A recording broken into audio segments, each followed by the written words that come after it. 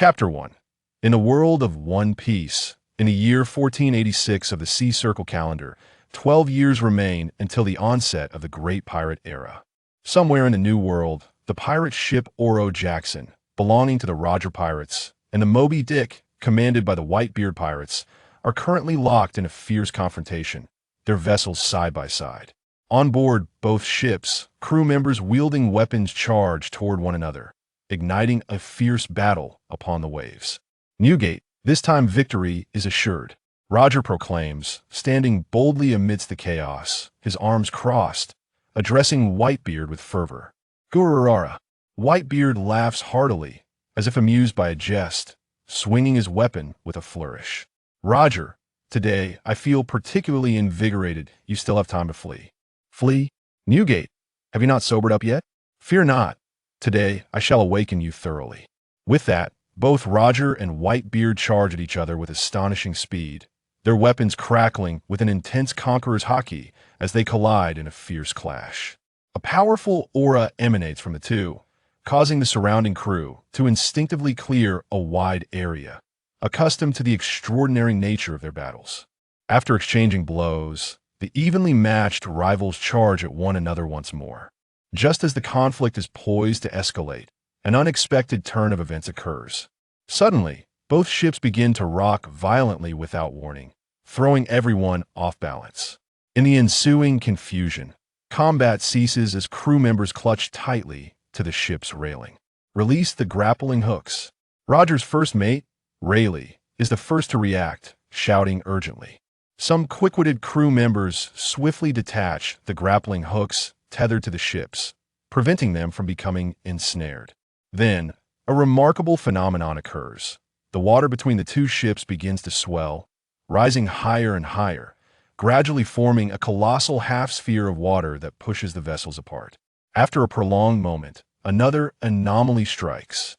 The massive water sphere bursts like a bubble, and torrents of seawater cascade to either side, accompanied by a blinding flash of white light.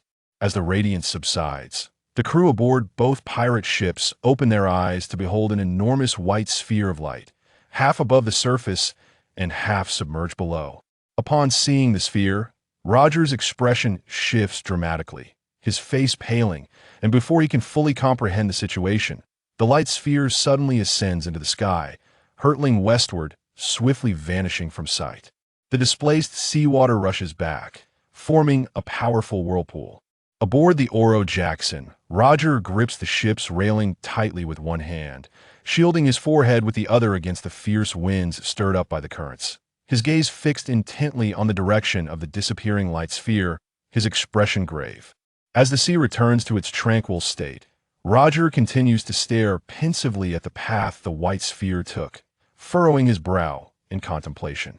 After a moment, a smile breaks across Roger's face as he exclaims, "This world is becoming ever more intriguing.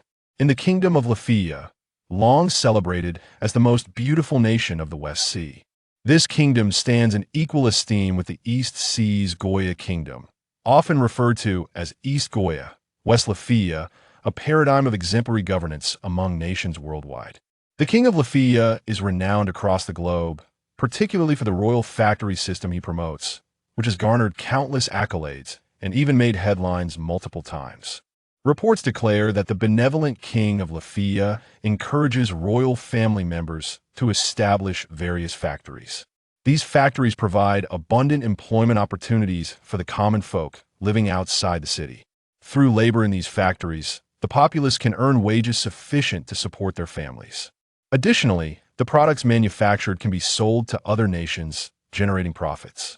A portion of these profits serves as compensation for the workers, thus fostering a virtuous cycle.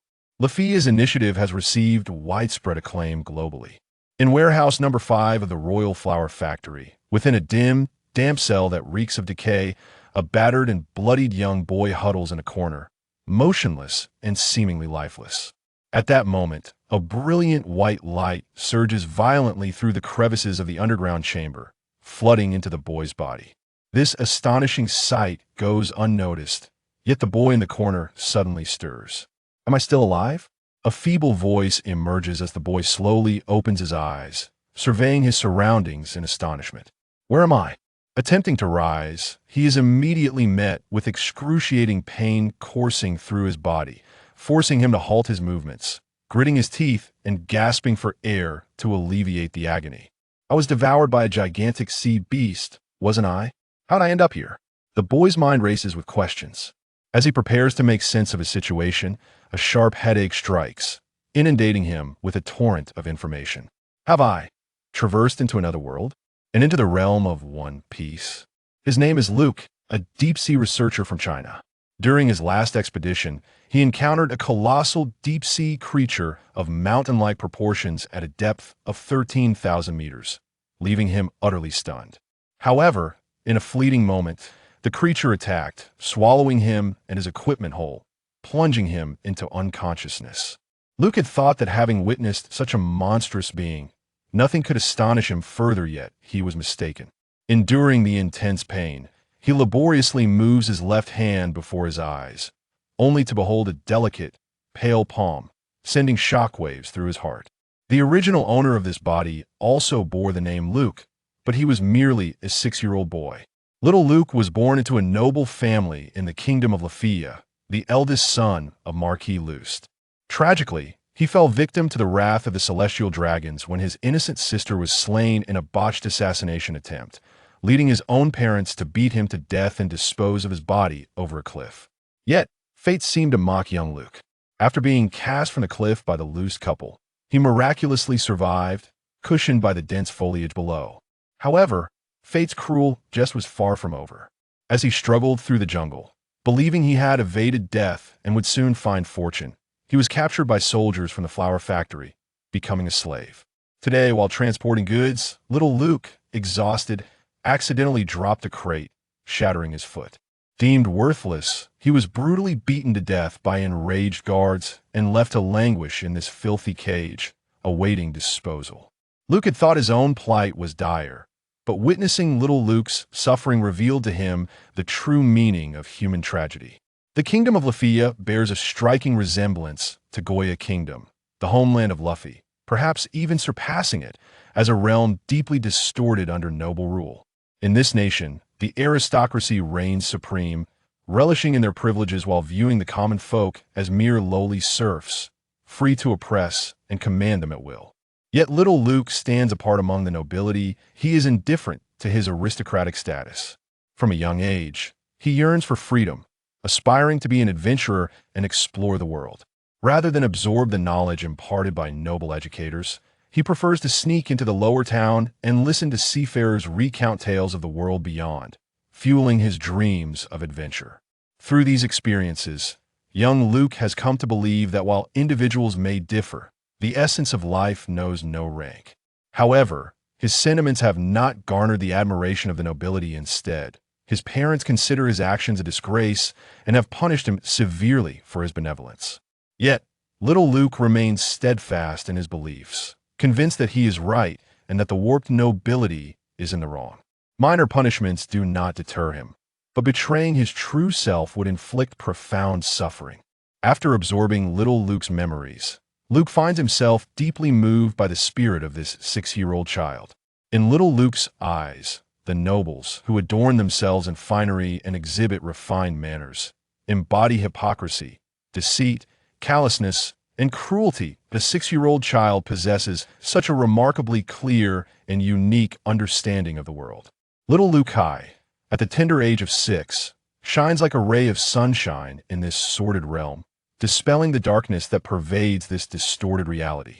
This inevitably evokes memories of Sabo, the loyal companion of Luffy from the comics.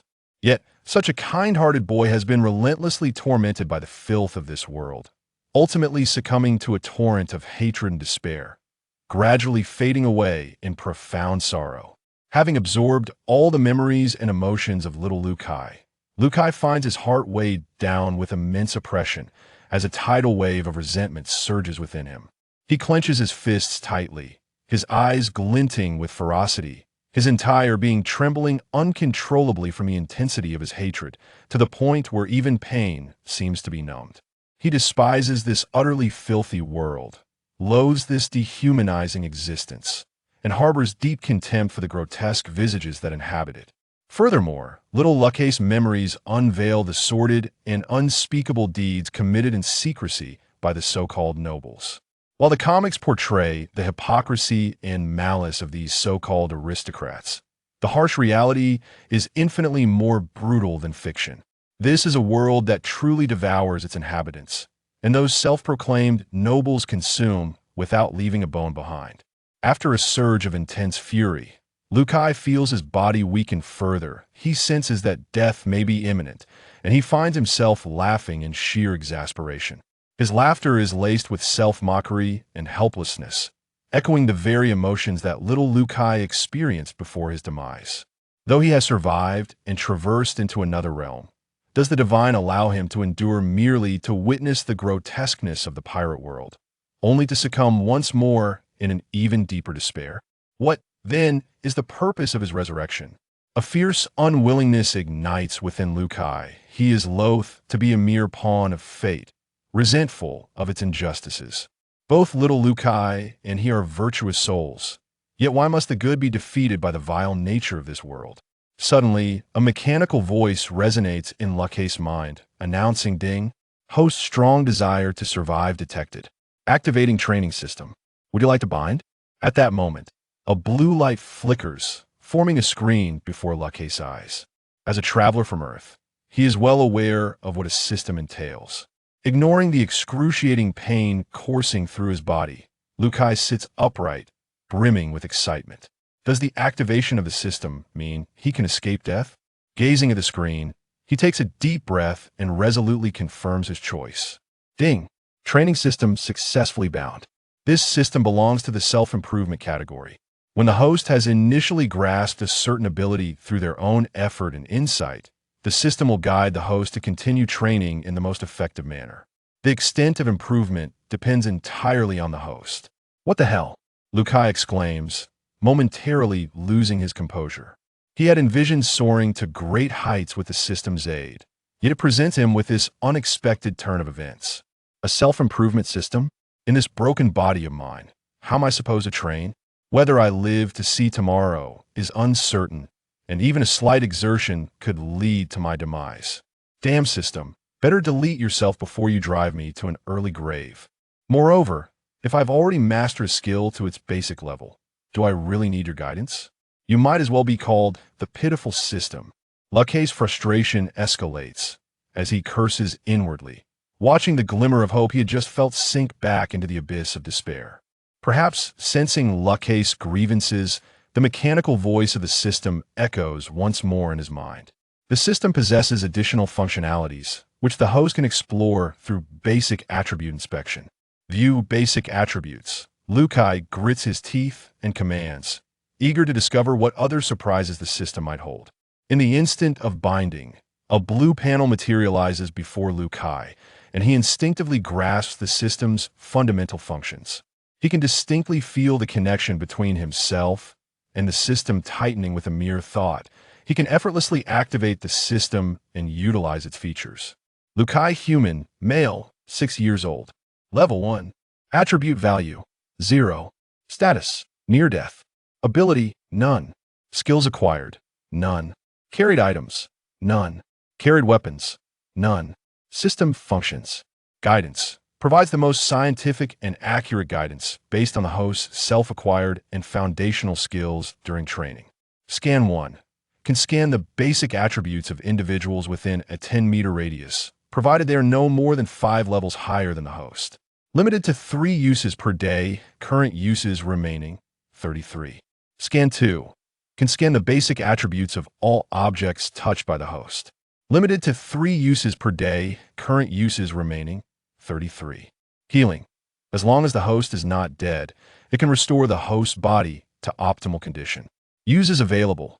11 cooldown period. 1 year. Reset. At 6 a.m. every day, this function will completely eliminate all negative states incurred by the host due to training, combat, injury, or poisoning from the previous day. Available uses. 11 cooldown period. 1 day. Upon witnessing the 5 functions of the system, Lucai's discontent was swiftly cast aside, replaced by an overwhelming elation. Particularly, When he beheld the healing function, his heart quivered with anticipation. Given that his body was on the brink of death, his paramount desire was merely to survive, and the existence of the healing function represented the most fortuitous news and the greatest surprise. Activate the healing function, Liu Kai commanded with eager urgency. In that fleeting moment of thought, he felt an exquisite sensation coursing through every cell of his being, as his body instantaneously returned to its optimal state. All weakness, wounds, and pain vanished without a trace. Upon achieving this perfect condition, Liu Kai, now living his second life, clenched his fists, trembling with excitement. In his previous life, he had perished at the hands of a sea beast at the tender age of 24. Only he could comprehend the depth of his unwillingness to succumb in that final moment of consciousness. Now, in this second life within the world of pirates, Liu Kai had barely regained awareness while still dragging a near-death body. Although he had been granted a second chance, hope was ever frail, teetering on the brink of extinguishment. Though he claimed to have lived 2 lives, Liu Kai had truly only experienced 30 years, and having died twice, his yearning to persist was something others could scarcely fathom. He genuinely feared that the body he had traversed into might slip away at any moment, bidding farewell to this world. Now that he had regained his corporeal form, he could scarcely contain the fervor and excitement within, which rendered everything around him surreal. Only the ever-present system interface, which he cherished and would not allow to fade into obscurity, could ground him in reality. Time lost its meaning as he gradually regained his senses, only to be jolted by the realization that this was not the moment for celebration. Although the king of Rafia publicly proclaimed that the royal factory provided abundant employment opportunities for the citizens outside the city, along with generous remuneration sufficient for their families, this was but a meticulously woven deception designed to mock the populace. The grim truth was that the avaricious royals, driven by greed, ruthlessly captured the residents beyond the city to serve as slave labor. The so-called compensation was non-existent. Only inhumane servitude remained. Once anyone entered the royal factory, their only escape was through death. Liu Kai found himself in a cell known as the processing room, a temporary holding area for slaves deemed worthless, akin to a death chamber for the enslaved. Those sent here, regardless of whether they were still alive or not, faced the same fate, awaiting the next day to be dragged away for cremation. It was as though a bucket of cold water had been doused over him, extinguishing the joy he had felt from fully restoring his body, leaving only a profound sense of trepidation and unease. In the agonizing wait, Liu Kai finally endured until the following morning, when the sudden sound of footsteps in the corridor sent a tremor through him, his heart racing to his throat. He immediately stood, huddling in the corner, fixating on the cell door, as if this act would offer him a semblance of safety. The footsteps drew nearer, followed by the creaking of the door, and then 2 figures stepped inside. Upon spotting Liu Kai in the corner, both men paused in surprise. "Number 867, you're still alive, and it appears your leg is intact." One of them, a one-eyed man, scrutinized Liu Kai, a cruel smile creeping across his face. "Excellent, you can still bring me some amusement."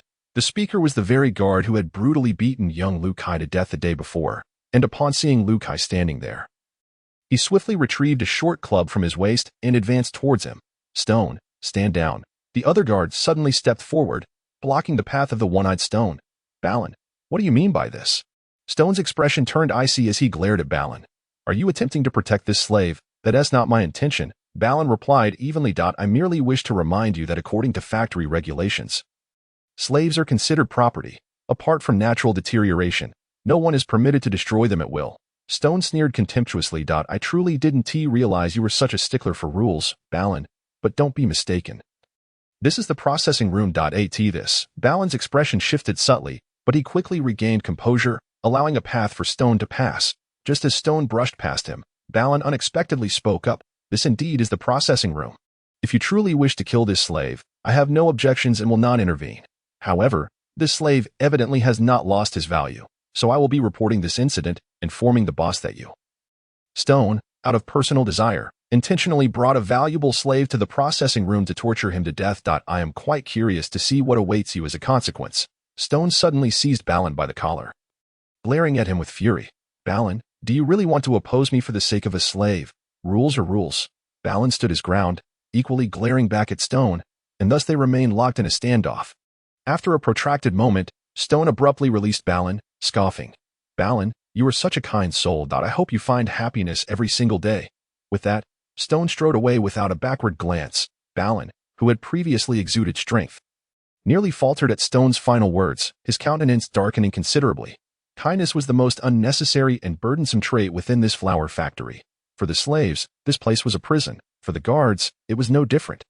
The king would never allow the secrets of this place to escape. Thus, they, the guards, could only remain in the factory until death, their plight not as dire as that of the slaves. Once one became a guard within the factory, one could either reject everything that transpired here, constantly plagued by guilt and despair, ultimately leading to a mental breakdown, much like Balin, or fully embrace the reality, becoming increasingly twisted, like stone. Observing Balin's grim demeanor, Liu Kai felt the gratitude he had intended to express vanish, fearing any unnecessary entanglements. Better to avoid trouble than to invite more. He was soon escorted back to warehouse number 5. The flour factory was vast, with warehouse number 5 alone occupying 50 acres and housing over 500 slaves. The factory boasted at least 10 such shipping warehouses. In addition to the shipping warehouses, there were receiving warehouses, processing areas, packaging zones, and more, culminating in a workforce of over 20,000 slaves across a single flour factory. The Rafia kingdom likely had at least 10 factories of similar scale. The citizens outside the city were less individuals than potential slaves in the eyes of the nobles. Should the supply of slaves dwindle, the soldiers overseeing the factories would venture out to capture more. Moreover, the security within the factory was formidable. Once ensnared, one was doomed to a life of servitude and death, with no chance of escape. Inside the warehouse, hundreds of children, ranging from 6 to 10 years of age, toiled to move sealed boxes, their expressions vacant and silent. In all factories, the work in the shipping warehouse was the least strenuous, thus assigned to the children. Guards wielding whips stood vigil in every corner of the warehouse, ready to strike mercilessly at any child who faltered in speed or accidentally stumbled. As they whipped, the guards hurled cruel insults at the children. Such scenes were ubiquitous throughout the warehouse, with nearly all the children appearing numb, functioning like machines, continually moving boxes, knowing that any sign of sloth would result in punishment. While Liu Kai observed the conditions in the warehouse, the one-eyed Stone unexpectedly appeared beside him, delivering a sudden lash from his whip that made Liu Kai wince in pain. "You scoundrel, who told you to slack off?" Stone bellowed as he struck Liu Kai. Suppressing his fury, Liu Kai dared not express his anger, silently hurrying to a stack of boxes to begin his labor. Each box in Liu Kai's designated area weighed precisely 50 pounds. Even restored to perfect condition, his body possessed the strength of an ordinary child, lacking any extraordinary attributes. For a 6-year-old, the weight of 50 pounds was an insurmountable burden. System. Activate the guidance function to assist me in using box lifting as a means to strengthen my fundamentals. Struggling to lift the boxes, Liu Kai clenched his teeth, silently instructing the system in his mind. Guidance, while the host is exercising. Provide the most scientific and accurate instructions based on the projects the host has autonomously mastered and initiated. Although he had only become the system's host for less than a day, Liu Kai had already gained a clear understanding of the exercise system. By activating the system's guidance feature, he would be considered as engaged in training. As long as he informed the system of the exercises he was performing, it would offer the most scientifically sound and precise advice. Once the guidance feature was activated, the system's voice immediately resonated in Liu Kai's mind. A mechanical tone consistently instructed him on the proper posture for lifting, how to exert force in specific muscle groups, methods to conserve energy, and the optimal breathing techniques to sustain endurance after feeling fatigued from lifting. The system reminded Liu Kai to rest the boxes on his shoulders, continuing to provide detailed instructions on each aspect of the motion.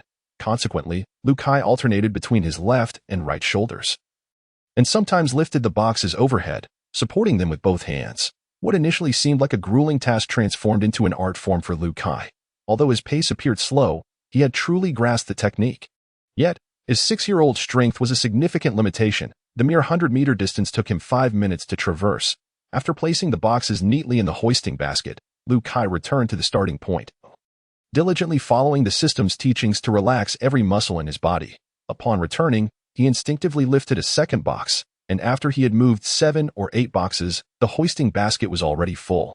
As a guard overseeing the basket pulled a rope, it began to ascend slowly. In this interim, Liu Kai found more time to recuperate. He incessantly followed the system's guidance, performing peculiar movements, stretching, shaking, or twisting, exuding a sense of eagerness that left many guards momentarily stunned.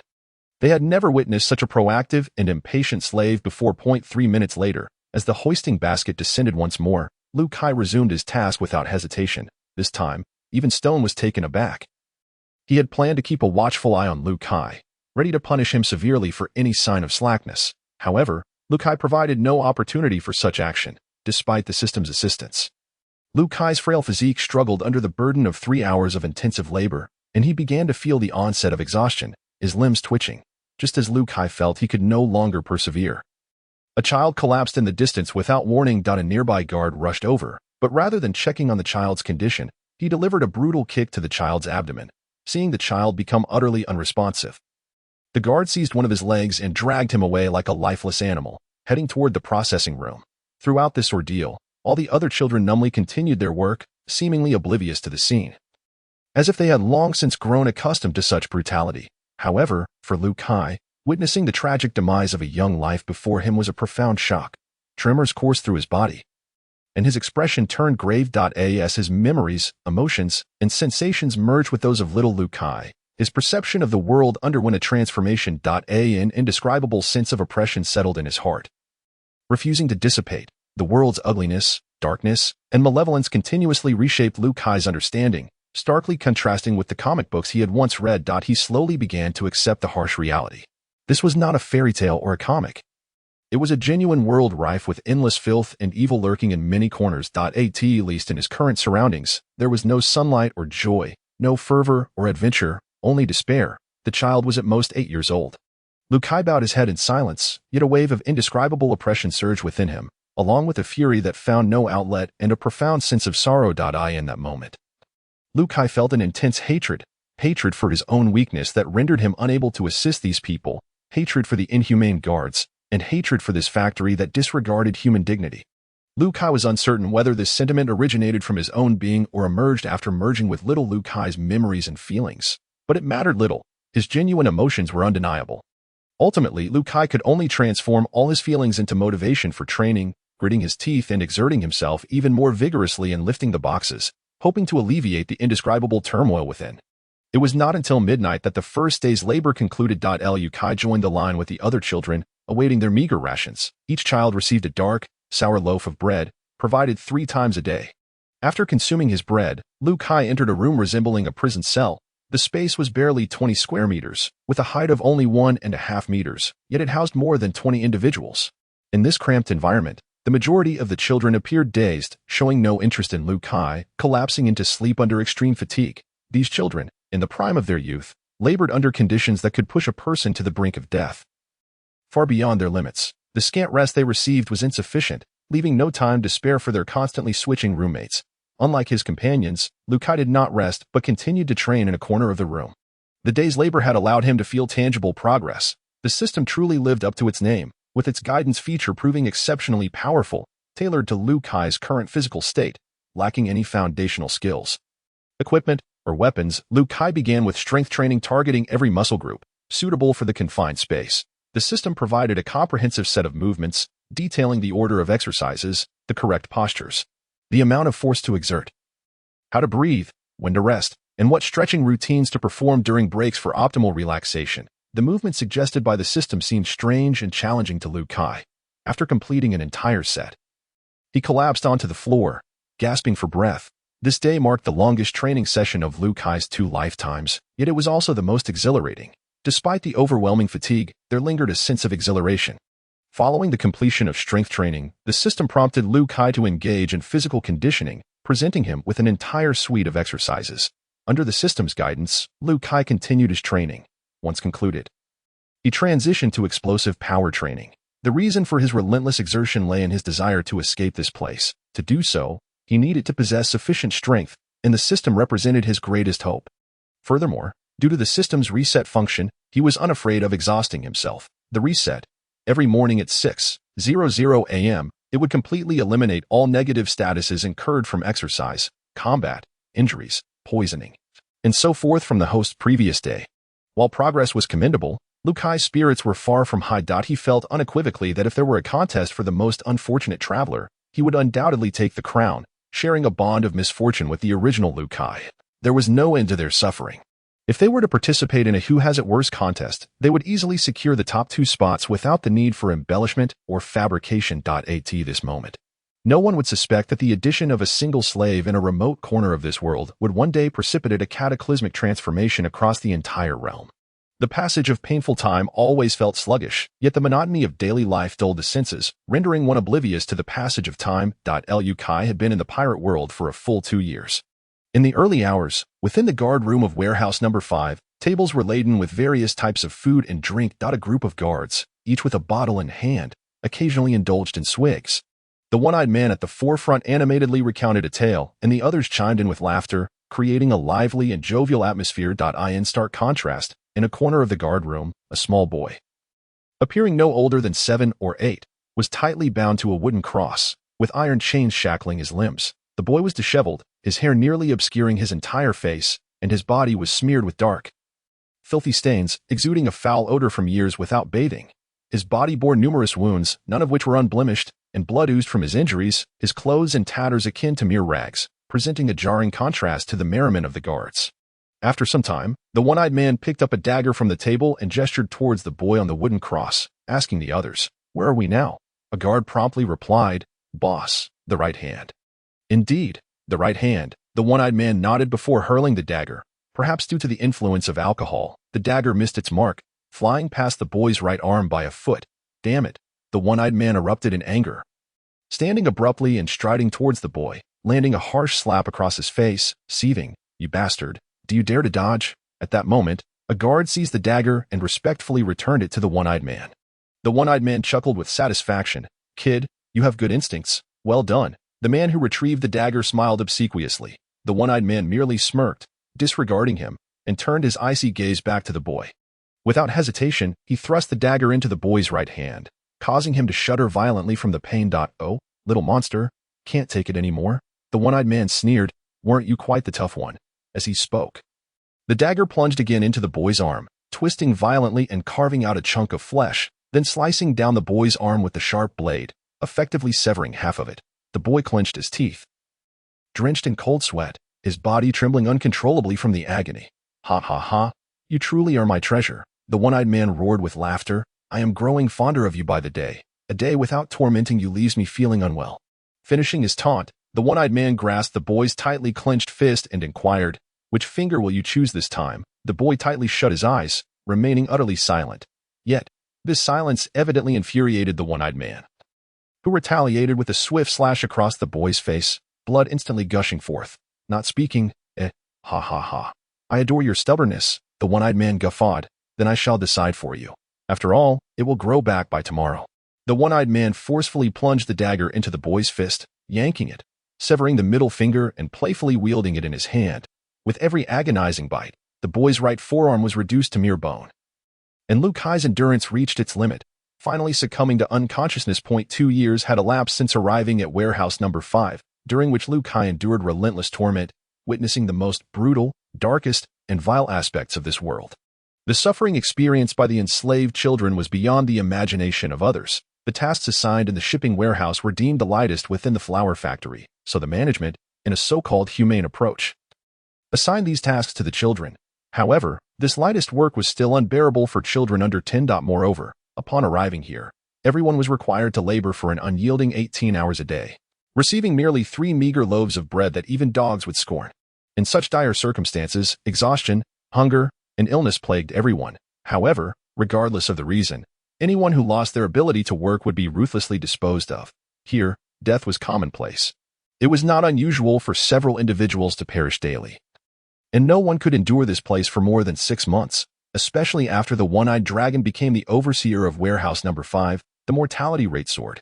If a day passed without a death, it was considered abnormal. Only Liu Kai, aided by the system, shattered the record of survival, which had been built upon the lives of countless innocent children. As Liu Kai's strength grew, he caught the attention of the guards, earning the dubious honor of being the sole slave in warehouse number 5 required to wear shackles on his hands and feet at all times. It was Liu Kai's unique status that made him the favored plaything of the one-eyed dragon, subjecting him to the most inhumane torment imaginable. Under the one-eyed dragon's influence, the guards of the flour factory found amusement in the slaves during their moments of boredom, leading to the daily occurrence of unspeakable atrocities to satisfy their twisted desires. The children here were devoid of rights, lacking freedom, each one reduced to a mere shell of a human, as if their souls had been extracted. Despair and numbness enveloped them all, even in the face of death. Regardless of whether it pertains to oneself or others, there exists an utter absence of emotional fluctuation. This land, renowned as the most beautiful realm in the West Sea, conceals abominable atrocities. The only soul remaining unjaded is the hopeful Liu Kai.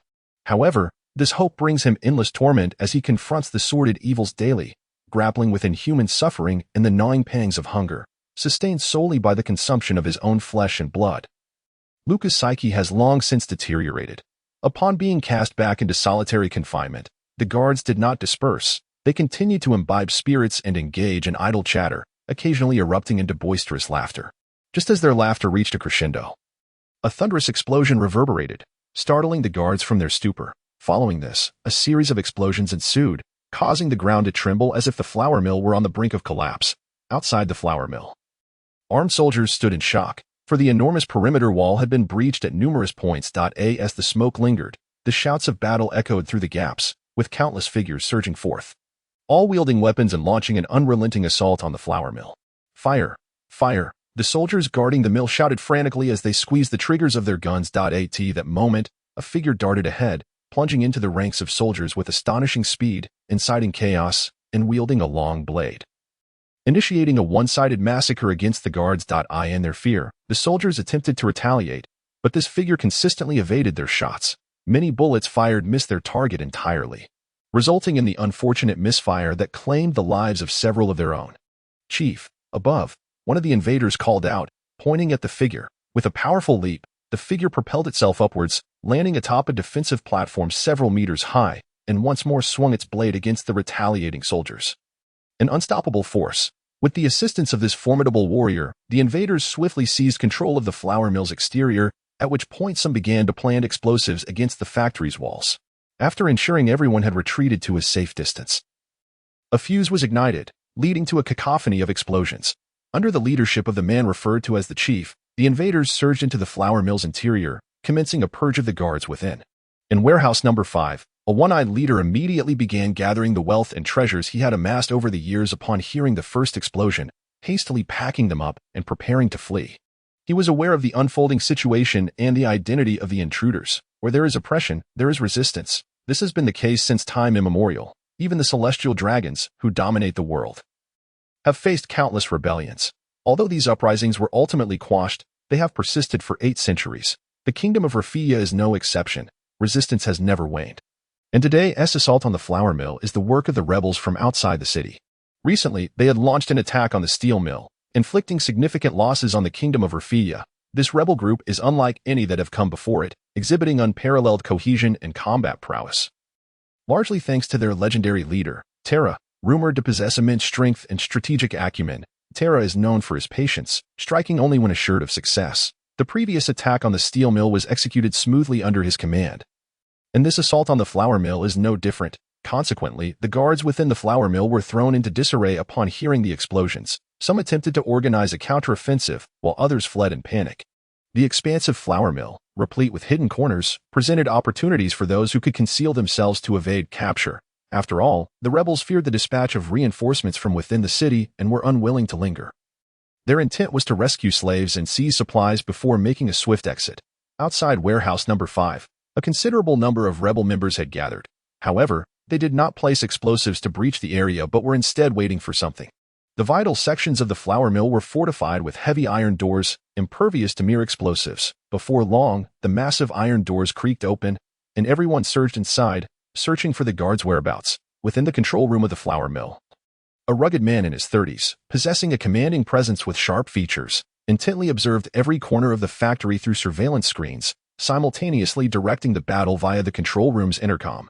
This man was none other than Terra, the legendary leader of the rebels. Due to the one-eyed leader's hasty escape, the guards failed to mount an effective resistance, leading to a remarkably smooth assault. Demoralized and isolated, the guards posed no challenge to the rebels and were swiftly eradicated. Many members of the rebel group rushed into the cells housing the slaves, liberating them and directing their escape.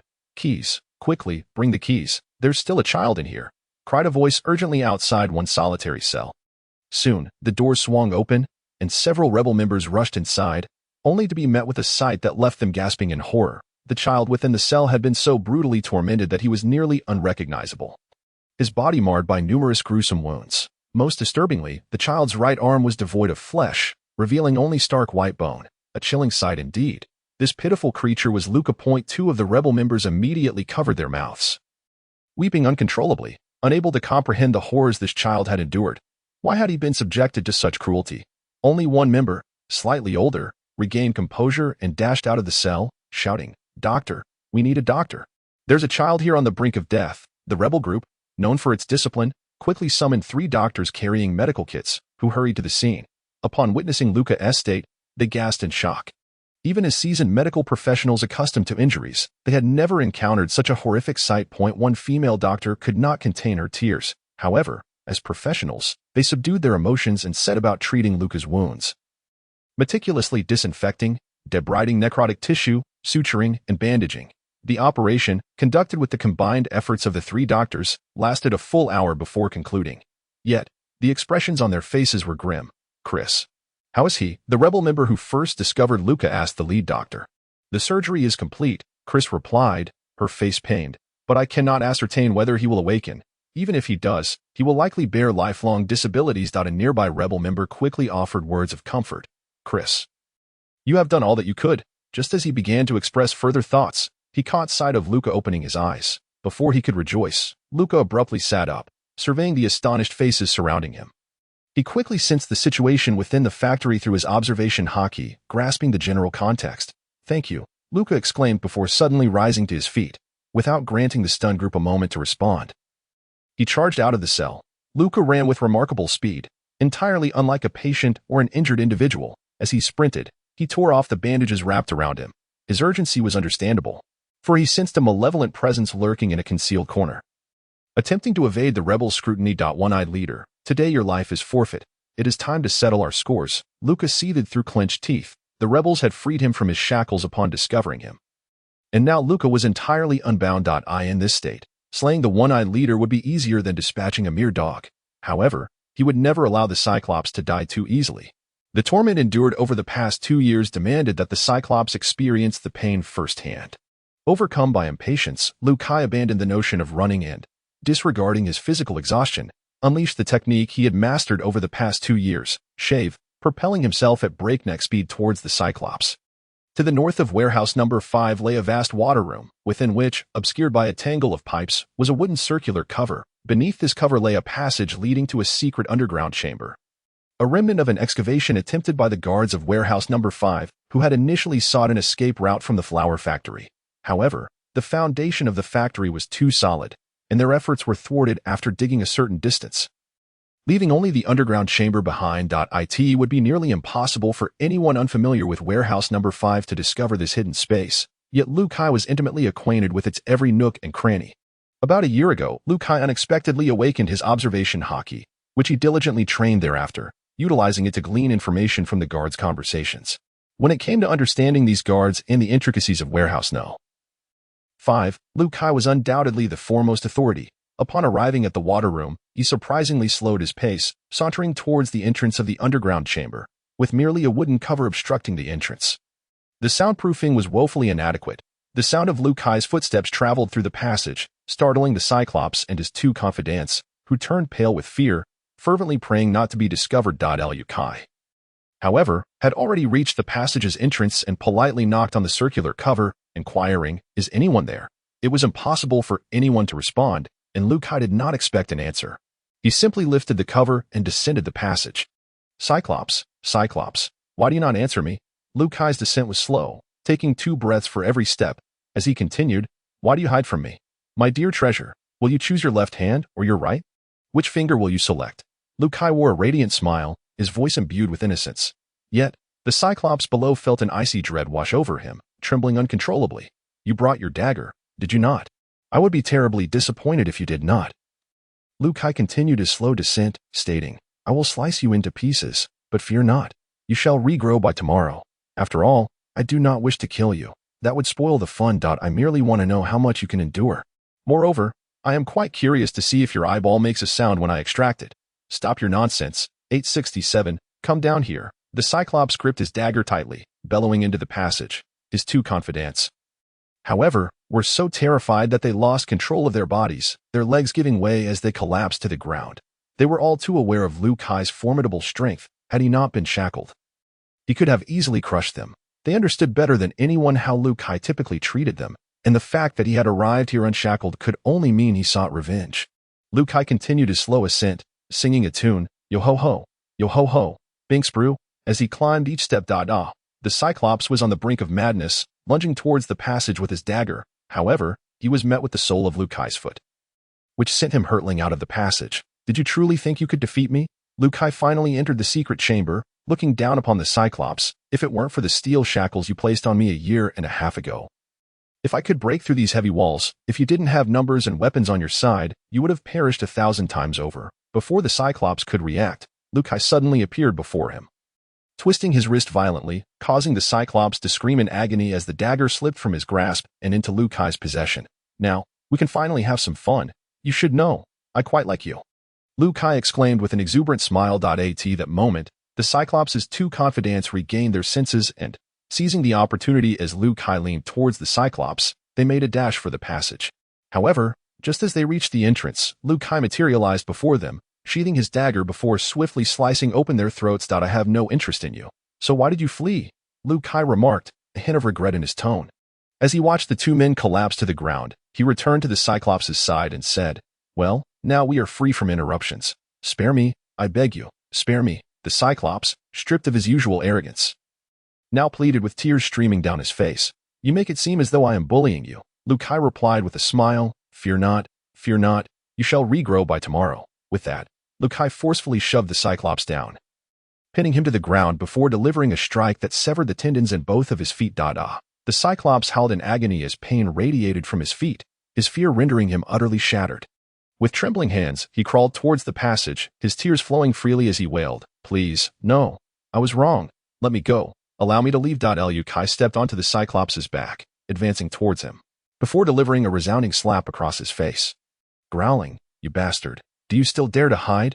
By the way, Liu Kai suddenly recalled something, turning to the Cyclops and asking, you killed Bering, didn't you? The Cyclops trembled at the mention of the name, hastily denying, no, it wasn't me. I had nothing to do with it. Ha ha ha. Liu Kai laughed, shaking his head, until tears involuntarily streamed down his face. Bering was the guard who had rescued Liu Kai from the processing room. Unlike the others, Bering's conscience had never wavered.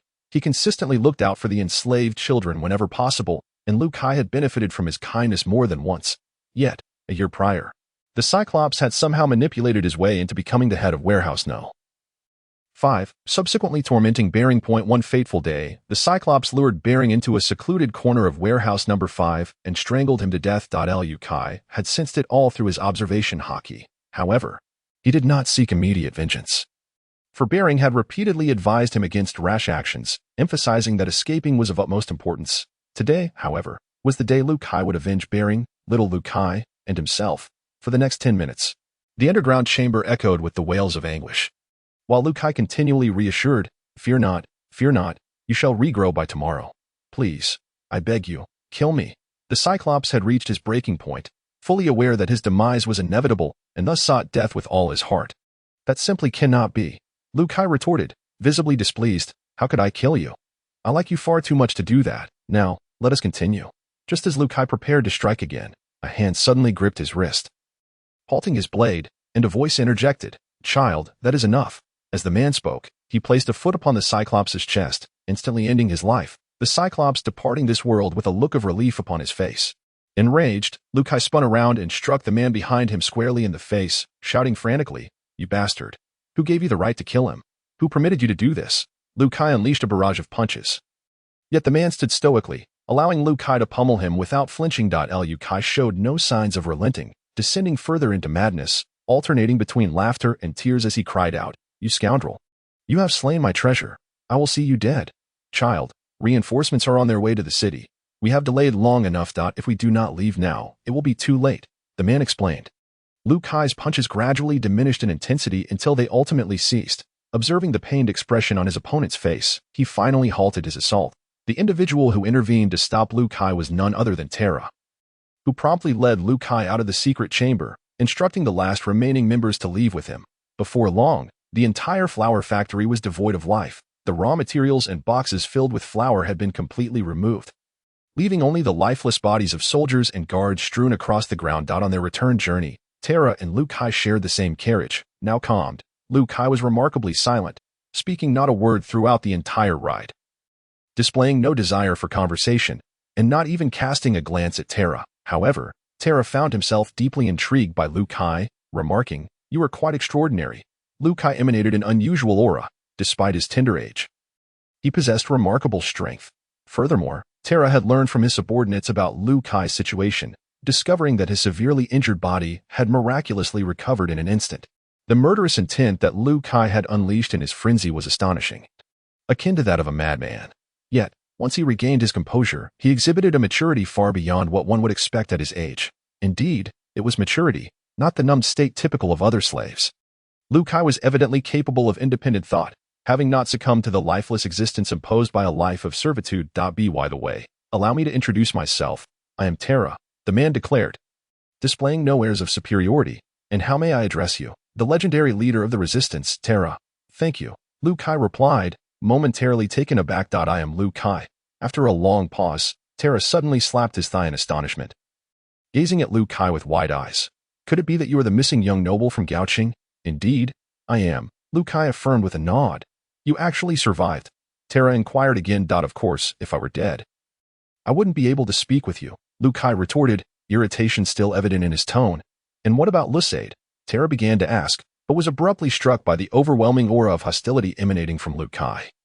As if the mere mention of Lusaid's name was taboo. Do not utter that repugnant name in my presence, Lu Kai said coldly. Terra exhaled deeply, as if a thought had crossed his mind. Occasionally glancing at Lu Kai with a peculiar expression, the tale of Lu Kai, the eldest son of Lusaid, who vanished after being attacked by bandits, was well known throughout the entire Rafia kingdom. Gaoqing had even dispatched a guard unit in search of him. Yet they had found no trace of Lu Kai. Yet here he was, appearing as a slave. What had transpired in the interim? However, Terra refrained from pressing further, and Lu Kai showed no inclination to divulge anything. After a considerable time, Terra finally spoke. Do you know? Your grandfather did me a great favor. I was once a slave in a steel factory, and by a stroke of fortune, I managed to escape. However, I was soon pursued by a hefty bounty and nearly lost my life at the hands of the guard unit. Your grandfather concealed my identity and helped me escape by sea. Regrettably, I never had the chance to repay him, and I only learned of his demise posthumously. Young Lu Kai, you shall accompany me from now on, as long as I am by your side. You shall never suffer indignities again. Lu Kai did not immediately acquiesce. Instead, he inquired about matters that concerned him. After receiving satisfactory answers, he fell into deep contemplation. As they continued their journey, the group arrived at the foot of a great mountain. The exterior appeared barren and unremarkable, yet within, an expansive space had been excavated and transformed into a small town, inhabited by many individuals. Those who resided there were members of the resistance, striving to overthrow the aristocracy. Terra led Lu Kai and the others into a discreet underground town. After ensuring Lu Kai was settled and advising him not to wander, Terra departed to address the aftermath of the assault on the flour factory, assigning someone to keep watch over Lu Kai. However, while Terra was tallying their gains, the caretaker rushed in, breathless and anxious, exclaiming, "Leader, the boy has gone missing." What? When hatred festers within a heart to the point of being uncontrollable, one invariably seeks a target upon which to direct that animosity. Otherwise, the mind is bound to fracture. The dual torment of body and spirit that Lu Kai had endured over the past 2 years had led to an overwhelming accumulation of hatred, reaching a level that felt insatiable. The memories and grievances of young Lu Kai had been repeatedly replayed in Lu Kai's mind throughout these 2 years. The ones he despised most were none other than Lusaid and his wife. And Lu Kai's loathing for them had escalated to an unbearable intensity, surpassing even that directed towards the one-eyed dragon, despite never having encountered them in person. The vengeance he had exacted upon the one-eyed dragon had left Lu Kai feeling unfulfilled, particularly after Terra's unwelcome intervention, which had left him feeling quite vexed. Yet, as Terra had acted in his aid, Lu Kai could not shift his animosity towards him. Thus, he conceived an alternative plan, directing his ire toward the parents of young Lu Kai, Lusaid and his wife. Moreover, this was no longer merely a matter of hatred. Lu Kai had assimilated young Lu Kai's memories, emotions, and sentiments, rendering Lusaid and his wife the object of his obsession. Thoughts of killing them were now inextricably linked to his very being. Had he not escaped his confines, Lu Kai might have been able to distract himself, prioritizing his escape and continually persuading himself. However, having broken free from his prison, he could no longer restrain himself. Thus, Lu Kai now strode purposefully toward Gaoqing, guided by the moonlight. Lu Kai had long since discerned the true nature of the Gaoqing nobility through the memories of young Lu Kai and the descriptions provided by the guards. Yet, among all the aristocrats, none possessed a more grotesque and merciless visage than Lusaid and his wife. Young Lu Kai had not been reared by Lucade and his wife, but had instead been nurtured by Lucade's father, the old Marquis Lucas, who had taken him under his wing from a young age. Lucas, one of the few benevolent nobles, frequently utilized his status to assist the common folk. He often imparted to young Lu Kai that while social status could never be equal, life itself was. No one should trample upon another's existence indiscriminately. It was under Lucas's guidance that Lu Kai had grown to be so kind-hearted. Moreover, Lucas harbored disdain for his ruthless and unscrupulous eldest son, Lucade. The old Marquis had always intended for his younger son, Lu Kai's uncle, Luz, to inherit his title. The system of title inheritance in the Rafia kingdom dictated that one son inherits, while others are demoted. Had the old Marquis followed through with his intentions, Luz would have become a Marquis, while Lucade would have been automatically demoted to Earl. Harboring resentment, Lucade had conspired with bandits to murder his younger brother's entire family while they were at sea, and later colluded with Olive to poison his own father, Lucas. Ultimately, the couple staged a ruse to create the illusion of Lucas's disappearance, thereby securing their titles. In a bid to solidify his position, Lucade resorted to ruthless measures, systematically eliminating any relatives who dared to question the legitimacy of his claim to the title. Even as a perceptive young boy, Lu Kai had suspected that his grandfather and uncle's family had fallen victim to the treachery of Lucade and his wife. Due to the ruthless motivations of the Lu-sided couple, they were more than willing to resort to extreme measures. However, young Lu Kai was reluctant to accept this harsh reality, clinging to a flicker of hope regarding his parents. Ultimately, that last vestige of hope was shattered. 2 years prior, the celestial dragon, Dorjala Sheng, arrived in the kingdom of Rafia for an inspection, causing an unprecedented exodus of people to the port, all eager to catch a glimpse of the revered figure. Young Lu Kai, considered a rebel since childhood, was left at home by the Lu-sided couple, who took only his sister, Rubis, to pay homage. Upon Dorjala Sheng's arrival, Rubis suddenly broke free from her grasp and dashed past the celestial dragon. In a fit of rage, Dorjala Sheng immediately drew his weapon and shot Rubis dead. The Lu-sided couple did not even dare to retrieve her body. Upon their return, rather than mourning Rubis's tragic fate, they incessantly cursed her for provoking the celestial dragon, deeming her death well-deserved, and expressed relief that they had escaped any repercussions, continuously thanking the benevolent celestial dragon for his grace. Upon hearing the news of his sister's death and then listening to the couple's frenzied praise for the killer, coupled with the confirmation that Lucas and the Lu's family had been victims of their machinations, an overwhelming sense of desolation and despair engulfed young Lu Kai. Thus, the last remnants of his illusion regarding the Lu-sided couple were irrevocably destroyed. This set the stage for Lu Kai's subsequent attempt to assassinate the celestial dragon. Despite his intelligence, Lu Kai understood that, given the tight security surrounding the celestial dragon, his endeavor was destined for failure.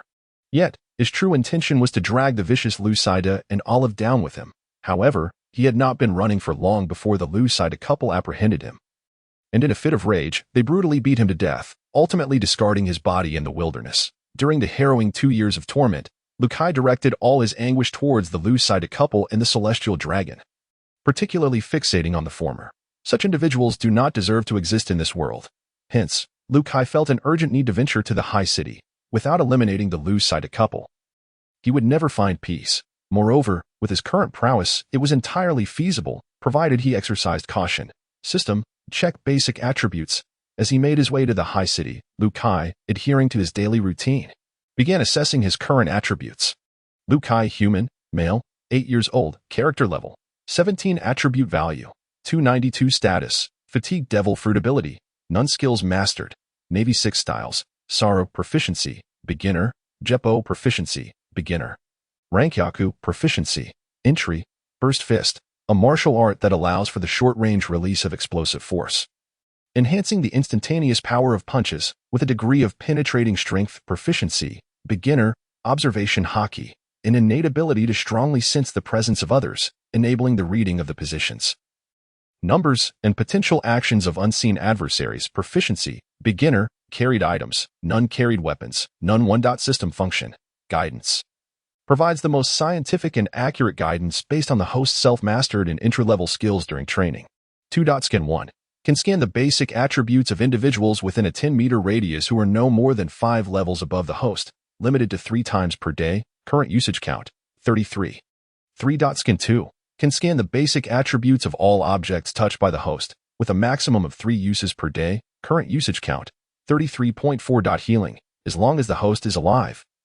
Can restore the host's body to optimal condition Available uses, 11. Cooldown time, 1 year. 5. Reset, passive. Every day at 6:00 a.m., completely clears all negative statuses incurred from exercise, combat, injury, poisoning, etc. from the previous day. Available uses, 1. Cooldown time, 1 day.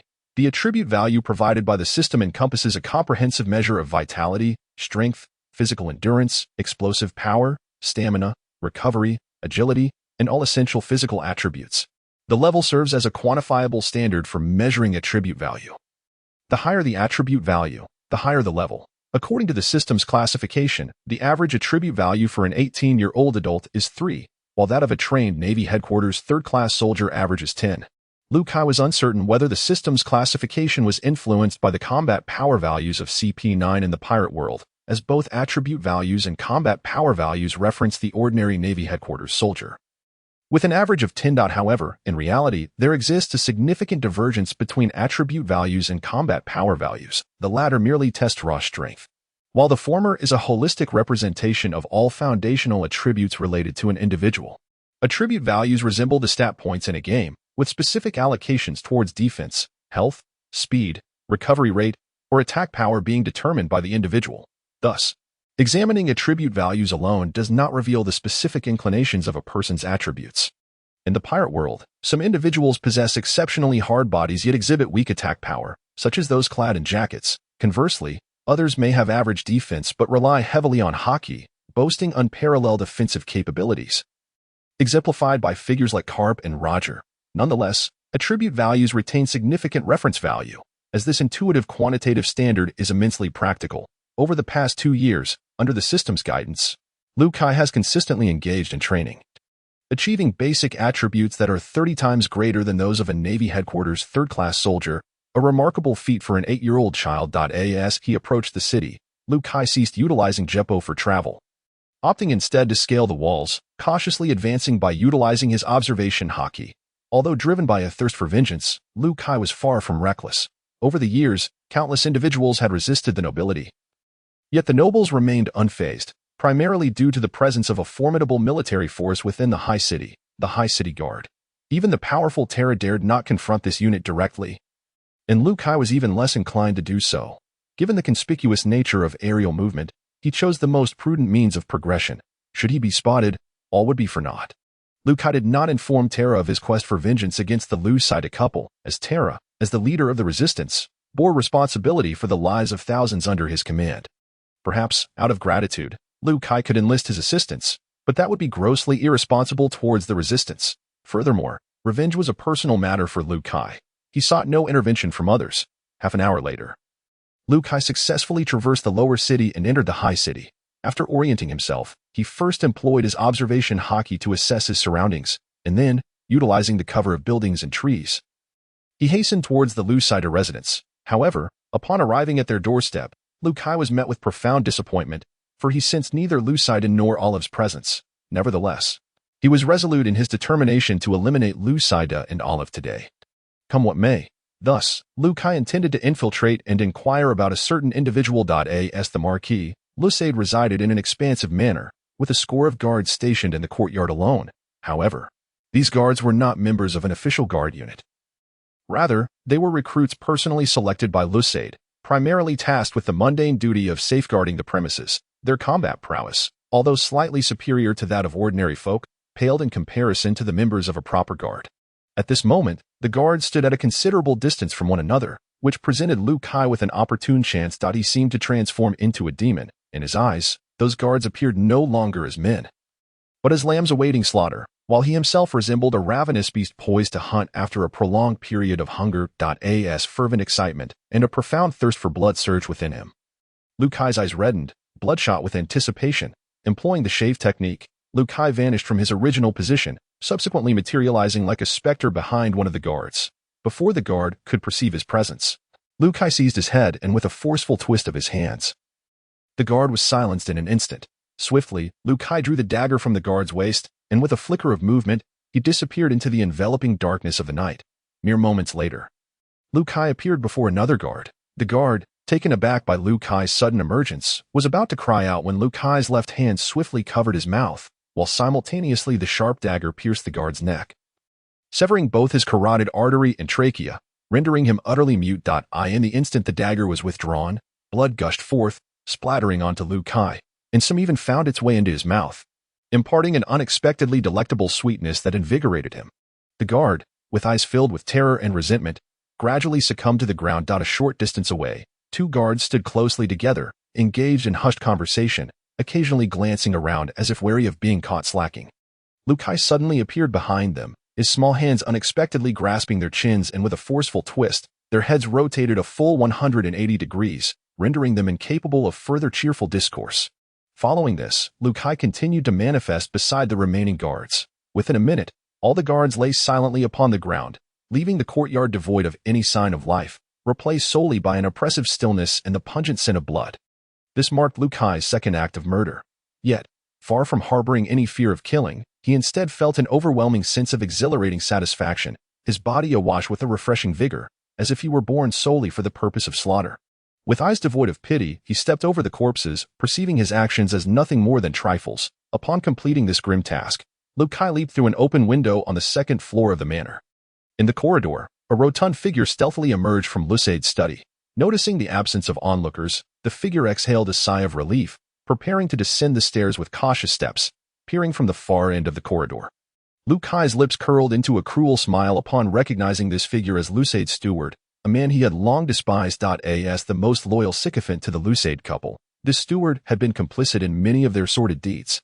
To Liu Kai's astonishment, the faithful steward had seized the opportunity of Lucaid's absence to pilfer from his study, truly a model of loyalty. In the next moment, unable to restrain his inner turmoil, Liu Kai lunged towards the steward, his right fist coiling with pent-up energy before suddenly appearing before the steward. In that instant, Liu Kai channeled all the humiliation, hatred, resentment, and fury he had accumulated over the past 2 years into his right fist. Delivering a devastating blow to the steward's temple, the steward had no time to even utter a sound before his head exploded like a ripe watermelon, blood and brain matter splattering in all directions, instantly staining half the corridor red.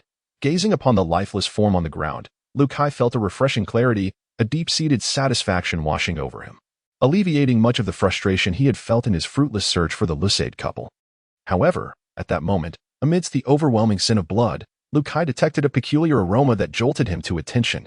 Following the source of the scent, he dashed downstairs like a ravenous wolf, ultimately plunging into the brightly lit kitchen. There, the cook was busy preparing meals for the manor's inhabitants, humming a tune as he worked. The cook was taken aback by Liu Kai's sudden appearance, but as he opened his mouth to scream, his gaze met Liu Kai's blood-red eyes, filled with murderous intent, causing him to quickly stifle any sound. Observing the freshly prepared late-night snacks on the kitchen table, Liu Kai's body trembled uncontrollably with anticipation, and he rushed forward, grabbing a handful and shoving it into his mouth. Without savoring the flavor, he continued to seize more, devouring it as if starved for an eternity. Disregarding the cook entirely, he voraciously consumed the food, barely pausing to gulp down water when he choked. Yet his eating frenzy never faltered. Although Liu Kai had just ruthlessly dispatched guards and the steward, he harbored no intention of harming the cook. For the cook had merely fulfilled his duties without any transgressions. Despite his mental turmoil and bloodlust, Liu Kai retained a semblance of morality, exerting restraint against unnecessary violence. Liu Kai struggled to articulate his current disposition. His inherent nature was one of kindness, and young Liu Kai had been even more benevolent. Yet, these two forms of goodness had amalgamated. However, the innocent Liu Kai had perished with a profound sense of hatred. And over the past 2 years, he had amassed an inexhaustible reservoir of animosity, which had also fused with the remnants of his former kindness. Thus, the current Liu Kai embodied a complex duality, characterized by a vehement aversion to evil that he could not bear to witness the suffering of the virtuous nor the arrogance of the wicked, which contributed to his mental anguish over the past 2 years. He had consistently observed the tormented, the suffering, and the tragically deceased, all of them good people, while the audacious, the unruly, and the unscathed were invariably the malevolent. Why should the virtuous be denied longevity while the wicked persist? Liu Kai yearned for a world where the kind could thrive while eliminating every last remnant of evil. As he devoured every morsel in sight, Liu Kai remained unsatiated, his gaze fixating on an exquisite food box. Without hesitation, he snatched the box, forcefully tearing open its lid, revealing the sumptuous delicacies within, causing his eyes to gleam once more. The cook, now bereft of fear, was instead gripped by terror, for the food prepared was meant for all the manor's inhabitants. including the numerous guards and servants, whose appetites were notably voracious, consuming twice as much as an average person. Yet, in a whirlwind of gluttony, Lu Kai devoured every last portion, even the meal specifically prepared for Lucade, who was still in the hospital. After consuming all the food, Lu Kai's hunger was still unquenched, and he turned his attention towards the cook, advancing step by step. This scene utterly terrified the cook, who felt his spirit leave his body, collapsing onto the floor. The cook trembled violently, mouth opening and closing as if attempting to articulate something, yet no words escaped him. For the aura of malevolence emanating from Lu Kai was overwhelming. Upon reaching the cook, Lu Kai seized his arm with a fierce grip. Just as the cook awaited his grim fate, Lu Kai abruptly yanked him aside. Without sparing the cook a glance, he flung open the massive refrigerator behind him, frantically rummaging through its contents. Whatever he deemed edible was hastily shoved into his mouth, chewed barely at all before being swallowed whole. In that moment, Lu Kai resembled an insatiable abyss, his diminutive frame consuming quantities of food that were incongruous with his size. However, once these morsels entered Lu Kai's stomach, they were instantaneously digested, transforming into energy for his body. It was only when he could no longer find any food in the refrigerator that could be directly consumed that Lu Kai reluctantly paused, letting out a hearty belch. A wave of intense satisfaction surged from the depths of his being. For the past 2 years, Lu Kai had been tormented by an agonizing hunger that felt as if it were clawing at his very soul. With such a heavy workload each day, and the additional 4 hours of training he undertook upon returning to his cell, how could 3 mere loaves of bread suffice? Moreover, as time passed, the one-eyed dragon, under the guise of wanting to see if Lu Kai would starve, had not provided him with any sustenance for the past 6 months. In the stillness of the night, when hunger gnawed at him to the point of despair, Lu Kai could only resort to gnawing on his own flesh to stave off the pangs of hunger. Only he knew that what he consumed was not merely his own flesh, but an unending well of hatred. At this moment, finally tasting decent food, Lu Kai felt both his body and spirit filled to the brim. However, such feelings were fleeting, and soon his gaze turned cold once more. After biting the chef, Lu Kai pivoted and dashed out of the manor, racing towards the hospital in the high city that catered to the nobility. He had already inquired about the whereabouts of the Lucade couple and received an answer a few days prior. Olive had given birth to a son. However, the child was born frail and required care in the hospital, leading Lucade and Olive to choose to stay by his side. This was not a sudden display of humanity. Rather, for the nobility, the absence of heirs meant the cessation of title inheritance, subjecting them to ridicule from their peers. Lucade, who valued his noble status above all else, could not bear to see his newborn son perish and become the subject of mockery among other nobles. Yet Lu Kai cared little for the convoluted affairs of the aristocracy. All he needed was the location of the Lucade couple, after which he would find them and exact his vengeance. Given the chance, he would not hesitate to let Lucade experience what it meant to endure a living hell. Lucade, Olive, I shall not rest until you are dead. You deserve nothing less, Lu Kai muttered through clenched teeth as he ran. However, just 3 miles later, a piercing alarm echoed through the sky. Upon hearing the alarm, Lu Kai abruptly looked up, his expression darkening, but he quickly grasped the situation. He had merely bound the servants of the Lucade manor without resorting to slaughter. It was clear that someone had triggered the alarm. To ensure the safety of the nobility, every noble household in the high city of the Rafia kingdom was equipped with an alarm system. Any noble facing danger could press a button to sound the alarm, which would blare forth just as it did now. The guard team responsible for protecting the nobility would immediately drop everything and respond at the fastest possible speed upon hearing the alarm. The Rafia kingdom was a nation with formidable military strength, and its guard members were no ordinary individuals. Lu Kai understood that he stood no chance against such a force. Perhaps he could contend with an ordinary guard member one-on-one, but facing a team of over 500 would surely result in his swift destruction. Since returning to the high city, Lu Kai had been consumed by thoughts of revenge, and only upon hearing the alarm did he remember its existence. However, it was too late for regret. After all, the alarm had not sounded in decades, and even the young Lu Kai had never taken it seriously upon hearing that his home possessed an alarm button. Most nobles believed that no fool would dare to offend them. With the memories of his younger self now intertwined with his own, Lu Kai had long since dismissed the significance of the alarm. Nevertheless, he was unwilling to falter at the precipice of victory. Could it truly end in failure? With a strong sense of urgency, Lu Kai quickened his pace, nearing the hospital, when suddenly a figure descended from above. Blocking his path. It was a robust middle-aged man clad in the guard's uniform. Lu Kai did not hesitate. He launched a powerful punch towards the man's face. However, the anticipated sight of his opponent being sent flying did not materialize. Instead, the man hunched his body, crossing his arms to shield his head, and withstood Liu Kai's strike, merely sliding back 2 meters before coming to a halt. "Get out of my way," startled by the sudden obstruction. Liu Kai's fury ignited as he activated the shave technique, attempting to dart into the hospital from the side. Yet the man adeptly repositioned himself, once again blocking Liu Kai's path, and they exchanged blows, forcing Liu Kai to retreat and denying him any opportunity to approach the hospital. Skin opponent's attributes, Liu Kai commanded the system through gritted teeth. Mattis, human, male, 37 years, character level, 19 attribute points, 375 status, good fruit ability, none mastered skills.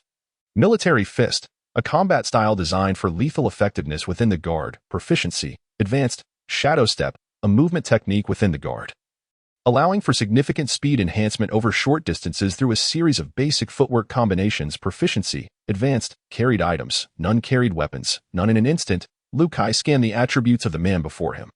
His expression tightened. This Mattis was formidable in comparison to Liu Kai's current capabilities. The system categorized skills into 5 proficiency levels: novice, beginner, intermediate, advanced, and master. Any skill or technique that Liu Kai comprehended in principle was classified as novice. However, there remained a considerable gap between novice and actual application. Theory alone was insufficient without extensive practice. Once a skill could be effectively utilized, it was deemed beginner proficiency. Yet beginner proficiency merely indicated capability. Although shave was a superior technique compared to shadow step, Liu Kai's proficiency with shave was only beginner, while Mattis had mastered shadow step to an advanced level. Thus, their speeds were nearly equivalent. In terms of raw power, Liu Kai's collapse fist was indeed remarkable, surpassing military fist in rank.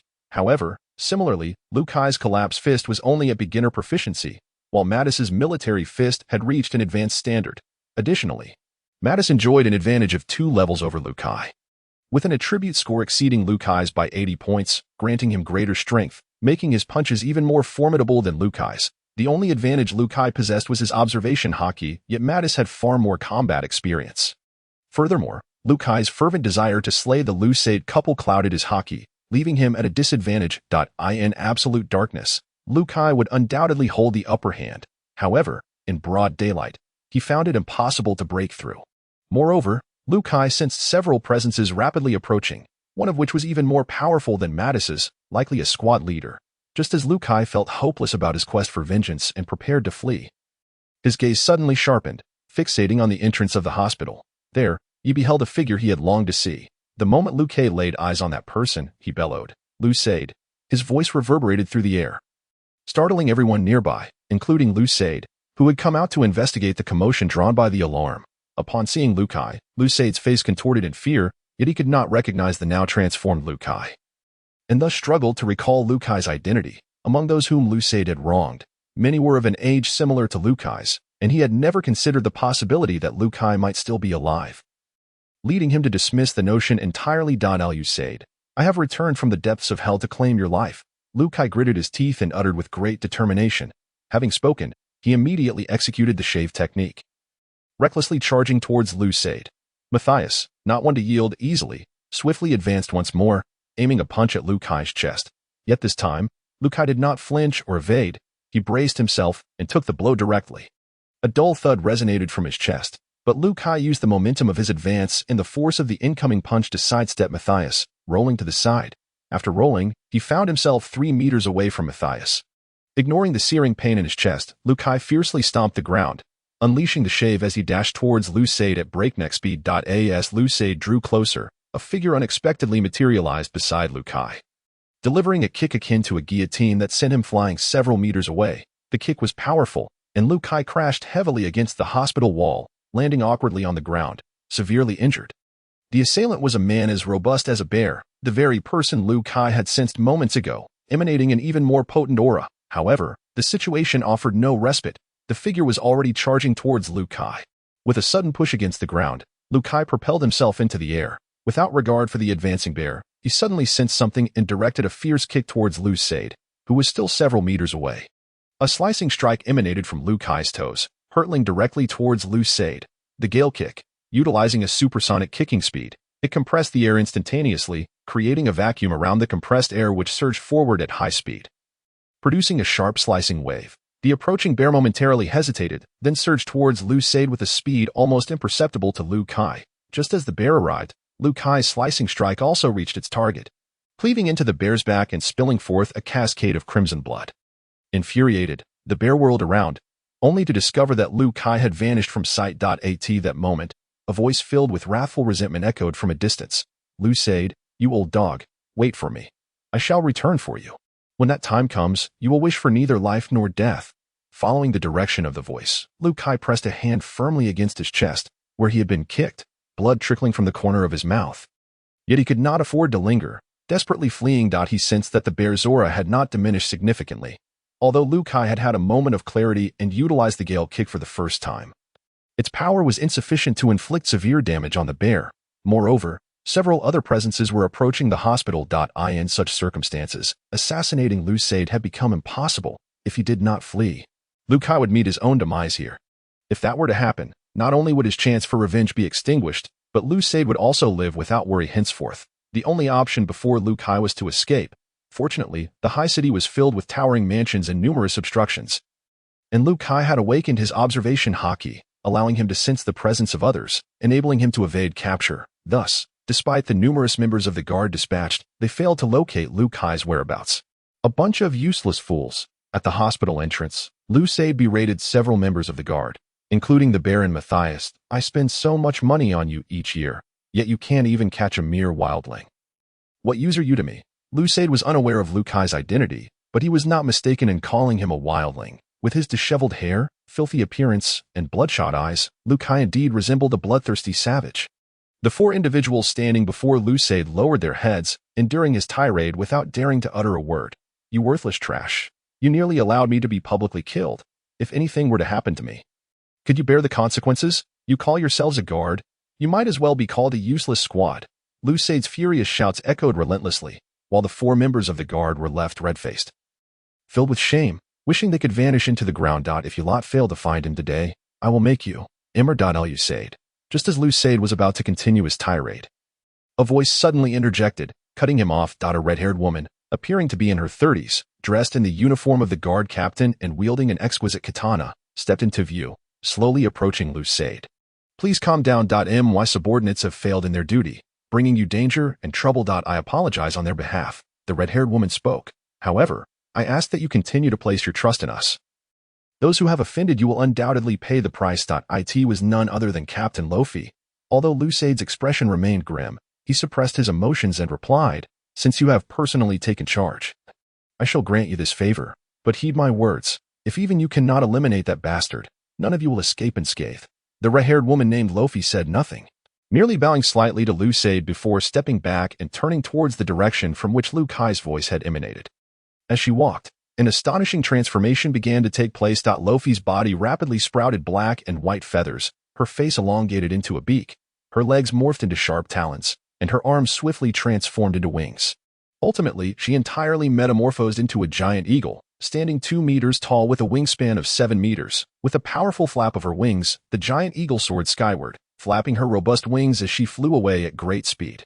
Within the high city, the trees concealed her path, and the towering buildings, originally designed for aesthetics, now served as Lu Kai's best natural shield. At the age of 8, Lu Kai was small and agile, and with his awakened observation haki, he could sense all presences within a 2-mile radius, skillfully evading wave after wave of pursuit by utilizing various obstructions, trees, and walls.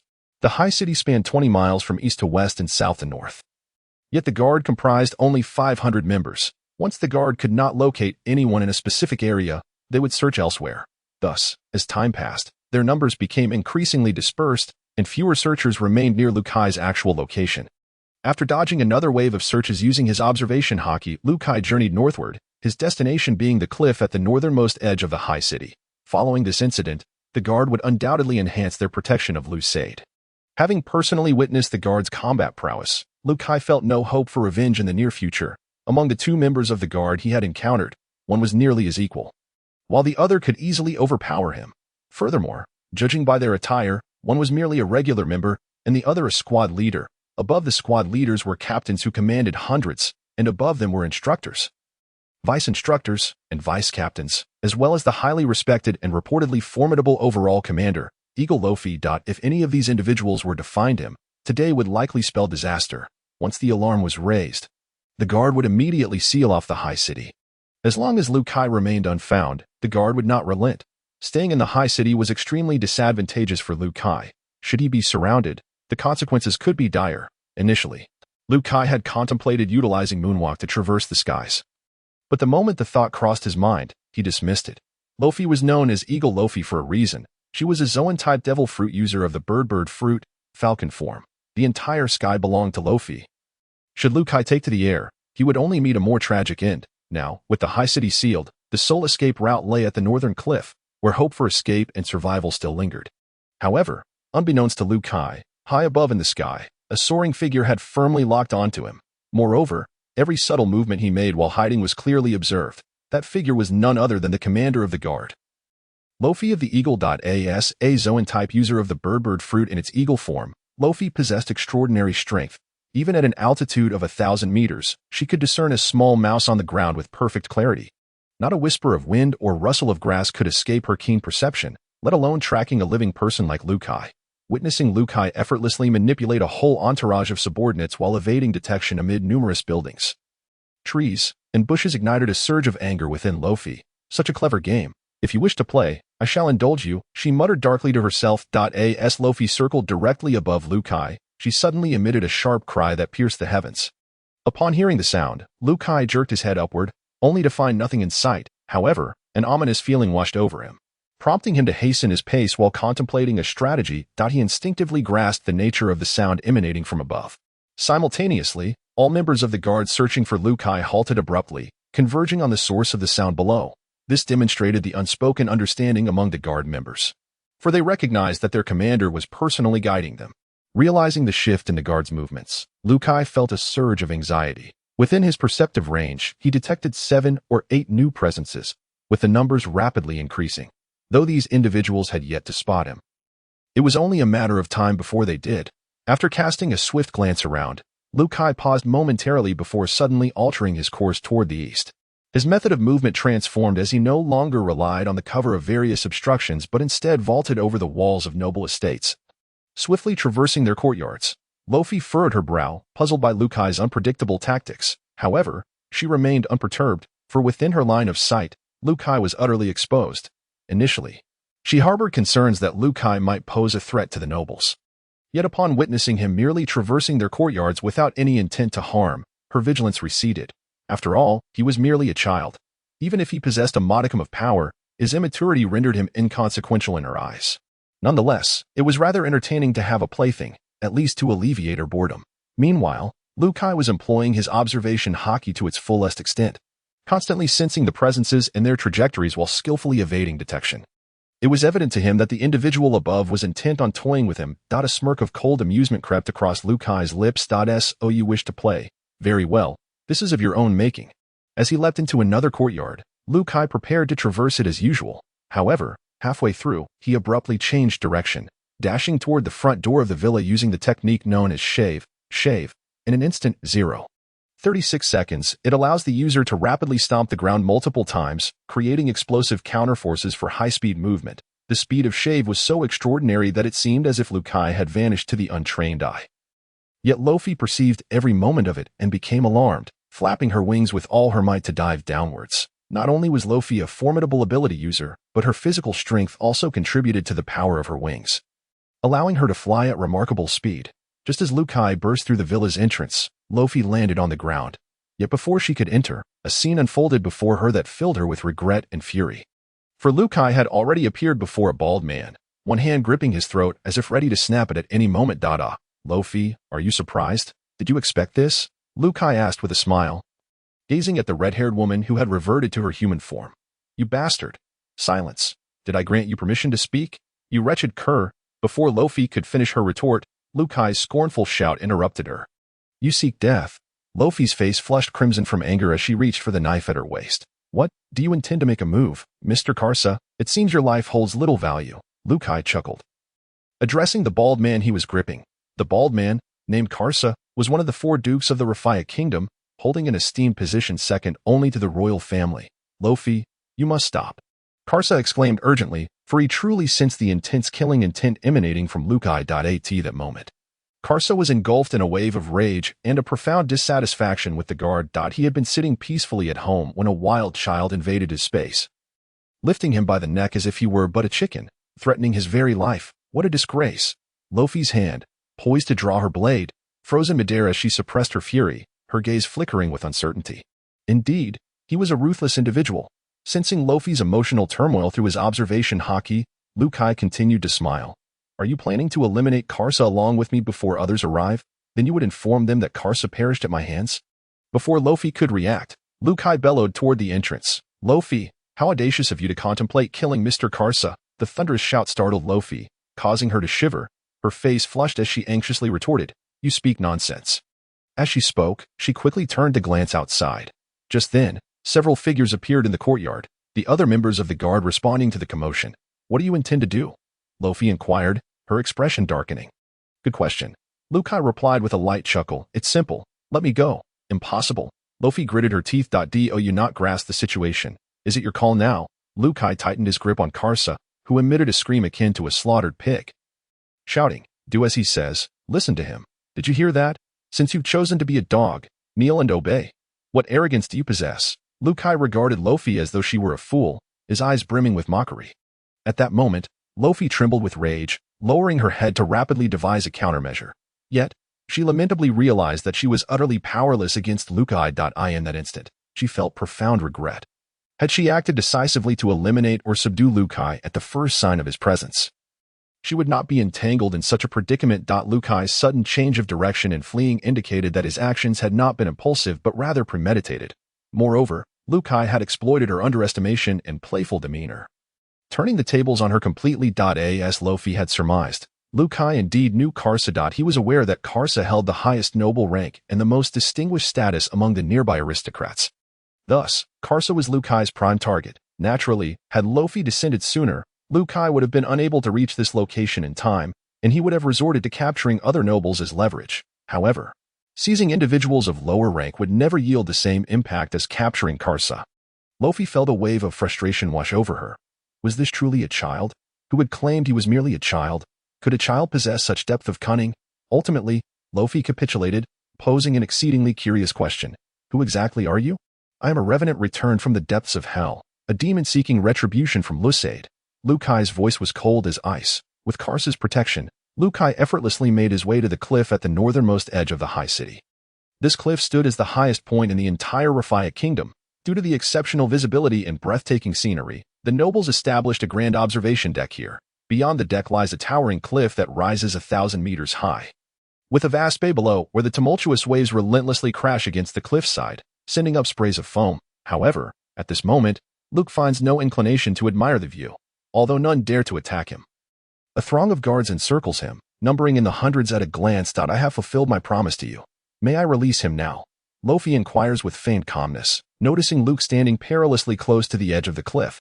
Do you truly think me a fool? Luke responds, amused by Lofi's naivety. You possess the powers of the Zoan-type bird fruit in its eagle form. The sky is your domain. Once I release Karsa to leap down, will you not be at my mercy? You, Lofi exclaims, realizing her scheme has been effortlessly unraveled by Luke. What do you propose? Very simple. You, Lofi, shall step back 1,000 meters at once.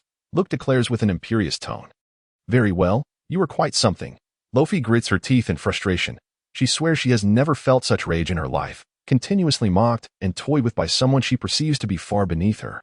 Yet, she finds herself with no recourse, for Duke Karsa is firmly in Luke's grasp. Should Karsa meet his end before so many witnesses, the repercussions would be far too great for Lofi to bear.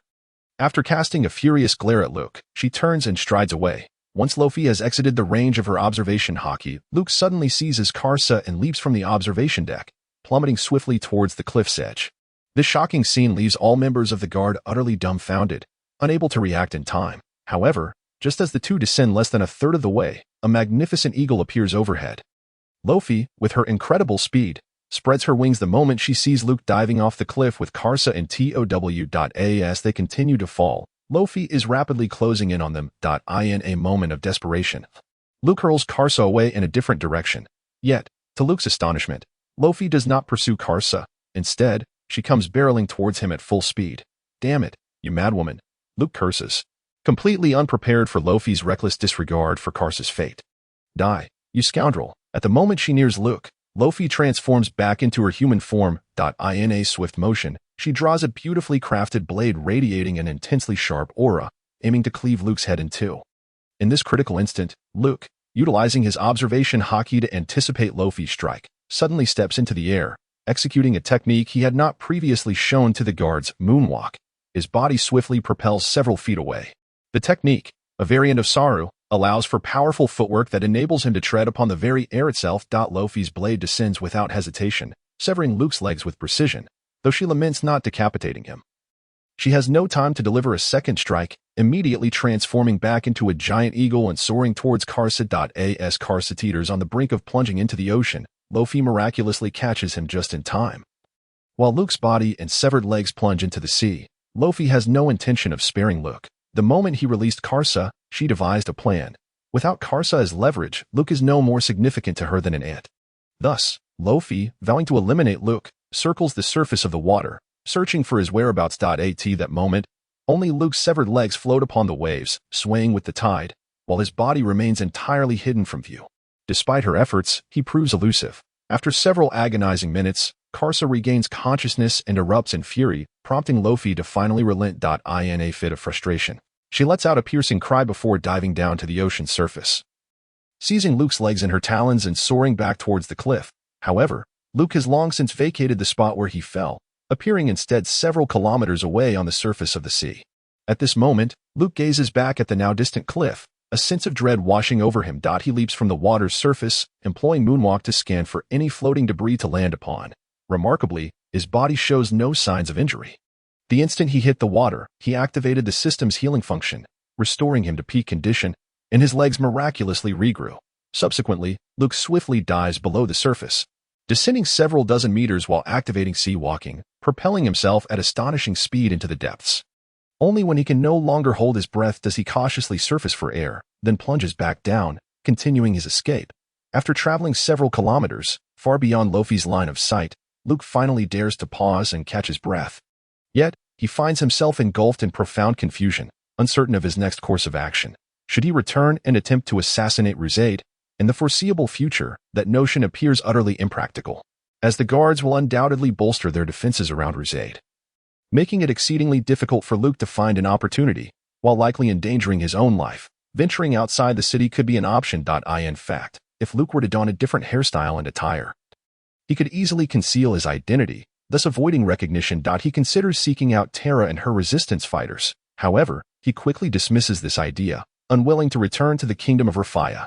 The very thought of being in Rafia stirs an uncontrollable urge to eliminate Ruzaid within him. Akin to an instinct. In such a state, Luke fears he would be tormented incessantly. Unable to kill Ruzaid, Luke's thoughts remain unfulfilled, yet he is equally incapable of executing such a plan. After much contemplation, he concludes that emulating Terra's earlier choice to distance himself from the world is the wisest path. Terra had departed the kingdom of Rafia, fortuitously reaching the Flower Kingdom, where she joined the 8 Treasure Navy and learned the 8 strikes from the notorious pirate spire Green Pepper. Only after becoming a formidable force did Terra return to Rafia to establish her resistance. With the training system at his disposal, Luke knows that given time, he will inevitably grow stronger. There is no need to act rashly. After all, the defensive capabilities of the High Castle are formidable, and a reckless approach could spell disaster. As for whether he will encounter fortune like today again, Luke harbors no illusions. A miracle has already graced him once, and he feels it sufficient to offer thanks. Having escaped his confines, feasted heartily, and endured a series of harrowing encounters and narrow escapes, Luke realizes he has released 2 years' worth of pent-up emotions. Though he was unable to eliminate Ruzaid, his mental state is infinitely improved. At this moment, Luke yearns for a true master to guide him, to expedite his ascension in strength. However, he remains entirely unaware of any masters that may exist in the Western Sea during this period. Should he venture to the Flower Kingdom like Terra? Yet, Terra mentioned that Green Pepper had likely taken his primary forces to the Grand Line, making it improbable for them to return to the Western Sea. This year is the 1488th year of the sea calendar, precisely 10 years before the pirate King Roger's execution, which heralded the dawn of the Great Pirate Era. Yet, precisely because the Great Pirate Era has yet to commence, many strong individuals across various seas have opted to set sail as pirates, without flooding into the Grand Line, resulting in numerous skilled fighters in the realms. However, Luke remains utterly in the dark about their locations. For Luke, The urgent priority is to leave the kingdom of Rafia. Once his strength is sufficient, he shall return with force, ensuring that anyone who stands in his way pays the price they deserve. The following morning, at the southernmost port of the kingdom of Rafia, a fleet adorned with merchant flags has just finished loading its cargo and is conducting final inventory checks. On the flagship's bow, a handsome youth in his late teens and a beautiful girl of around 10 stand, relishing the sea breeze. At last, we can head back. I had no idea that sailing could be so exhausting. Had I known, I would not have accompanied you. The girl stretched languidly and complained with a hint of discontent. I told you it was quite arduous. Why did you insist on coming along?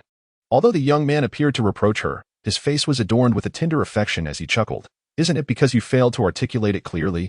The girl pouted in dissatisfaction, declaring, once we return, I shall compel Sheena to prepare 100 dishes that I adore, making up for all the meals I have missed during this time. Do you think you can consume all those dishes? The young man asked, amused by her exuberance. Mind your own business, humph, she retorted without reservation, adding, moreover, when we return, I will report you to Sheena, claiming you did not take proper care of me. Please, don't say that. The young man exclaimed in a flurry, if you do, Sheena will surely flay my skin. Fuya, you must not speak carelessly. Well, if I don't say anything, then that's fine too. The girl, named Fuya, feigned hesitation, but you must buy me 10 beautiful dresses. Is that all? What do you take me for? Just tell me what you need directly. Have I ever failed to provide for you? Must you resort to threats? The young man replied, his brow unfurling as a smile graced his lips. It is precisely because I know you will acquiesce to my every whim that I feel no thrill. Threats add a delightful sense of accomplishment, the girl remarked playfully, sticking out her tongue. All right. Our dear Fuya can have whatever she desires, he said, his smile unwavering throughout their conversation, an unmistakable tenderness radiating from him. Now that's more like it, Fuya said proudly. Before long, the fleet set sail. The young man, seemingly from nowhere, produced a reclining chair and reclined leisurely upon it, basking in the sun and savoring the sea breeze. Occasionally, he would gaze dreamily at the azure sky, lost in thought, his eyes betraying fleeting moments of melancholy. Fuya, on the other hand, had also procured a chair, but instead of languor, she immersed herself in a thick book, her focus unwavering. The pages were densely filled with text, interspersed with illustrations of plants, revealing it to be a medical tome. Yet, the girl was engrossed, her engagement palpable. As she read, her brow would furrow in contemplation, only to later relax in epiphany, occasionally allowing a smile to escape her lips. The day slipped away, the sunset casting a golden hue across the ocean, painting it in shades of crimson. The fleet, comprising 12 vessels, floated gracefully upon the red-tinted waters, the sails billowing in the wind, imparting a unique sensation. Just then, the young man, who had been motionless in his chair all afternoon, suddenly furrowed his brow as if sensing something. He swiftly sat up. Fuya, deeply engrossed in her reading, was taken aback by a sudden movement, nearly dropping her book in the process. Olin, what are you doing? You startled me, she exclaimed, her voice tinged with irritation at Olin's startled demeanor. Haha, Fuya, I just spotted a thief in the act. Olin laughed heartily. Would you care to join me in capturing him? A thief? Fuya's interest piqued at the thrill of it. Where? Haha, I shall take you there this instant. With that, Olin wrapped an arm around Fuya's waist, and with a light spring from the deck, they soared several feet towards the ship's edge. Olin then propelled himself again, gliding along to another vessel within the fleet. But he did not stop there. Another leap brought them to the outermost ship, where they landed gracefully on the deck. At that moment, within the ship's storeroom, a small, furtive figure was eagerly rummaging through sacks. As several burlap bags were overturned, the figure's eyes suddenly gleamed with excitement, and it began to devour the food voraciously. Ha. Olin could no longer contain his laughter upon witnessing the scene. Are you insane? Fuya glared at Olin disapprovingly, admonishing him. And no, I just find it utterly amusing. Let me take you over to experience it, Olin said, still chuckling as he strode forward. The small figure, lost in its feast, suddenly sensed something amiss and froze. It carefully rose, leaping to a corner of the storeroom to conceal itself. Unsatisfied with its concealment, it hastily piled 2 bags upon itself for added cover, feeling a semblance of security before resuming its meal. However, as 2 presences drew near, the small figure's heart raced with trepidation. The aura emanating from the leading figure instilled a profound fear. It was overwhelmingly powerful, akin to the blinding sun, impossible to ignore. The most formidable presence the small figure had ever encountered. As the storeroom door creaked open, the hidden figure ceased all motion, even refraining from swallowing. It silently prayed that the intruders were merely there for supplies. The newcomers were indeed Olin and Fuya. Olin exchanged a knowing glance with Fuya before striding confidently towards the corner where the figure hid. With a swift motion, Olin grabbed 2 burlap sacks and yanked them aside, revealing a disheveled little boy.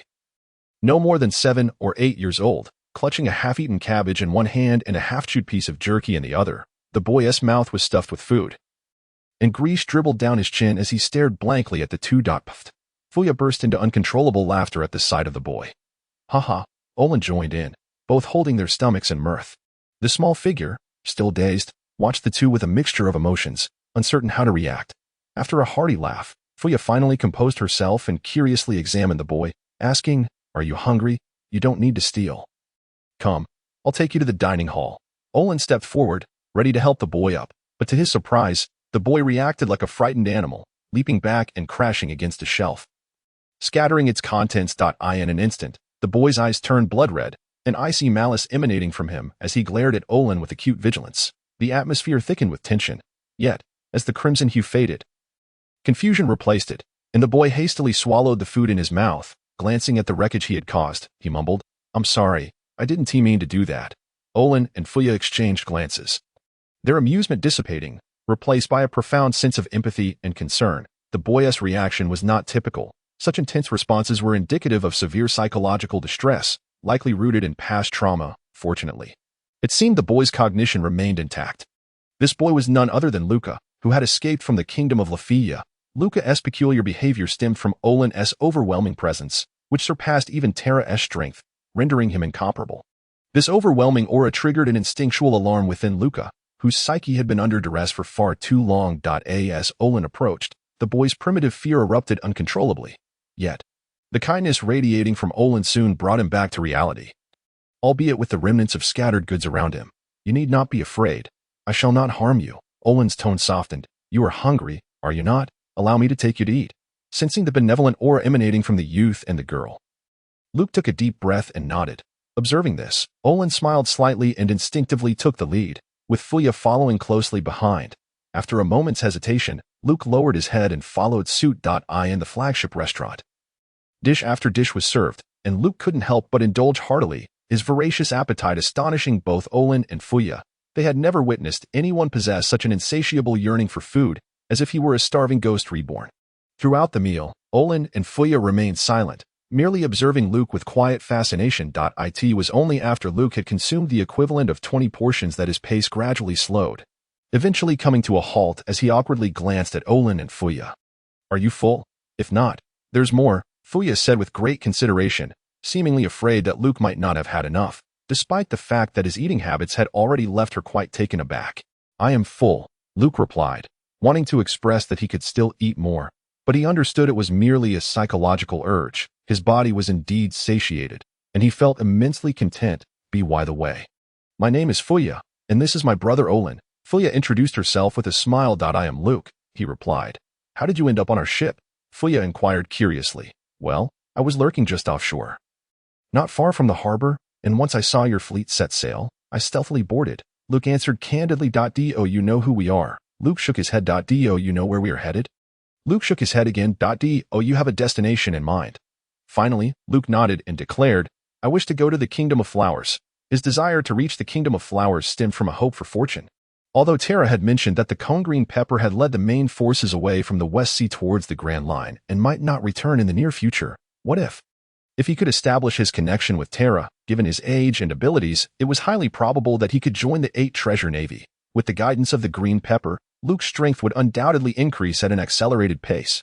Upon hearing Luke's words, Fuya exchanged a glance with Olin, her expression tinged with regret as she said, "Little Luke, I'm afraid we cannot take you to the Kingdom of Flowers for the time being."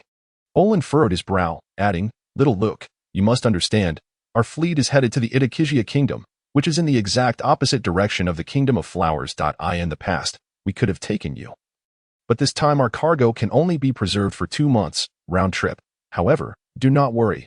Olin seemed concerned that Luke might feel disheartened and quickly assured him, "Next time, I will specifically undertake a trade run to the Kingdom of Flowers and will certainly escort you there." Luke, upon hearing this, did not feel disappointment. Instead, He sighed in relief. He could sense that Olin and Fuya genuinely wished to assist him.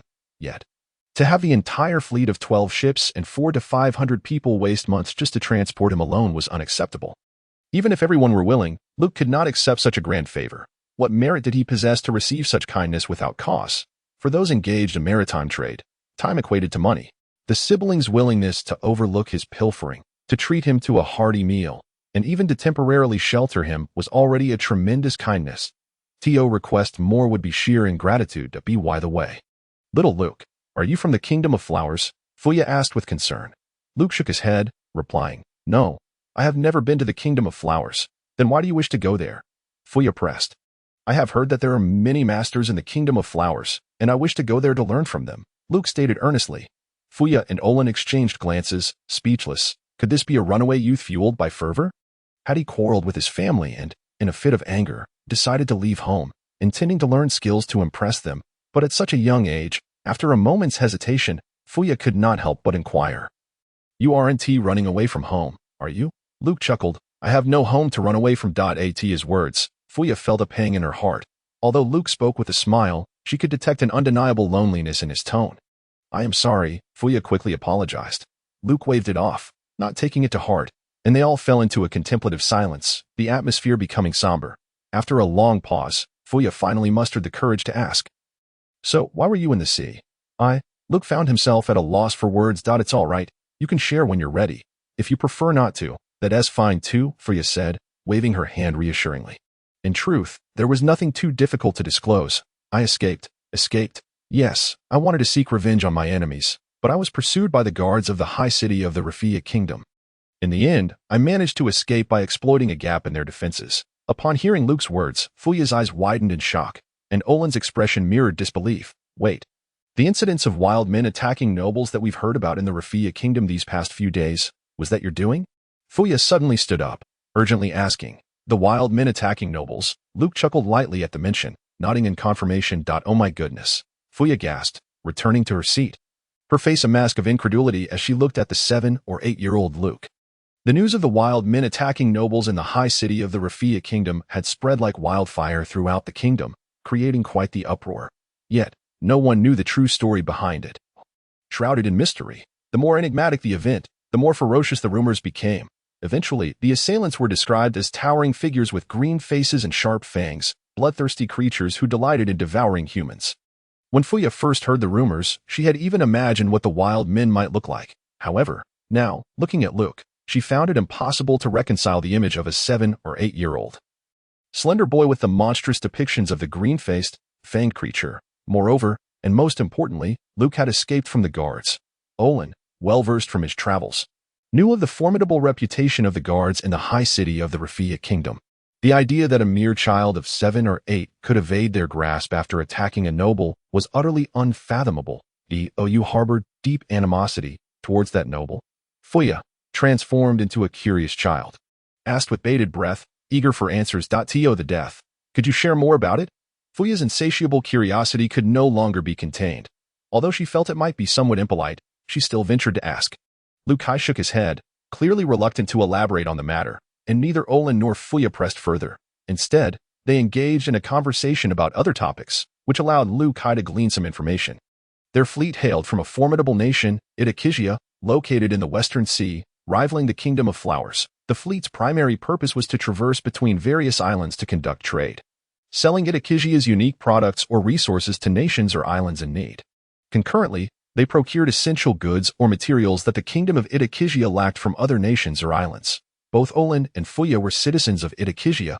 Olin served as the governor of the fleet, while Fuya, driven purely by her curiosity about life at sea, insisted on joining for her first maritime adventure.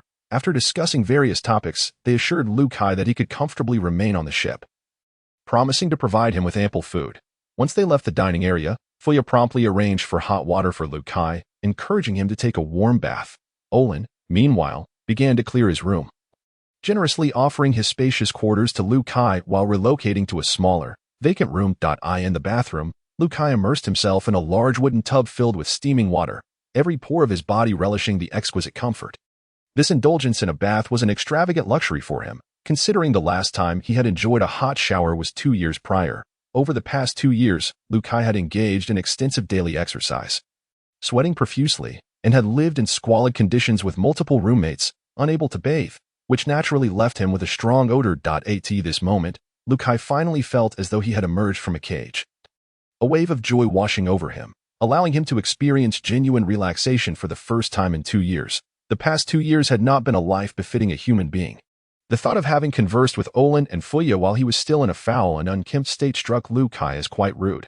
However, the brother and sister displayed no signs of disdain towards him, which deeply moved him. Lu Kai diligently scrubbed his body, washing away much of the odor and grime. Yet, the remaining stubborn residue would undoubtedly require more than just a couple of baths to eradicate. It would take a considerable amount of time. After all, the system's reset and healing functions merely restored Lu Kai's body to its optimal state, but they did not address the odors he carried. Thus, Lu Kai washed meticulously, relishing the soothing experience. After completing his bath, he donned the attire Fuya had prepared for him and stepped out of the bathroom. "Huni, you were so handsome. You'll surely grow up to be quite the dashing gentleman," Fuya exclaimed, approaching Lu Kai eagerly as he emerged, momentarily taken aback by his clean visage. Her anticipation for this moment was not solely to see him post-bath. She had a significant task in mind.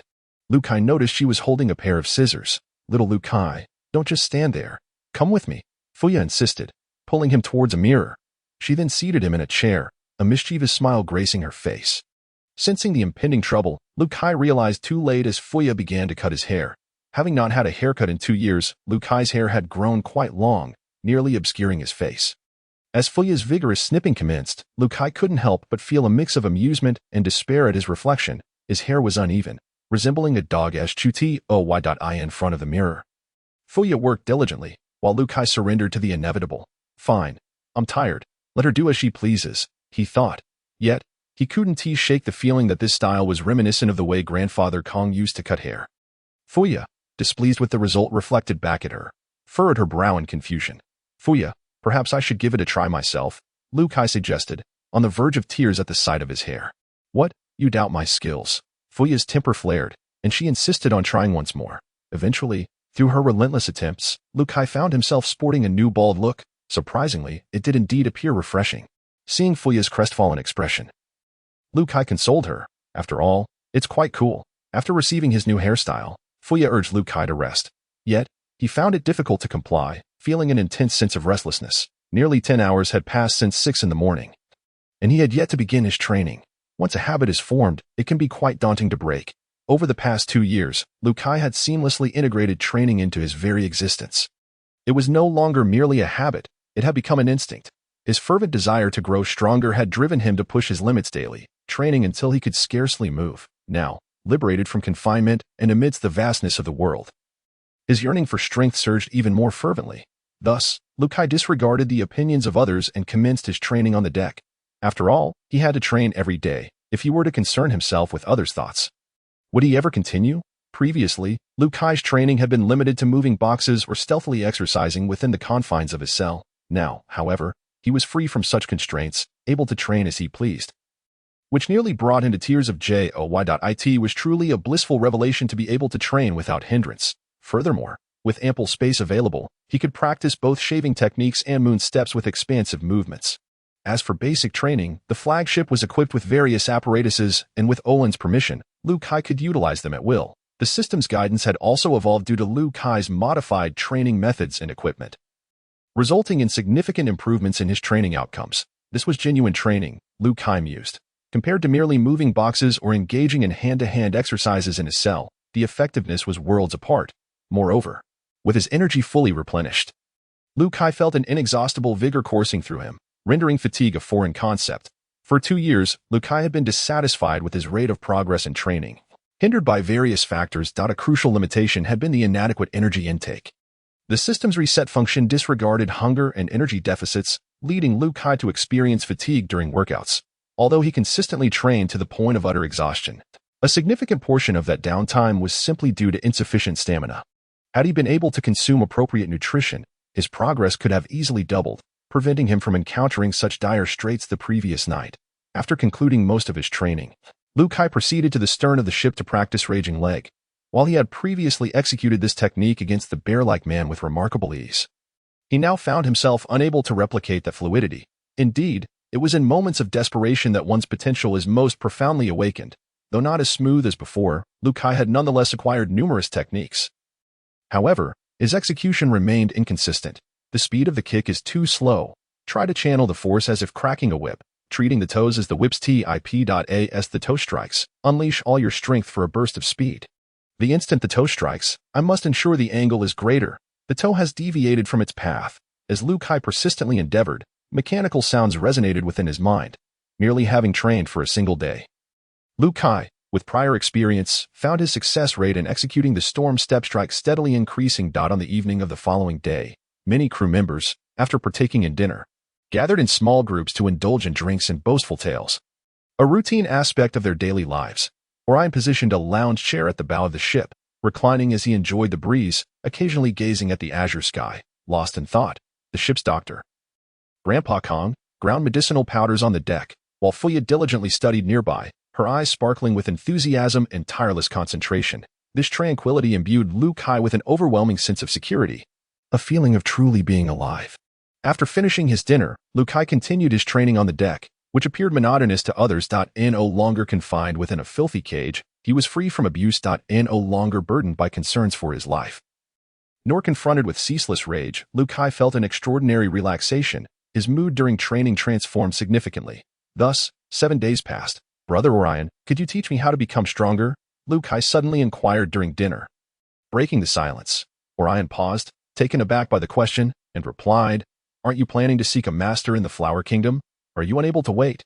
At this moment, Orion hesitated, and Fuya, unable to hold back, interjected, Brother, this is little Liu Kai's first time making such a request.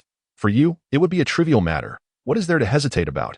After 7 days of interaction, Fuya had grown quite familiar with Liu Kai and took special care of him, prompting her to speak up on his behalf. Orion did not respond directly, merely sighing, Let's discuss it after dinner. Once the meal concluded, Orion led Liu Kai to an empty warehouse on the flagship, with Fuya accompanying them without objection. After lighting several candles for illumination, the three sat in a triangle within the warehouse.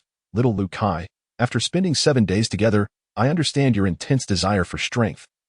Orion began, and given your maturity far beyond your peers, I shall speak candidly. Your bloodlust is excessive, and I cannot ascertain whether it would be a mistake for me to guide you. Despite your talents and diligence, you would inevitably grow stronger even without guidance. However, Orion's words trailed off, yet the implication was clear. He feared Liu Kai might become a brutal killer and did not wish to be the one to sow such seeds. Fuya fell silent as well, acutely aware of Liu Kai's overwhelming bloodlust. Occasional accidental eye contact with him filled her with dread, a sentiment shared by the other crew members, who instinctively avoided him as if he might pounce and tear them apart at any moment. Liu Kai was aware of this but could not control it. Even with the hope bestowed upon him by the system, the self-destructive training that suppressed his emotions, and the joy derived from becoming stronger, the 2 years of inhumane physical and mental torment were sufficient to drive anyone to madness. Liu Kai had not succumbed to insanity because the system provided him with hope. Yet, for these 2 years, he had sustained himself by consuming hatred, a level of animosity that could not be alleviated by mere occasional outbursts. So, little Liu Kai, may I inquire about your reasons for desiring strength? Orion asked earnestly.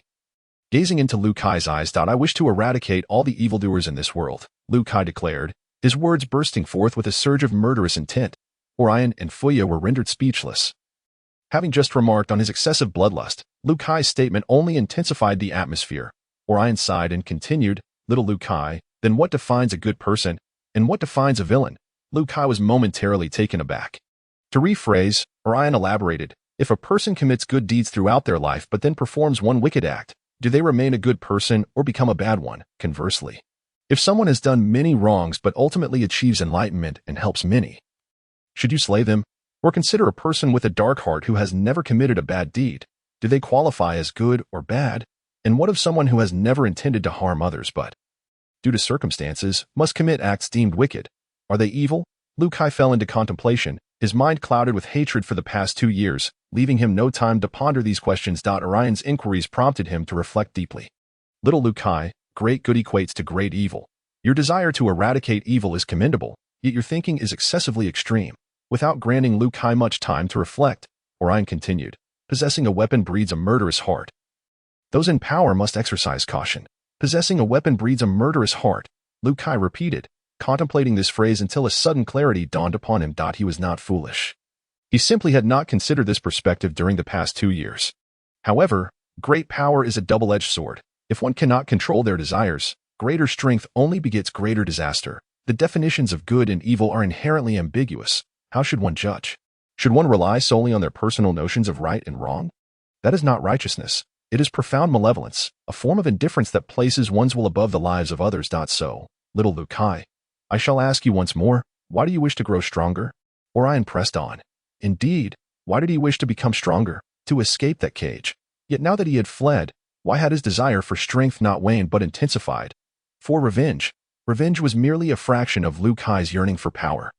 Even if he avenged his great grievances, he would continue to seek ways to grow stronger. But why? Was it because he was too weak? That seemed to resonate. Because he was too weak, he could not protect Lubies or avenge her against the celestial dragon. Because he was too weak, he nearly perished at the hands of the Lucade couple. Because he was too weak, he was captured by the flower factory. Because he was too weak, he endured enslavement and torment.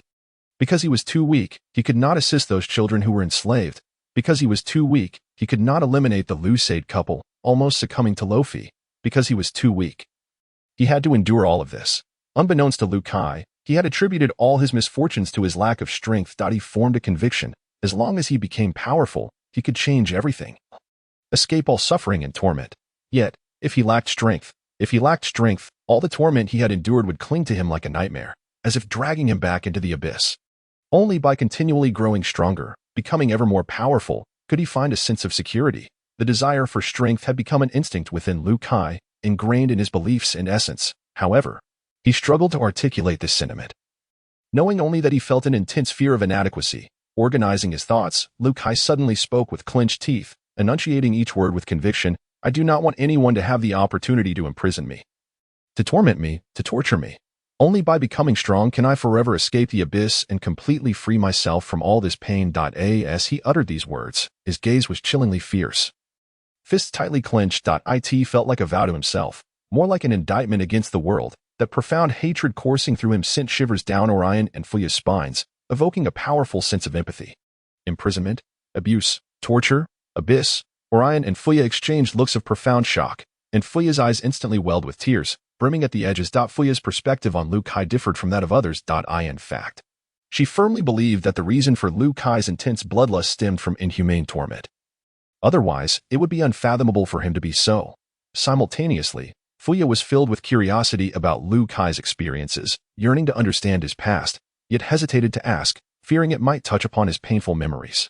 Others viewed Lu Kai with trepidation, whereas Fuya felt only compassion, unwavering in her belief that Lu Kai's nature was good and that he could never harm her. Thus, apart from Orion, who was strong enough not to fear Lu Kai, Fuya was the only one who overcame her apprehension and approached him, offering meticulous care. Now, having finally received Lu Kai's confirmation, Fuya could only feel a deep ache in her heart. Merely 8 years old. What kind of torment could have led him to express himself with such vehement intensity? Little Lu Kai, could you share your past with us? Fuya suddenly inquired, not out of mere curiosity, but rather with a genuine desire to understand Luca better and discern how to assist him more effectively. I hesitate to speak, for fear of frightening you, Luca admitted, his voice tinged with uncertainty. However, Olin scoffed dismissively. Little Luca, do you truly underestimate us? What storms have we not weathered? No matter what you say, it cannot possibly intimidate us. Luca remained enveloped in silence. With great empathy, Fuya gently reassured him. Little Luca, if you prefer not to share, that is perfectly fine. But if your concern is for us, know that it is unwarranted. I fear nothing. Very well. Seeing Olin's unwavering confidence and Fuya's sincere concern for him, Luca resolved to no longer conceal the truth. In fact, the situation is rather complex, but it all traces back to my assassination attempt on the celestial dragons 2 years ago. Him, Olin, who had just been sipping water with a calm demeanor, suddenly choked, unable to suppress the torrent of liquid that erupted from his mouth. He stared at Luca in disbelief, his eyes wide with horror. 2 years ago, at the tender age of 5 or 6, you attempted to assassinate a celestial dragon. What manner of world is this? Am I dreaming? Or is my hearing impaired? Luca was not surprised by Olin's extreme reaction, for he had intentionally chosen to disclose this information. Firstly, he believed that Olin and Fuya were trustworthy. Revealing this secret seemed harmless, especially since most would steer clear of discussing the celestial dragons, let alone report them. After all, No one wishes to invite disaster upon themselves, as informants often face dire consequences at the hands of the celestial dragons, who regard those from the lower world as mere insects. Secondly, after 7 days of exceptional kindness from the siblings, Luca felt compelled to be honest. He had no desire to deceive them and thus delivered the bombshell. Should they wish to continue listening, he would gladly elaborate. If they were deterred, he would refrain from ever mentioning his past again.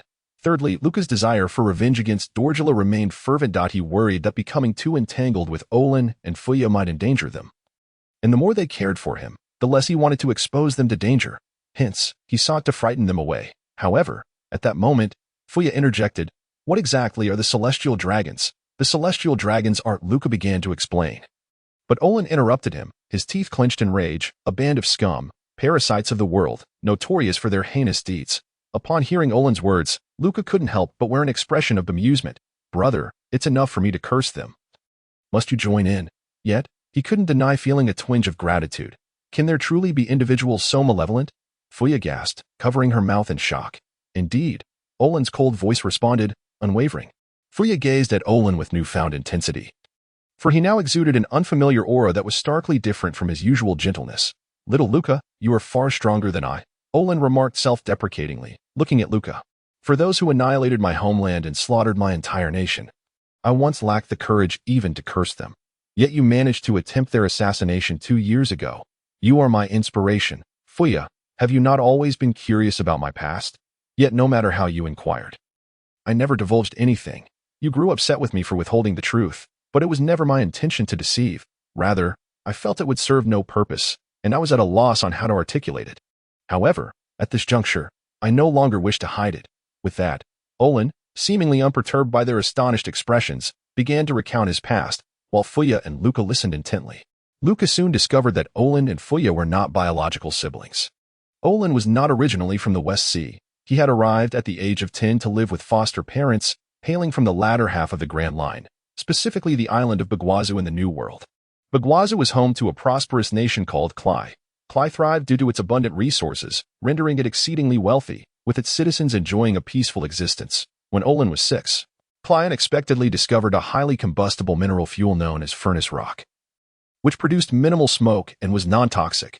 This remarkable resource quickly garnered immense popularity, attracting numerous nations eager to procure it at high prices. Within a mere 2 years, Klai transitioned from a wealthy nation to one of extreme affluence, with vast reserves of furnace rock sufficient for continuous large-scale extraction for over 20 years. However, this sudden wealth incited envy, and the envious were not ordinary folk. They were the celestial dragons. Klai was not a member of the world government, and thus was not obligated to pay tribute to the celestial dragons. Every penny earned belonged solely to the nation. Consequently, the covetous celestial dragons falsely accused Klai of plotting to overthrow the world government and waging war against it. Subsequently, the world government dispatched its navy to mercilessly obliterate Klai. The war was brutal, and Klai did mount a resistance. Yet, against overwhelming force, their efforts were futile, and the discontented celestial dragons issued an extermination order. In the aftermath of this decree, Bagwaza was reduced to ruins, and Klai was erased from the map. The celestial dragons plundered all the resources on the island. Olin was the sole survivor of the extermination order that decimated Klai. While Luca comprehended the gravity of Olin's narrative, Fuya found herself perplexed by many aspects. Thus, whenever Fuya posed a question, Luca dutifully clarified for Olin, explaining concepts such as the world government, the celestial dragons, the heavenly gold, the member nations of the world government, and the extermination order. Olin was astounded. Luca, appearing no older than 8, possessed such profound knowledge. Fuya, too, was taken aback, having been shielded by her family. She had never encountered such matters before. It must be said, ignorance can indeed be bliss. Upon learning the grim truths of their world, Fuya felt an overwhelming weight on her heart. The malevolence of the celestial dragons and the extermination order filled her with righteous indignation. How could one person's selfish desires justify the annihilation of an entire nation? As Fuya seethed with anger, Luca was equally astonished. He was aware that the homeland of the archaeologist Nico Robin aboard the Thousand Sunny had also been erased by an extermination order. This revelation alone was staggering, yet he was taken aback to learn that Olin's homeland had met a similar fate. Moreover, both Nico Robin and Olin had escaped as the sole survivors at the tender age of 8. Such coincidences left Luca feeling as though he were witnessing the cycles of history, or perhaps a fateful twist of destiny. Luca was uncertain and lacked answers, merely lamenting the capriciousness of fate. Nonetheless, Olin lacked the cunning of Nico Robin and had not consumed a devil fruit, thus lacking the means for self-protection. Consequently, for the next 2 years, Olin wandered aimlessly, relying solely on begging for survival. The humiliation he endured during his 2 years of begging exposed him to the world's cruelty and darkness. Ultimately, during his final bout of begging, he was nearly beaten to death by other beggars vying for scraps. Yet, at that moment, fortune finally smiled upon Olin. Due to his encounter with his current adoptive parents, Dimo and Sheena, Oren's life took a significant turn. Dimo and Sheena were once formidable figures in the New World. However, for reasons unknown, as they prepared to return to the Western Sea, fate intervened, leading them to rescue Oren and bring him back to the tranquil town of Springwater in the kingdom of Itakizia. From that moment onward, Oren lived alongside Dimo and Sheena, training under their guidance and evolving into a powerful individual. He even fulfilled his childhood dream of becoming a navigator. When it came to the harrowing truth of the annihilation of Clay Island, Oren was ever reticent, having only confided in Dimo and Sheena during his younger years, shedding tears over the matter and never speaking of it again. However, this time, spurred by the mention of Luca, memories long suppressed resurfaced, prompting Oren to recount the repressed events of his past.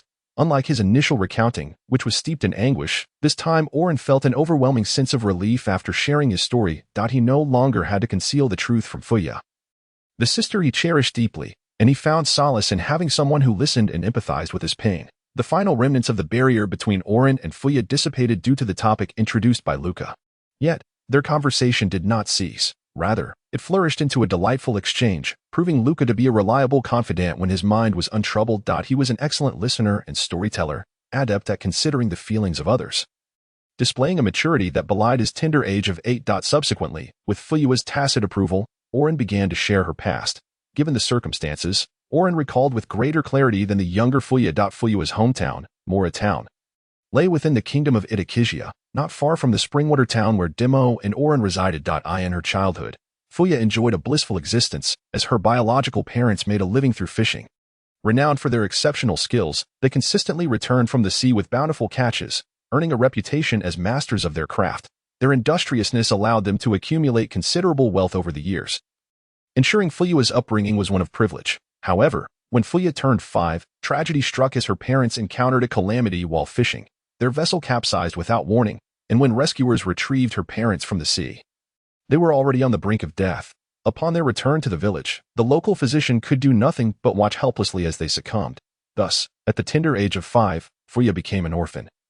Yet her nightmares were far from over.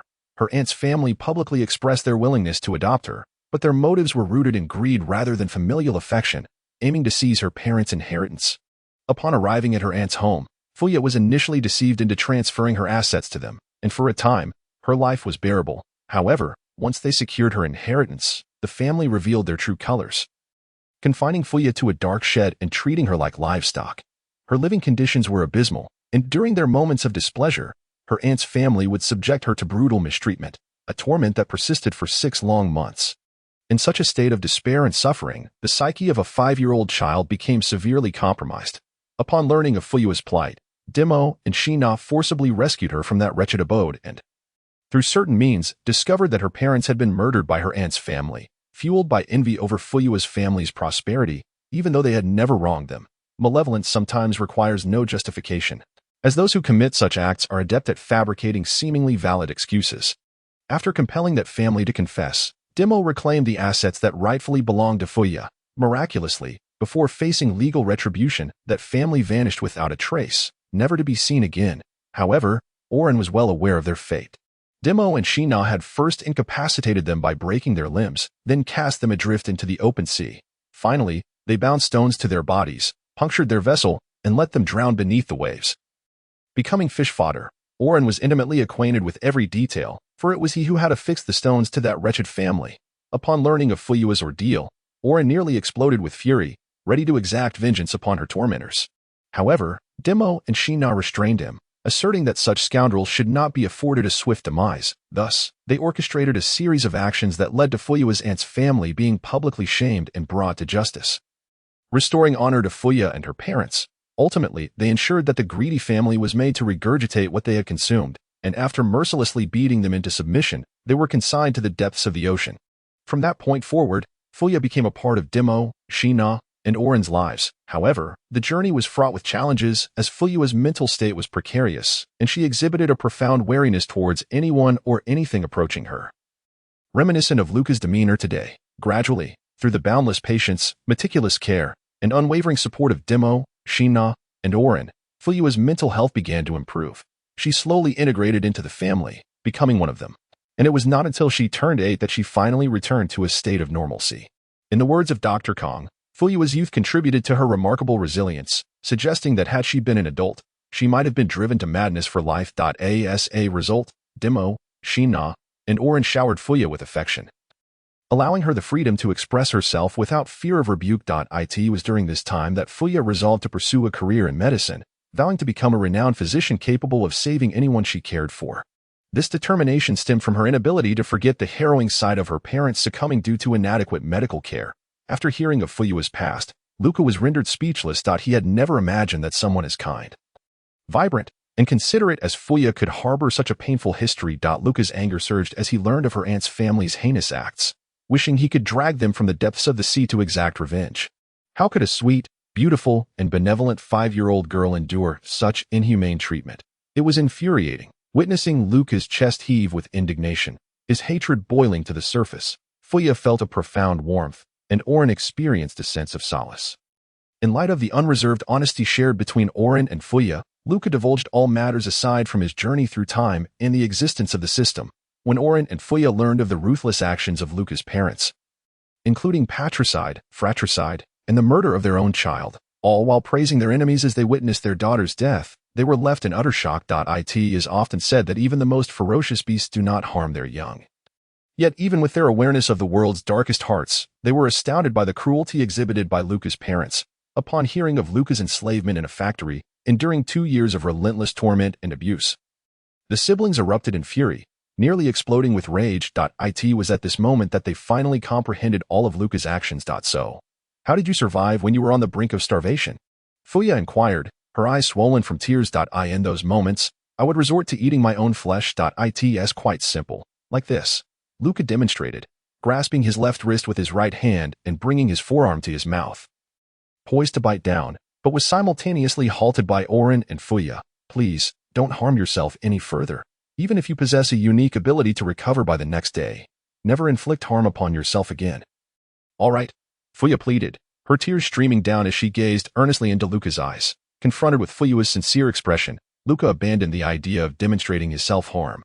Yet a wave of warmth enveloped Luca, a sensation so comforting that it filled his heart to the brim. This tenderness emanated from Fuyua, rooted deep within her soul. Fuyua had already been reduced to tears, whether it was due to the destruction of Aline's kingdom, his plight of wandering and begging while being subjected to countless humiliations, or her own misfortunes being revisited, all of which rendered her heart achingly heavy and stifled. Damn it. With Luca's account of his tribulations concluded, Aline abruptly stood, his leg slamming down with force, and turned to stride out. Brother, where are you going? Fuyua hastily inquired. Returning to confront those 2 scoundrels, and then I shall obliterate Lafia, Aline growled, his face contorted with unbridled fury. Luca quickly stepped forward to restrain Aline, saying, Brother Aline, I do not wish to entrust my vengeance to anyone else. As for this nation, it is not devoid of hope. Lafia has its own destiny. At this very moment, there are those who are actively resisting and gathering strength in the shadows. I am currently too weak.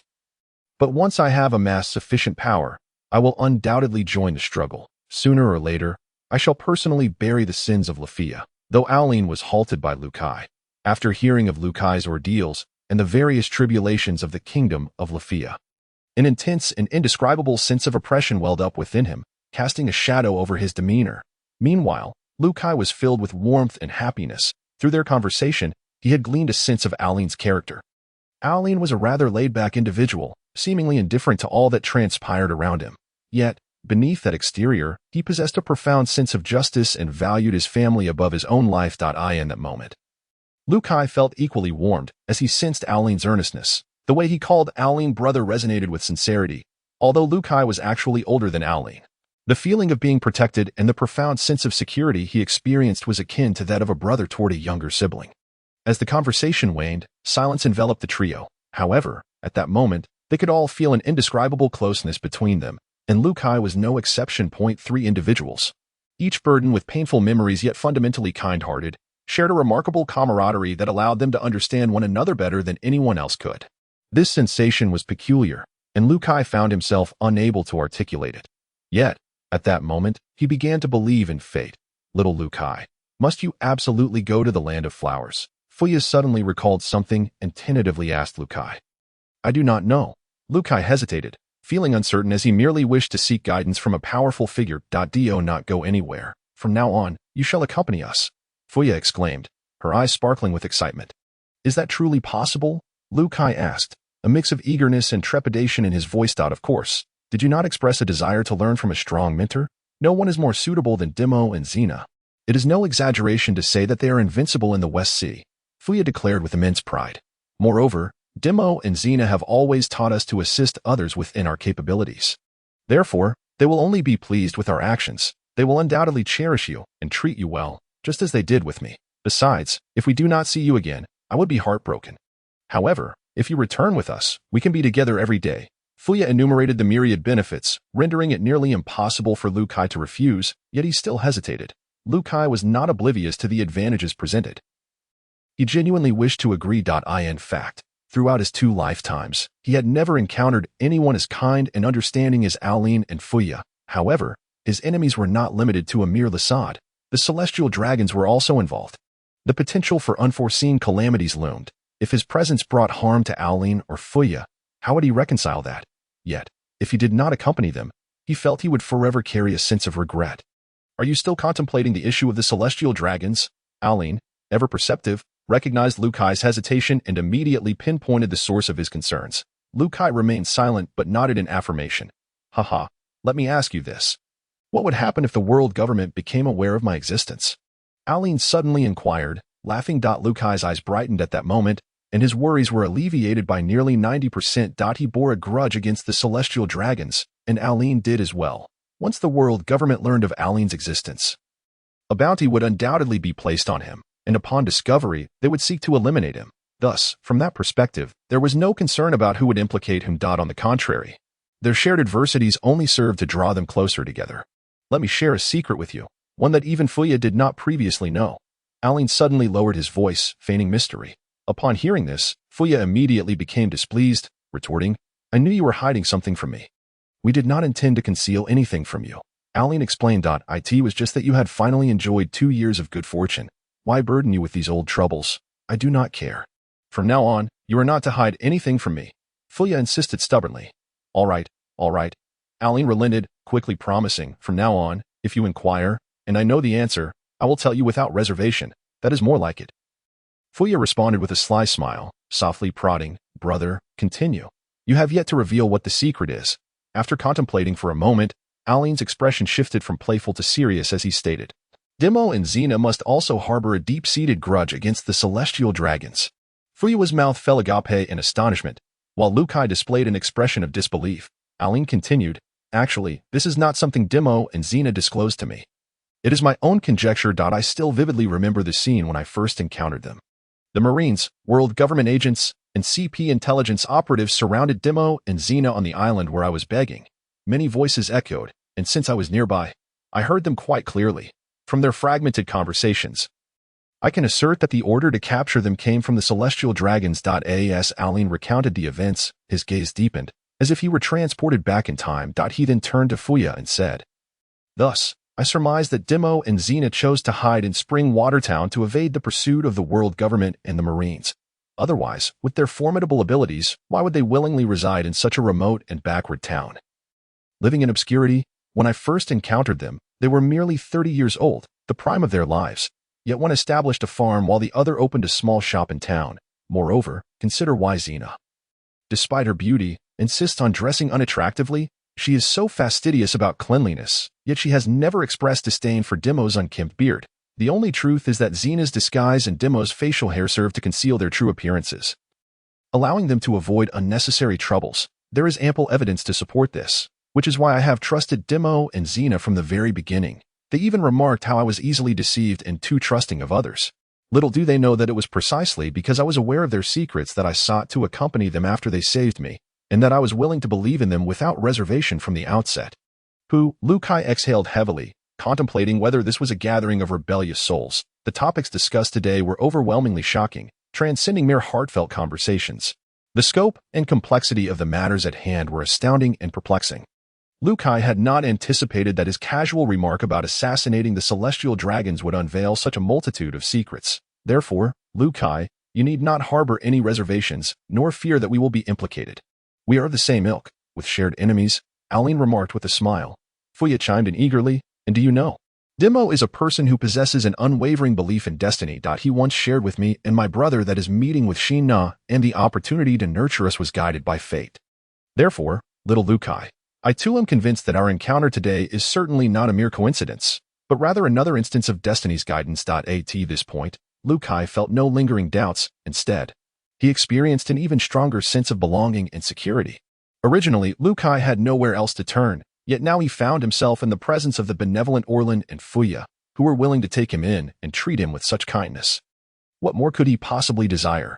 So, do not hesitate, come with us, Fuya asserted with a hint of authority. Liu Kai nodded vigorously in agreement. The family members of Orlan and Fuya share no blood ties. Their bond is solely forged through mutual kindness and acceptance. Thus, they genuinely empathized with Liu Kai, who bore a tragic past similar to their own. The experiences of the past 7 days felt surreal to Liu Kai. As if he were trapped in a dream. For someone accustomed to suffering, it is challenging to endure the sudden arrival of happiness. His subconscious was bewildered, questioning why the world had suddenly become so benevolent towards him. This feeling stood in stark contrast to the torment he endured over the past 2 years. Just a few days prior, Liu Kai had been confined in a filthy cage, struggling to stave off hunger through meager means. Consumed by bitterness and enduring both mental and physical torment. Yet now, he found himself transformed into one of the happiest individuals on earth. Suddenly, someone informed him that he could eat whatever he desired. And there were individuals who cared for him, looked after him, understood him, and accepted him. The kindness, consideration, warmth, and support exhibited by Orlan and Fuya bestowed upon Liu Kai an utterly surreal sense of happiness. However, he did not find it displeasing. Instead, he felt an undercurrent of anticipation. The following day, Orlan set aside all his affairs and devoted himself entirely to guiding Liu Kai in his training. Sailing may have been mundane, but the training brought Liu Kai immense joy. In just a few weeks, he had already sensed remarkable progress. The unprecedented speed of his advancement filled Liu Kai with exhilaration, causing him to lose himself entirely in the training. Orlan offered his guidance to Liu Kai without reservation. And within a mere 10 days, Liu Kai had grasped the foundational techniques of paper drawing and pointing gun, and was on the verge of mastering iron block, alongside the techniques he had independently comprehended, such as shave, moonwalk, and gale kick. It wouldn't be long before Liu Kai could proficiently wield all 6 techniques. Orlan's proficiency in the 6 techniques astonished Liu Kai. Upon learning that Orlan had been taught by Xin Na, Liu Kai felt a surge of curiosity regarding the identities of Xin Na and Demo. It is worth noting that the 6 techniques are powerful martial arts only mastered by the elite within the Navy, and their training methods are typically kept secret. Yet, Orlan evidently possessed the essence of the 6 techniques. Upon discovering this, Orlan's astonishment was no less than Liu Kai's, and he too silently speculated about Xin Na's past identity. However, neither of them felt inclined to delve deeper, choosing instead to keep their curiosity to themselves.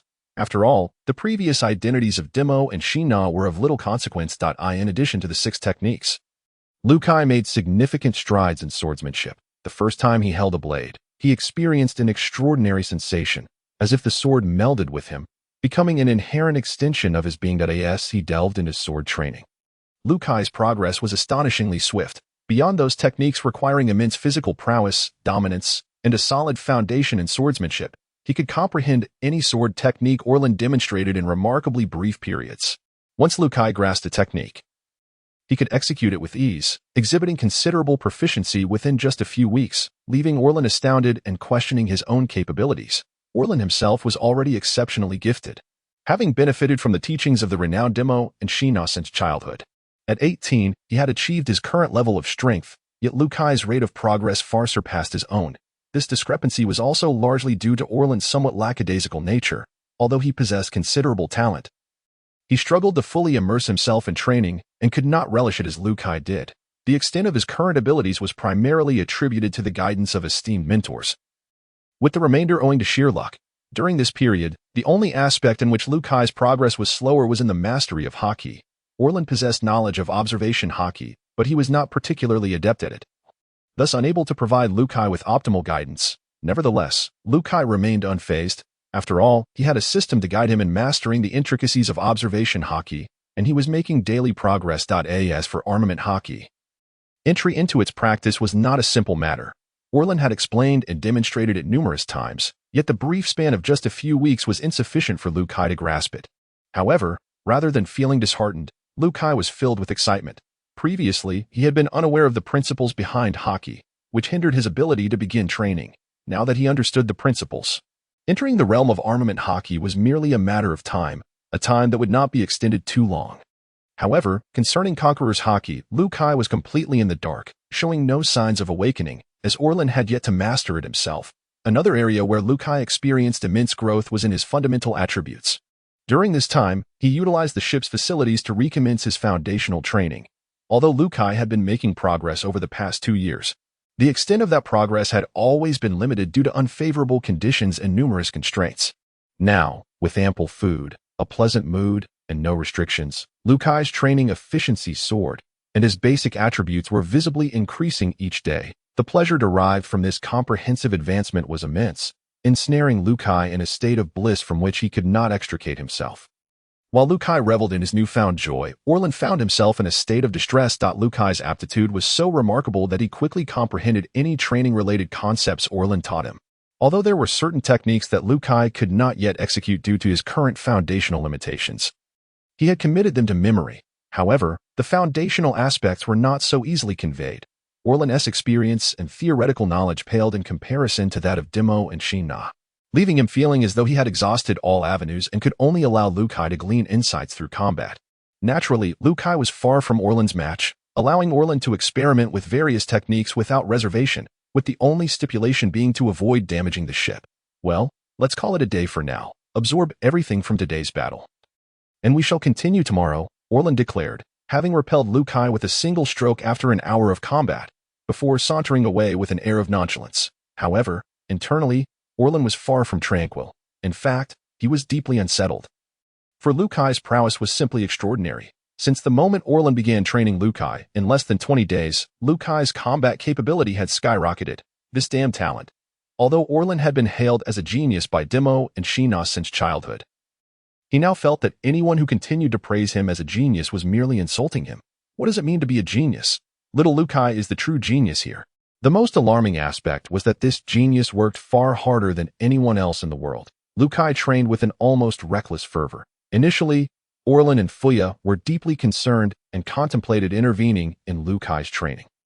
However, when Liu Kai revealed that he possessed a unique talent that allowed his body to miraculously recover to perfection after 6 a.m., they were astounded. It was this very talent that had enabled him to endure the despair of the past 2 years, living longer than other slaves. Fuya, naturally skeptical, spent several consecutive days monitoring Liu Kai from 5:50 a.m., checking his pulse and physical condition, only to be astonished when she found his claims to be true after 6 a.m. Even the cautious Fuya called upon Grandpa Kong to witness, and Kong was equally amazed. Regarding Liu Kai with shining eyes, he examined Liu Kai's bones, felt his muscles, and even asked him to open his mouth and extend his tongue for repeated inspection. Seemingly intent on dissecting Liu Kai was left with goosebumps, fearing that this elderly gentleman harbored some peculiar obsession.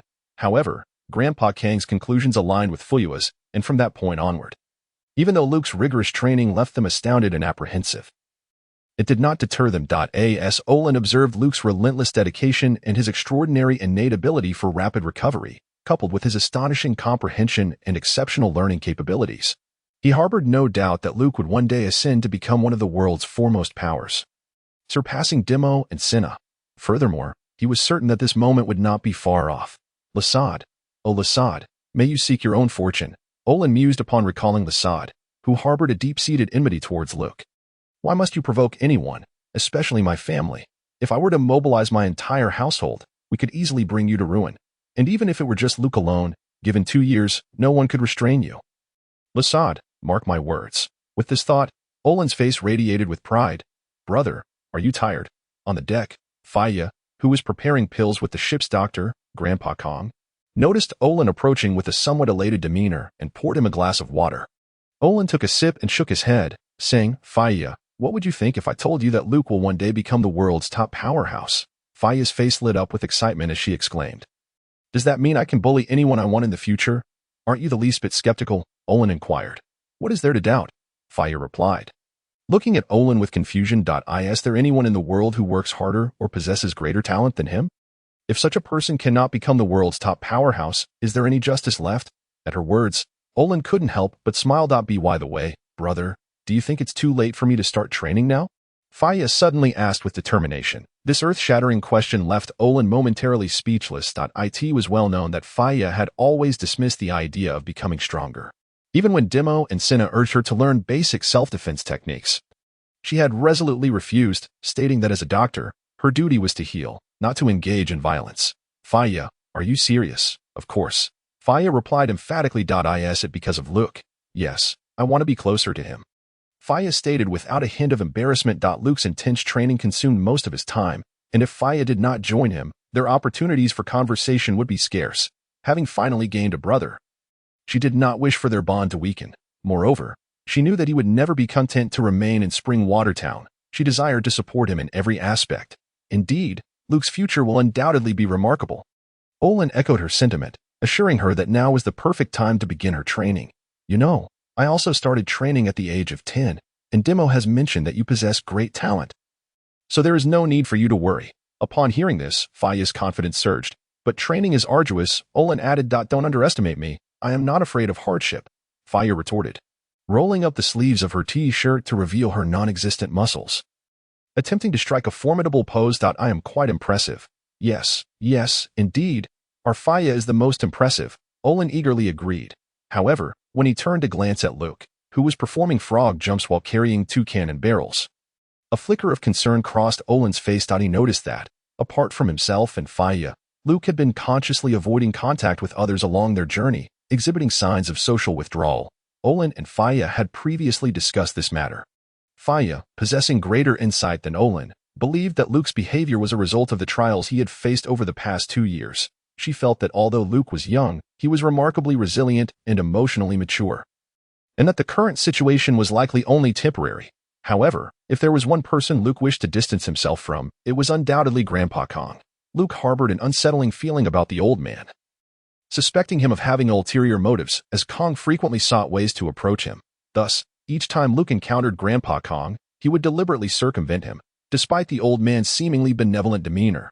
That evening, as Luke concluded a day of training and prepared to retire to his quarters, he suddenly sensed over 70 auras within the range of his observation hockey, approximately 2 miles away. These auras were converging and gradually approaching the merchant fleet. Luke hurriedly exited the cabin and made his way to the bow of the ship. Seizing the specialized telescope for steering, and gazed into the distance. Now, it was midnight, and visibility was low.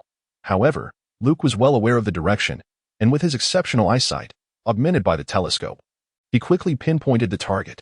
In his line of sight, Luke spotted a ship, its sails adorned with a conspicuous skull flag. In the world of pirates, maritime trade serves as the primary means for all nations and islands to engage in commerce with the outside world. Given the vast disparities in resources among different countries, trade significantly promotes national development and generates substantial economic benefits. Therefore, navigation holds paramount importance. To achieve wealth, one must first navigate the seas. Some individuals opt for legal trade to amass wealth, while others resort to illicit means for profit.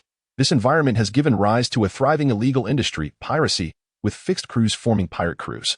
Pirates are often desperate individuals, and prior to the legendary Gold Roger discovering the One Piece and ushering in the era of great pirates, very few aspired to be pirates, and those who did were regarded as delusional.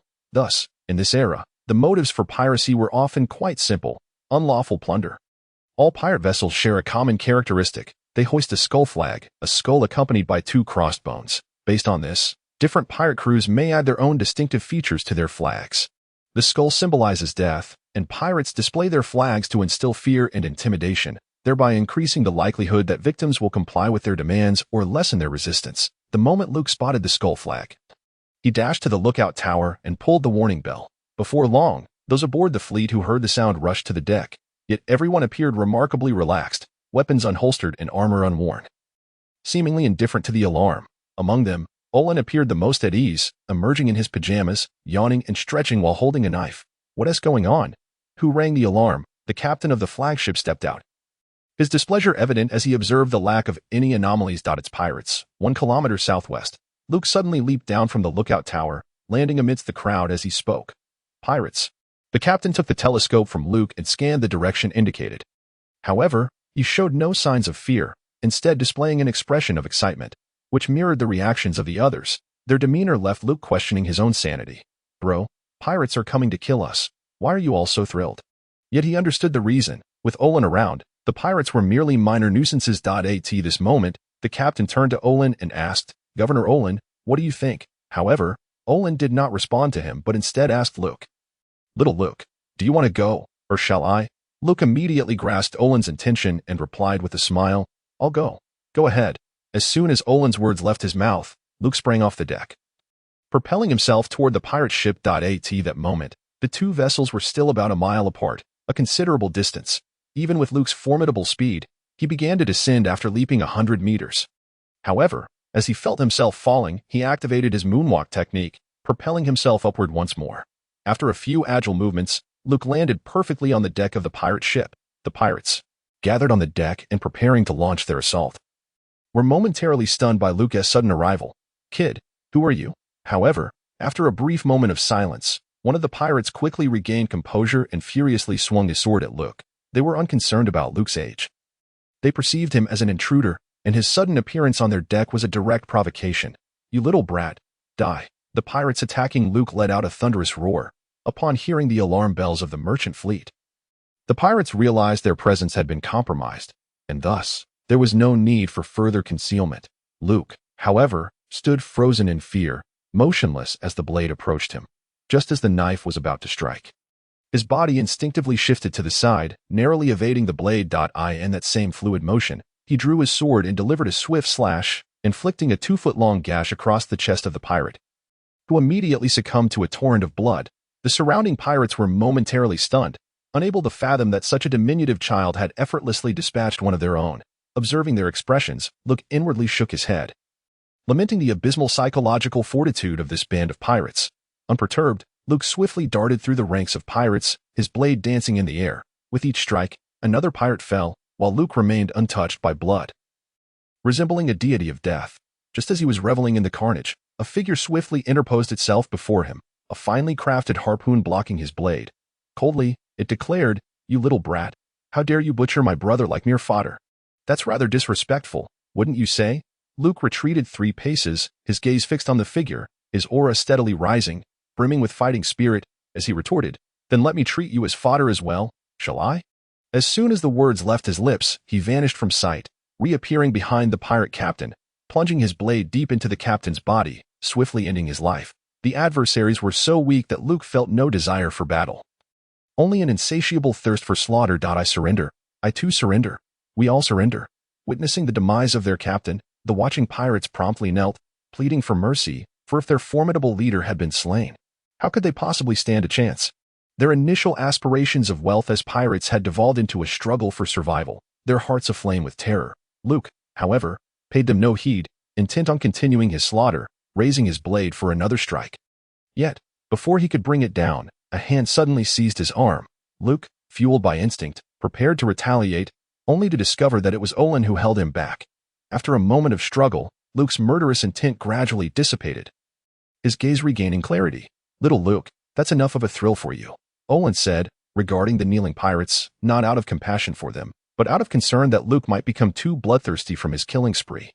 Disregarding the pirates' terrified stares, Olin beckoned Luke into the ship's cabin to commence their looting, initiating a reverse robbery. While rummaging through the captain's quarters, Luke's attention was drawn to a newspaper, which he picked up to read.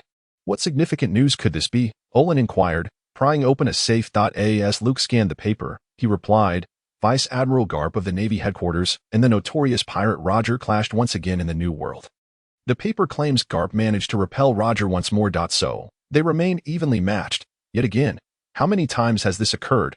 Olin mused, a smirk playing on his lips, bemused by the Navy's penchant for glorifying their failures as victories. Moreover, Whitebeard has adopted another son named Marco, who is said to be only 10 years old but exhibits extraordinary potential. Luke continued. I've always wondered what is wrong with Whitebeard, Olin remarked, stuffing the plundered treasures into a large bag while jesting. At this rate, he might as well be the father of the entire world. Unable to suppress a chuckle, Luke added, "Furthermore, Big Mom, Charlotte Linlin, is rallying her forces, preparing to challenge one of the four emperors." However, it remains unclear which of the emperors she intends to confront. Regardless of public perception, Luke firmly believed that Charlotte Linlin was likely to succeed in her challenge, albeit he had not anticipated witnessing this historic moment. Even if only through the pages of a newspaper, the frequency with which these formidable figures from the New World appeared in the news had undeniably increased, a sign of unrest. Olin lamented. "The West Sea is far more favorable. After all, it's us who dictate the chaos there." Luke found himself amused by this remark. After spending so many days in Olin's company, he had developed a relatively clear understanding of Olin's capabilities. In terms of comparison, judging by his exhibited fundamental attributes, Olin had reached the level of a Navy headquarters commander. However, with his mastery of the Navy's 6 styles, dual-color hockey, and exceptional swordsmanship, he undoubtedly surpassed the average commander, positioning himself among the weaker vice admirals. Although he could not compare to the frequently reported Garp, Roger, or Charlotte Linlin, he was more than enough to astonish Luke, especially considering Olin's mere 18 years of age. The Navy headquarters vice admirals constituted the backbone of its strength, and a person of such caliber, not only in the West Sea but also in the New World, was indeed a remarkable figure. It was no wonder Luke was taken aback, yet Olin continuously insisted that Demo and Sinha were far superior to him. Thus, from a strength perspective, they could genuinely influence the dynamics of the West Sea. After all, neither the Flower Kingdom nor the West Sea's underground emperor, the Mafia, boasted individuals of Demo and Sinha's caliber. Nevertheless, Luke dismissed Olin's claims as jest, for he had learned from Olin that Demo and Sinha were reclusive, never showcasing their strength before outsiders. To others, they merely appeared as ordinary people, and their guidance of Olin had been conducted in secrecy. Luke, however, was confident that as long as he trained alongside them, his strength would rapidly ascend, filling him with immense excitement. After flipping through a few more pages of the newspaper and finding nothing of particular interest, Luke lost his enthusiasm and began assisting Olin in packing. Once they returned to the deck of the pirate ship, Olin weighed the bag in his hand and coldly addressed the still kneeling pirates. "Not bad, quite wealthy indeed. It seems you haven't been lacking in plunder." The kneeling pirates remained silent, each hoping that Luke and Olin would depart soon. "I shall deliver but one strike.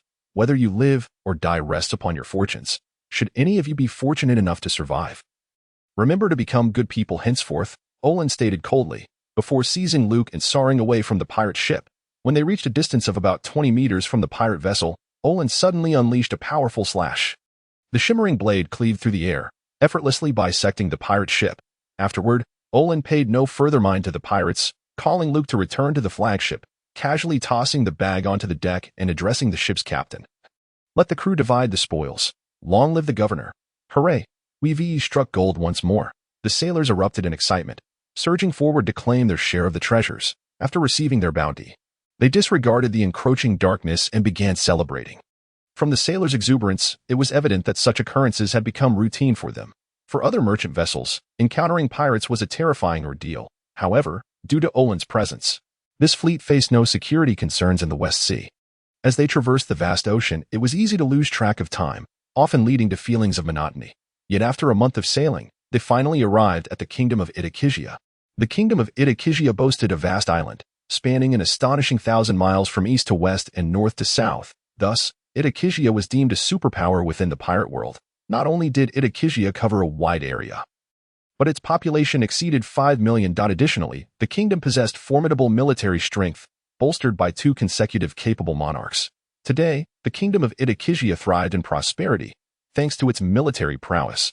Itakizia could establish trade relations with various nations without excessive concern, further strengthening its economic might. In the world of the Pirate King, trade and transportation predominantly relied on maritime routes. After all, aside from the Red Line, no significant landmass existed.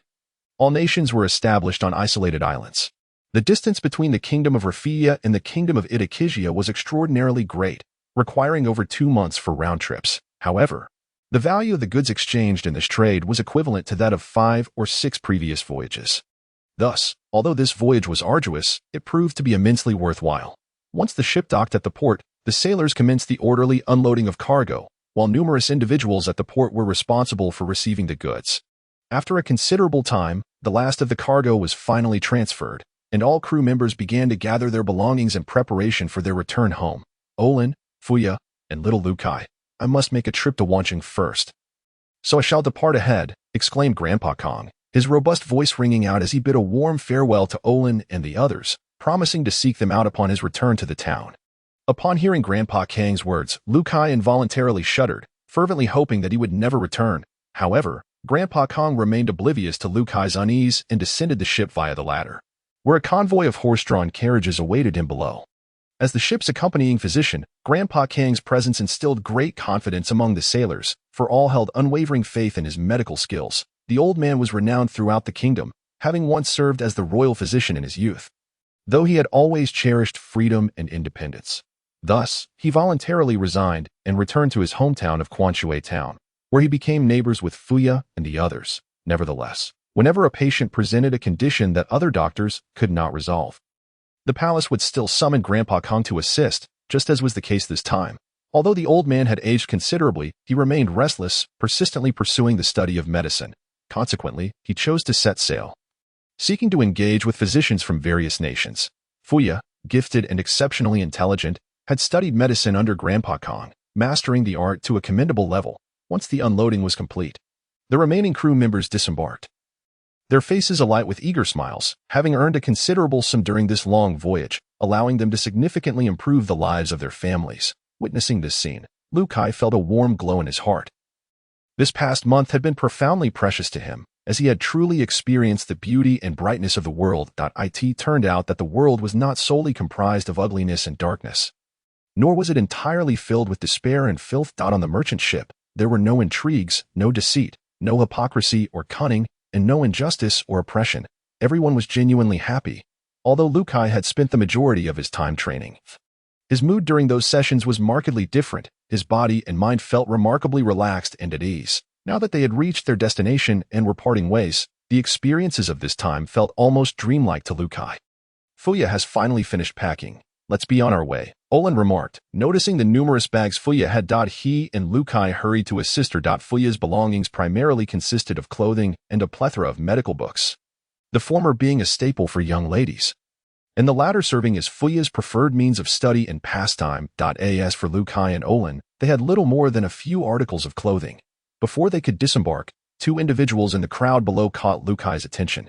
Two middle-aged figures, one male and one female. The man was tall, with an imposing demeanor, his body muscular and adorned with noticeable scars, his face nearly obscured by a thick beard. The woman, approximately 1.7 meters tall, appeared somewhat diminutive beside the bearded man, her face seemingly smeared with something that rendered her somewhat unattractive.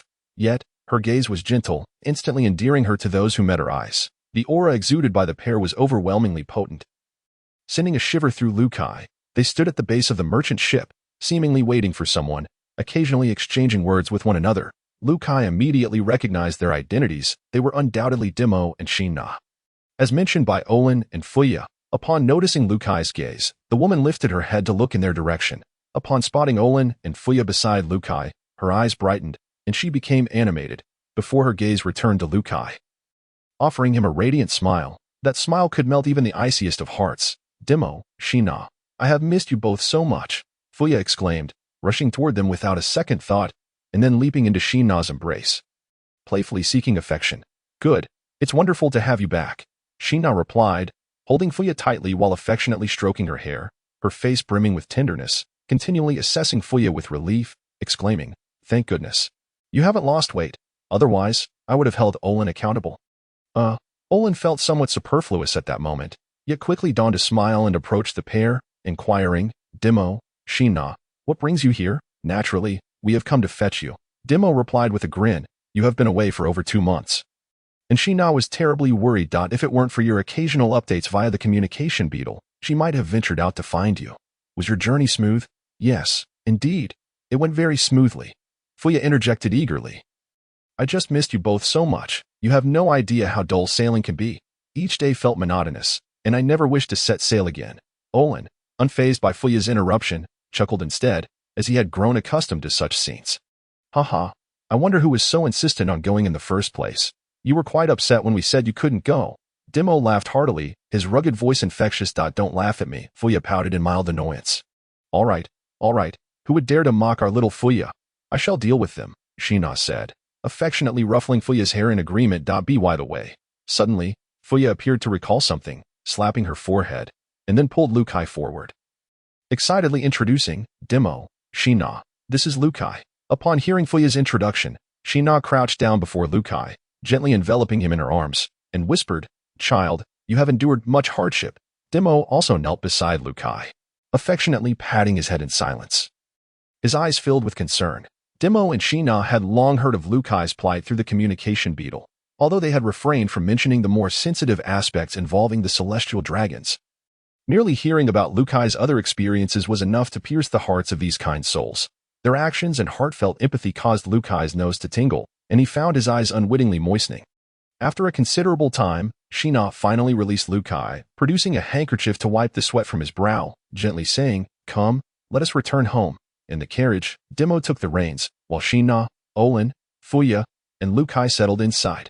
Throughout the journey, Fuya animatedly recounted amusing anecdotes from their recent voyage, and everyone patiently listened, often laughing along, even Demo, who was driving. Whenever Fuya spoke, the others instinctively fell silent, attentively listening, and she often included Lukai in her narratives. During these moments, Shina would regard him with a tender smile, quickly easing any nervousness he felt. The carriage headed toward Quanshui town. Located at the far eastern edge of the Itakizia kingdom, the town was modest in size, with a population of just over 3,000, and the port where Olin's fleet had docked was in close proximity. After a brief journey of about 10 minutes, Demo secured the carriage, and they arrived at a quaint courtyard. The courtyard resembled a typical rural homestead, yet its arrangement evoked a warm and inviting atmosphere. Upon arriving home, Shina immediately rushed into the kitchen to busy herself, with Fuya following to assist while dragging Lukai along. Meanwhile, Demo and Olin began chopping fodder for the horses, a scene filled with homely warmth. To welcome Lukai's arrival and celebrate Olin and Fuya's return, the evening meal was particularly lavish, although they were already aware of Lukai's hearty appetite. Demo and Shina were still astonished by his voraciousness, rendering them momentarily speechless. Fortunately, they had anticipated this, preparing an abundant feast. Otherwise, there would not have been enough for Lukai. At the dining table, Fuya continued to share stories that she hadn't finished telling Demo and Shina earlier. And everyone listened with rapt attention, their expressions resembling that of adults indulging a child, including Lukai, who appeared the youngest among them. However, his psychological age is anything but trivial. Nevertheless, Fuya persistently strives to embody the role of an elder sister. And Luka can only comply, for Fuya has long cherished the opportunity to assume this position, her heart brimming with excitement. Demo, as Olin has remarked, is not one for many words. He often simply stands by, chuckling softly, while Sina occasionally interjects with questions that elicit further joy from Fuya. Olin gazes at Fuya with an expression of indulgent affection, a sight that is genuinely heartwarming. Luka, being the focal point of Fuya's care, is often playfully prodded by her when she expresses delight, eagerly asking, Silly brother, don't you agree? In such moments, Luka, despite devouring his meal, nods earnestly in agreement, which greatly satisfies Fuya's sense of vanity.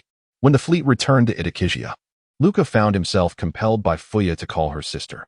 Although he harbored a multitude of reservations, Fuya's fervent desire to embrace her sisterly role left him with no opportunity for refusal. Thus, he has come to accept this endearing moniker, growing accustomed to it over time. Demo and Sina inquired extensively about Luka's circumstances, as many matters proved difficult to convey through the telephone book.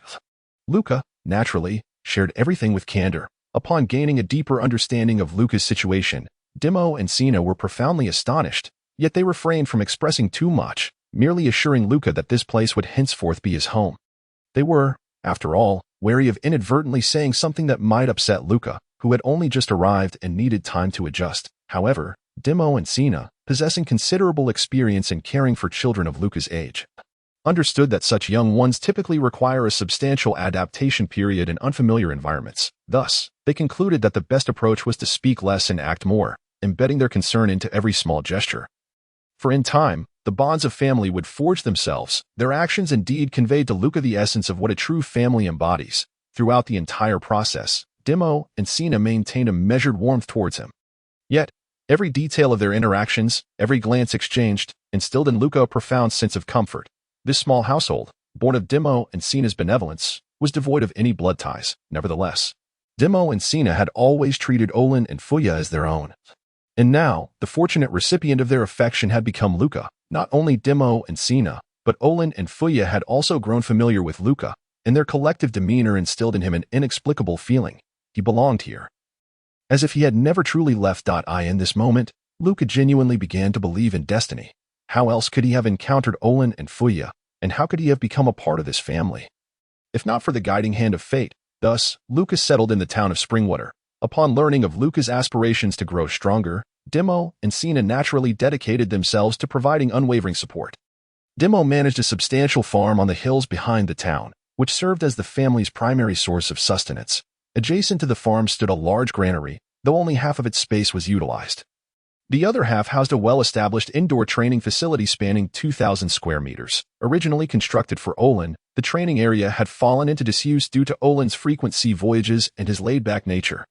Upon discovering Luca's situation, Dimo and Sina had tidied up the training grounds before his arrival. In the training facility, Luca was engaged in combat with Dimo, while Sina, Olin, and Fuya observed from the sidelines. They had come straight from dinner, as Luca's eyes had lit up at the mention of the training ground, prompting Dimo and Sina to bring him along. To facilitate Luca's subsequent instruction, Dimo sought to comprehensively assess his capabilities. As combat was the most revealing method of uncovering issues, unsurprisingly, Luca proved no match for Dimo, yet Dimo was nonetheless astonished by Luca's prowess. At the tender age of 8, he exhibited the strength of a member of the Itakizia Royal Guard, which was truly remarkable. I told you my silly brother is strong, Fuya exclaimed proudly from the side. Olin added, and Luca achieved this remarkable level entirely on his own, without any foundational training. During the 2 years he spent as a slave. Dimo, who was currently sparring with Luca, was left utterly stunned by Olin's words, while Sina covered her mouth in disbelief. Sina, why the shocked expression? Fuya inquired, noticing her reaction. It took Sina a moment to regain her composure. Realizing she had momentarily lost her decorum, she quickly shook her head and smiled. It's nothing, just hard to believe. Sensing that Sina might be concealing something, Fuya expressed her dissatisfaction. Even Sina has learned to lie now. However, Fuya soon grasped that Sina was merely trying to protect Luca's feelings and continued, Sina, you can speak freely. Don't worry, my silly brother is not so fragile. It's hiding things that would truly upset him. Sina was not surprised by Fuya's ability to see through her thoughts. They had long been accustomed to her innate cleverness. Trusting Fuya, Sina spoke up, Fuya, you both should know that Dimo possesses a unique perceptive ability. He can discern a person's innate talent by sensing their life force and energy flow, which is why he often remarks on your exceptional gifts. Indeed, there are some individuals in this world who are born with extraordinary talents, such as the infamous pirate Charlotte Lin and Kaido, who frequently make headlines. For such individuals, becoming powerful is merely a matter of time. Others can only envy their innate gifts, as countless people toil tirelessly, yet never catch up to their effortless growth. There are also those who may appear ordinary but possess remarkable potential and innate capabilities. With training, they can ascend to the ranks of the elite. Examples include the legendary marine hero Garb and the notorious pirates Roger and Whitebeard, and of course, you two as well. However, Dimo suggested that Luca might not fall into this category. Sina stammered. Even if Luca possesses exceptional insight, it seems improbable that he could have grown to this level in such dire conditions, where he faced hunger and was constantly monitored and enslaved. Moreover, the fact that he has independently grasped the Marine's 6 styles is quite unreasonable. Which is why I am so astonished. Who says Luca lacks talent? Fuya retorted with indignation, her voice rising in protest. Our Luca is the one with the most extraordinary gifts. Those others are unworthy to even carry his shoes. While Sina had no ulterior motives, Fuya was quick to defend Luca, jumping to his aid. It's true, Olin interjected, explaining, though Luca is not a devil fruit user, he possesses an unparalleled talent that surpasses anyone else's. At precisely 6 o'clock each morning, his body instantly restores to its optimal state, even recovering from severe injuries in an instant. However, the improvements gained through training remain intact. Fuya added, isn't that remarkable? This revelation left Sina even more astonished. Yet she understood that Olin and Fuya would not deceive her. The more they asserted it, the less she could believe. This disbelief was not entirely unwarranted, as both Fuya and Olin had initially doubted the claim. However, after witnessing this miracle on multiple occasions, they had reluctantly accepted it, and it had since become a norm for them. Dimo, having overheard their conversation, was well acquainted with the implications of such an unprecedented talent. It also clarified why Luca had reached such an impressive level at his age, despite seemingly average potential. Yet, unbeknownst to Dimo and Sina, Luca's innate abilities had significantly improved since 2 years prior. Had they encountered Luca from 2 years ago, they might have shared his sense of despair. As for becoming strong, such a physique would attract disdain even when one yearns to return home to cultivate the land. However, due to the existence of the system's reset function, this can be considered an extraordinary talent bestowed upon Liu Ka. By 6 o'clock the following morning, he would resurrect in perfect condition, shedding all negative statuses. While the enhancements gained from training would remain intact, this implies that Liu Kai can push his limits and unleash his potential without any burdens, making the process as effortless as eating or drinking. Furthermore, Liu Kai's innate physical gifts continue to ascend as he trains, which is the greatest boon the system has granted him. Meanwhile, Demo has concluded his battle with Liu Kai. However, upon overhearing the conversation amongst several individuals, Demo realized that the training methods he had initially devised for the exceptionally gifted Liu Kai might not be applicable. Demo, what kind of training suits Liu Kai? Faya inquired as she approached Liu Kai. Well, Demo hesitated momentarily at Faya's question, then turned to Liu Kai, saying, I initially assessed you based on a typical standard, but it seems that does not apply to you. I would like to hear your thoughts. Despite their brief acquaintance, both Demo and Cinna recognized Liu Kai's remarkable precocity, prompting them to allow him to make his own decisions. Without hesitation, Liu Kai declared, I wish to learn anything that can make me stronger. Demo fell into contemplation upon hearing this, and after a while, he responded, I understand, but this journey will be long and arduous. I fear neither time nor fatigue. Liu Kai replied with utmost seriousness. In that case, let me first explain what constitutes a top-tier warrior. Faya, didn't you mention wanting to train as well? You should listen to. Demo gathered everyone around a small round table in the warehouse and began. A person's strength is determined by a combination of factors, primarily reflected in 4 aspects: basic attributes, combat skills, haki, and the abilities conferred by devil fruits. Each of these aspects is crucial, and I will elucidate them one by one. First, we consider basic attributes, which encompass a person's strength, explosive power, physical resilience, stamina, and recovery capabilities. These attributes collectively form the prerequisite for becoming a top-tier warrior. Basic attributes are most significantly influenced by one's innate physique. Commonly referred to as physical talent, individuals with average physical talent can only enhance their basic attributes through extensive training over time. However, the extent of enhancement is contingent upon 2 factors: the ability to tap into latent physical strength and the training methodology employed. A scientist once posited that every individual possesses the same latent physical strength. It is merely that those with superior physique can more readily unleash their potential, while those with inferior physique struggle to do so. Cultivation, in essence, is the process of unlocking an individual's physical potential. If one cannot access their latent strength, they are fated to remain weak.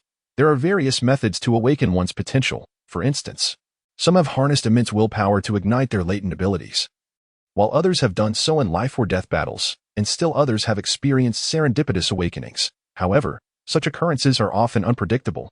Both Cinna and I have experienced moments of sudden explosive strength, yet even we are at a loss as to how to replicate such miracles. Presently, the most reliable method known to humanity for awakening potential is through training, making the appropriateness and correctness of the training method all the more vital. With the right training approach, even those with poor physiques can become strong, whereas the wrong method may render even the most gifted individuals mediocre. Olin has indicated that you possess unparalleled talent in the training of basic attributes, consistently discovering the most suitable training methods for yourself. Coupled with your extraordinary ability to instantly return to peak condition, your potential becomes boundless. Therefore, you should proceed to train your basic attributes at your own pace. Should I observe any issues, I will promptly point them out.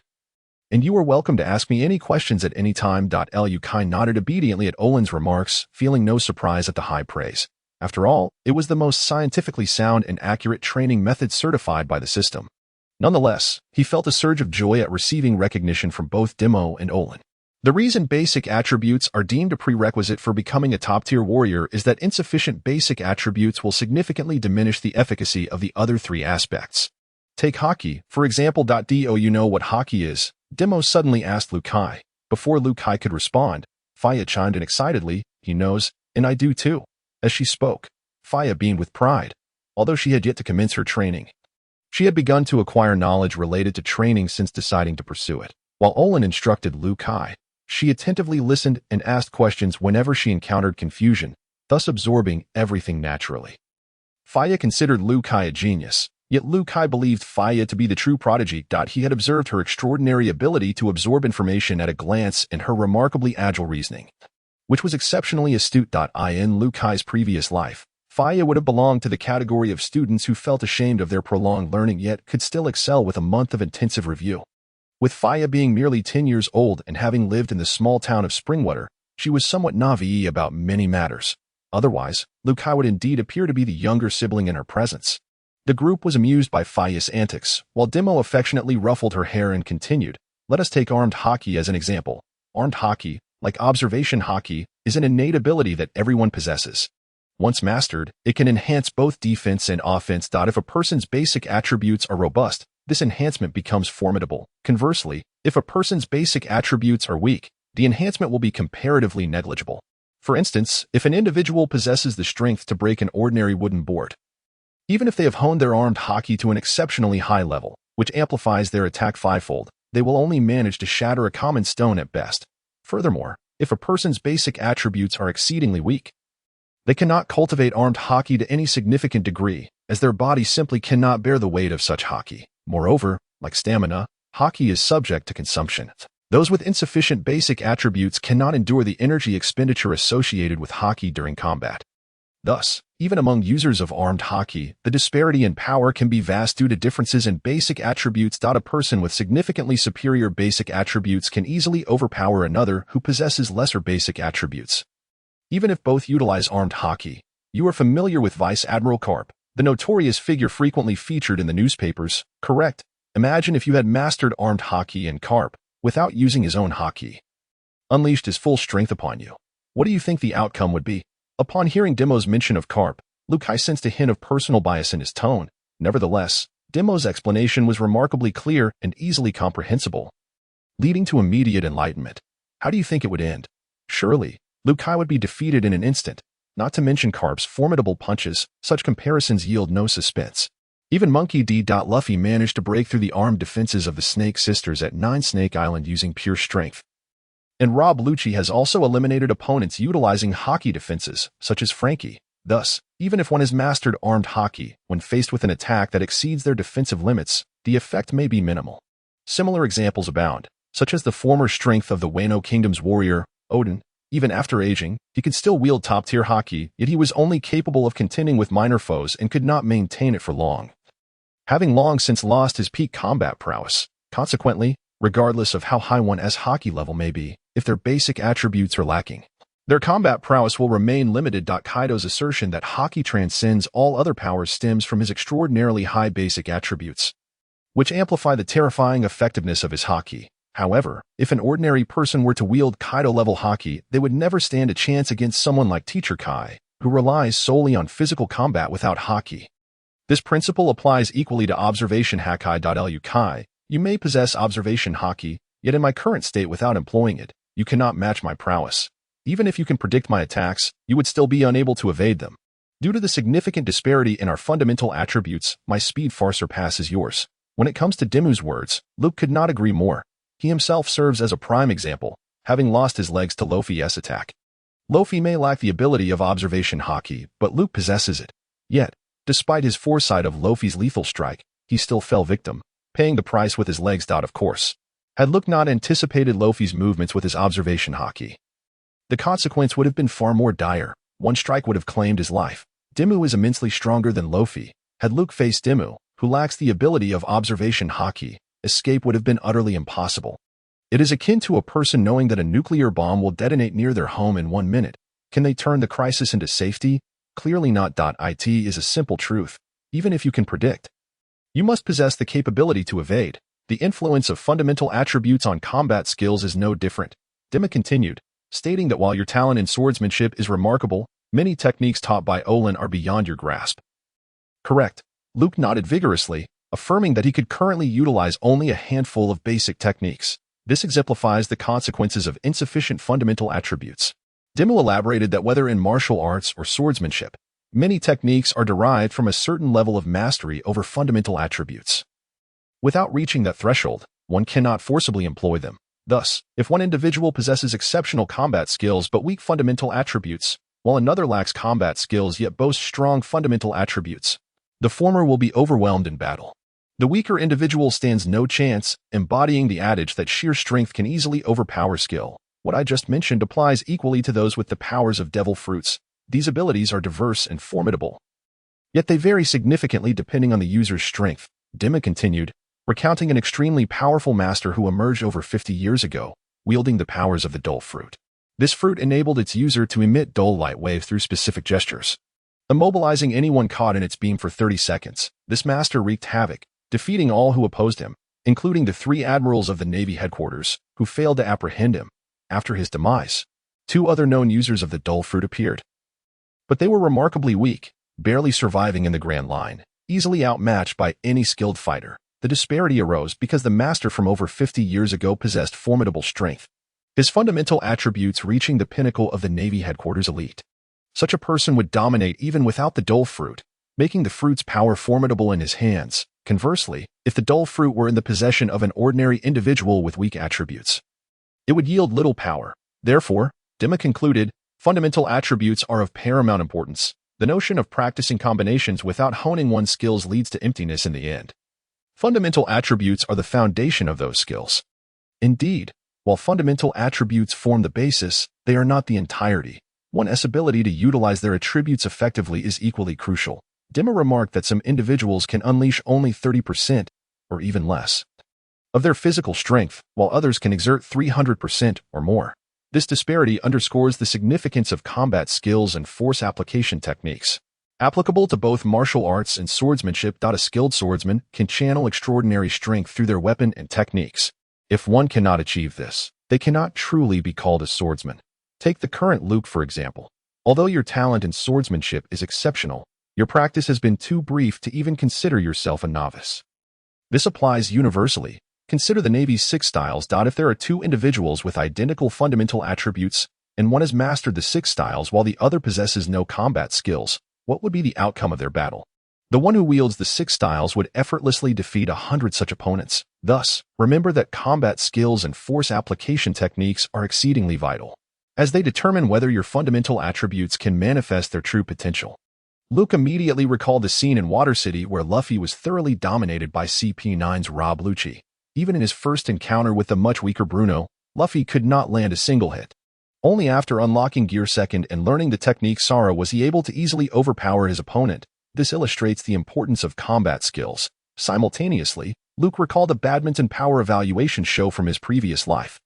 In that program, a female professional badminton player easily lost an arm wrestling match against a male reporter, yet the power of her shots was far superior. To test the force of her strikes, some prepared wooden boards and watermelons. Remarkably, she could effortlessly penetrate a 1 centimeter thick wooden board, even breaking through the thick rind of a watermelon. In contrast, the burly male reporter could not even break a 3 millimeter board, let alone a watermelon, simply because she was a professional athlete who mastered the correct techniques. While the reporter rarely played badminton and lacked the necessary strength, the significance of force application and combat techniques is self-evident. Therefore, mastery of powerful techniques is essential in martial arts and swordsmanship. Dimma continued, if you possess advanced combat skills and encounter someone with higher fundamental attributes but inferior combat skills, as long as their attributes do not overwhelmingly surpass yours, you still have a considerable chance of defeating them. I have witnessed formidable swordsmen, such as Sienna, routinely vanquishing opponents with superior fundamental attributes. After all, true combat transcends mere strength. While fundamental attributes are crucial, failing to unleash their full potential renders them meaningless. Sienna, sitting nearby, nodded earnestly. Observing Luke and Fuyua's expressions, she offered an encouraging smile. Dimmu, witnessing this, could not help but smile as well. Before continuing, he had already interspersed much discussion about hockey. And since you are relatively familiar with it, I shall only add a brief note. When 2 individuals possess nearly equal combat prowess, the one capable of utilizing hockey can dominate the other, whether through armament hockey or observation hockey. Thus, mastering hockey is imperative. Furthermore, hockey can compensate for deficiencies in other areas. For instance, if one's fundamental attributes are inferior to their opponents but their hockey level is higher, they still stand a significant chance of victory. After sharing these insights, Dimma suddenly emphasized, one crucial point to remember is to never underestimate anyone you encounter. There exists a unique power in this world: the abilities of devil fruits. An individual may entirely lack hockey, possess weak fundamental attributes, and have no knowledge of combat skills, yet by consuming a powerful devil fruit, they can still defeat many formidable foes. Luke wholeheartedly agreed. recognizing the existence of many bizarre and formidable devil fruit abilities, such as the poison fruit or the fun fruit. Even if the consumer possesses little strength, underestimating them would lead to dire consequences. However, the abilities of devil fruits are myriad and complex. Take your time to understand them, as I shall not elaborate further. I will only mention one final point. In addition to the 4 factors previously discussed, a person's combat experience is also a determining factor in their strength. If 2 individuals possess identical fundamental attributes, combat skills, and hockey levels, yet one has extensive battle experience while the other has never engaged in combat, the outcome is clear. The former can almost effortlessly defeat the latter.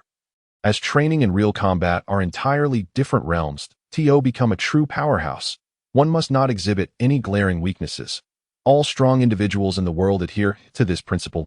It is possible to attain strength without consuming a devil fruit. But mastery of fundamental attributes, combat skills, hockey, and battle experience is essential. Any deficiency in these areas will hinder one's potential to become a strong individual. Although each of these elements can independently be cultivated to great heights, they ultimately contribute to one's overall strength. However, if one falls short in other aspects, a gap from the pinnacle will inevitably remain. I have never heard of anyone who solely relied on the powers of a devil fruit to become a top-tier warrior.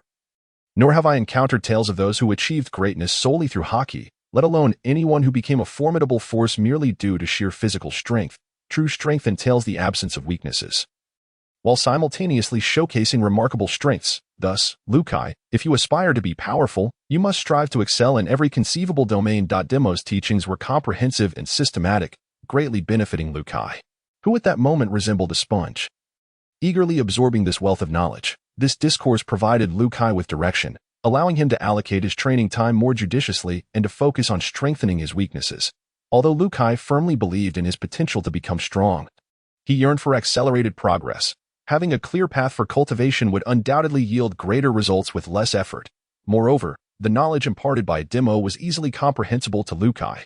Figures like Roger, Garp, Rayleigh, Shanks, and Mihawk all possessed exceptionally high foundational attributes and formidable combat skills.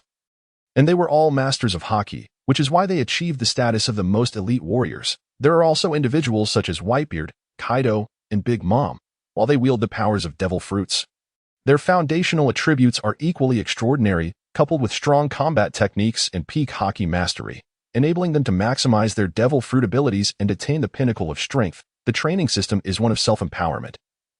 Whether the host becomes strong depends entirely on themselves, and Lukai is precisely the kind of person who harbors an intense desire to become powerful. After Demo concluded his lecture, Lukai immediately plunged into training with fervor. Meanwhile, Demo and Sina, after imparting a plethora of foundational cultivation theories to Fuya, began to guide the two of them. Time flew by, and 2 years swiftly passed since Lukai arrived in Springwater Town. He had long since acclimated to his surroundings and fully integrated into this new home. With Demo and Sina's unwavering guidance, Lukai's rate of progress soared as time progressed.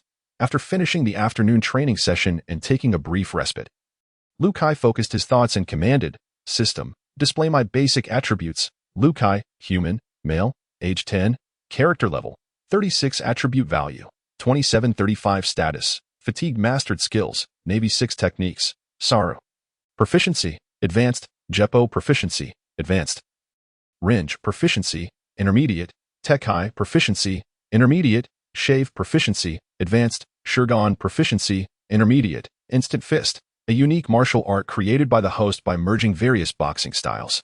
Characterized by extremely rapid fist speed and formidable explosive power and penetration, proficiency, intermediate, Kenbunchika Haki, an innate ability that allows one to keenly sense the presence of others, enabling the user to perceive the location, number, and impending actions of enemies outside their line of sight. Proficiency, intermediate, Busashoka Haki, an invisible energy that enhances individual defense and attack power. Capable of being applied to the body and weapons, an inherent strength of an individual. Proficiency, beginner, swordsmanship of the slashing god, a sword technique created by the host by integrating various sword styles. Featuring 9 powerful moves that are both versatile and destructive. Proficiency, beginner, meteorite staff technique, a staff technique invented by Demo, characterized by grand and powerful movements, consisting of 36 variations. Suitable for tall, strong, and agile individuals. Proficiency, beginner, carried items, none carried weapons, Twin sword system functions. 1. System function. Guidance. While the host engages in training, the system provides the most scientific and accurate guidance based on the host's self-mastery and entry-level projects. 2. Scan 1. Capable of scanning the basic attributes of individuals within 10 meters, not exceeding 5 levels above the host, limited to 3 uses per day, current uses, 33.3. Scan 2. Capable of scanning the basic attributes of all objects touched by the host, limited to 3 uses per day, current uses, 33.4. Healing. As long as the host is not deceased, the system can restore the host's body to optimal condition. Uses available, 11, cooldown period, 1 year. 5. Reset. Passive ability, resets all negative states caused by training, combat, injuries, poisoning, etc., incurred by the host in the previous day at 6 a.m. Uses available, 01, cooldown period, 1 day. Demo and Cena, as former powerhouses of the New World, each possess their own signature moves. Cena's ultimate technique is her self-created twin sword technique, while Demo's is the meteorite staff technique. Both twin sword technique and meteorite staff technique are exceedingly powerful, and Liu Kai has witnessed their might firsthand, far surpassing anything he could muster. However, Liu Kai found it challenging to harness their true potential, feeling a disconnect in his execution. Yet, Demo and Cena were not disheartened by Liu Kai's inability to replicate the expected power. They explained that true strength never relies solely on imitation. The techniques of others should merely serve as references. Every strong individual must carve their own path and possess unique signature moves. If another's technique is indeed suitable, it can naturally be adapted for personal use, but there is no need to forcibly master techniques that do not align with one's strengths, as this leads to losing sight of the fundamentals. Their words inspired Liu Kai significantly, and as a result, he refrained from merely mimicking others. Over the past 2 years, he had been diligently attempting to create his own signature moves, and now both his swordsmanship and boxing were taking shape. At present, Liu Kai had achieved level 36, with an attribute value of 2735, nearly tenfold his strength from 2 years prior. According to Demo and Cena, even the 10-year-old Liu Kai would not be outmatched on the Grand Line, as his physical attributes rivaled those of many vice admirals in the Navy headquarters. The distinction lies in Liu Kai's mastery of dual haki, proficiency in the 6 techniques, and other formidable combat skills, making his combat capability far superior to that of an average vice admiral. However, Liu Kai felt no pride in his accomplishments, for he knew that his current strength was still far from the lofty goals he had set for himself. "Sister, it's time, let's return home for dinner." After concluding the afternoon training session, Liu Kai called out to Fuya, who was fervently striking an iron sandbag in a corner of the warehouse. Liu Kai's training over the past 2 years had been anything but solitary. For Fuya, having returned, began her training shortly thereafter, remaining by Liu Kai's side throughout. Initially, Demo and Cena guided Fuya's training, but after a few months, that responsibility shifted to Liu Kai, as the systematic training methods provided by the system could also be applied to others. Liu Kai merely needed to thoroughly understand an individual's physical condition and systematically combine it with the various training methods targeting explosive power, strength, endurance, flexibility, balance, reaction speed, relaxation, and fatigue elimination provided by the system, yielding astonishing results. In other words, Liu Kai possessed a remarkable talent for guiding others in their cultivation, and those he instructed effectively had access to a guiding system, particularly when Liu Kai expressed himself in a manner that Fuya could easily comprehend. Her already sharp intellect allowed her to grasp concepts with remarkable ease. Thus, over the course of 2 years, Fuya's innate talents propelled her upward rapidly. Now, Fuya had reached level 26, with an impressive attribute value of 1022. She had mastered the 6 techniques and made significant progress in Kinbunchika Haki. Although she had yet to grasp Yusashoka Haki, she was on the verge of doing so, far surpassing Liu Kai's training outcomes from his time in the flower factory. This was hardly surprising, as Fuya's innate talent greatly exceeded Liu Kai's at the outset of his training. Additionally, Fuya began her training at the age of 10, while Liu Kai was merely 6, placing their physical capabilities in entirely different realms. Furthermore, the training conditions Fuya enjoyed were exponentially superior to what Liu Kai experienced as a slave. The facilities, nutrition, and expert guidance she received were beyond anything Liu Kai could have hoped for. Had it not been for Liu Kai's continuous enhancement of his talent and potential through training, he might soon find himself eclipsed by Fuya. Yet Fuya was still dissatisfied with her progress, which left Liu Kai feeling somewhat inadequate. Every time he witnessed Fuya's relentless dedication to training, Liu Kai felt an overwhelming sense of compassion for her, because he was aware that Fuya's diligent efforts were all inspired by him. However, the benefits were undeniably apparent. In the 2 years since Luca arrived in Springwater Town, his mental state had improved remarkably with the passage of time.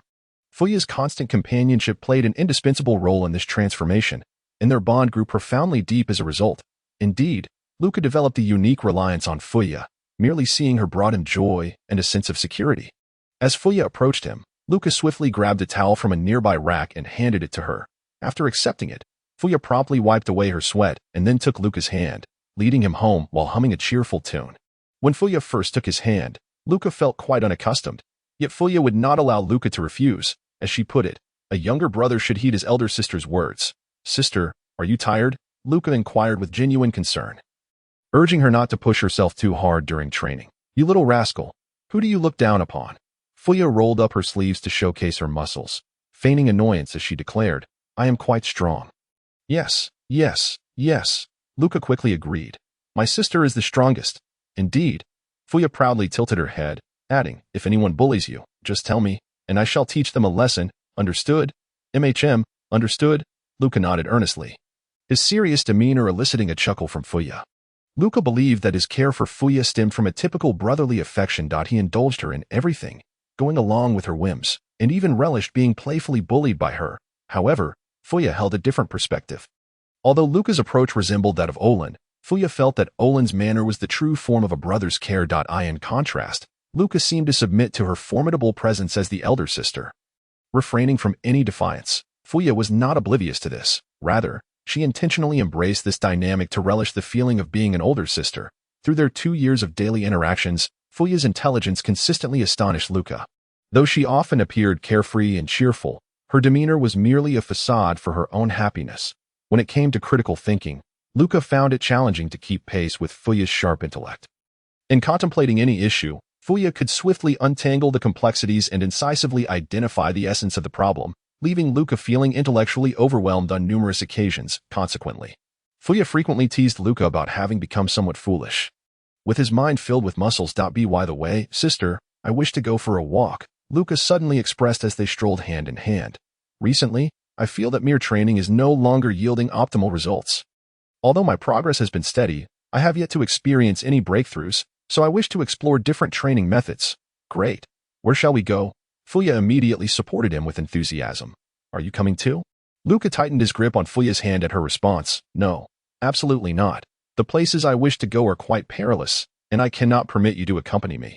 You little rascal, I trust you to go. Yet you dare to prevent me? Fuya's expression turned stern, adopting an older sister's authority, which made Luca feel overwhelmed. He was not merely going for leisure, he intended to venture into genuinely dangerous territories. And while he himself was unafraid, he worried about Fuya's safety. Did he possess sufficient capability to protect her? However, if he forbade her from going, she would undoubtedly feel disheartened, and Luca dreaded seeing her upset.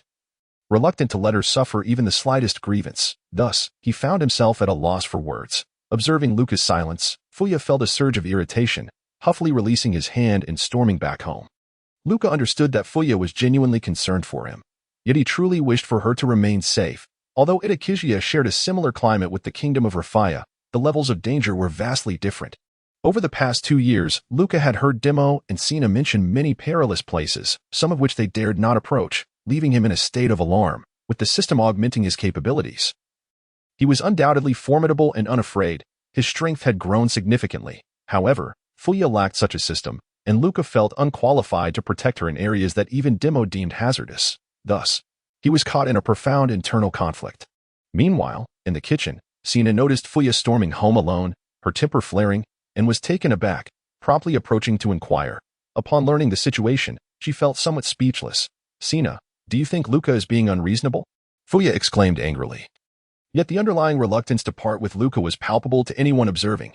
Fuya, I believe Luca is correct. Given his current strength and unique talents, he can access nearly all of Itakizia, barring a few locations.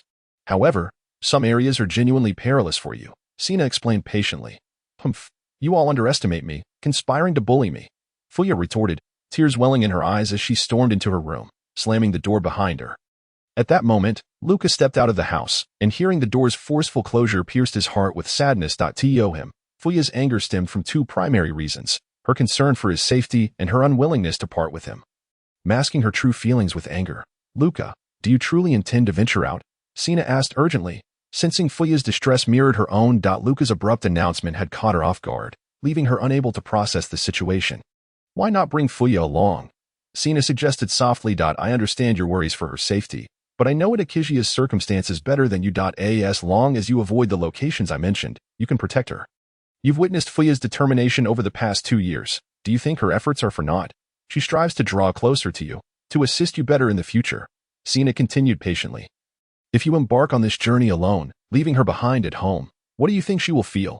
Your excessive protectiveness will invalidate all her efforts over these 2 years. She has worked harder than anyone else and desires to support you in fulfilling your aspirations. If your actions make her feel like a burden, how heartbroken do you think she will be? Moreover, your sudden announcement leaves her unprepared, torn between concern for your safety and her reluctance to see you go. What do you think her emotional state is? Upon hearing Sina's words, Luca felt a wave of regret wash over him. How could he have overlooked this crucial aspect? Indeed, as Fuya had pointed out, he had become a muscle-bound fool, oblivious to the feelings of those around him. He genuinely wished to shield Fuya from any danger. Yet, what was the purpose of her relentless training over the past 2 years? Coupled with her dedication to mastering medicine, Luca, you must have faith in yourself. You are far stronger than you perceive. Your fear of being inadequate has clouded your judgment, leading to these doubts. The term fear of inadequacy was a label Fuya had aptly affixed to Luca, one that resonated with undeniable accuracy. Now, the entire family acknowledged that he was afflicted with this condition and needed treatment. Luca's remedy was to intensify his training. Moreover, you must trust Fuya. She is not as fragile as you imagine. Sina continued, observing that Luca was beginning to waver. What she requires is your trust, not your protection, much like how she believes you will eventually become the strongest in the world. Realizing his excessive concern could inadvertently harm Fuya, Luca felt a deep sense of shame. What justification did he have to negate all that Fuya had accomplished under the guise of protection? Thank you, Sina. I understand now. Luca exhaled deeply, nodding emphatically. Sina discreetly gestured toward Fuya's door, giving Luca a knowing look before returning to the kitchen with a smile to continue preparing dinner. Luca did not knock but quietly opened the door, peeking inside to hear Fuya murmuring to herself. Humph, you little rascal. Last year, you were too afraid to sleep alone at night and insisted I stay with you. Now, you dare to underestimate me. How outrageous, Fuya complained while clutching her pillow. Hearing this, Luca felt an overwhelming sense of embarrassment. When Luca first arrived in Springwater Town, he had struggled immensely with the profound loneliness of the dark, late hours. Consequently, Fuya had volunteered to add a bed to his room, insisting on staying with him for half a year. Although Luca had initially rejected the idea, asserting that he would soon adjust, however, it was impossible to resist the formidable authority of Fuya, who insisted on looking after her younger brother under the guise of sisterly care. It was indeed Fuya's companionship that swiftly alleviated Luca's mental struggles, freeing him from lingering worries. Now, as Fuya brought up past matters, Luca's face instantly flushed a deep crimson. In this regard alone, he was completely at her mercy. Sister, Luca tentatively spoke, testing the waters with a soft utterance. What are you doing here, you little rascal? Fuya replied, her tone laced with a hint of irritation, while she suppressed her own grievances. Seeing her expression, Luca felt as though his heart was shattering, and he quickly said, Sister, I came to apologize. He pushed open the door and cautiously took a seat on the chair, murmuring, I was thinking just now. And I feel it's better with you by my side. So, could you accompany me, not just to cheer me up? Fuya, visibly annoyed, inquired, Are you saying I should just entertain you? Luca shook his head vigorously, displaying a resolute demeanor that suggested he would not dare to suggest such a thing. Pfft, ha ha ha ha. Fuya couldn't help but burst into laughter at Luca's cautious demeanor, the earlier anger and grievance dissipating entirely. Considering how sincere you are, I shall reluctantly agree, she said, winking at him, a triumphant smile gracing her lips. At that moment, upon witnessing Fuya's smug expression, Luca realized he had been ensnared once again. He finally comprehended that Fuya's earlier irritation had been feigned, and her complaint to Xin Na had been premeditated. Her earlier murmurs about her own embarrassing moments had also been intentional, aimed solely at coaxing Luca into submission. The intricacy of this ploy rendered him utterly defenseless. Such occurrences had become frequent over the past 2 years. Had it not been for Fuya's deliberate reveal of her vulnerabilities at the last moment, Luca would have remained oblivious. As a result, every seemingly casual act or emotional shift from Fuya now carried profound significance in Luca's eyes. Yet, Fuya's tactics varied each time, blending truth with deception, making it futile for Luca to prepare for her schemes. Consequently, he found himself unwittingly acquiescing to all of Fuya's demands over the past 2 years. Fuya had always taken delight in teasing Luca, skillfully maneuvering him in circles, yet she never truly wished to cause him distress. She simply relished the process. Before long, Demo returned, and the family of four gathered together, joyfully enjoying dinner. Luca's table manners remained as alarming as ever, and his appetite had only grown larger due to increasing training and his growth spurts. Even Fuya, having undergone intense training, found herself able to eat more than before. Xin felt a profound sense of accomplishment every time she witnessed Luca and Fuya relish their meals so heartily. However, Olin was absent, spending more than half of each year at sea, a choice he made willingly. Olin cherished the sensation of sailing on the open waters, believing that only the sea could grant him the freedom he desired. Demo and Xin wholeheartedly supported this decision. Since that one time Fuya accompanied Olin out to sea and found it tedious, she had not ventured out again, content to remain in Springwater Town with Luca. Demo and Xin.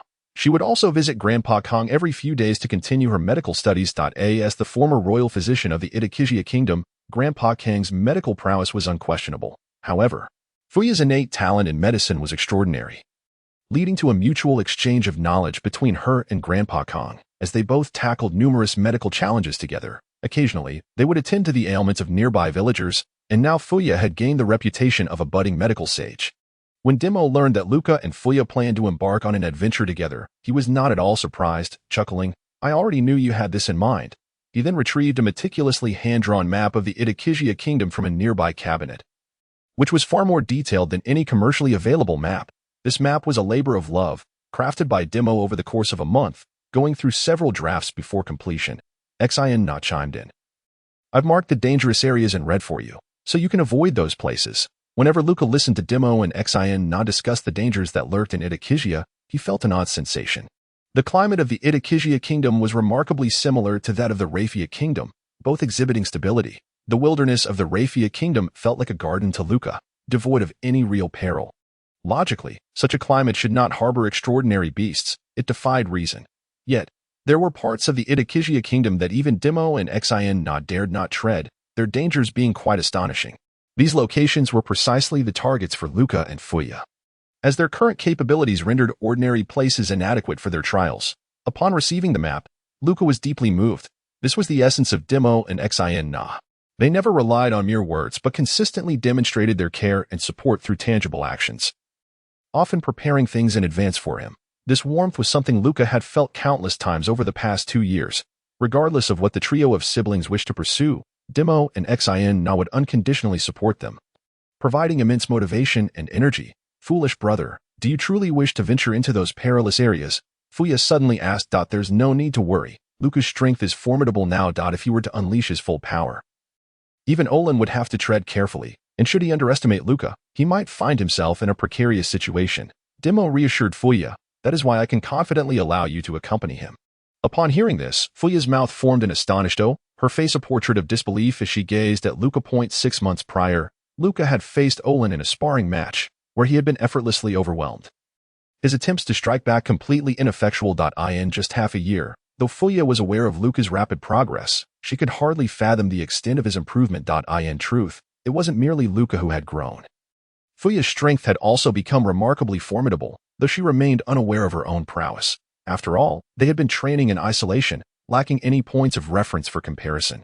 Comparing themselves to Demo and Xin held little meaning, as the gap between them seemed to have never narrowed. In fact, as Demo and Xin displayed even greater strength during their bouts with the siblings, the disparity appeared more pronounced. There's nothing surprising about it.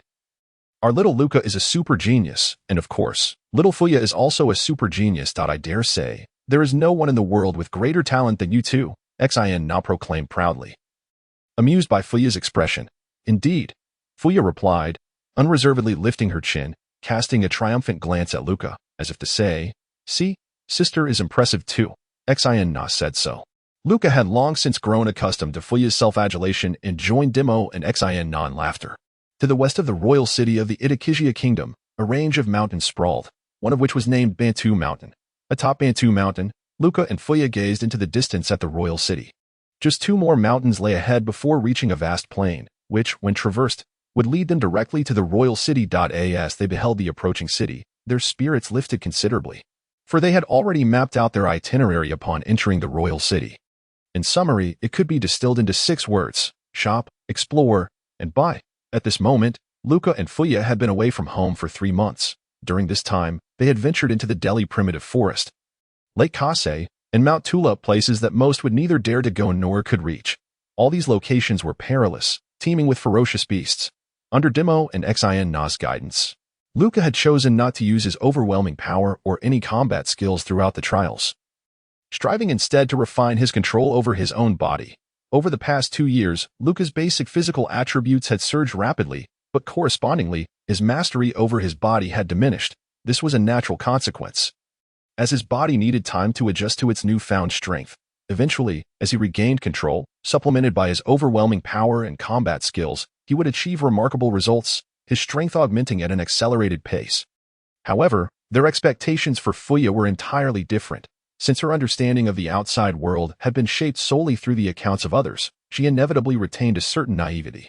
Thus, the essence of Fuya's mission can be distilled into 2 words: adaptation. It must be said that the areas marked in crimson by Dimo on the map are no trivial matter. They are indeed fraught with peril. Throughout their journey, as Liu Kai refrained from employing his imposing aura and remained ever vigilant to safeguard Fuya, he gradually honed a beast-like instinct for danger. Moreover, as he relied solely on his physical prowess during confrontations, Liu Kai's body became increasingly agile, achieving an unprecedented level of coordination and understanding of his own capabilities. Fuya's transformation surpassed Liu Kai's expectations. Despite her relentless training over the past 2 years, she had never engaged in a genuine battle, and at merely 12 years of age, she was still a young girl who had never even killed a chicken. Suddenly thrust into a treacherous jungle, confronted by creatures that resembled not mere beasts but rather monstrous entities, Fuya was initially overwhelmed, repeatedly resorting to her brother's summoning spells. However, as she began to recognize her own considerable strength and, after witnessing bloodshed and personally slaying some of their assailants, the remarkably quick-witted Fuya soon composed herself, maintaining her poise amidst chaos. Her intelligence enabled her to swiftly discern the weaknesses of many creatures, employing stratagems in battle to repeatedly triumph over foes beyond her level. As she gradually adapted to the rigors of combat, Fuya learned to utilize her strength to surmount the majority of dangers, shedding any unwarranted compassion. Over the course of 3 months, Liu Kai and Fuya traversed nearly half of the Itakishia Islands, enduring the elements as their primary sustenance came from wild game and foraged vegetables. The royal city was their ultimate destination, yet their purpose in reaching this place was no longer one of trial. Liu Kai wished to take Fuya for a well-deserved respite before returning home. Naturally, Fuya was elated by Liu Kai's proposal, as she had long yearned for home, though she had never mentioned it for fear of worrying him. After all, enduring the hardships of life on the road, fraught with dangers and subsisting solely on roasted meat and wild vegetables, was rather excessive for a 12-year-old girl. Just as Liu Kai and Fuya prepared to set off for the royal city, a cacophony of battle cries drew their attention, accompanied by the clashing of weapons and the gasps of women and young girls. Liu Kai and Fuya exchanged a glance and hurried towards the source of the commotion. Upon nearing the scene, they beheld a group of fierce-looking brigands encircling a lavish carriage. The carriage was opulent, occupied by a woman in her early 20s and a girl of about 8 or 9 years. Nearby stood several injured guards, weapons in hand, confronting the gang of brigands, while several corpses, most clad in guard uniforms, lay sprawled on the ground. Do you know who was aboard that carriage? If you are wise, you will step aside immediately. Otherwise, you shall not escape unscathed. A slightly injured guard stepped forward, hastily threatening, seemingly attempting to intimidate the bandits. I care not who you are. Daring to threaten us upon Bantu Mountain is a bold first, scoffed the leader of the brigands. Do you not bother to listen? On Bantu Mountain, we abide by the rules of the mountain bandits. I demand a ton of gold, and we shall release them at once. Otherwise, this beautiful lady shall belong to us, the bandit leader declared with a lewd expression. Preposterous, the guard bellowed, you have audacity beyond measure. At the guard's outburst, the bandit leader's demeanor shifted to one of cold menace, and the other brigands exuded an air of lethal intent. Liu Kai and Fuya were rendered speechless by the guard's arrogance. Such guards likely took pride in their esteemed status, accustomed to barking orders. Perhaps due to the noble lineage of the lady in the carriage, which had fostered a disdainful attitude towards others. Now, cornered by bandits, facing overwhelming odds that could cost them their lives, the guard still could not shake his habitual arrogance. If it were Liu Kai, he would have sought to communicate with the bandits immediately, probing their intentions. If they sought riches, then all would be well. Matters easily resolved with coin are not matters at all. The priority would be to ensure the safety of the lady and the young girl, then concoct a plan to persuade the bandits to allow someone to go retrieve the gold. and in the process, seek assistance. As long as someone among them could escape, there would still be a chance for salvation. Should it become evident that the bandits had ulterior motives, he would adapt and devise another strategy. Ultimately, if all else failed, he would have to take the lives of the lady and the young girl and then end his own life. Yet, at this critical juncture, the guard, rather than contemplating any strategies, merely continued his bluster. Should he provoke the bandits further, it would be too late for regrets. Kill all these guards and take the two of them back to the hideout, the bandit leader commanded coldly. Indeed, the brigands, undeterred by the guards' threats, prepared to strike. However, at that moment, the situation abruptly changed. A figure suddenly appeared beside the bandit leader, and with a flash of a blade, the leader clutched his throat in disbelief before collapsing lifelessly. The unexpected scene left everyone stunned, but the figure, undeterred, dashed to the side and swiftly dispatched two more foes. It was only then that the brigands began to comprehend the unfolding reality, shouting in alarm as they charged towards the newcomer. Yet they were no match for him. The figure moved like a specter through their ranks, dispatching them with ease. Before long, all the bandits lay slain. The newcomer was none other than Lu Kai, who had rushed to the scene upon hearing the commotion. The beautiful woman and the young girl in the carriage, along with the remaining guards, gazed in astonishment at the unfolding spectacle. Lu Kai, however, paid them no heed. With a flick of his wrist, he shook off the blood from his blade before sheathing it. As Lu Kai prepared to turn and reunite with Fuya, a voice called out to him. "Young man, please wait a moment." The speaker was the elegant lady from the opulent carriage, who had descended and approached Lu Kai, bowing deeply in gratitude. "Thank you for your timely assistance." Lu Kai furrowed his brow, aware that such a profound gesture often masked ulterior motives. He was still contemplating how to dismantle the brigand's lair and had no desire to waste time in idle conversation. "You possess remarkable skills. You must be no ordinary individual," the lady continued. "Our encounter with the bandits has decimated our guards, and dangers surely await us ahead. Thus, I humbly beseech you to escort us a short distance, and we shall reward you handsomely afterward." Lu Kai inherently felt a distaste for those of noble birth and had no intention of entangling himself in their affairs, just as he resolved to turn away. The little girl from the carriage approached him, her eyes filled with hope. "Big brother, please help us." "That may not be out of the question." At that moment, Fuya arrived, having overheard their exchange, before Lu Kai could decline. Fuya readily agreed on his behalf. Simultaneously, she shot Lu Kai a glance that clearly conveyed the message. "Leave it to me." Lu Kai instantly understood and suppressed a chuckle. It was evident that Fuya perceived these two distinguished individuals as potential benefactors. Though both Lu Kai and Fuya had plans for indulgence upon entering the city, they faced a rather awkward predicament. They had no money. Initially, they had intended to find a local nobleman of ill repute to borrow some funds. But with the sudden appearance of these potential benefactors, their plans became unnecessary.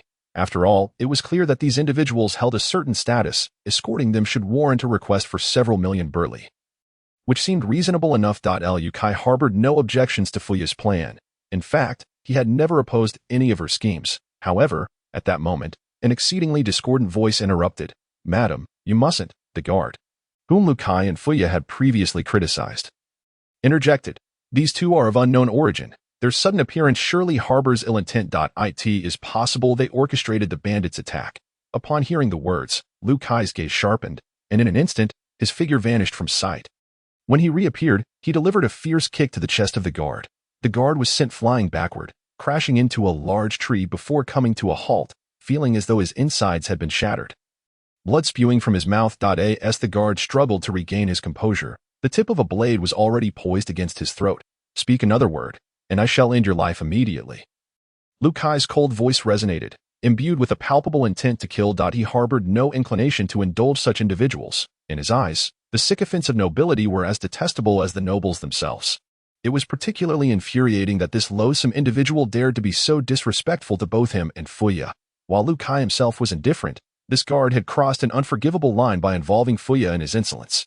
Despite having tempered his temperament significantly over the past 2 years, displaying a gentler demeanor around his family, this restraint did not extend to outsiders. Lu Kai maintained a demeanor of icy aloofness, often feeling that any additional words exchanged with others were merely a waste of time. Moreover, his family was his utmost treasure, and he would never permit anyone to upset them. Had it not been for his concern about disrupting Fuya's plans, this guard would have already met his demise. The guard, overwhelmed with terror, swallowed hard, utterly afraid to utter another word.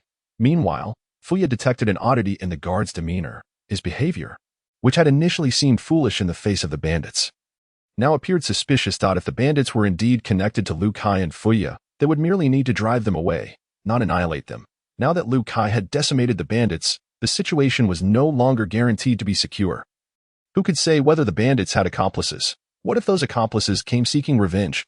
Furthermore, as a mere guard, it was unbecoming for him to oppose the decisions of his mistress. Among all the guards, he bore the least severe injuries, further raising suspicion. In this moment, even if Fuya and Lu Kai harbored ulterior motives, what could be done? The circumstances were overwhelmingly in their favor. Not only Lu Kai but even Fuya could act with impunity, leaving the guards with no choice but to acquiesce. Any intelligent individual would feign compliance, prioritizing the safe escort of their mistress and young master back home. This group of guards, having been bested by mere bandits, dared to confront those far stronger, their insolent remarks bordering on folly. The guards' sudden intervention was clearly driven by desperation, fearful that Lu Kai and Fuya would thwart his plans. Moreover, did he truly believe that the noblewoman was unaware of his words? She was likely more aware than he, yet she spoke to Lu Kai with courtesy. What could this mean? The reality of their intentions mattered little at this juncture. If Fuya and Lu Kai genuinely sought to protect them and return them safely to the royal city, that would be a significant boon. Lu Kai's demeanor upon slaying the bandits suggested he wished to sever ties with them, leading the noblewoman to trust that Lu Kai and the bandits were not allies. Dear brother and sister, my guard has been rude.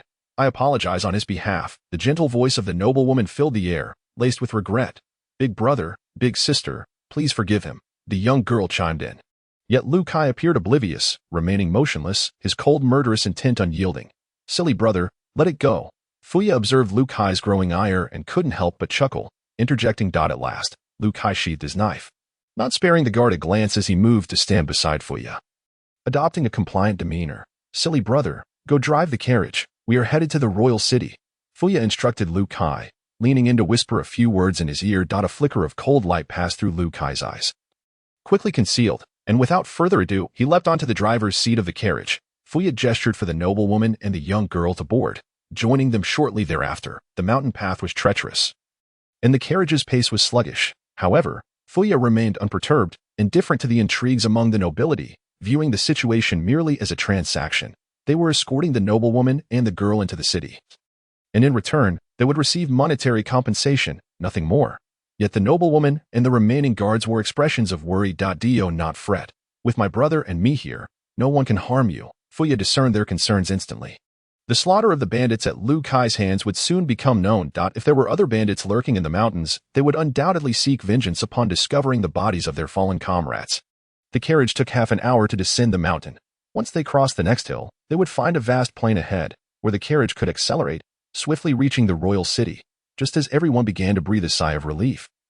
A cacophony of hooves and battle cries echoed from behind. Lu Kai pulled on the reins, halting the carriage, then drew his blade and strode toward the rear. All present understood his intent, having witnessed Lu Kai's prowess in battle. They brimmed with anticipation, hoping he would repel the pursuing bandits. Soon, the first horse appeared within Lu Kai's sights. Kill them. Avenge our brothers, the leading man shouted, brandishing his saber as he charged toward Lu Kai and the others.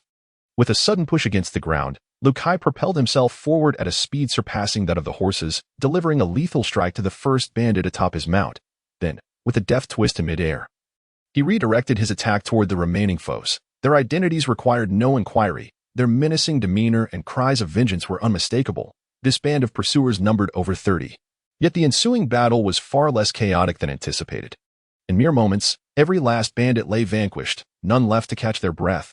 Treating defeat as inconsequential, Lu Kai effortlessly seized 6 horses, returning to the carriage and resuming his position at the reins. Big brother, you are truly amazing, the young girl exclaimed from the back of the carriage, her eyes shining with excitement. Can you tell me your name? Lu Kai, however, seemed oblivious, continuing to drive the carriage without a word. The girl, thwarted in her attempt to engage him, pouted slightly, but soon retrieved a food box from the carriage, opening it to reveal a piece of cake, which she offered to Lu Kai. Big brother, this cake is delicious. Would you like a piece? Once again, Lu Kai remained silent, not reaching out to accept it. The girl was about to try again when the noblewoman gently pulled her back, shaking her head in admonition, causing the girl to sit in silence, visibly disgruntled. My brother is a bit shy. Please do not take offense, Fuya explained, unfazed by Lu Kai's demeanor. Thank you. The noblewoman addressed Fuya. Though her words were not directed at Liu Kai. There's no need for thanks, Fuya replied with a smile. However, my brother and I have certainly put in our share of effort, given your distinguished status. A modest reward would suffice. Of course, once we reach the royal city, we will ensure you are adequately compensated, the noblewoman swiftly assured. She recognized that while Liu Kai possessed immense strength, it was Fuya who held sway over their arrangements. As long as she was satisfied, Liu Kai's disinterest mattered little. Miss, is this your first visit to the royal city? The young girl inquired, her curiosity piqued. Yes, it is, Fuya responded. How did you know? People who have been to the royal city often refer to it as Wolf City, the girl explained. You are quite clever, Fuya praised with a smile. Miss, do you have any particular reason for visiting the royal city? We are merely passing through and wish to explore a bit. Is there anywhere you would recommend visiting? Fuya inquired. On the journey that followed, the group encountered no further troubles. Fuya engaged in considerable conversation with the young woman and girl aboard the carriage, garnering insights into the affairs of the royal city. She learned that the young woman and girl were sister-in-law and sister, which enlightened Fuya, who had initially found it perplexing that a woman in her early 20s could have a daughter of such an age.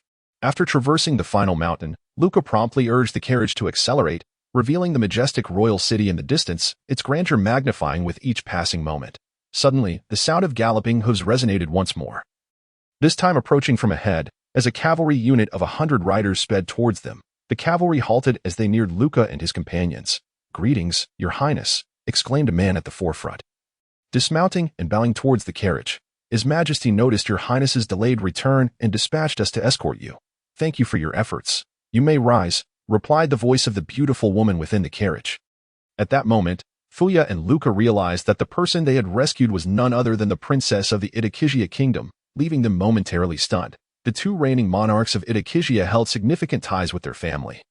And even Olin referred to the current king, Russell, as a brother. It dawned on them that they had saved one of their own. Was it still appropriate to demand payment? Upon this realization, Luca and Fuya exchanged glances. Both perceiving a sense of helplessness in each other's eyes. Was their fortune slipping away so easily? At that moment, a figure on horseback surged towards the cavalry from behind the carriage, the very guard whom Luca had reprimanded earlier. Upon reaching the cavalry captain, the guard suddenly pointed at Fuya and Luca, shouting, Lanning, seize those two brigands. They conspired with the mountain bandits, nearly causing the death of the princess and the young royal. They even attempted to abduct the princess and the young lady to coerce the king. This unexpected turn of events immediately heightened the alertness of the cavalry, who swiftly drew their weapons. Ready to charge to the rescue, Fuya, infuriated, felt a wave of indignation. She hadn't even had the chance to claim kinship, yet now found herself falsely accused as a villain. Luca, however, suddenly wore a smile, vanishing from the carriage in an instant. When he reappeared, he stood before the scheming guard, swiftly executing a precise strike that severed the guard's body at the waist. The guard's upper half began to float upwards due to the force of the blade. The entire incident transpiring so rapidly that he had no time to react, not even to feel pain. Luca then plunged his blade into the guard's chest, pinning him to the void, coldly declaring, Who gave you the audacity? It was only then that the guard felt the excruciating agony of losing his lower half and arms, instinctively attempting to scream. However, the knife lodged in his chest stifled any sound. Only blood gushing from his mouth. He could acutely sense his life ebbing away, his gaze towards Luca filled with profound terror and regret as he finally comprehended the caliber of the being he faced. Yet, it was too late. In scarcely 3 seconds, the guard succumbed to unconsciousness, bidding farewell to this world. On the return journey, the guard had consistently glared at Luca's back with malevolence, a cold murderous intent emanating from him. Although Luca did not witness it, even without the ability to sense such hostility, he could clearly feel the animosity. Luca remained indifferent, recognizing it as mere impotent fury. However, the guard made the grave mistake of casting a similarly sinister glance at Fuya, which Luca could no longer tolerate. Had Fuya not previously instructed Luca to prioritize obtaining money first, he would have already slain the guard. It was unexpected that the fool would approach them now, seeking his own demise, oblivious to the source of his courage. Upon witnessing the guard's demise at Luca's hands, the cavalry quickly reacted, brandishing their weapons and preparing to charge at Luca. Stand down. A furious voice reverberated from within the carriage, causing all the cavalry to halt. Turning their gaze towards the vehicle, the princess, her face aflame with anger, descended, unable to fathom that her guard would suddenly create such a scene, igniting her wrath. My dear sister, My young brother, we sincerely apologize for the distress you have endured due to our oversight. I beg your forgiveness and implore you to allow me the chance to make amends. I wish to invite you to the royal palace as guests. At this moment, all the cavalry were bewildered, unable to comprehend the situation.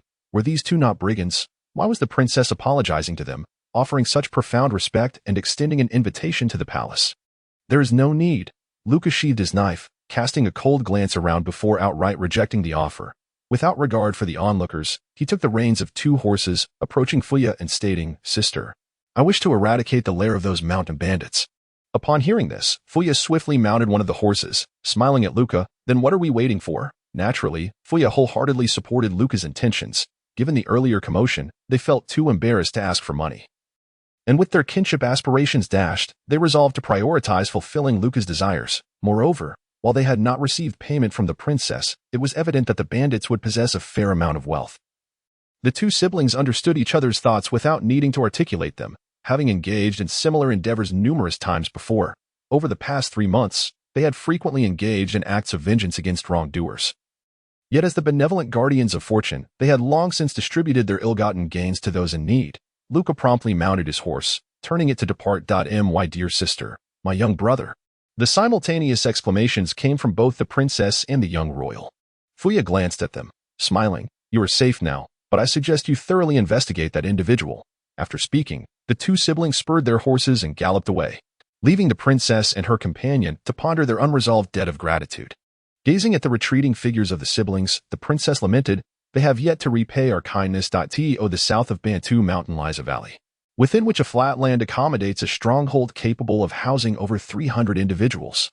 Could you repeat that? In the hall of the stronghold, a man with a cold gaze fixed upon the kneeling individuals before him inquired angrily. The two groups we dispatched earlier, they have all perished. The kneeling figure responded, his voice trembling. The bandit leader clenched his fists, exuding a potent aura of malice as he bellowed, "Incompetence! Find out who is responsible immediately. No need to investigate. It was I."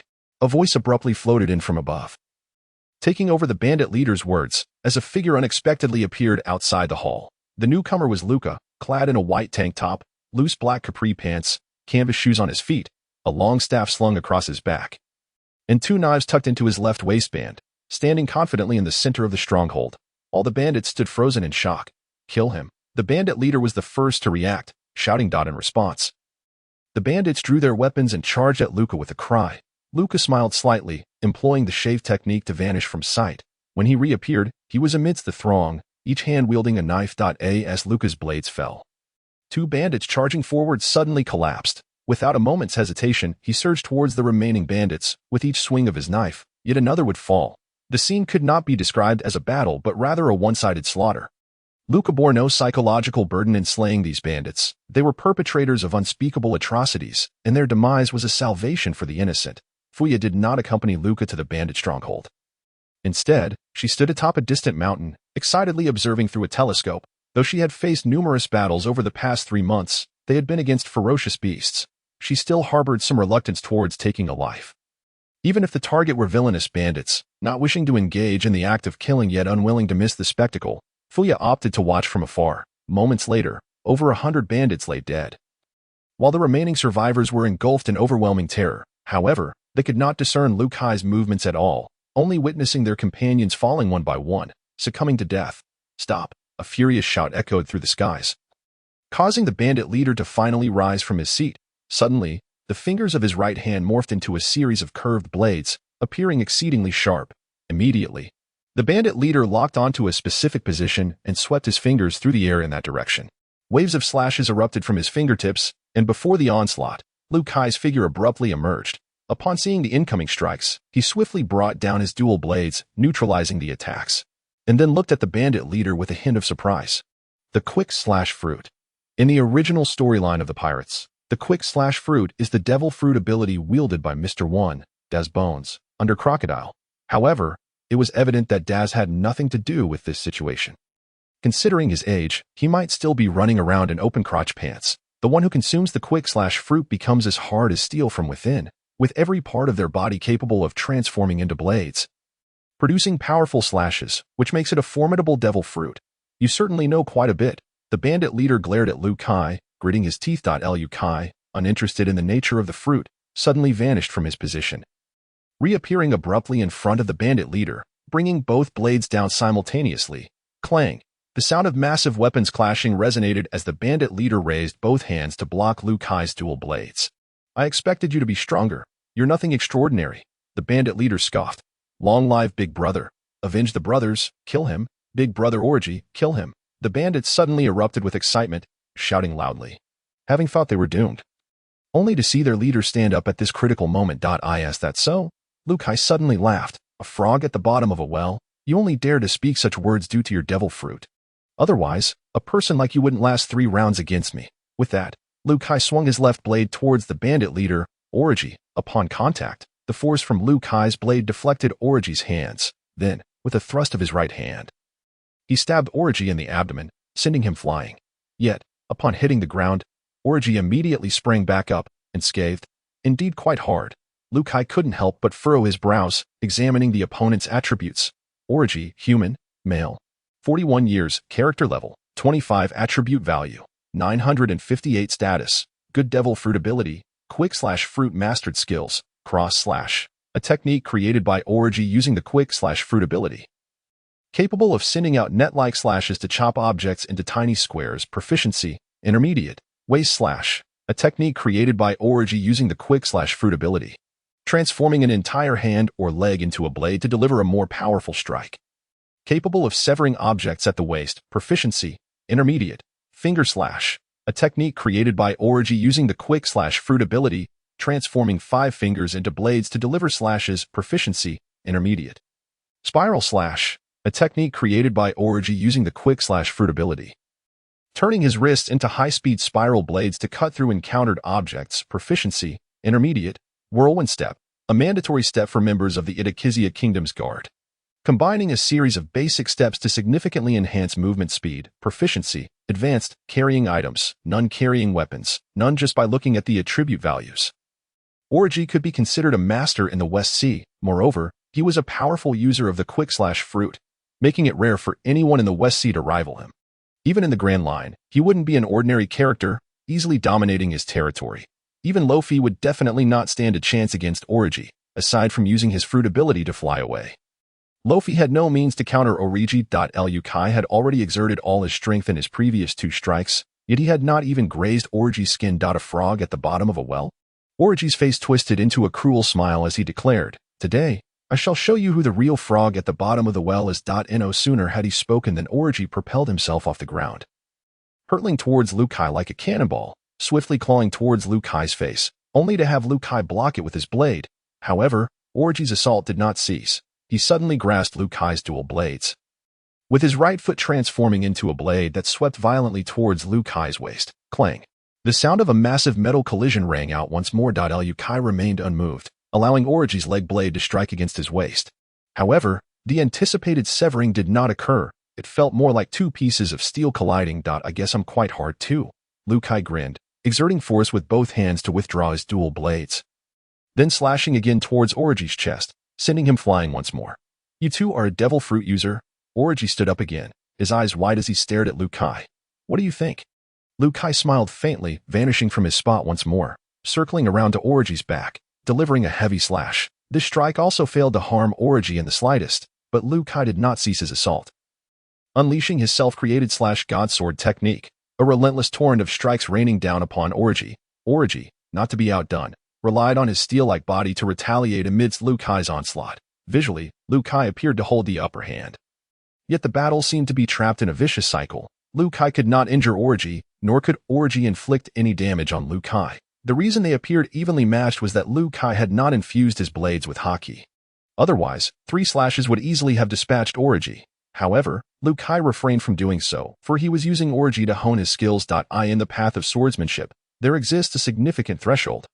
Whether a swordsman can sever steel without relying on haki. A blade is forged from steel. Attempting to cut through steel with a steel blade is an arduous task. If the weapon is sufficiently sharp, slicing through small, weaker pieces of steel is not challenging. Even an average person can achieve this using the weapon's advantage. Hence, many swordsmiths use small steel bars to test the sharpness of their blades. However, if one were to replace the steel bar with a solid steel rod as thick as an arm, theoretically, it should be impossible to cleave it. Applying excessive force would likely result in the blade shattering. In scenarios where the strength of the steel is comparable, or even where the blade's strength is inferior to the steel. Achieving the feat of slicing through large pieces of steel through sheer brute force is utterly impossible. Yet, once a swordsman's skill reaches a certain level, they can comprehend the essence of the sword. Upon reaching this level, as long as the swordsman possesses sufficient strength, they can effortlessly sever steel. Liu Kai, despite being an absolute prodigy in swordsmanship, had only practiced for 2 years. Therefore, he had yet to grasp the essence of the sword. And without using haki, he lacked the power to cut through steel. However, a true strong person must not only be able to wield haki and possess formidable base attributes but must also master combat skills that allow them to amplify their base attributes. All 3 elements are indispensable. With such a valuable opportunity for training before him, how could Liu Kai let it slip by? What is the essence of the sword? Liu Kai continued attacking Origi, striving to comprehend, yet he felt there was still something lacking. After a while, Liu Kai ceased his assault, standing still with his eyes closed, deep in thought. A sword capable of cutting through everything yet unable to sever anything. Similar words had been spoken by Gung Siren and Zhuo Luo, and Sinha had also mentioned this to Liu Kai. However, while Zhuo Luo comprehended it at the brink of life and death, Liu Kai, at this moment, was entirely perplexed by its meaning, and he could not rely on the system for guidance. The system could only instruct Liu Kai to engage in more scientific, accurate, and efficient training. However, for any concept requiring enlightenment, the system remained mute, capable of severing everything yet unable to cut through anything. Liu Kai muttered this phrase repeatedly, his mind racing with thoughts. Could it be that by imbuing his will into the weapon, he could dictate what to cut through? For that which he did not wish to sever, even the sharpest blade could be restrained by his will. Conversely, for that which he yearned to cut, even the dullest blade could be sharpened by his intent. Was this will the understanding of what to sever with the blade in hand? Suddenly, Liu Kai broke into a grin, opening his eyes and declaring, "I've got it." As he closed his eyes, Origi lunged towards him, but Liu Kai swiftly struck, slicing through Origi's right arm. Instantly, a wound appeared, oozing a trickle of crimson blood, which startled Origi into a hasty retreat. His gaze fixed on Liu Kai with palpable dread. Although the injury was not severe, Origi's spirits plummeted, for it signified that Liu Kai possessed the strength to harm him, a dire revelation indeed. Ever since consuming the quick-fruit, Origi had remained unscathed, confident in his impenetrable defenses. Liu Kai was an adversary unlike any he had encountered before, overwhelming him in speed, strength, and swordsmanship, his body equally resilient. The most alarming aspect was Liu Kai's continuous growth in combat. From being unable to inflict any harm at the outset to now being capable of wounding him. If this trend continued, could it not lead to his own demise? Origi felt a shiver run down his spine.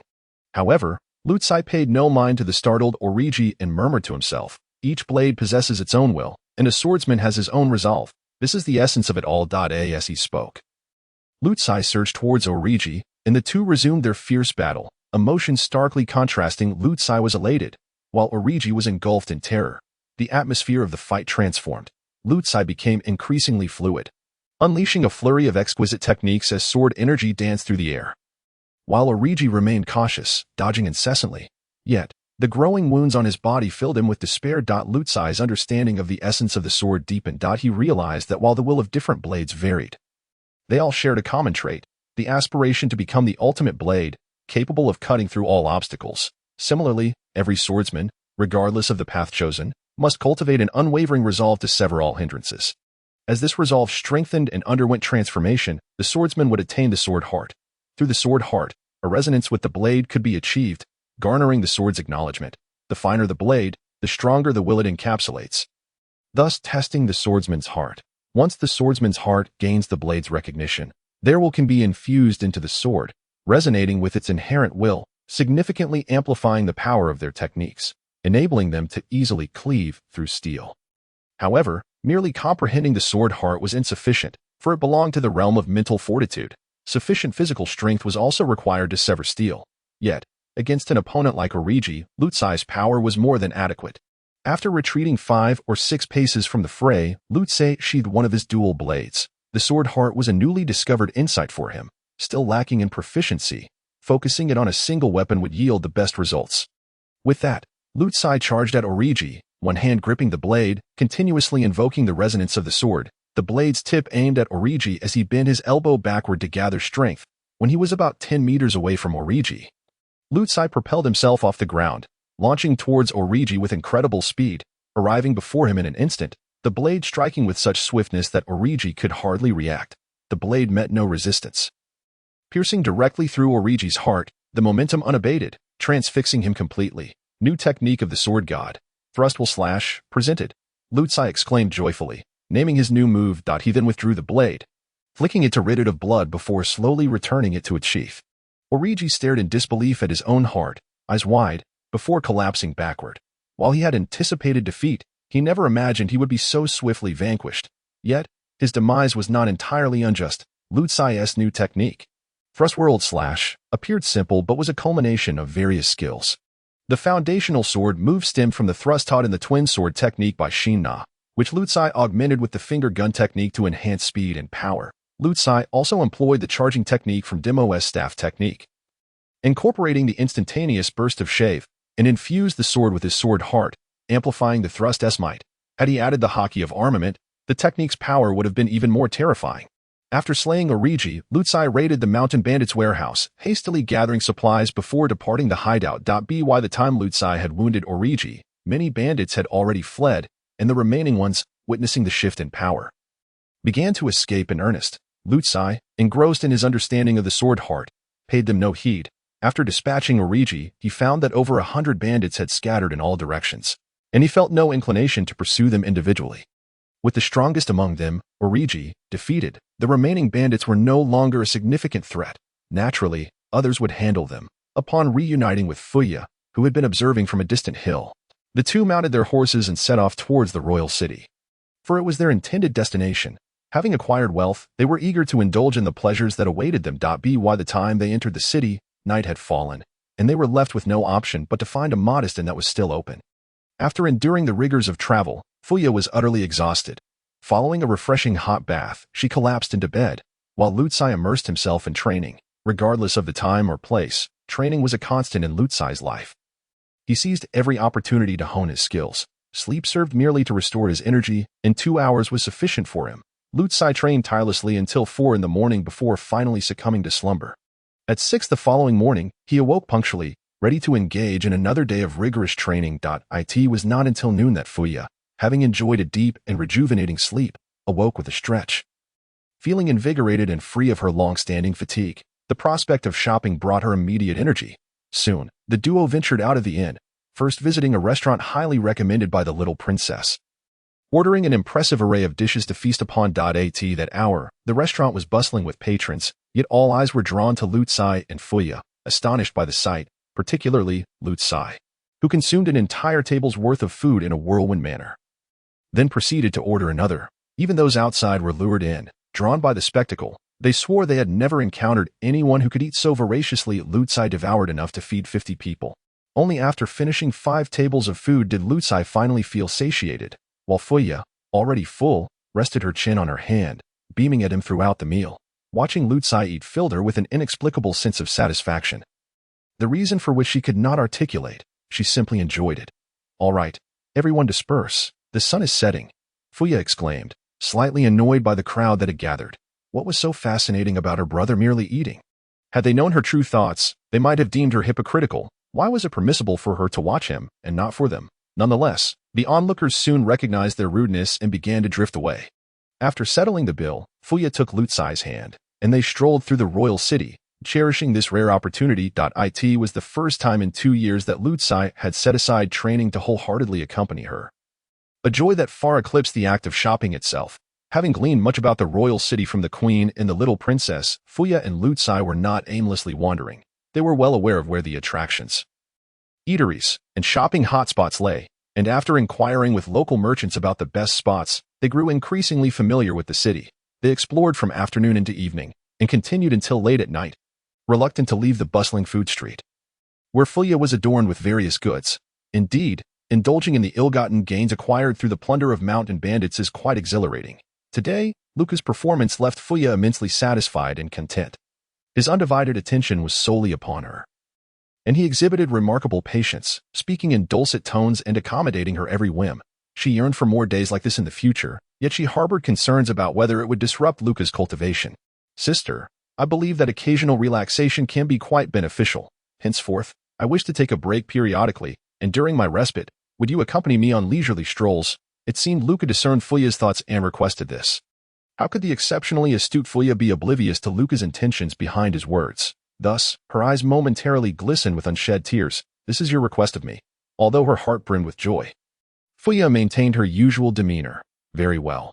Since you have spoken up, I shall reluctantly acquiesce. The following morning, Fuya and Luca began to gather their belongings in preparation for departure. Due to their substantial purchases, they intended to hire a carriage. What? 100,000 berries. Why don't you just rob us instead? Fuya's voice, laced with indignation, resonated in the carriage rental shop. Is your horse made of gold, or is the carriage crafted from gold? Do you presume us to be naive simply because of our youth? I say, young lady, one should not speak recklessly. Inquire around and see if anyone dares to conduct business outside the city these days. It is a perilous undertaking, the carriage owner retorted, his displeasure evident. On the contrary, I offered you a discounted price precisely because of your youth, and you accuse me of extortion, Fuya countered. You mean to say there are bandits outside the city? We are not passing through Pantu Mountain, thus we shall not encounter any bandits. How can you claim we are being extorted? Young lady, I can tell you are not from Wolf City, are you? The carriage owner inquired. Do you think Pantu Mountain is the only place with bandits? On every major route surrounding Wolf City, there are bandits lurking. Who dares to venture outside the city anymore? Indeed, our owner is not deceiving you, interjected a nearby attendant. You have no idea how severely we Wolf City residents have suffered at the hands of bandits in recent years, families torn apart. Lives shattered. It is fortunate you managed to evade their scrutiny and enter the city. You must have arrived at night, correct? What incredible luck you possess. What luck? Fuya remarked, touching her nose. Is it not fortunate? We have acquired a substantial sum. However, leaving the city may not be so fortuitous. I advise you to depart late at night. The risk will be reduced, the carriage owner suggested once more. But isn't Wolf City the royal city? Moreover, I have heard that the current king is a wise ruler. Does he not intervene? Fuya continued to inquire. Do not even mention it. I once thought highly of the king. However, witnessing his impotence in the face of the bandits, I cannot express how disillusioned many have become with him, the carriage owner lamented, his disappointment unmasked. Then, noticing the surroundings were clear of eavesdroppers, he lowered his voice. Moreover, I must inform you that there are rumors suggesting that this band of bandits has been supported by none other than the king himself. Upon hearing this, Fuya and Luca exchanged bewildered glances. Bandits supported by the king, who would dare to abduct his own queen and princess. The entire situation reeked of intrigue. Dear sir, do not assume we are easily deceived due to our youth. Pray tell, why would the king engage in such actions? Fuya pressed, employing a tactic of provocation. I knew you would not believe me. I only shared this with you because I discerned you were outsiders and young. I would not divulge such information to others, the carriage owner responded, wearing a knowing expression. You are outsiders, and there are circumstances you are unaware of. The king has dispatched troops to eliminate the bandits multiple times. Yet each time, the bandits have managed to escape beforehand. Once the army withdraws, they return. Surely, there must be some collusion involved. Do you know that recently, the queen and the little princess encountered bandits? And guess what happened? The carriage owner glanced around cautiously. Then, seeing no one, continued, to everyone's surprise, not only did the bandits refrain from harming them, but they also sent someone to escort them back. Ultimately, those bandits brazenly committed acts of violence at the city gates, slaughtering many guards who attempted to intercept them. And you know what? The queen even shielded those bandits, allowing them to escape. Consider that for a moment, observing the carriage owner's animated and enigmatic demeanor. Fuya and Luca shared another glance. This narrative diverged significantly from the account they possessed. However, being astute individuals, they quickly surmised that someone was spreading malicious rumors, with ill intent behind them. Particularly Fuya, who began to envision a series of consequential events. As the parties involved in the abduction of the queen and princess, they were acutely aware of the actual circumstances. Yet, upon reaching the populace, the story had been distorted into this form: the queen and princess, once victims of an abduction, were now portrayed as villains protecting the bandits, while they themselves had been transformed into bandits, and the queen's act of gratitude had morphed into a defense of the bandits. All of this pointed directly at the king, suggesting a premeditated scheme aimed squarely at him. Delving deeper, it became apparent that those targeting the king were likely the very ones supporting the bandits, with unseen hands manipulating the situation to undermine the king's authority. Why seek to undermine the king's authority? The motives behind such actions were not difficult to speculate.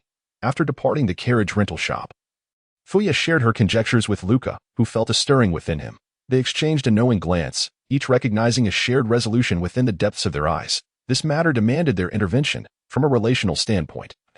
Both the late and current kings had extended their benevolence towards Dimo and Shinna, and the reigning king was even the sworn brother of Olin. They could not stand idly by as these individuals were schemed against. From a standpoint of justice, the bandits had committed numerous atrocities and could not be allowed to continue their reign of terror upon the innocent. If there were indeed those supporting the bandits, their culpability would be even more grievous. From a moral perspective, no one who supported bandits, permitted their wrongdoing, and conspired with them to harm the populace could ever be deemed fit to be king. Naturally, Fuya and Luca needed to verify certain specific details. Nonetheless, Luca had faith in his instincts, while Fuya trusted her intellect. After all, they were the very individuals embroiled in the abduction of the queen and princess and possessed intimate knowledge of the events that transpired. Otherwise, even the most astute individual could not possibly deduce so much in a single instance. Subsequently, Fuya and Luca ventured to numerous locations, extracting information under the guise of seeking to exit the city. The results echoed the carriage owner's claims. The people of the royal city were indeed expressing their grievances against the king in droves. Yet, one name was frequently mentioned: Tuli. Tuli was the uncle of the current king, Russell, and the brother of the previous king, Charleson, known for his benevolence and compassion towards the populace. Due to the king's inaction concerning the bandit situation, Tuli had clashed with Russell on several occasions, and he had personally sent people to escort citizens wishing to leave the city, garnering much goodwill. Some even believed Tuli to be more suitable for kingship than Russell, and the number of voices supporting this sentiment was growing. With such information publicly circulating, the identity of the puppet master was becoming increasingly obvious. Silly brother, I have devised a plan. After gathering all the relevant information, Fuya addressed Luca, outlining her strategy. The following morning, after resting in the royal city for a night, Luca set out alone, adhering to Fuya's instructions. Through inquiries and directions, he eventually located the largest mercenary guild in the city, the Wolfpack Mercenary Guild. Mercenaries had appeared infrequently in the original narrative of One Piece, primarily because such groups typically represented regional powers and seldom ventured to in the age of sailing. Land-based factions had limited opportunities for significant achievements. Hence, a nation's mercenary guild would inherently struggle to exert considerable influence worldwide. However, within a localized context, their impact remained substantial. Lucas sought the Wolfpack Guild primarily for intelligence on the bandits. As an outsider, his knowledge was insufficient for him to undertake effective actions. Upon entering the guild, Luca was taken aback by the bounty of 50 million berries placed on Origi's head, internally cursing his oversight. He should have anticipated this. The bounty was not issued by the Navy, but in the name of the Itakishia royal family, for a formidable individual like Origi, who was also a bandit. A high bounty was inevitable. Even if the Navy were unaware of Origi and had not issued a bounty, the kingdom of Itakishia would not allow them to go unpunished. 50 million is no trifling sum. The total value of all the treasures Liu Kai had plundered from the village could not compare to this amount. He wondered if it was still possible to return to Bantu Mountain at this point. Soon, Liu Kai joined the Wolfpack Mercenary Corps. The process was somewhat tumultuous, yet not overly so. It was inevitable for a 10-year-old child to face skepticism and ridicule when seeking to become a mercenary. However, as Liu Kai demonstrated his formidable prowess, the situation swiftly became justified. Mercenaries enjoy a relatively free profession, generally categorized into two types. One type is affiliated with mercenary guilds, receiving salaries and having all tasks arranged by the mercenary corps. The other type consists of freelance mercenaries, often possessing greater strength and working in cooperation with mercenary corps. They accept tasks from the corps, gather intelligence, and upon completion, receive rewards, with the corps taking a share from the bounty. Naturally, Liu Kai applied to be a freelance mercenary, free to accept tasks, all of which pertain to eradicating bandits. As for other tasks, regardless of the generous rewards, Liu Kai turned a blind eye. Soon, after accepting a task and obtaining intelligence, Liu Kai set out from the city. The overall strength of the Western Sea was formidable, and the kingdom of Itakishia was a martial nation with significant military prowess and a fierce populace. Moreover, the vastness of Itakishia's islands harbored many powerful individuals, some of whom engaged in banditry. 4 factions of bandits had emerged near the royal city 2 years prior, strategically positioned along the 4 main routes leading from the city, plundering the passing citizens and merchants. The army had mobilized numerous times, yet these bandits seemed to receive warnings each time, allowing them to evade capture and return once the military had departed. This cycle left the surrounding populace in despair, with no recourse available. However, in the following days, the residents of the royal city found themselves far more jubilant than during the New Year celebrations. This was due to the complete annihilation of the four bandit factions by a single mercenary from the Wolfpack Mercenary Guild. Initially, when the guild announced this achievement to the public, no one believed it. After all, the king's army had made countless attempts without even catching a glimpse of the bandits. How could they be so effortlessly dealt with? It wasn't until some audacious citizens ventured to inspect the bandit camps and returned with tales of the destruction that everyone realized the Wolfpack Guild's claims were indeed truthful. The mastermind behind the eradication of the four bandit factions was Lu Kai, who had taken on the task of eliminating the bandits in the east on his very first day with the guild. Of course, before heading east, Lu Kai made a trip to Bantu Mountain, only to discover that Orgy's corpse had vanished. He found it unsurprising, considering Orgy was a high-value bounty target. It was only natural that some of his bold subordinates may have secretly returned to retrieve the body. Lu Kai then proceeded to the eastern Majishi Mountain. The leader of Majishi Mountain possessed greater strength than Orgy, yet lacked the fruit abilities, making him less formidable in combat. However, to ordinary folk, he was considered a superhuman. Regrettably for him, he encountered Lu Kai, and not a single one of the over 100 bandits in the Majishi Mountain stronghold managed to escape. All were slain by Lu Kai. Moreover, Lu Kai had learned from previous encounters and returned with 3 corpses of bounty targets. Following this were the northern Songshan and southern Dula Mountains. Within 4 consecutive days, the 4 bandit factions were completely annihilated, leaving no survivors. This sudden deluge of good news left the common folk utterly astonished. As the Wolfpack Guild issued one announcement after another, the first day saw the destruction of the Bantu Mountain bandits. By the second day, news of the eradication of the Majishi Mountain bandits followed. And subsequently, on the third and fourth days, the Songshan and Dula bandit factions were also reported as extinct. Not only the citizens, but even the Wolfpack Guild itself was taken aback. Had they not seen the bounty corpses brought back by Lu Kai and sent personnel to verify the claims, they might not have believed it themselves. For Lu Kai, however, it was somewhat disappointing that the bodies of the Bantu Mountain chief Orgy and his second-in-command were never recovered. That was a fortune amounting to a staggering 65 million. Furthermore, Lu Kai had not accepted any task while eliminating the Bantu Mountain bandits, rendering his efforts essentially in vain. These events created a sensation in the royal city, and the Wolfpack Mercenary Guild became a household name. With orders flooding in like confetti, every member of the guild was hailed as a hero in the eyes of many. Recently, any member of the Wolfpack Mercenary Guild wearing their uniform would receive cheers from the populace wherever they went, causing them to walk with their heads held high. Even the king was stirred, dispatching envoys multiple times to invite the hero who had vanquished the bandits, offering substantial rewards. Yet each time, they returned empty-handed. For Lu Kai was absent from the royal city. Nevertheless, amidst such immense acclaim, no one in the Wolfpack Mercenary Guild dared to claim Lu Kai's accomplishments as their own. To do so would be tantamount to a death sentence. Moreover, Lu Kai's reputation within the guild was unparalleled, soaring to great heights. Who would dare to seize his glory? It was essential to recognize that the current standing of the Wolfpack Mercenary Guild was entirely dependent on Lu Kai, whose renown was earned through his prowess, a testament to his strength. Offending Lu Kai could very well jeopardize one's life. Yet, Lu Kai remained indifferent to such superficial accolades, continuing his relentless pursuit of bandits. While the 4 factions surrounding the royal city were indeed the most feared by the populace, numerous other bandits lurked in various regions, and Lu Kai had no intention of letting them escape unscathed. He accepted every task related to bandit eradication, seeking them out one by one. During this period, Lu Kai became a nightmare for all bandits. Those who caught wind of his approach often fled in advance. Yet, none could evade Lu Kai's clutches. After all, the intelligence he received was highly accurate, and his observation hockey was not to be underestimated. His speed surpassed that of ordinary bandits, ensuring outcomes devoid of suspense. 10 days later, Lu Kai returned to the royal city, this time not bearing corpses, but rather a collection of bloodied heads. Given the sheer number of individuals Lu Kai had slain, even the bounty targets were far too numerous to carry his corpses.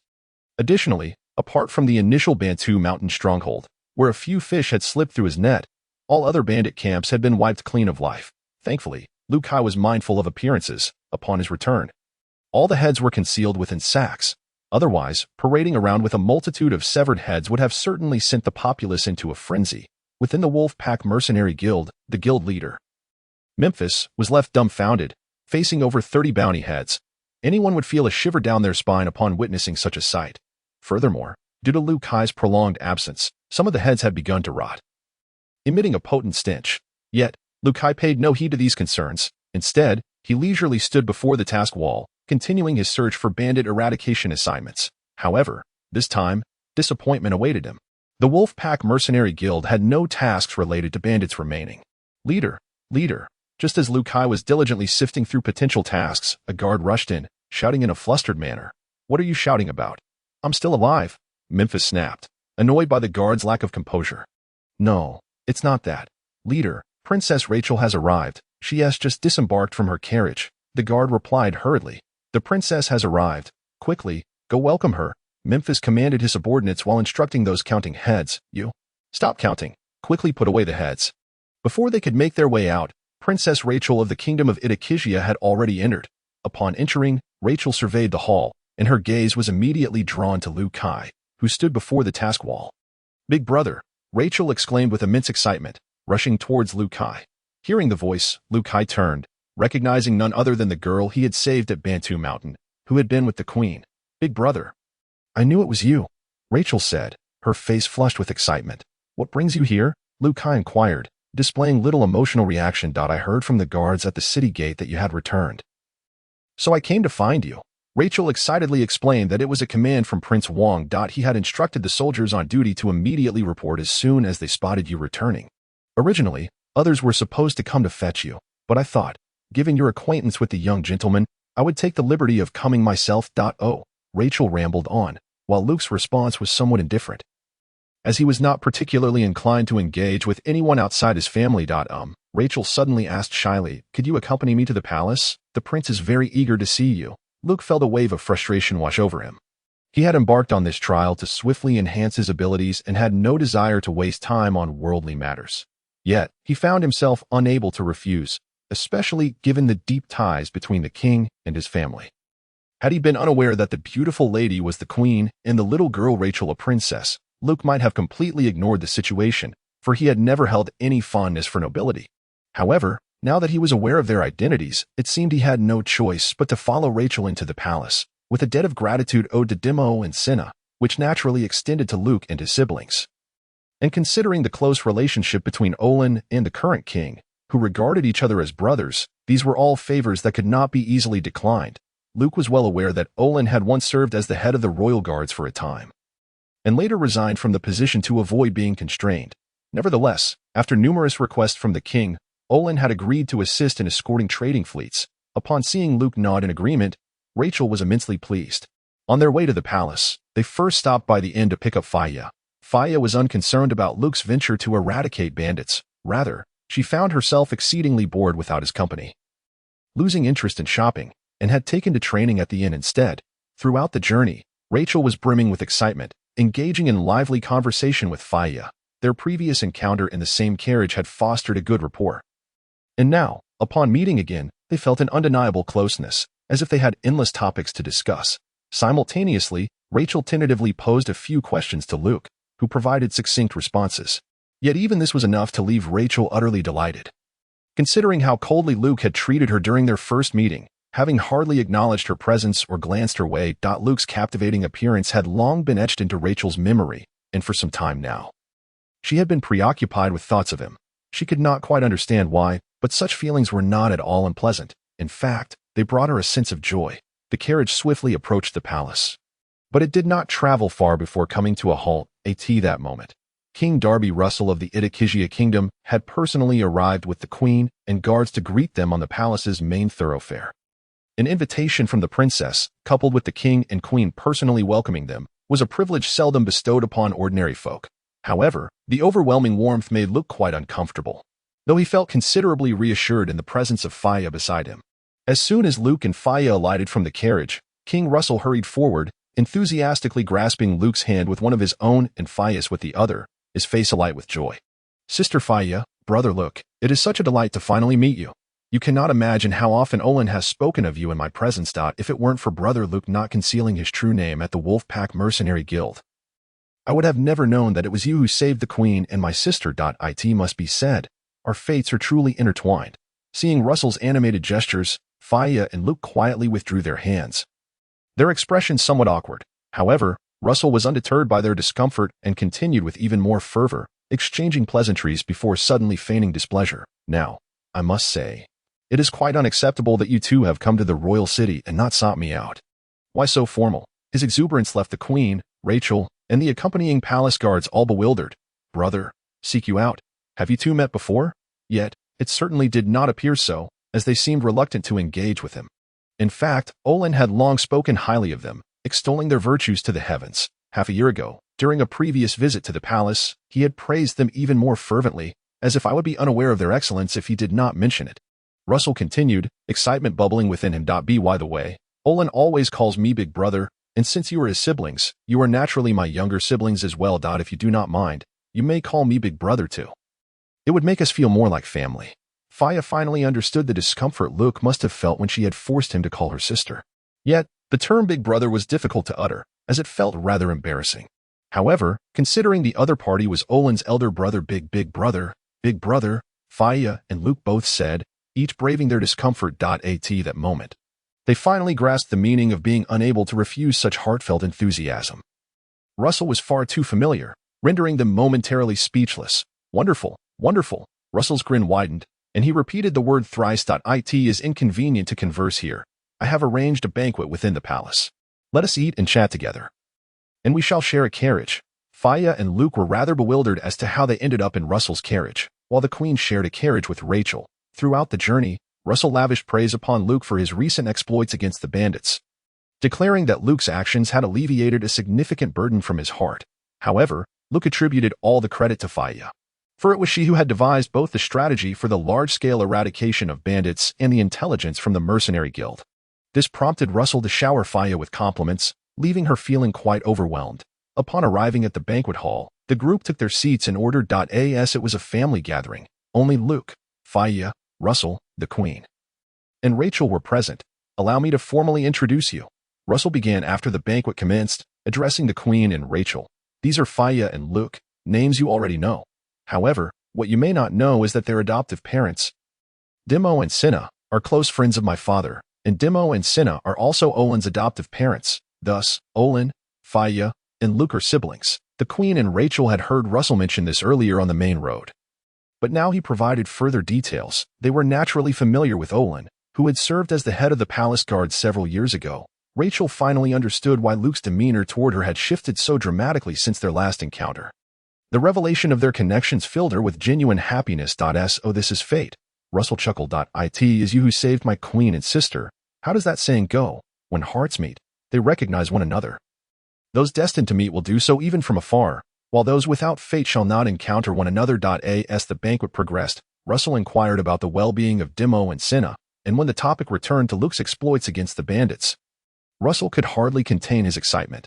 Sister Faya, Brother Luke, you have rendered me an immense service this time. Speaking of which, Brother Luke, there is a matter I would like to request your assistance with.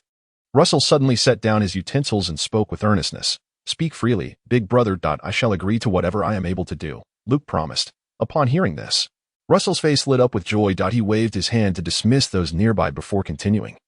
I wish to publicly declare our relationship, stating that you are my sworn brother, and I also wish to announce that your actions against the bandits were under my guidance. I wonder if you would be amenable to this.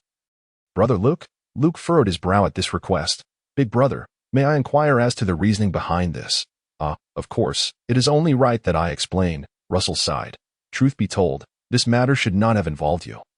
But alas, I currently find myself without anyone to rely upon. More than once I have thought how wonderful it would be if Olin were here. I would not have to be in such distress. Now that you are here, it feels as if Olin has returned as well, and I am genuinely overjoyed. Russell slowly began to narrate the intricacies of the situation. The tale must commence with the former king, Russell's father, Charleston. Prior to Charleston's ascension, the kingdom of Itakizia had endured a century of turmoil. Upon taking the throne, Charleston swiftly consolidated military power through various means, stabilizing the capital and its surroundings. He then embarked on military campaigns to quell unrest across the realm. In governance, Charleston was diligent and reformative, dedicating over a decade to ensuring that the citizens of Itakizia lived in peace and stability. However, amidst his remarkable achievements, there lay an unforeseen calamity.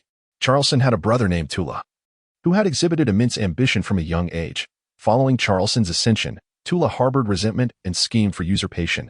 Aware of his brother's intentions yet bound by familial affection, Charleston chose to overlook Tula's ambitions. even promoting him and treating their family with kindness in hopes of mending their fraternal rift. Yet Tula, with a heart like that of a wolf, remained ungrateful and secretly gathered supporters. 6 years prior.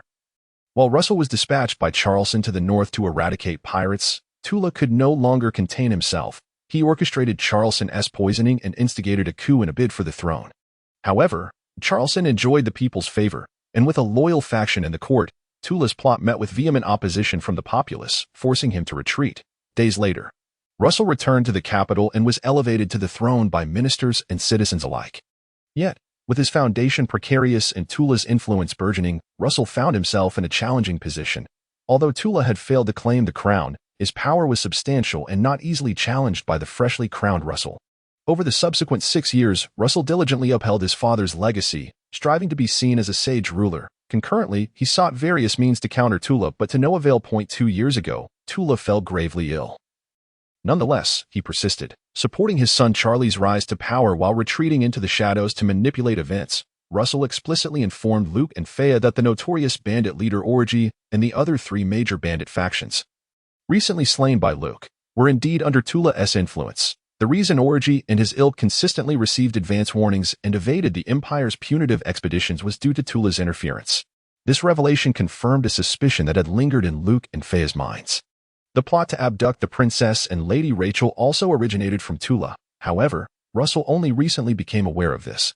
Even the guard slain by Luke was, as Fea suspected, bribed by Tula.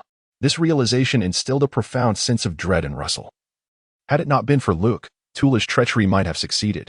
Tula's intention in bolstering the 4 major bandit factions was to foster an image of Russell as incapable of protecting his citizens, inciting dissatisfaction among the populace. After all, Russell once held considerable esteem. Should Tula attempt a second coup, assassinating 2 kings beloved by the people, the repercussions would be dire. Thus, he sought alternative methods. Manipulating public opinion was the most prudent strategy, rendering Russell vulnerable over the past 2 years. Though he had sensed the undercurrents of dissent, he lacked the evidence to act. Within the court, Tula's son Charlie continually created troubles for Russell, leaving him in a state of disarray. In these years, Tula and Charlie had gained notoriety and acclaim.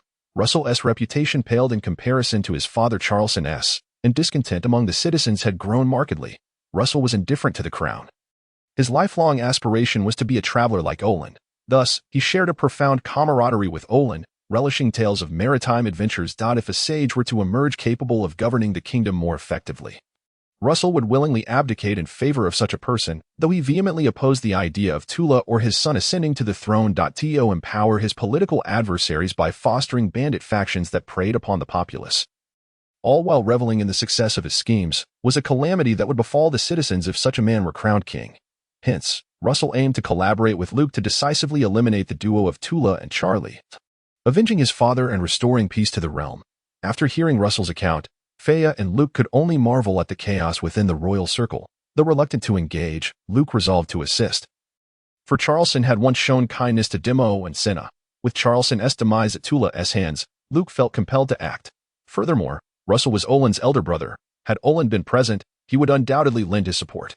It was known that, in Olin's eyes, Russell was a cherished sibling, making it difficult for Luke to refuse assistance. I understand. After a moment, Luke spoke up. Brother, what must I do? You need only lend me your current influence. Russell replied with a smile. I'll handle the rest, though I fear you may have to endure some inconveniences. What as a little inconvenience? Luke said nonchalantly. As long as I can assist you, brother. Haha, splendid. United in purpose, we shall surely triumph, Russell exclaimed, his spirits lifted. Meanwhile, Fea engaged in conversation with the Queen and Princess Rachel, and as their relationships deepened, a palpable closeness emerged. Russell welcomed this development. As the closer their families became, the more support he would garner. Soon, a proclamation resonated throughout the palace. In recent days, the formidable Luke, who had decisively eradicated 4 bandit factions near the capital and numerous others from afar, was revealed to be King Russell's sworn brother. With all actions taken against the bandits having been carried out under Russell's directive, due to previous unsuccessful attempts to quell the bandits and to prevent further leaks of information, Russell and Luke conspired to act covertly. After thoroughly investigating the factions, Russell instructed Luke to strike with swift and decisive force, resulting in the complete annihilation of the bandits, prompting the king to prepare a grand celebration. On the same day, The Wolfpack Mercenary Guild publicly acknowledged their role in the success, stating that much of the intelligence had been provided to Luke by them. The capital erupted in excitement, the citizens astounded. They had never anticipated that the heroic figure who vanquished the bandits was, in fact, the same King Russell who had previously appeared powerless against them. In a matter of days, Russell's reputation underwent a remarkable transformation, with the entire city extolling his virtues. The citizens now realized that their king had not been idle. Nor had he been incapable of dealing with the bandits. He had merely been operating in the shadows. Those who once believed Russell to be aligned with the bandits fell silent, many now feeling a sense of guilt. Despite rampant rumors in the capital suggesting Russell's support for the bandits, a closer examination revealed he had no motive to do so. After all, 2 years prior, Russell had enjoyed considerable esteem. The rampant banditry had significantly tarnished his reputation. While the recent eradication of the bandits restored some of his standing, it still paled in comparison to 2 years ago. If Russell had indeed supported the bandits, what would he gain? Lowering his own prestige. No one would be foolish enough to act against their own interests. Additionally, some astute individuals began to notice the mention of intelligence leaks in the reports. Russell had previously dispatched troops to combat the bandits. Yet each time, the kingdom's forces would arrive only to find the bandits had vanished as if forewarned, resulting in futile efforts. The populace was well aware of this, and at first, they had sympathized with Russell. However, as time passed, more and more citizens fell victim to the bandits, leading to growing resentment towards Russell. Now, many were eager to uncover who had leaked information during previous confrontations with the bandits. Particularly among the residents who have suffered misfortunes, whether through personal loss or at the hands of bandits, many have united in petitioning Russell, beseeching the king to uncover the truth of the matter and provide the people with an explanation. Under Russell's deliberate promotion, this issue swiftly spread throughout the royal city, with countless individuals eagerly awaiting an answer. In a study within the grand hall of the Toole residence, a middle-aged man with a bald head, an eagle-like hooked nose almost brushing against his upper lip, and a 4-inch-long goat beard, clad in a voluminous robe, now gazed with a cold, piercing glare. This man was Toole. Father. Below, a young man clad in fine garments hurriedly entered the study. Visibly anxious as he questioned the middle-aged man, the pirate factions we supported have all been eradicated, and Russell's prestige has soared to unprecedented heights. Those commoners are desperate to identify the mastermind behind the leak of the anti-pirate information. Our years of scheming have been unraveled in an instant. What shall we do next? The speaker was none other than Toole's son, Charlie, the current left chancellor of the kingdom. It seemed Russell could no longer contain himself. Toole stroked his goat beard and, with narrowed eyes, replied coldly, "However, the higher one rises, the harder one may fall." At this moment, Russell basks in his glory. Let him revel for a few more days. The more he relishes his triumph, the more tragic his downfall shall be. Father, what do you mean? Charlie inquired. The higher one soars, the more severe the fall. Toole elucidated. Russell's current acclaim is due to his suppression of the bandits. He seeks to leverage this to attract talent and expand his influence. But what if the common people were to discover that this entire affair was orchestrated by Russell himself? Father, would the people truly believe that? Charlie questioned, perplexed. After all, the populace currently views Russell as the victim in the bandit incident. It would be illogical if he were indeed the one backing the bandits. Then, what if the citizens came to perceive Russell's ultimate aim as toppling us? Toole posited. Might it not be more plausible that he stands to gain from such a scenario? Brilliant! Charlie exclaimed, his face lighting up with delight. In that case, Russell would be seen as the mastermind behind the conspiracy, while we would emerge as the victims. The support of the people would only grow stronger. Let us see how he navigates this predicament. As Toole and his son prepared to mount a counteroffensive, unbeknownst to them, Russell had already gathered evidence of their complicity in nurturing the bandits and conspiring for a coup, laying a trap that awaited their downfall. Meanwhile, Fuya and Luke were invited to the royal palace for leisure, awaiting the final outcome of these events. 3 days later, believing himself adequately prepared, Charlie suddenly leveled 3 grave accusations against King Russell in the Grand Hall. Accusation 1. Covertly supporting bandits, fostering unrest, oppressing the common folk, disregarding human life, and manipulating public sentiment. Accusation 2. Secretly colluding with Orgy, providing him with substantial benefits, and collaborating with Orgy to eliminate other bandits to enhance his own prestige. Accusation 3. Luke was, in fact, a subordinate of Orgy, known for his ruthless disposition and sinister intentions. Despite being aware of this, Russell allowed him to gain entry, seeking to undermine his political rivals and disrupt the court. Charlie's accusations were undeniably vicious, and even if they could not be substantiated, their mere circulation would irreparably tarnish Russell's reputation. At that point, It would be but a matter of time before Toole and Charlie could force Russell from his throne. A scenario they had eagerly anticipated. Furthermore, Charlie did not make these allegations without evidence. He produced 3 witnesses. The first was Cavalry Commander Lanning, who had been sent to fetch the princess. Lanning had not been bribed by Charlie. He merely recounted the events at the city gates, including Luke's public execution of Raj and the princess's intervention, without embellishment, yet it conveyed an unsettling aura. The second witness was Arthur, one of the guards assigned to protect the princess on Bandit Head Mountain. Arthur stood forth to falsely claim that Luke had not killed the bandits but had merely driven them away, and that he had spoken quietly with the princess, after which he had instructed Luke to escort them. Which seemed rather peculiar. Raj had sensed something amiss and had alerted the other guards, but they had already been silenced by Russell's agents. Arthur had narrowly escaped and was rescued by Charlie's men. Thus he felt compelled to speak the truth. The third witness was an individual claiming to be a bandit from Bandit Head Mountain, who had been captured while seeking supplies in the city.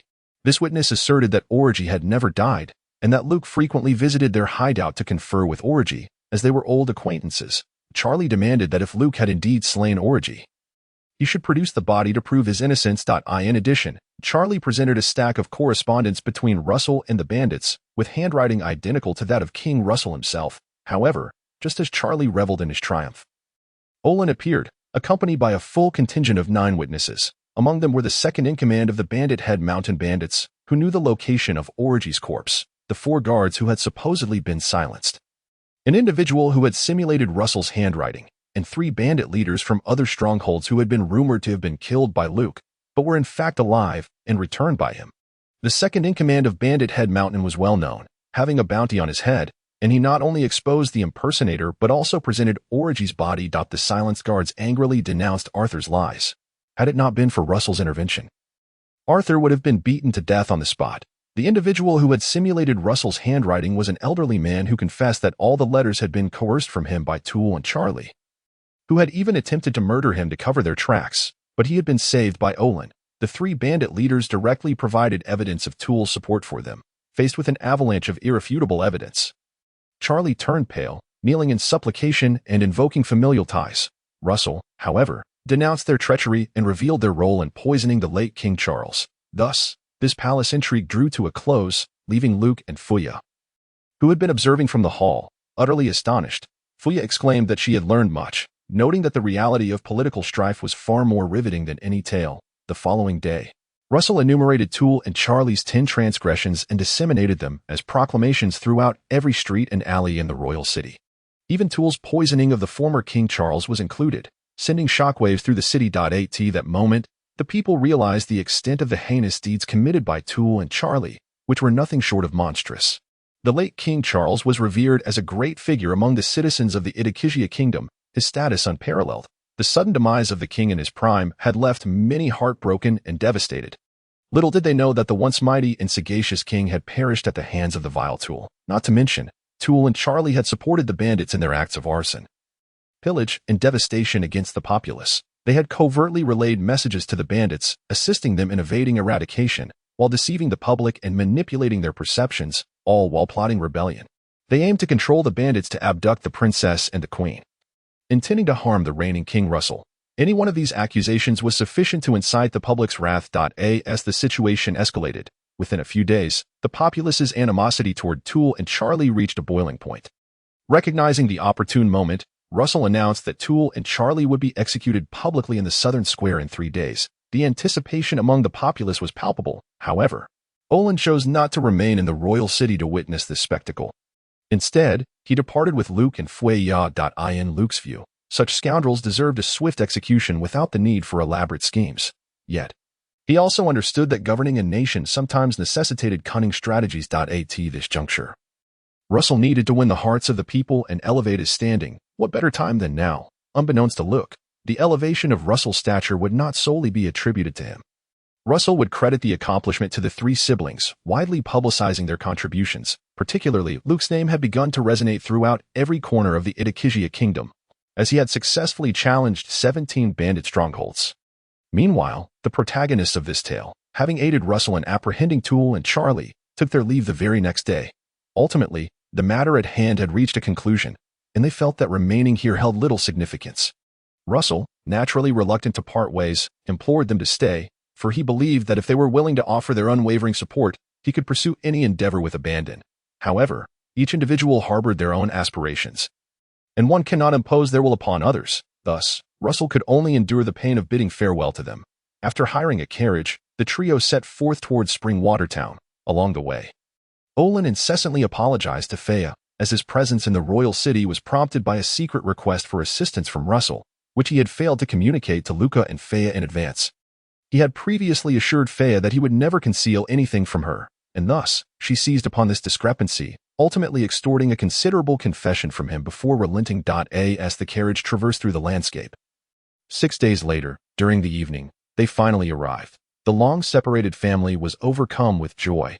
Demo rushed back from the farm, bringing along 2 massive wild boars in a cart. Cinna, too, procured an abundance of ingredients. Preparing to make the 2 boars the centerpiece of their dinner, the 3 siblings rolled up their sleeves to assist, and the family bustled about in a vibrant flurry. Meanwhile, Fea chattered excitedly about the achievements of the past few months, particularly reveling in the substantial fortune they had amassed for the family. Luca had eradicated 17 bandit hideouts, with treasures seized from the bandits alone exceeding 300 million belly, coupled with the cash obtained from bounties, totaling 250 million belly, including the 50 million bounty for the bandit orgy, whom Luca had slain. They returned home with a staggering sum of over 550 million belly. Much to Fea's delight, upon witnessing their remarkable fortune, even Demo and Cinna were left astonished when they learned of the events in the royal city, including the bandit extermination and assistance to King Russell. Demo and Cinna felt a mix of surprise and profound satisfaction. The family joyfully feasted on a wild boar banquet, leaving not a morsel behind. Reunions are always joyous occasions. However, after 7 days, Olin chose to set sail once more, while Luca opted for another trial. This time, Luca did not bring Fea along but chose to embark on the journey alone, intending to venture into the most perilous region of the Itokizia Kingdom, the Carlson Jungle. The Carlson Jungle, situated in the southern part of the Itokizia Kingdom, spans a vast expanse and has existed for eons, far surpassing the kingdom's own history. Yet, this place has always been regarded as a forbidden zone, for it is teeming with ferocious beasts, marshes, swamps, and toxic substances, with certain areas defying the laws of nature itself. Legends tell of the Carlson Jungle as a man-eating abyss, where even those fortunate enough to escape often succumb soon thereafter. Thus, it has been universally acknowledged as a no-go zone. Even on Demo's meticulously drawn map, the Carlson Jungle was prominently marked, accompanied by the words "Do not enter." According to Demo and Cinna's accounts, the jungle was a realm they could not penetrate. Only Luca, rejuvenated by the dawn at 6 o'clock, could qualify to explore its secrets, albeit with extreme caution. After a barrage of persuasion from Demo and Cinna, coupled with their explanations of the jungle's dangers, Fea finally relinquished her desire to accompany Luca. Nevertheless, her gaze was filled with lingering sorrow and unshakable concern. Yet, she did not wish to obstruct Luca's path to strength.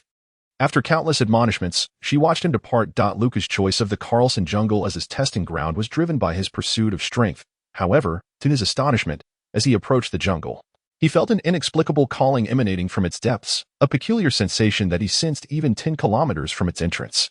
Initially, he assumed it was a mere misperception, yet as he drew closer, the feeling intensified. Nonetheless, he remained prudent.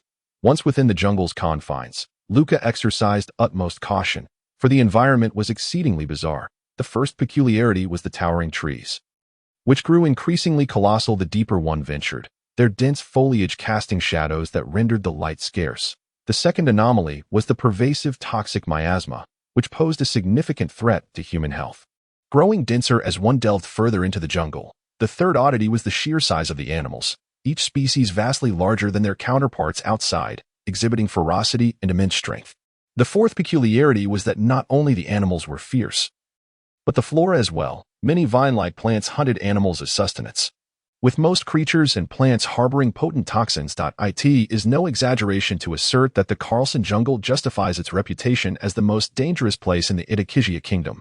Initially, Luca dared only to explore the periphery of the jungle, for one must breathe, and the toxic air would gradually accumulate within the body with each inhalation. Prolonged exposure would leave one feeling drained and breathless. Even Luca's robust physique could not withstand it. However, Luca's training system possessed a cleansing function, erasing all negative effects accumulated the previous day by 6 o'clock in the morning. Thus, he began his explorations at 5 o'clock. probing for about 50 minutes before retreating to recuperate. After a week of this regimen, Luca discovered that his resistance to the toxins in the miasma was gradually increasing. This phenomenon was akin to the principle of vaccination. Just as a vaccine contains a small amount of inactivated virus to stimulate the immune system, so too could Luca enhance his resistance to toxins through gradual exposure. As his resilience grew, Luca extended his forays into the jungle, entering at 4 o'clock, then 3, then 2, and eventually 1. Over time, he found he could remain in the miasma for extended periods, ultimately achieving the ability to endure 24 hours within it. Although his body continued to weaken over time, the decline was significantly less pronounced, allowing him to endure until the next morning's 6 o'clock recovery. In merely 2 months, Luca's primal instincts had undergone a remarkable refinement. Within the depths of the Carlson jungle, visibility dwindled to a mere 10 meters during the day and vanished entirely by night. Thus, the capacity to sense imminent danger became paramount for ferocious beasts. Venomous insects and carnivorous plants could strike at any moment. Initially, Luca relied on observation hockey to detect threats. However, upon realizing that his weakened state and the unknown risks could amplify his latent potential, he decisively abandoned this method, opting instead to embrace his primal instincts. Without the foresight granted by observation hockey, Luca endeavored to heighten the sensitivity of each of his senses, sharpening his awareness of potential dangers. To his astonishment, after 2 months of rigorous training, this ability had significantly improved. Luca no longer needed to concentrate intensely to sense impending threats. He could frequently sense danger before it manifested. This instinct, common among many animals, had become a latent ability within him, honed through the trials of the jungle. As the comfort and stability of the environment have increased, this innate ability has paradoxically been continually weakened. During this period, Luca has encountered numerous unexpected battles, leading to an acceleration in his reflexes and an enhancement in the speed of his strikes. He has gradually come to understand the circumstances within the depths of the Carlson jungle. Within these depths, there exist several formidable races, among which the 3 dominant tribes at the heart of the jungle can be deemed as sovereigns. One of them is the White Tiger clan. Once fully grown, the tigers of this clan reach heights of 7 to 8 meters, with the most powerful White Tiger king towering even higher at 10 meters and measuring over 20 meters in length. Its robust tail stretching an impressive 10 meters, the White Tiger clan occupies a relatively sparse plain situated in the very center of the jungle, where the vegetation is lush but the trees are few. Another dominant entity is the swamp crocodile. While its height may not be as exaggerated as that of the white tiger, the king of the swamp crocodile stands 5 meters tall, 8 meters wide, and over 20 meters long. However, when the swamp crocodile opens its massive jaws wide, it can reach a terrifying height of over 10 meters. Furthermore, the scales of the crocodile are exceptionally hard, making it nearly impossible for ordinary ferocious beasts to breach their defenses. And they inhabit the swamp located in the central area. The third sovereign is the dragon snake. The ruler of the dragon snake tribe boasts a diameter of 3 meters and a length nearing 100 meters. Despite being a snake, it possesses the majestic appearance of a dragon, resembling a Chinese dragon devoid of horns and claws, imposing yet beautiful. These races prefer to reside atop the colossal trees that can only be found in the innermost regions of the Carlson jungle. In truth, Luca himself has named these 3 tribes, as no records exist detailing their identities. He even suspects that no one has ever ventured into the very heart of the jungle. The 3 tribes are arranged in a triangular formation within the central area, each guarding its territory. While their territorial instincts are exceptionally strong, accompanied by high intelligence, none of the 3 sovereigns are to be trifled with. The White Tiger clan and the Swamp Crocodile clan pursued Luca relentlessly merely for his proximity while scouting.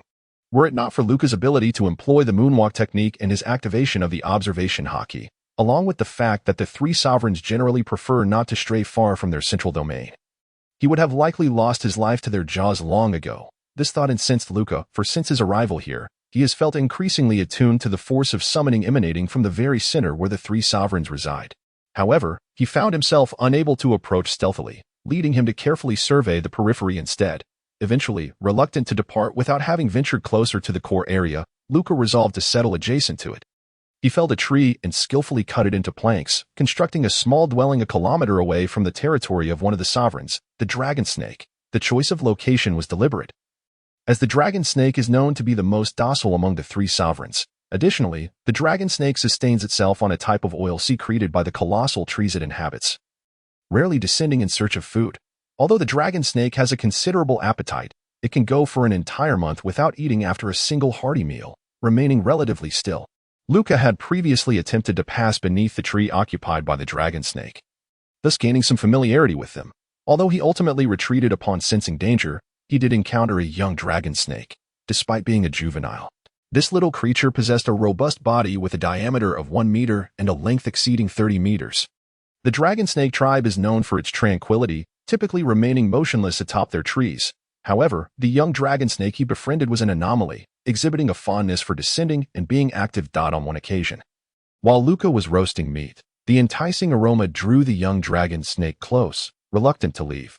Luca, noticing this, tentatively offered it some roasted meat, resulting in the little creature writhing in excitement after finishing its meal. Thoroughly delighted, from that moment on, the young dragon snake would frequently seek out Luca, prompting him to roast meat specifically for it. Over time, their bond deepened significantly, though the young dragon snake relished the roasted meat. It would hastily shake its head whenever Luca requested it to guide him into the most central area, which frustrated him greatly. It seemed the creature regarded him as a fool. Nevertheless, despite this, Luca's relationship with the little dragon snake continued to flourish, leading him to name it Xiaolong. Xiaolong demonstrates an understanding of certain human speech, gradually grasping Luca's intentions through their interactions. Its spirited demeanor resembles that of a humanoid rather than a fierce beast. However, perhaps due to its juvenile status, Xiaolong's intelligence does not match that of other ferocious beasts, akin to that of a 5- or 6-year-old child, although Luca is unable to enter the innermost region. He has resolved to make the best of his circumstances and engage in training within this peculiar locale. Remarkably, training in the central area of the Carlson jungle yields extraordinary results. One reason is the diminished effects of the miasma, allowing Luca to undertake high-intensity training that expends significantly more energy than in the outside world. Moreover, he has discovered that training under these conditions enables him to tap into his potential more readily, pushing past his limits with relative ease. This has led him to experience the exhilarating sensation of consistently surpassing his previous boundaries, resulting in a leap in his physical capabilities. Additionally, there appears to be a force present in this area that accelerates biological growth and evolution, hastening Luca's attribute enhancement and promoting rapid increases in height. Luca surmises that this mysterious force is also responsible for the immense size of the 3 sovereigns, as well as the unusually large stature of other creatures. Time flies, and 2 years have passed since Luca's arrival in the Carlson jungle. Now, at 12 years of age, he stands at a height of 170 centimeters, the natural growth of his body alone, combined with the influence of the jungle's enigmatic power, has resulted in an extraordinarily rapid enhancement of his physical attributes. System, check basic attributes. Luca commanded with a thought. Luca, human, male, 12 years old. Character level, 44. Attribute value, 6439. Status, fatigue. Devil fruit. Skills mastered, marine 6 styles. Shave, proficiency, top level. Moonwalk, proficiency, top level. Gale foot, proficiency, top level. Iron body, proficiency, top level. Paper drawing, proficiency, top level. Finger gun, proficiency, top level. Ultimate technique, 6 King's gun, proficiency. Intermediate, instant fist, a martial art created by the host, integrating various boxing styles. The speed of the fist is incredibly swift, possessing formidable explosive power and penetrating ability. Proficiency, advanced, observation hockey, a capability that allows one to acutely sense the presence of others, enabling the host to perceive the positions, numbers, and imminent actions of unseen foes. An innate ability. Proficiency, intermediate, armament hockey, an invisible energy that enhances individual defense and attack power, capable of being enveloped around the body or weapons for usage. An inherent power. Proficiency, intermediate, perception, an instinctive awareness of danger akin to that of a beast. Proficiency, intermediate, god-slaying swordsmanship, a sword technique amalgamating nearly all skills mastered by the host, including sword, heart, and 6 styles, comprising 18 lethal maneuvers, characterized by their adaptability and immense power. Proficiency, intermediate, falling iron staff technique, a unique staff technique created by Demo, featuring grand and powerful movements with 36 variations, suitable for individuals of tall stature and great strength. Proficiency, intermediate, carried items, none carried weapons, twin swords, falling iron staff. System functions, click-to-view system functions among all the skills mastered by Luca. Instant fist is his original creation, stemming from the collapse fist he devised before the age of 8. Over the years, collapse fist has undergone constant evolution and refinement, resulting in a stark contrast to its earlier form, due to the remarkable speed of his strikes. Luca has named it Instant Fist, allowing him to maximize his physical capabilities without the need for weapons. Perception was initiated during Luca's northern trials and upon entering the Carlson jungle. He has trained it to an intermediate level. However, Luca finds it peculiar that despite the system's guidance, advancing perception to a higher level has been sluggish, leading him to question whether his potential in this area is lacking. Meanwhile, God-slaying swordsmanship is a culmination of nearly all the techniques he has mastered thus far. Although still at an intermediate level, Liu Kai's capabilities have been steadily ascending over the past 2 years, vastly surpassing his prowess when wielding the twin swords. This is not to suggest that the twin sword technique is weak. Rather, it was developed by Xina and is tailored to suit a woman's physique, characterized by intricate and delicate maneuvers that prioritize technique over brute strength, while Xina can wield it with considerable effectiveness. Liu Kai finds it cumbersome and unable to unleash his full potential or the technique's maximum power. Liu Kai prefers grand, sweeping strikes that allow him to fully exploit his physical advantages. Consequently, he has integrated nearly all forms of attack, movement, and evasion techniques into his Divine Slayer sword technique, resulting in a style that is not only highly skilled but also possesses unmatched ferocity. Today, Liu Kai's strength has undergone a dramatic transformation compared to 2 years ago, based on his understanding of the combat power within this world. Luffy's attributes when he activated Gear 2nd during the Enies Lobby arc were approximately equivalent to Liu Kai's current capabilities.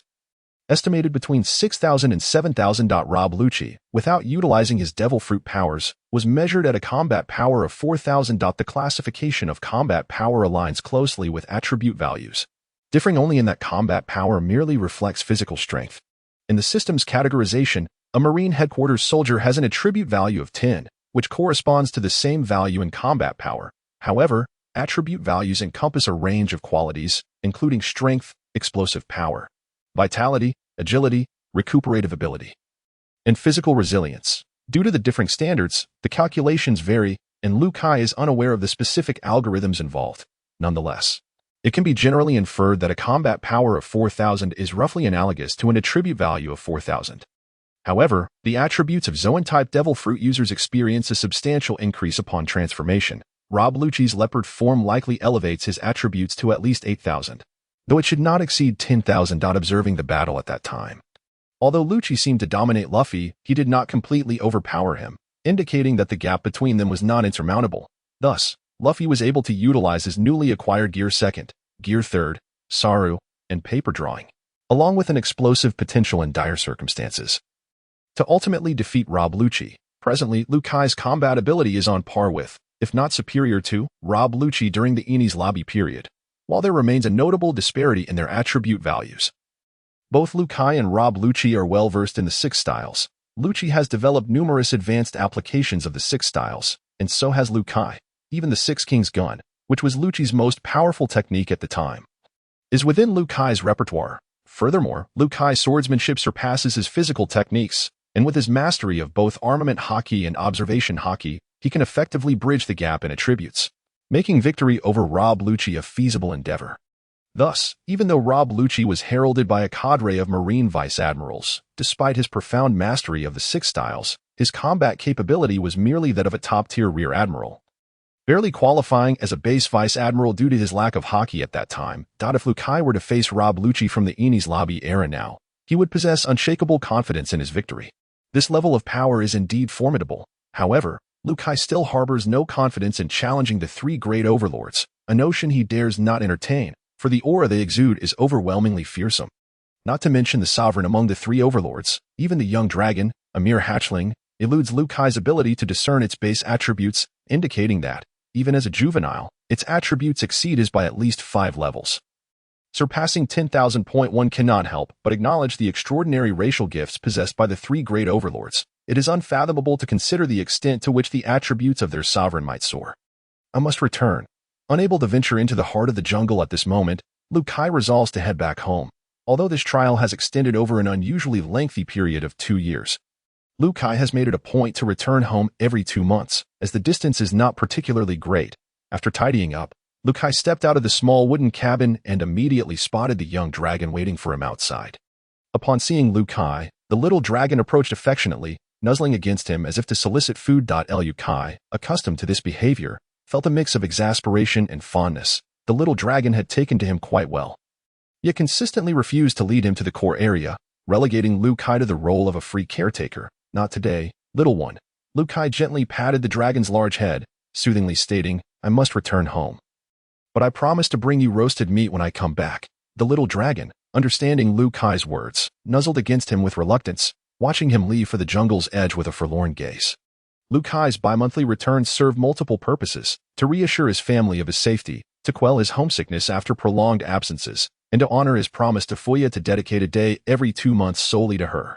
The journey from Carlson Jungle to Spring Watertown spans approximately 200 kilometers. If Kai were to exert himself fully, he could reach his destination in half a day's time. 2 hours later, Kai arrived at the outskirts of a small village named Clam Village. He vividly recalled his first visit, which took place one evening when an elderly man offered him a bowl of water and warmly invited him to stay the night at his home.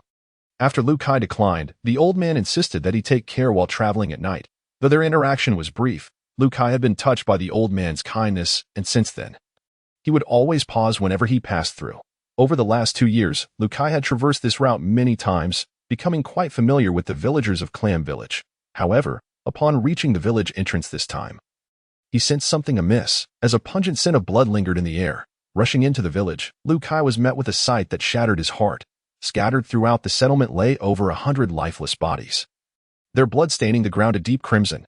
Activating his observation haki, Kai found to his horror that not a single living presence remained within the range of his haki.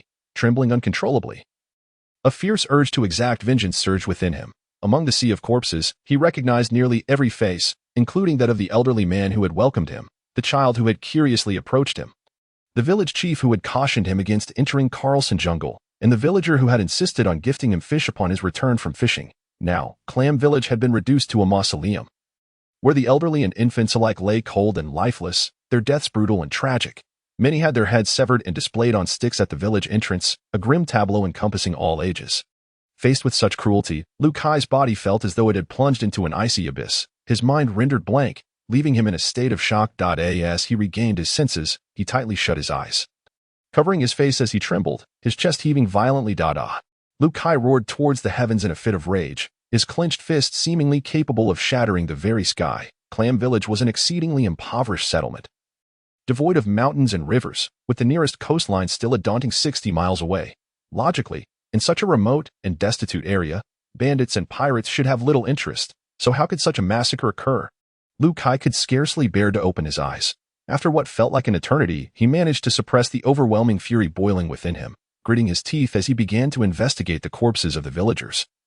Driven by an urgent desire to uncover any clues, with each body he examined, his hatred intensified, reaching a point where it became uncontrollable. After 4 long years, his eyes once again glowed a fierce crimson, and the air was thick with murderous intent. As he continued his search, Kai discerned that the assailants who had descended upon Clam Village seemed not to have acted out of greed, but rather for the sheer thrill of slaughter, as many homes bore no signs of being ransacked. Their already meager wealth remained hidden in the secret recesses of their home, untouched. Such inhumane acts incite a far greater fury than mere robbery. Kai vowed that regardless of who it was, he would ensure the complete annihilation of these soulless brutes, making them regret ever being born into this world. At last, Kai suddenly sensed a faint breath. His eyes regained clarity instantly, and he swiftly moved to the side of a middle-aged man. The man's head had been cleaved nearly in half, yet he did not succumb immediately, having fallen into a state of apparent death. But now he was miraculously awakening. "Uncle, who did this?" Kai asked cautiously as he helped the man sit up. The man struggled to open his mouth, exerting every ounce of strength to whisper a few words. "Vulture pirate crew." With those final words, the man slumped back into Kai's arms, lifeless. "Vulture pirate crew." Kai's eyes glinted with a predatory intensity as he gazed out towards the sea, as if attempting to pierce through the very fabric of space to spot the pirate ship drifting upon the waves. In the realm of pirate manga, audiences would never witness such a scene in Hagang Village, for the gruesome and brutal imagery would never pass the scrutiny of censors. Yet this was the harsh reality. The cruelty of some pirates far surpassed what the public could fathom. Although Kai shared the hopes of King Cobra of Alabasta that all pirates would embody the nobility of Roger or Luffy, such aspirations were naively unrealistic. Figures like Roger and Luffy were aberrations among pirates, a rarity so profound that one could not expect to find even a single one among 1,000. The norm was to set sail for treasure, wielding swords for personal gain, plundering at will. This was the very reason pirates instilled fear and loathing in countless hearts, leaving an indelible mark upon Kai's consciousness. With a clenched jaw, Kai seethed at the thought of the vulture pirate crew. Wishing he could devour the very flesh and blood of these marauders, he swore that he would not rest until he avenged this grievance. The Vulture pirate crew, notorious as the most infamous band of pirates in the West Sea, thrived during an era before the Great Pirate Era had properly commenced, when the number of pirates was far fewer than it would be in years to come. Many pirate crews had yet to be lured into the Grand Line by the allure of one piece, opting instead to operate within their own territories. The Vulture pirate crew, however, had earned the most dreadful reputation throughout the entire West Sea. It was said that wherever they roamed, not a single creature was left unharmed. The villages and islands they had slaughtered were countless. Numerous naval detachments had attempted to quell them. But these soldiers either returned defeated or were left helplessly watching as the Vulture pirate crew escaped. This allowed the Vulture pirate crew to reign unchecked in the West Sea for over a decade, growing increasingly brazen and evolving into a force that the local navy could no longer contend with. The captain of the Vulture pirate crew, known as the Butcher, was a figure of terror named Rodden, with a bounty of 80 million berries, a name that struck fear into the hearts of all in the West Sea. Yet, Lukai lamented the fact that he was utterly powerless at this moment. Although he had identified the perpetrators as the Vulture pirate crew, these beasts had vanished without a trace, and he was at a loss for how to pursue them. However, Lukai did not remain idle. Instead, he rummaged through the village chief's home and found a Din Mushi to contact King Russell of the Itakizia Kingdom upon hearing of the plight of Hagang village. Russell was consumed by rage. Itakizia was vast, home to many people, and while pirate attacks were not unheard of, such a horrific situation had not occurred in many years, though pirates were often desperate rogues.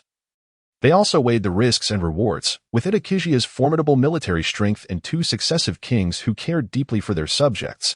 Any pirate daring enough to attack would find no respite. In the past, some foolish pirates had faced relentless pursuit from the Itakizia military, ultimately meeting their demise, which deterred many from encroaching upon the kingdom. Furthermore, most pirates sought wealth, rather than provoking Itakizia. They preferred to raid affluent towns where they might gain treasure without incurring such enmity. The likes of the Vulture pirate crew, powerful yet indulging in extreme cruelty merely for their twisted amusement, were exceedingly rare, their depravity rivaling that of the celestial dragons. If the situation in Hagang village went unpunished, it would surely embolden these pirates further and undermine public morale. Thus, Russell resolved that at any cost, he would eradicate these heartless executioners. Yet, after his initial fury subsided, he calmly addressed Lukai, "Brother Lukai.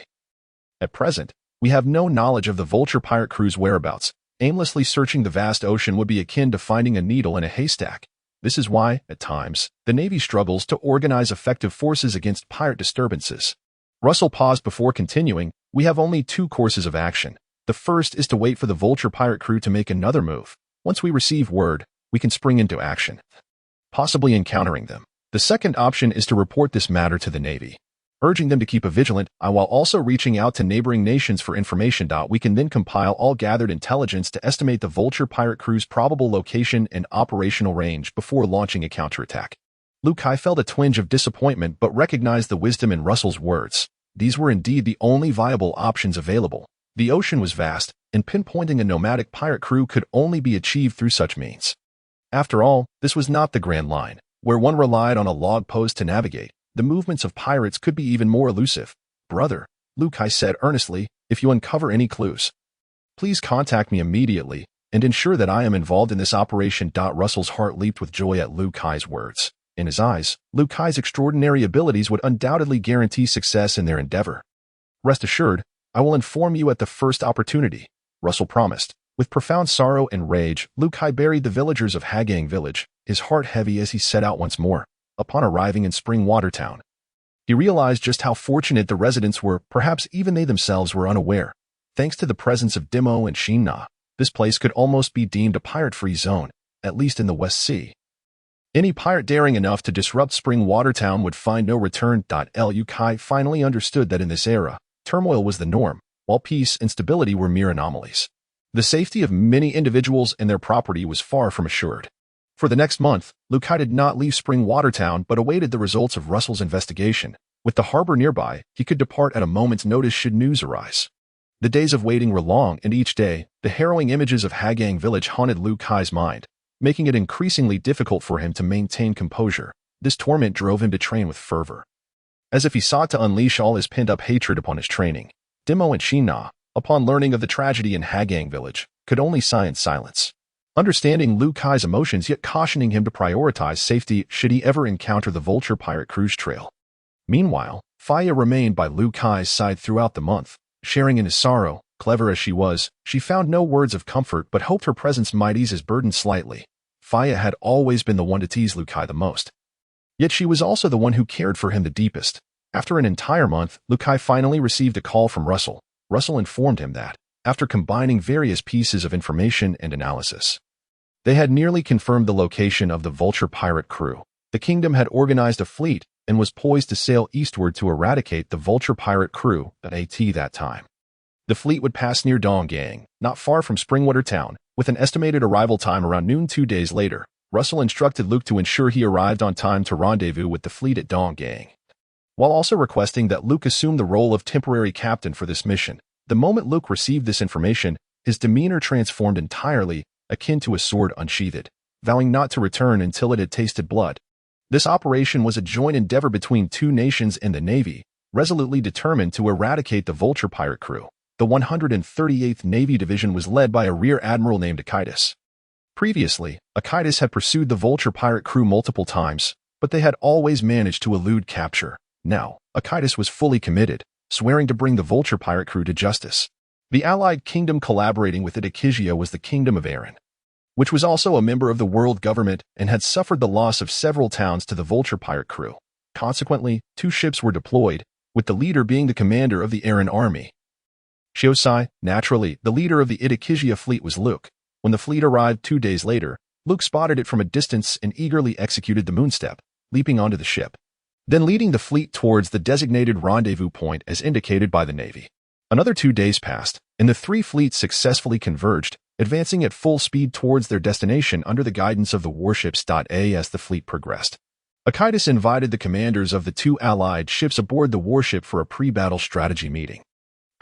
One cannot help but wonder if King Russell has lost his senses, allowing a mere youth to partake in the mission against the Vulture pirate crew, even if he intends to grant his confidants credit. This is hardly the opportune moment. From the moment they entered the conference hall, Shiosai from the Kingdom of Aaron cast a discontented glare at Luke. Once seated, Shiosai unabashedly voiced his grievances. Luke merely shot him a cold glance before turning his head, remaining silent. Throughout the past month, Luke had scarcely spoken, as the flames of anger had continuously surged within him. Now, with a glimmer of vengeance in sight, all he desired was to locate the Vulture pirate crew swiftly. Paying no heed to Shiosai's demeanor. Quite the spirited one, Shiosai interpreted Luke's glance as a provocation and continued to mock, suggesting that if Luke was dissatisfied, he could come over and spar with him, so he could teach him a lesson. He further added that someone like Luke was only fit to amuse the maidens in the royal palace, advising him to withdraw to avoid embarrassment on the battlefield. What insolence! Shiosai suddenly slammed the table and stood up, his face flushed with rage, his eyes glaring. Luke also rose, coldly regarding Shiosai. He did not wish to instigate trouble but was unafraid of it, determined not to allow his own people to suffer humiliation at this moment. Should Shiosai exhibit any aggressive behavior, Luke would promptly subdue him, ensuring he would never hold his head high again. Moreover, someone of Shiosai's ilk could be easily crushed under Luke's finger.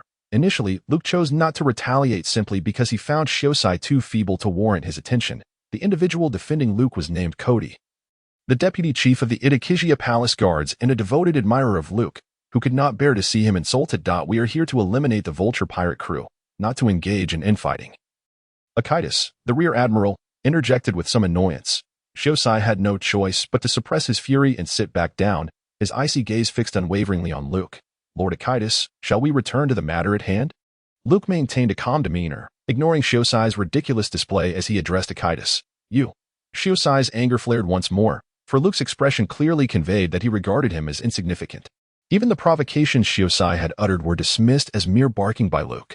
At that moment, Akitis shot a fierce glare at Shiosai, finding it difficult to harbor any fondness for this fool who could not discern the gravity of the situation. In contrast, Luke, despite appearing youthful, exhibited a greater level of composure and understanding, earning Akitis' admiration. 3 days later, 10 miles east of the uninhabited island of Nisses, a fleet of 12 ships emerged.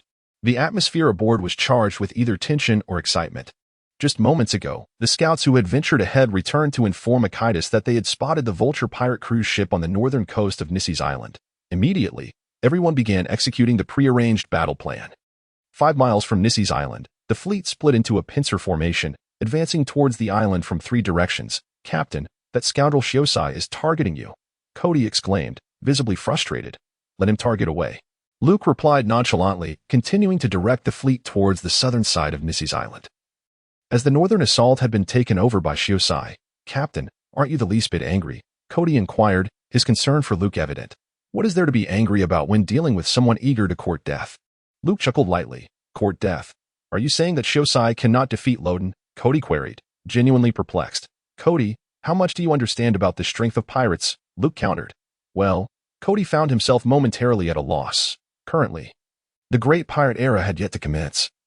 And in truth, pirates were not particularly numerous. Consequently, rumors regarding them were scarce. Additionally, the Royal Army primarily focused on safeguarding the capital, having encountered few pirates. That pirate boasts a bounty of 80 million. He is no mere small fry. If Loden's bounty of 80 million was not due to some hidden scandal, then not only Shiosai, but even Rear Admiral Akitis would surely find it a formidable challenge. If even Rear Admiral Akitis cannot defeat Loden? Cody's worry began to mount. If Akitis was incapable of overcoming Loden, what would be the outcome of their attempt to capture him? Luke was not making baseless assumptions. In terms of rank, a Rear Admiral in a Navy division is roughly equivalent to a Lieutenant Commander in the Navy headquarters, as the ranks in the division are 3 levels lower in prestige. Thus, under normal circumstances, if a division Rear Admiral were promoted to the Navy headquarters, he would typically hold the rank of Navy headquarters commander. This distinction is not only a matter of rank but also signifies a disparity in strength. Therefore, in Luke's eyes, Akitis was at best comparable to a lieutenant commander in the Navy headquarters. Furthermore, the individuals dispatched to the 4 Seas divisions were not the cream of the crop among lieutenant commanders. In the past few days, Luke had also examined Akitis's attributes. Akitis's level was 32, with an attribute value of 2085. This level of strength could be considered top tier among lieutenant commanders, even approaching the caliber of some Navy headquarters commanders. Perhaps in the East Sea, where the average strength was weaker, Akitis could be deemed formidable. However, in the West Sea, he held little sway. Any moderately strong nation could easily field several individuals surpassing him, not to mention truly powerful nations like Idakizia or the Flower Kingdom. Yet, an 80 million bounty pirate, unless like Nico Robin for some extraordinary reason, would require at least a Navy headquarters Rear Admiral to contend with, and not just any bottom-tier Rear Admiral. Luke refrained from delving further into this topic with Cody, as they soon arrived at the southern side of Nissy's island and began to disembark. According to the original plan, half of the crew would remain on the shore to intercept any fleeing remnants of the pirates, while Cody would lead the other half northward, declaring, "I shall proceed ahead to eliminate this Loden." Having concluded his words, Luke disregarded the reactions of those around him, launching himself into the air with a powerful push against the deck. He then forcefully stepped into the void behind him, creating ripples in the air. These ripples, emanating from the tips of Luke's toes, visibly expanded outward in concentric circles, and soon he vanished from sight amidst a series of sonic booms. This technique was an advanced application of the moonstep, which Luke had aptly named air drum. The move resembled striking a drum in the void, producing a deep, resonant sound, while also delivering a more potent force than the typical moonstep, greatly enhancing his acceleration in midair. Truly, Lord Luke's strength is formidable. Cody couldn't help but exclaim upon witnessing Luke's ascent. Nissus Island is rather diminutive, spanning nearly 3 miles from south to north, serving as a temporary refuge for the Vulture Pirates. As naval ships and vessels from the Aran Kingdom appeared, the leader of the Vulture Pirates, Rodden, was leisurely sipping wine on the beach, upon noticing the encroaching fleets from 2 directions. Rodden merely smirked and commanded, "Prepare for battle, lads." The sudden arrival of the ships left the Vulture Pirates with no opportunity to flee. To venture out now would mean being bombarded by a dozen ships on the open sea, placing them in an even more precarious position. Thus, Rodden decisively chose the island as the battleground. Before long, the fleets landed, and the soldiers of the Navy, alongside the kingdom's forces led by Akitis and Shiosai, charged towards the Vulture Pirates, engaging in fierce combat. Meanwhile, Shiosai and Akitis made a beeline for Rodden. Luke arrived considerably later than Akitis and Shiosai, having taken a longer route from the southern shore. By the time he reached the scene, Shiosai lay motionless on one side, resembling a corpse, while Akitis was locked in combat with Rodden, the 2 evenly matched. At last, "I have found you." Luke clenched his fists, a surge of murderous intent coursing through him as he coldly fixed his gaze upon Rodden. Rodden, with a fearsome visage, donned a captain's hat, sported a hooked nose, and thin lips, exuding an aura of malevolence. A long scar ran from the right side of his forehead directly across to his left cheek, lending him a particularly savage appearance.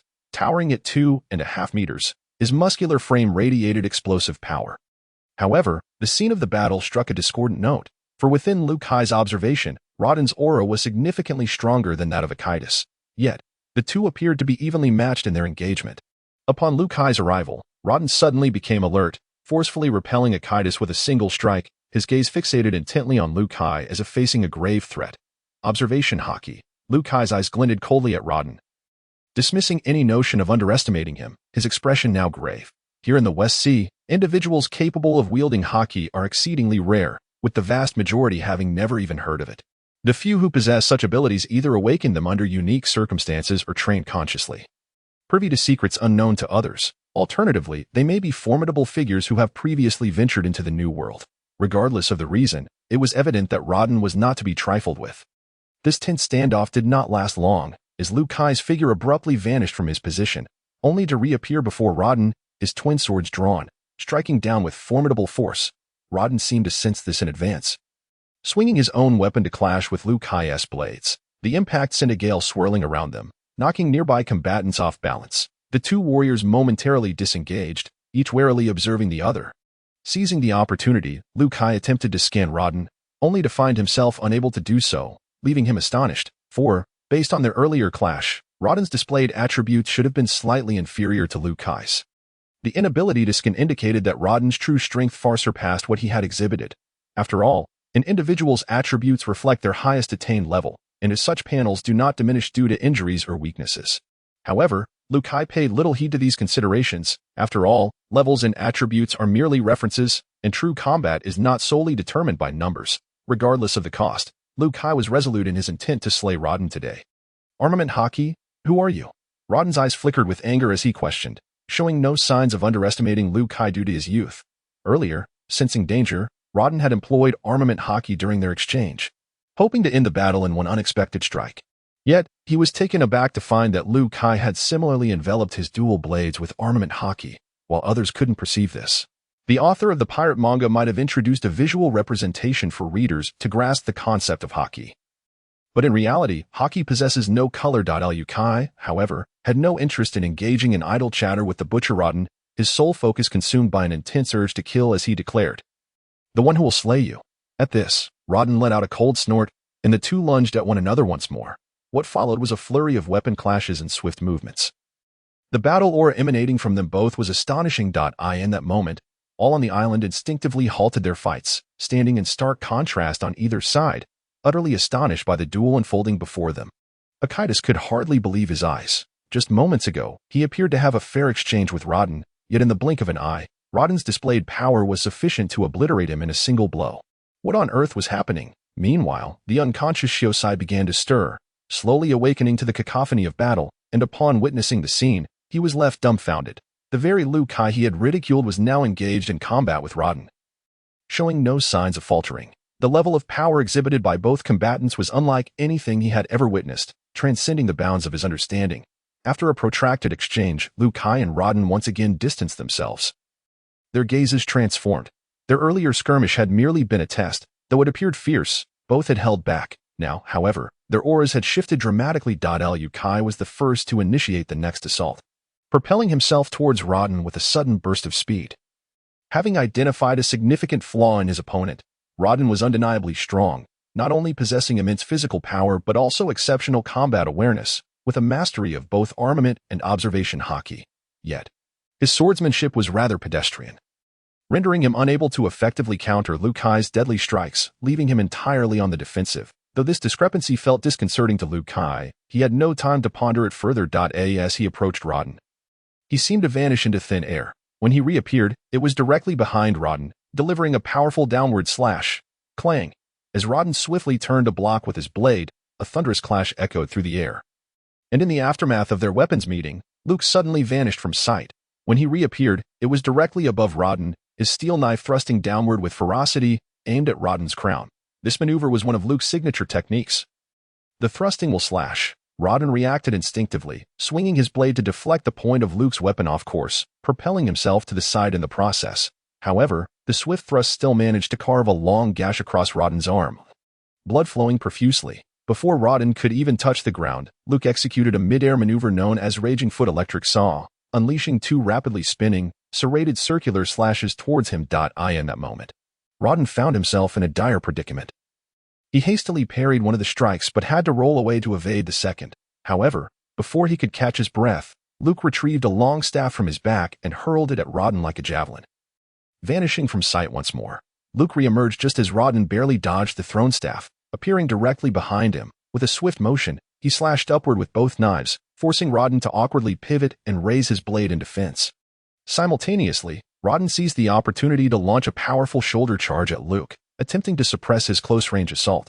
The collision brought them dangerously close, leaving Luke momentarily without space to swing his blades. It was undeniable that Rodden possessed an impressive wealth of combat experience. Yet, before Rodden could revel in his tactical advantage, Luke's right hand suddenly relinquished one of the knives, while his left seized Rodden's weapon-wielding hand. With his right index finger extended like a bullet, it shot toward Rodden's abdomen. Finger gone, Luke murmured. Rodden felt a wave of dread wash over him, despite his keen observation and awareness. He was unable to react in time due to their entangled positions. In a frantic effort, he concentrated all his strength into his abdomen, enveloping it with his armed hockey to withstand Luke's finger thrust. In that critical moment, Rodden disregarded his own safety and retaliated with a desperate strike aimed at Luke's left arm. Hoping to trade injury for injury, iron block, Rodden's blade struck Luke, yet it felt as though it had collided with a colossal iron shield, producing a metallic clang that vibrated through Rodden's arms. Given Rodden's lack of swordsmanship, his brute force was insufficient to pose a real threat to Luke. However, Luke's finger thrust penetrated Rodden's abdomen, inflicting a grievous wound. The hardened hockey of the finger was not so easily withstood.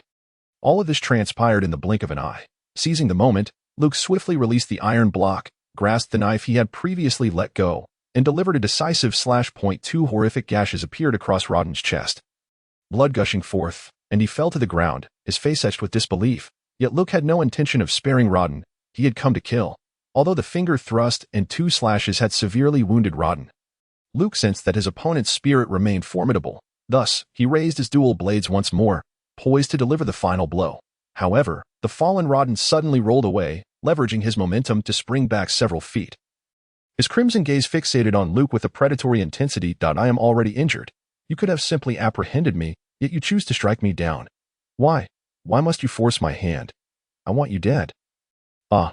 Rodden roared, his voice frenzied, and in that instant, his aura surged dramatically. His body began to swell as if inflated, claws extending from his fingers, and a coat of brown fur sprouting across his form. In a matter of moments, Rodden's transformation was complete, resembling a ferocious lion, radiating an aura of unparalleled danger. Zoan type, dog fruit, lion form, Luke blurted out, astonished by Rodden's appearance. Oh, it seems you possess quite a bit of knowledge. Rodden, now in his beastly form, exhibited a cruel and mocking glint in his eyes. I never expected that among this pack of fools, there would be one such as you, forcing me to unleash my utmost power to contend with you. After regaining a semblance of calm, Rodden glared menacingly at Luke. But it is precisely because you have learned what you should not have that all of you must perish here. The Navy Rear Admiral watching from the sidelines, trembled in fear, his voice quavering as he stuttered, he is not Rodden, he is the vice captain of the Lion King's pirates, known as the Fire Lion, Sheba, who once slaughtered an entire naval branch in the Grand Line. What? The other Navy personnel nearby were struck dumb, as this information was classified within the Navy, and they had never heard of such an event. The thought of an entire naval branch being annihilated was utterly chilling. Weren't you supposed to have been eradicated by the Navy headquarters? How did you end up here? Akitis managed to suppress his terror and stammered his question. The Navy headquarters. Sheba's eyes glinted with murderous intent. His teeth clenched. Back in the day, my brothers and I roamed the Grand Line, forming the Lion King's pirates, basking in glory. Who would have thought the Navy headquarters would send 2 vice admirals to hunt us down? We had no chance to resist. If it weren't for a sudden storm that allowed me to escape by sheer chance, I would have surely perished long ago, and I would not be here now. Do you think you are strong? Ignoring Akitis, Sheba turned his gaze toward Luke, revealing the suppressed secrets he had long been reluctant to share. But you have no idea how terrifying this world can be. The 2 vice admirals who besieged us were none other than the current Admiral Blackarm Zephyr and the legendary Navy hero Iron Fistcarp. The mere mention of their names sends chills down my spine. Having experienced their unparalleled might up close, I knew that I would never have the opportunity for revenge. My eldest brother, such a powerful figure, could not withstand even a single punch from Carp. His skull shattered on the spot. My second brother was knocked unconscious by Zephyr's blow and sank to the depths of the sea. Shiba continued, "You cannot imagine the horror of that scene. As if two ferocious tigers had entered a flock of sheep, our entire pirate crew, numbering over 200, was utterly decimated in less than 5 minutes at the hands of just 2 individuals. It was not even a battle. Since then, I have concealed my identity, living in fear for over a decade, not daring to reveal that I still live. I even consider myself fortunate that during every battle, I transformed using the devil fruit, and no one has seen my true form. My bounty posters depict only my transformed visage. I returned to the West Sea, suppressing my hatred for the Navy, living a low-profile existence to avoid drawing the Navy headquarters' attention. Suddenly, Shiba's tone shifted, his gaze turning predatory as he looked at Luke. "But you, why do you force my hand?" "Why? Because you deserve to die." Luke scoffed at Shiba's plight, finding it laughable. The so-called suffering he had endured was merely the consequence of his own choices, since no one knows you are alive, and no one has seen your true face. You could have easily chosen to live in seclusion. Yet, you insist on continuing your piratical ways, plundering and slaughtering. Each time you take the lives of innocent villagers, you should have faced death 1,000 times over.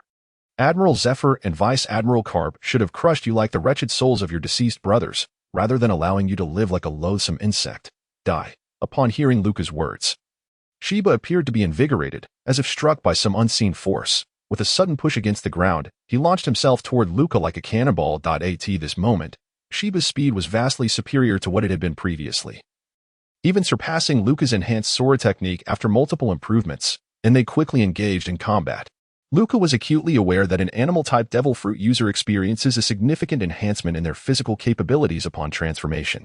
Yet, this was the first time he truly felt the extent of such a change, and he found himself struggling to adapt. The aura emanating from Shiba now was nearly double that of earlier. During their previous skirmish, Luca had clearly held the upper hand, but after exchanging dozens of blows, he found himself at a distinct disadvantage. Without the use of weapons, Shiba proved to be much stronger. With the addition of his Pusashoka Haki, his claws and fists became his most formidable weapons. Though Shiba was not particularly skilled with a sword, he had chosen to wield one upon arriving in the West Sea merely to mislead his opponents. In situations where the disparity in strength is minimal, the effectiveness of Haki, particularly Kinbunchaku, becomes paramount. While Luca possessed Kinbunchaku, so did Shiba, resulting in a persistent gap between them and leaving Luca consistently on the back foot. Paper drawing. Void. Faced with Shiba's unavoidable claw strike, Luca immediately employed his own modified version of one of the 6 styles, paper drawing. Originally, he intended to defend with an iron block coated in Pusashoka Haki.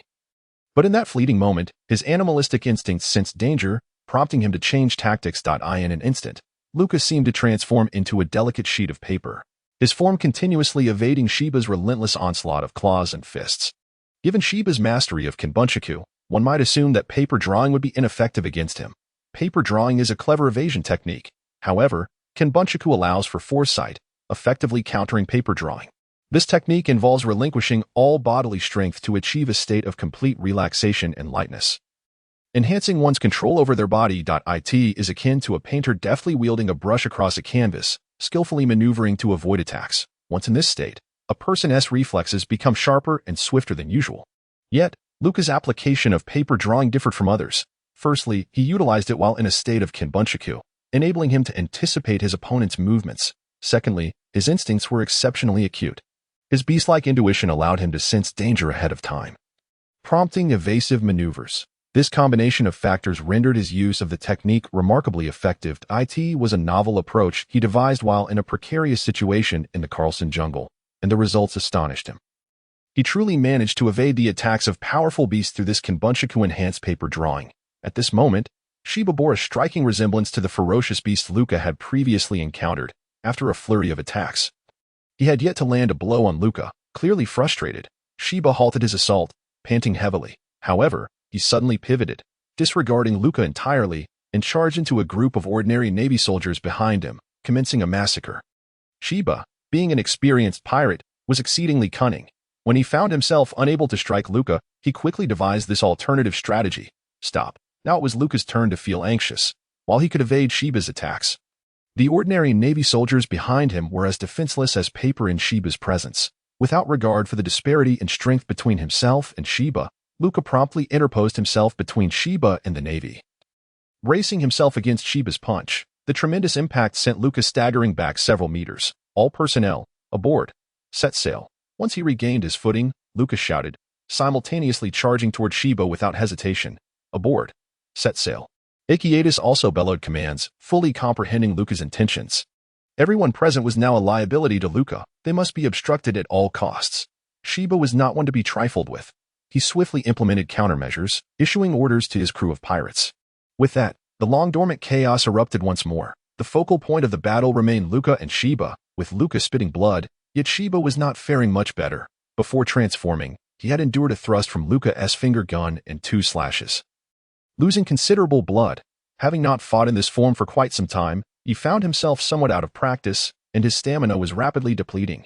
Luca, having engaged in few battles against true masters, was learning on the fly. He increasingly adapted, no longer as passive as before. In this clash, Luca did not merely focus on evasion, he chose to counterattack while dodging. The very same techniques employed by Sheba posed different threats depending on their angles and force. Aware of the more dangerous attacks, Luca utilized paper drawing, void to evade, immediately retaliating without granting Sheba a moment's respite for those strikes of lesser potency. Luca directly countered with an iron block-coated Busashoka haki. For a time, the two fought to a standstill, neither able to gain the upper hand. However, the situation was markedly different on the other side of the battlefield, where the tide turned overwhelmingly in favor of the Navy and Royal Forces. The number of Navy personnel was tenfold that of the Vulture pirates. Furthermore, aside from Sheba, the Vulture pirates lacked formidable strength, resulting in their complete annihilation within half an hour. Following this, Ikiatis led everyone aboard. Departing from the shore, which included the Vulture pirate ship. As all vessels departed, only Luca and Sheba remained on the island, the last 2 survivors of the conflict, witnessing the retreat of his comrades. Luca instantly disengaged from the fight, retreating several dozen meters to catch his breath while rapidly contemplating his next move. At this juncture, Luca could finally unleash his full potential in battle. Previously, he had held back, unable to fully relish the encounter. Deep down, Luca was inherently combative, and after enduring the monotonous rigors of training, he yearned for combat to test his skills. This confrontation with Sheba was truly exhilarating, as he had found an opponent with whom he could freely express himself in battle, a rare opportunity indeed. However, Sheba's perspective diverged sharply. In the initial stages of their confrontation, he had indeed held a certain advantage, forcing Luca into a defensive posture. Yet, that advantage had steadily diminished, while Luca appeared to possess boundless stamina. Their battle had persisted for 2 hours, and while Luca had perspired profusely, his strength showed no signs of waning. In contrast, Sheba's endurance was being steadily eroded. Typically, animal-type users excel in prolonged combat.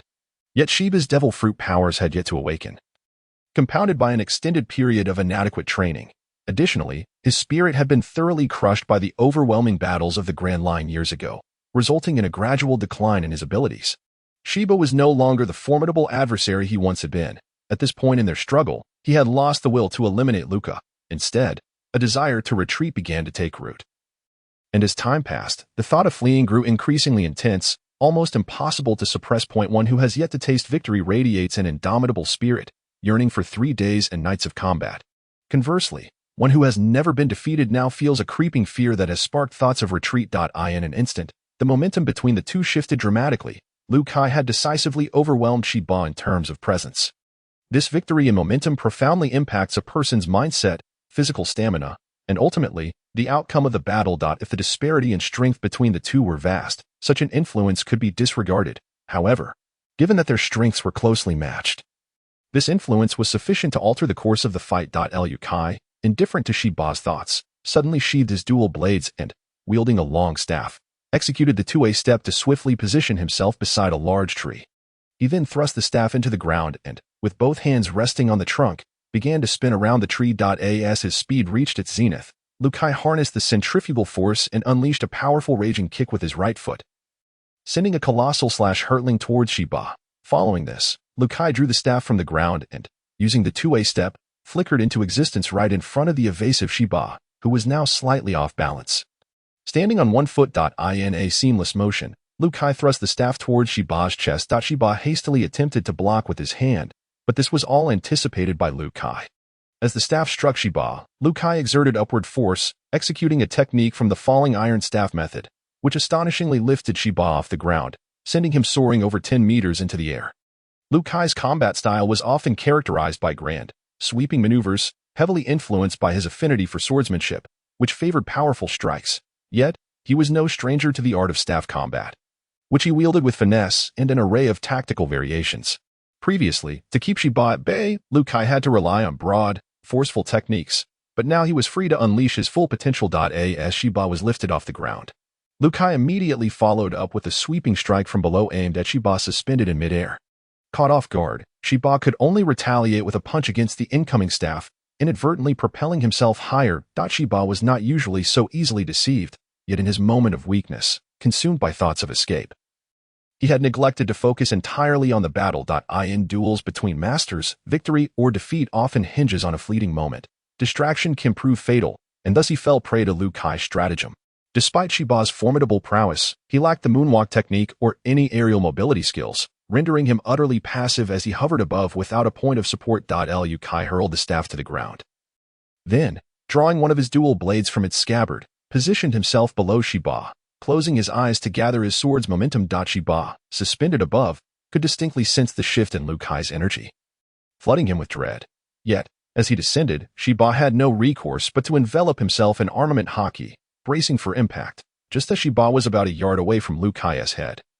Liu Kai abruptly opened his eyes and sprang upwards with great force. As he neared Shiba, Liu Kai drew his sword at a speed imperceptible to the latter. In a flash of brilliant light, Shiba landed, still in a defensive posture, yet stood frozen on the ground. Meanwhile, Liu Kai hovered in midair, observing his blade, which had already returned to its sheath the moment the strike was executed. I possess a sword that can cleave the heavens above and quell the netherworld below. I offer forth the god-slaying sword technique. One sword flow, Iato, heaven-cleaving slash, Liu Kai murmured. Before long, Liu Kai gracefully descended and approached Shiba, gently tapping the latter's head. Suddenly, a violent rupture erupted from Shiba's left shoulder to his right hip, gushing forth a torrent of blood, cleaving his body in twain. Shiba then toppled backward, devoid of any breath, his final thought being how he had been so young. Had Liu Kai been allowed to mature, he would undoubtedly become an extraordinary hero, rivaling the likes of Zephyr and Carp, instilling terror in all. Meanwhile, Shiba stood as a stepping stone on Liu Kai's path to power. Casting a glance at Shiba's lifeless form, Liu Kai suddenly felt as if all strength had drained from him, collapsing to the ground as he began to reflect on the battle just fought. In a typical evenly matched fight, there would not have been ample time for Liu Kai to gather the momentum for his sword technique. Had they been on solid ground, Shiba could have sensed Liu Kai's intent with observation haki and evaded, preventing Liu Kai from gaining such an advantage. However, a wise warrior must learn to create opportunities in combat and seize those rare chances to resolve the conflict with all their might. The fierce battle had endured for 2 hours. To claim he was not fatigued would be a falsehood. Combat and training are fundamentally different. Had it been 2 hours of training, Liu Kai would not have felt this way at all. Training is mechanical, devoid of mental engagement, and lacks the tension associated with life and death. Yet in battle, Liu Kai's mind was in constant motion, his nerves taut, and his adrenaline surging far beyond normal levels. Indeed, a single battle can be far more exhausting than an entire day of training. Moreover, the fatigue was predominantly mental, underscoring Liu Kai's acute lack of experience fighting formidable opponents. With this realization, Liu Kai quickly steeled himself, seizing the moment of exhaustion to commence his training for the day. A half hour later, the United Fleet returned to the shores, upon witnessing Shiba's corpse and Liu Kai training nonchalantly before it. The crew was left speechless, bewildered by the scene. Liu Kai's ability to train without a care stemmed largely from his knowledge that the crew would soon discover his victory and return. After all, many experienced individuals were aboard the fleet. As a capable user, Shiba posed no threat even from 100 meters away in the absence of a ship. Thus, Liu Kai surmised they had not ventured far but were instead observing from a distance. Indeed, as Liu Kai suspected, Akitis, Cody, and Zayus had been positioned 2 nautical miles away, witnessing the entirety of Liu Kai and Shiba's clash through binoculars. The spectacle left them utterly astonished, rendering them speechless. It was the most breathtaking battle they had ever witnessed since birth. A notorious pirate captain was decisively slain by a 12-year-old boy, previously unknown to fame. Despite the prolonged combat, Liu Kai appeared to have sustained only minor injuries. As soon as they reached the shore, Cody and Akitis hurried to Liu Kai's side, inquiring about his condition. Meanwhile, Zayus, who had earlier mocked Liu Kai and vowed to teach him a lesson, did not dare to disembark. Now, he cowered in a corner of the ship's cabin under the pretext of recuperating, trembling at the thought of Liu Kai's potential wrath. Little did he expect that Rodden, the captain of the Vulture Pirates, was none other than the infamous vice-captain of the Lion King Pirates, Shiba, who had come to the West Blue incognito. The mere thought sent chills down Akitas' spine. Liu Kai, we owe you a great debt this time. Had it not been for you, the consequences would have been dire. I merely did what was necessary, Liu Kai replied. Yet he did not believe that the situation would have been catastrophic without his involvement. Had Liu Kai not intervened, Shiba would not have revealed his true strength. He would have merely accidentally created an opportunity to flee. After all, that had been Shiba's modus operandi in the past. His fear of Zephyr and Carp ran so deep that he would not expose his true identity unless facing a life-or-death scenario. I have reported the situation truthfully. The Navy headquarters will undoubtedly commend you. Akitas continued. Commendation is of little concern. What matters is the eradication of scoundrels like Shiba, providing solace to the souls of those who perished at his hands, Liu Kai replied dismissively. However, Akitas hesitated. Faltering slightly. We have fought together, a bond forged in battle. What is it that you find difficult to say? Liu Kai gazed at Akitas with a cheerful demeanor and spoke candidly. At this moment, Akitas felt a genuine respect for Liu Kai, a sentiment that inadvertently created a barrier between them. Upon hearing Liu Kai's words, Akitas immediately ceased his hesitation and declared, the body of Shiba must be taken by our navy. That is only natural, Liu Kai replied nonchalantly, but we must first transport his remains to Clam Village and hold a memorial for the villagers before we can hand him over to you. Very well, it is settled then.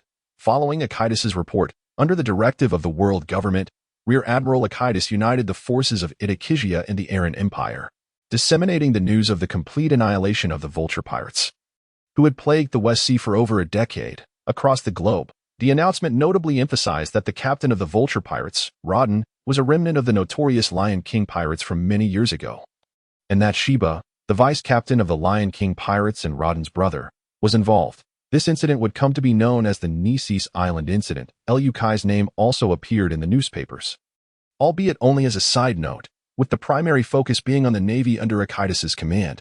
When the newspapers reached the returning warship, Akitas found himself blushing with embarrassment. He had merely intended to play a supporting role and had not hindered the operation.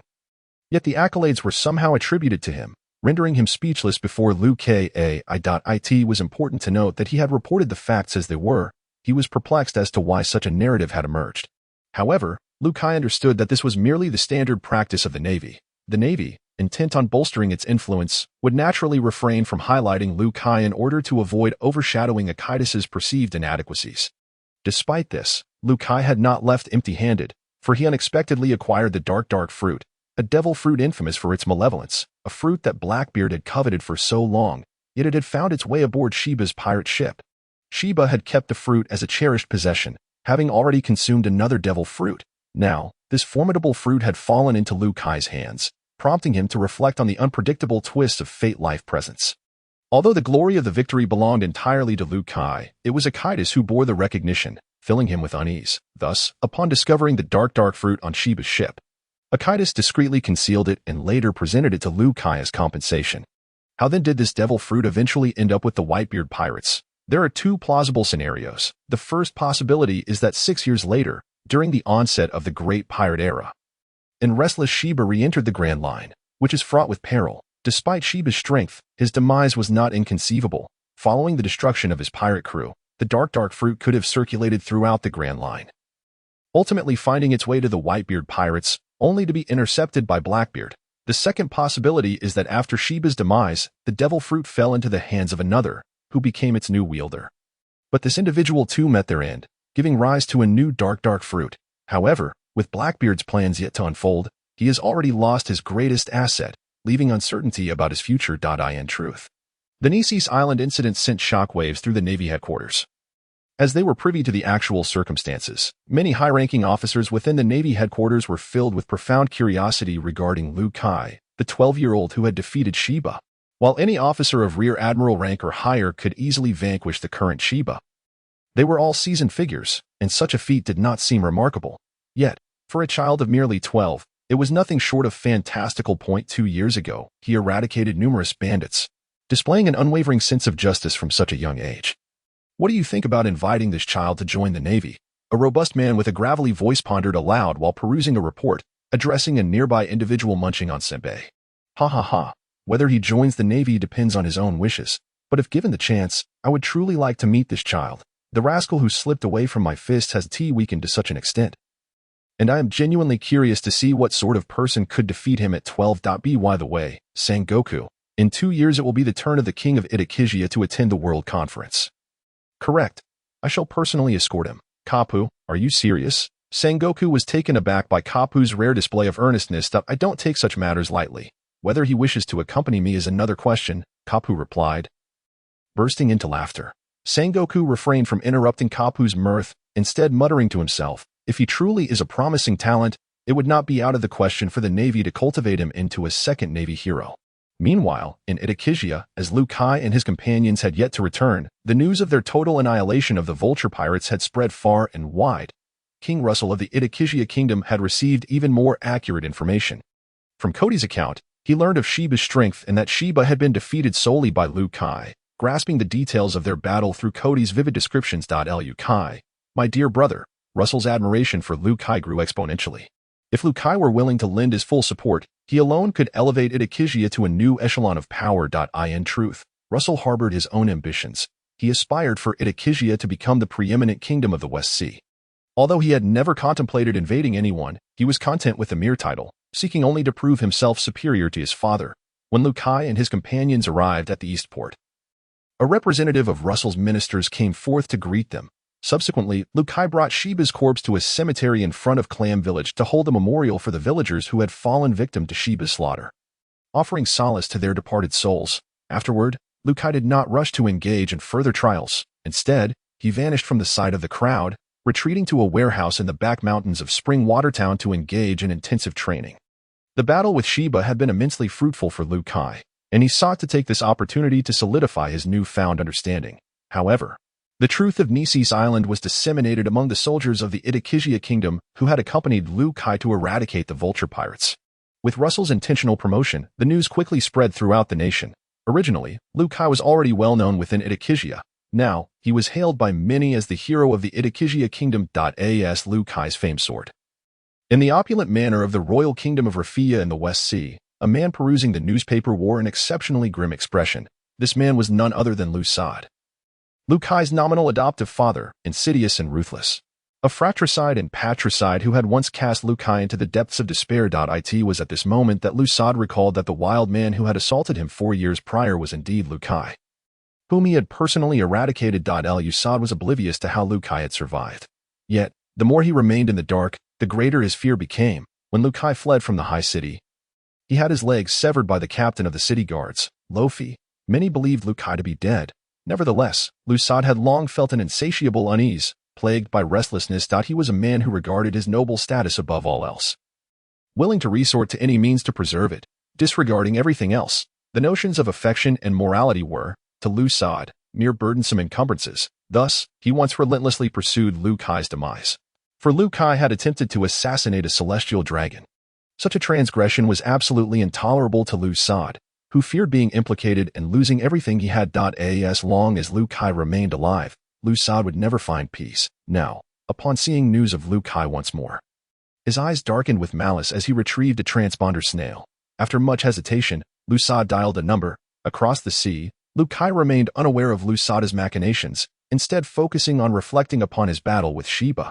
This confrontation had propelled Liu Kai's growth, unlocking his potential and elevating the sword of the God-Slayer to new heights. The outcome of the battle concluded with Liu Kai's resounding victory and Shiba's demise. Although the lives of those lost at Shiba's hands could not be restored, Liu Kai deemed that mere execution was far too lenient a fate for Shiba. However, it can at least provide a semblance of solace to the souls of the victims who have passed on. In order to solidify his personal growth, Luke did not hastily return to the Carlson jungle. Instead, he chose to cultivate his skills in Springwater Town, engaging in continuous discussions with Demo and Cinna regarding his insights and discoveries, and seeking their advice on areas for improvement in his swordsmanship. In just a matter of days, Luke's god-slaying sword technique had been expanded from its original foundation into a formidable 21 sword strikes. These 21 techniques were the result of Luke refining his approach, meticulously honing his skills to address various potential combat scenarios, all while integrating every resource at his disposal.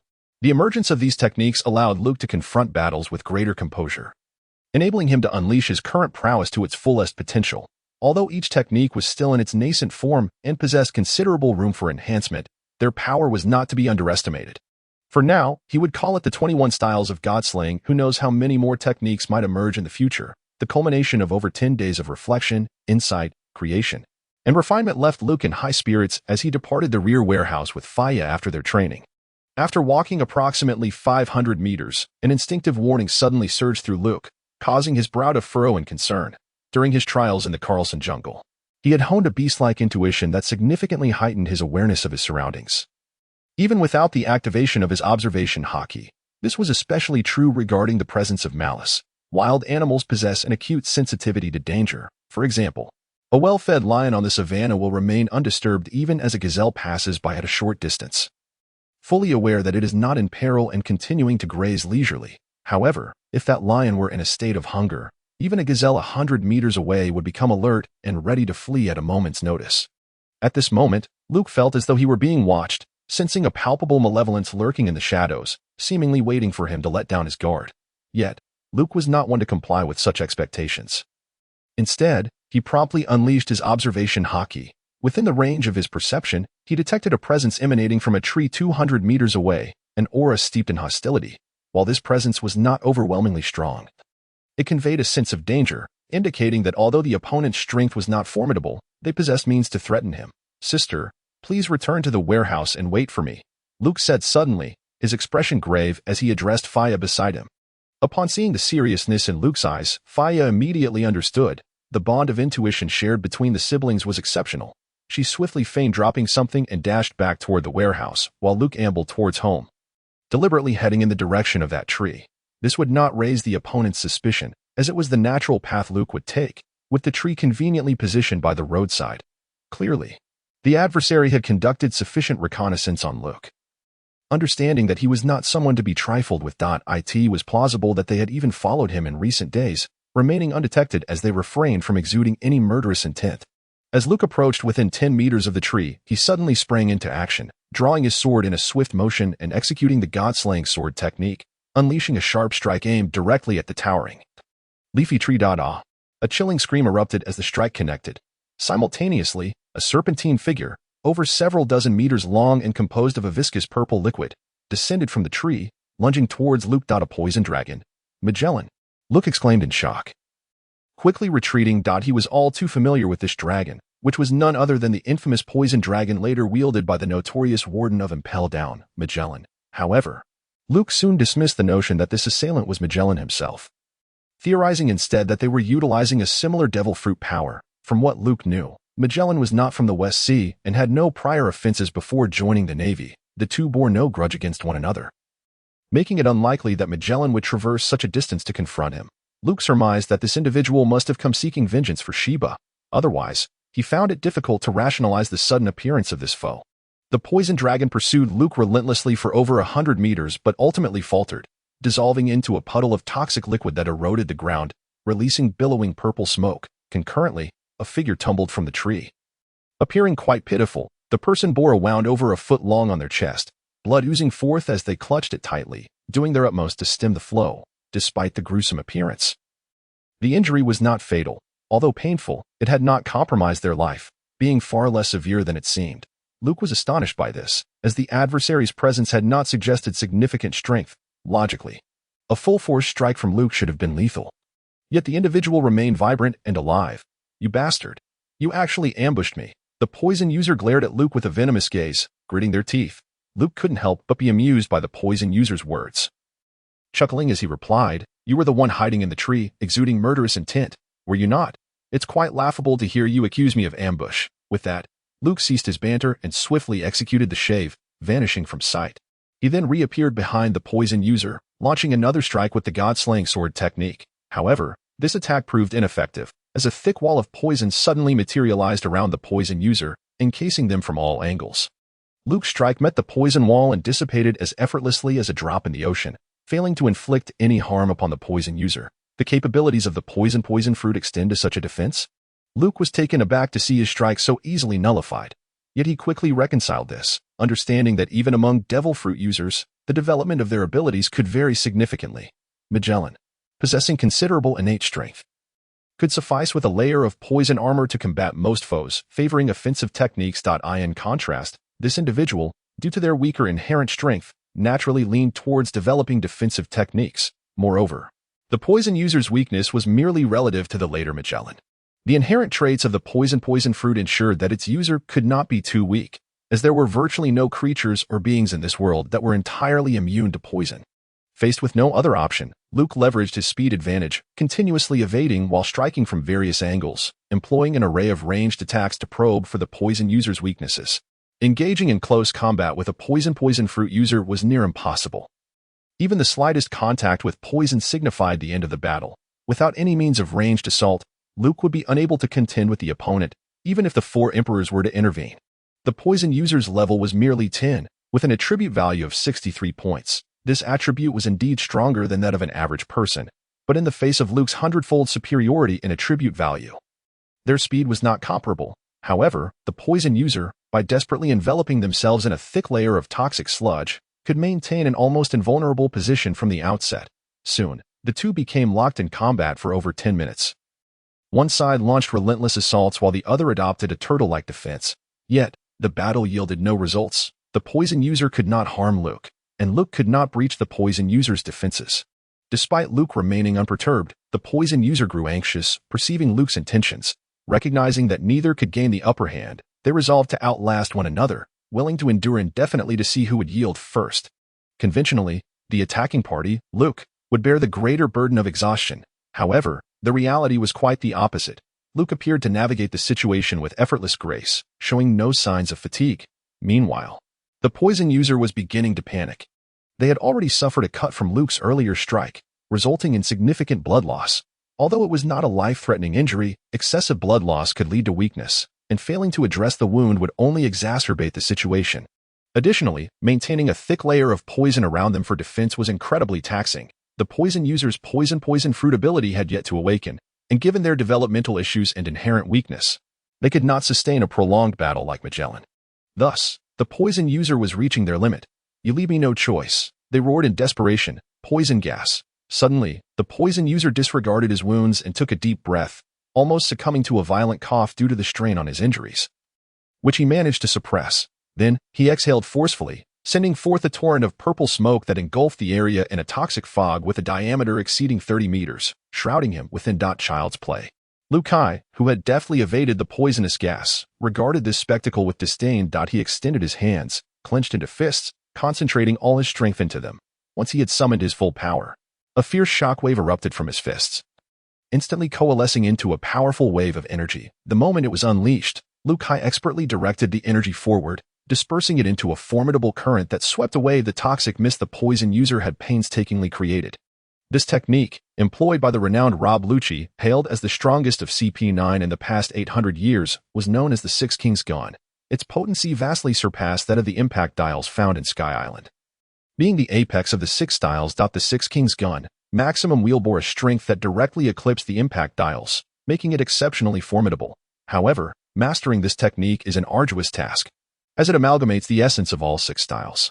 The term Six Kings signifies the king of the 6 styles, and Six Kings Gun refers to the ultimate weapon of this royal technique. Thus, to train in and master the Six Kings Gun, one must first attain the highest level of understanding in each of the 6 styles. At this moment, Luke stood among those who had achieved this level. To perform the Six Kings Gun, one must first release all bodily strength paper drawing technique, concentrating all power into the fists finger gun technique. By executing a series of nearly imperceptible punches at incredible speed, one can compress the air in front of their fists, Saru and Jeppo techniques. Finally, the highly compressed air is unleashed in an explosive shockwave, propelling forward at an extraordinary velocity, Runush and Sara techniques. This shockwave can penetrate the human body, inflicting severe damage to internal organs. However, the recoil is equally powerful, necessitating that the fists become incredibly hard to withstand the backlash of the shockwave, Iron Block technique, while the body must also dissipate the remaining force, paper drawing technique. The complexity of the Six Kings Gun and the precision it demands render it nearly impossible for anyone lacking extraordinary talent to master. Hence, few have succeeded, yet those who do wield immense power. Under normal circumstances, the energy released through the Six Kings Gun is highly concentrated, resulting in a forceful shockwave that erupts from a single point in a singular direction. However, Liu Kai had attained a level of mastery that allowed him to disperse the energy with ease. Merely a matter of controlling the energy within his body. Witnessing his ultimate technique effortlessly neutralized, the poison user felt a deep sense of despair. He then attempted to launch an attack with a poison dragon. But its speed was utterly insufficient to pose any threat to Liu Kai. Had they been in a confined space, Liu Kai would have regarded the poison user with more caution, for the abilities granted by the poison fruit are indeed formidable. Yet, in this expansive area, coupled with Liu Kai's intimate knowledge of the fruit's capabilities, the poison user's strength paled in comparison to that of Magellan. After several more minutes of combat, the poison user was utterly enraged. Especially upon seeing Liu Kai maintaining his vigor. He realized that he could not outlast his opponent. However, Liu Kai had the advantage of flight, coupled with swift evasion and movement, always keeping a safe distance while posing a significant threat with his attacks. Although the poison user had not yet been defeated, he knew that after another hour or two, with excessive blood loss and waning stamina, his defeat would be inevitable. As the saying goes, one does not fight for buns but for pride. The reason the poison user continued to engage Liu Kai was his unwillingness to concede. Ever since acquiring the capabilities of the poison fruit, he had never faced defeat, regardless of the opponent's reputation or strength. Whether through assassination or direct confrontation, he had never lost since consuming the fruit. Yet, now he faced such humiliation. How could he endure it, having failed in an assassination attempt and being ridiculed in open battle? The poison user was compelled to recklessly assault Liu Kai, determined to persist. However, upon realizing he could not outlast Liu Kai, a sense of panic began to creep into his heart. Finally regaining his composure, the poison user resolved to abandon the prolonged engagement and instead charged directly toward the warehouse where Fuya was located, intent on using her as leverage against Liu Kai. Fuya, observing from within the warehouse, noticed the unfolding scene yet felt no fear. Instead, she approached the entrance, awaiting the poison user's approach. When they were still about 100 meters apart, Fuya suddenly leaped into the air, utilizing the moonwalk to ascend hundreds of meters high. Gazing down at the poison user, before taking flight, Fuya shouted, "Do you think I'm foolish, or are you? Do you really believe I would flee?" Liu Kai chuckled heartily at her words, feeling no concern for Fuya. With her intellect, how could the poison user possibly gain the upper hand? Moreover, Fuya's strength had significantly advanced, now at level 37 with attribute points totaling 3357. Over the past 2 years, her continuous training had revealed unparalleled talent, leading Liu Kai to often marvel at her prowess. Without the system, he would undoubtedly have been overwhelmed by her capabilities. While Liu Kai relied on the system's reset feature, Fuya had integrated medical knowledge into her training, maximizing her potential. Her techniques astounded Liu Kai. He realized there were myriad ways to train effectively, and indeed, a gifted scholar excels in all endeavors. Fuya had now mastered the Navy's 6 styles and had even developed her own 2-color hockey. Even in the later CP9, Khalifa, with only 630 in her mastery, wielded a long whip and, having mastered the 6 styles, could easily toy with a group of robust shipwrights, effortlessly defeating them. Fuya had long surpassed that level, undoubtedly qualifying as a formidable force, and at just 14 years old, she had trained for only 4 years. As time progressed, she would only grow stronger. Seeing Fuya ascend into the sky, the poison user was infuriated. His recently conceived strategy had been thwarted before it could even be executed, much like how Liu Kai had dispersed his poisonous gas moments ago. The sensation of having his plans interrupted was excruciating. Yet he found himself powerless to alter the course of events. "Very well, if you wish to flee, then let me see how you protect all the residents of Springwater Town," the poison user snarled through clenched teeth before turning away without a care for Liu Kai and Fuya. Hastily advancing towards the town. "Stop," Liu Kai bellowed, positioning himself before the poison user, his gaze fierce. "Ha ha ha. Weren't you quite formidable just now? Are you panicking now? Go ahead and try to stop me." The poison user laughed heartily, releasing all the pent-up frustration from his chest. "Do you truly believe you can escape my grasp?" Liu Kai's eyes turned cold as he spoke in a low voice. "Then give it a try." The poison user retorted, his pace quickening as he charged towards Springwater Town. With an icy glare, Liu Kai refrained from further hindrance, instead reaching for a bag slung across his back. Upon opening it, he revealed a purple fruit adorned with spiral patterns, resembling a pineapple. This devil fruit, obtained after vanquishing Sheba, was the dark fruit, acquired from Rear Admiral Akitis. After appraising the dark fruit, Liu Kai bit into it without hesitation. This singular bite could alter the fates of many: Sachi, Ace, Luffy, Blackbeard, Whitebeard. Whether there would be a war on the summit in the future remained unknown to Liu Kai. However, even if there were, the reasons could vary significantly. As for Blackbeard, he might truly abandon his dreams and obediently become a member of the Whitebeard pirates. Yet, Liu Kai could not afford to dwell on such thoughts, for a painful expression had already surfaced on his face. As the taste was indeed unbearable, having experienced 2 lifetimes, Liu Kai swore he had never encountered such a distasteful devil fruit. Indeed, gaining power demanded a price. In truth, Liu Kai had no desire to consume the dark fruit, as he was not particularly fond of its abilities. However, at this moment, he could think of no other way to thwart the poison man except to ingest the dark fruit. Perhaps Demo and Xena possessed the strength to devise a solution. But, ironically, both were conveniently absent from Springwater Town today, having gone to the neighboring town to sell grain. Mere seconds after swallowing the devil fruit, Liu Kai felt a transformation within his body.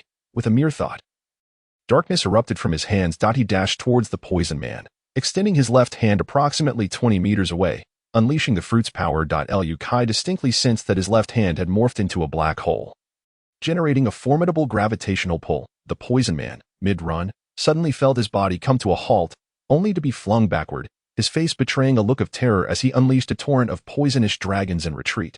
Before the poisonous dragons could reach him, the suction from Liu Kai's left hand dissipated, replaced by an overwhelming surge of darkness. The sky was engulfed in darkness, swallowing the poisonous dragons entirely.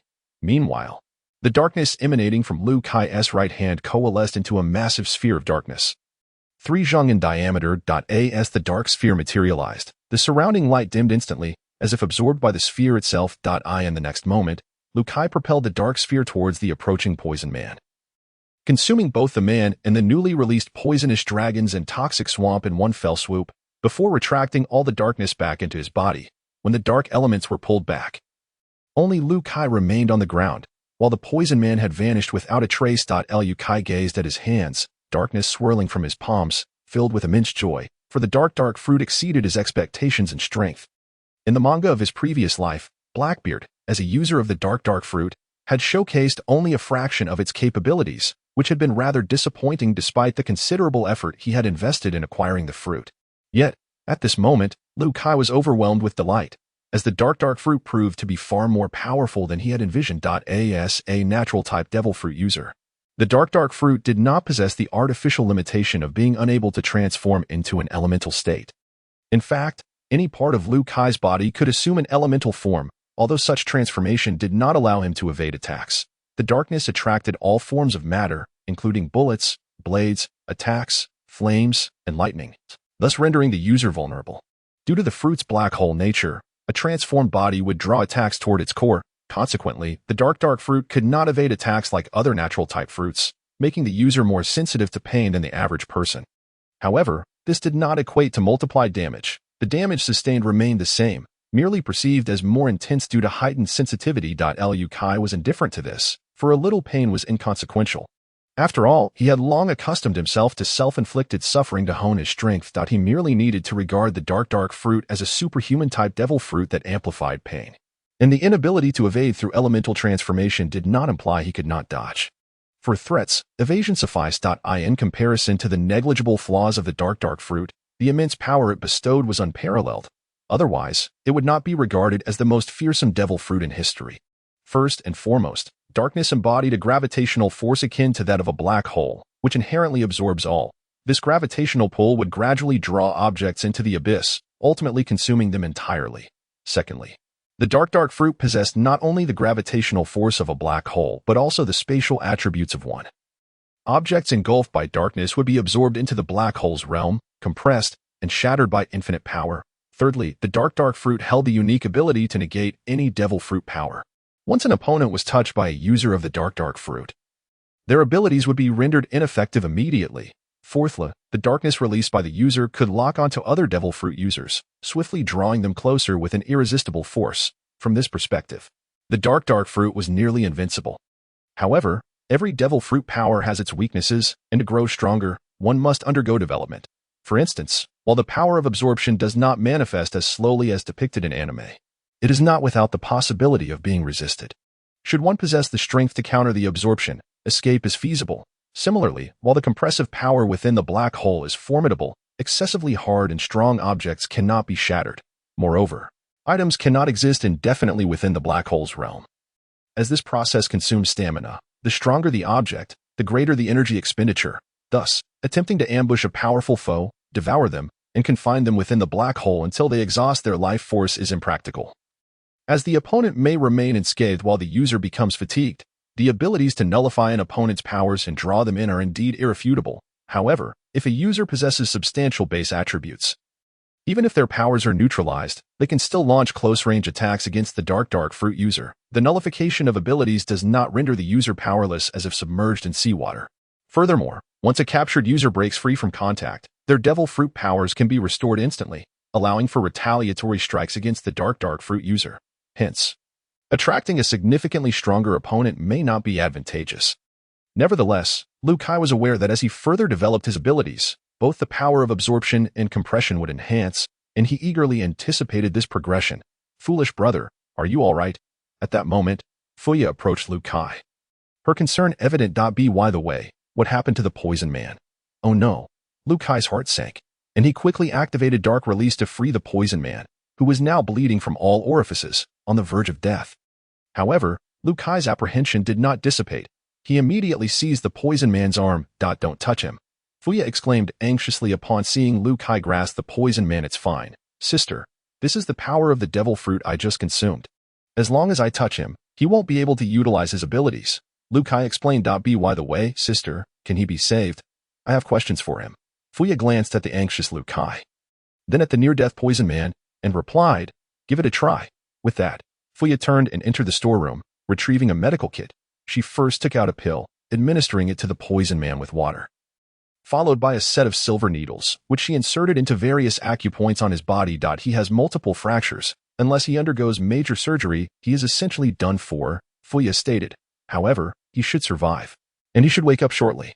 A few minutes later, the poison man, invigorated by the silver needles, indeed regained consciousness. The first sight that met his eyes was Liu Kai's infuriatingly smug face. The poison man immediately attempted to use his devil fruit powers, aiming to unleash venom upon Liu Kai. However, he was dismayed to discover that he could not feel his devil fruit abilities at all. At that moment, the poison man was engulfed by fear, trembling uncontrollably as he gazed at the grinning Liu Kai. "What do you want?" the poison man stammered. "Weren't you just so arrogant, telling me to give it a try?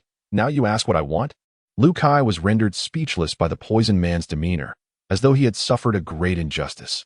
Without further ado, Liu Kai pressed on, "I only wish to know one thing. Who sent you?" Faced with Liu Kai's pressing inquiry, the poison man struggled internally, remaining silent for a long while. Still not speaking, "Then perish. Since you are so resolute, I shall grant you your wish." Liu Kai's smile vanished, replaced by a cold demeanor. "Wait." Suddenly feeling an overwhelming aura of murderous intent and the abrupt surge of Liu Kai's presence, the poisoner, acutely aware of the impending threat of death, lost all courage and cried out in desperation. "But after I tell you, will you spare me?"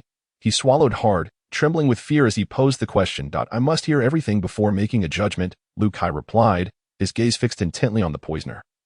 Yet his lethal aura remained undiminished. At that moment, the poisoner realized he had no choice. He was at the mercy of the blade, while he himself was but flesh to be cut. Any hesitation could lead to his immediate demise. With a steely resolve, he blurted out, "I am merely a professional assassin, engaged in the business of taking lives for profit. Someone contacted me, offering a handsome sum for your life. So to me, killing you is simply a transaction.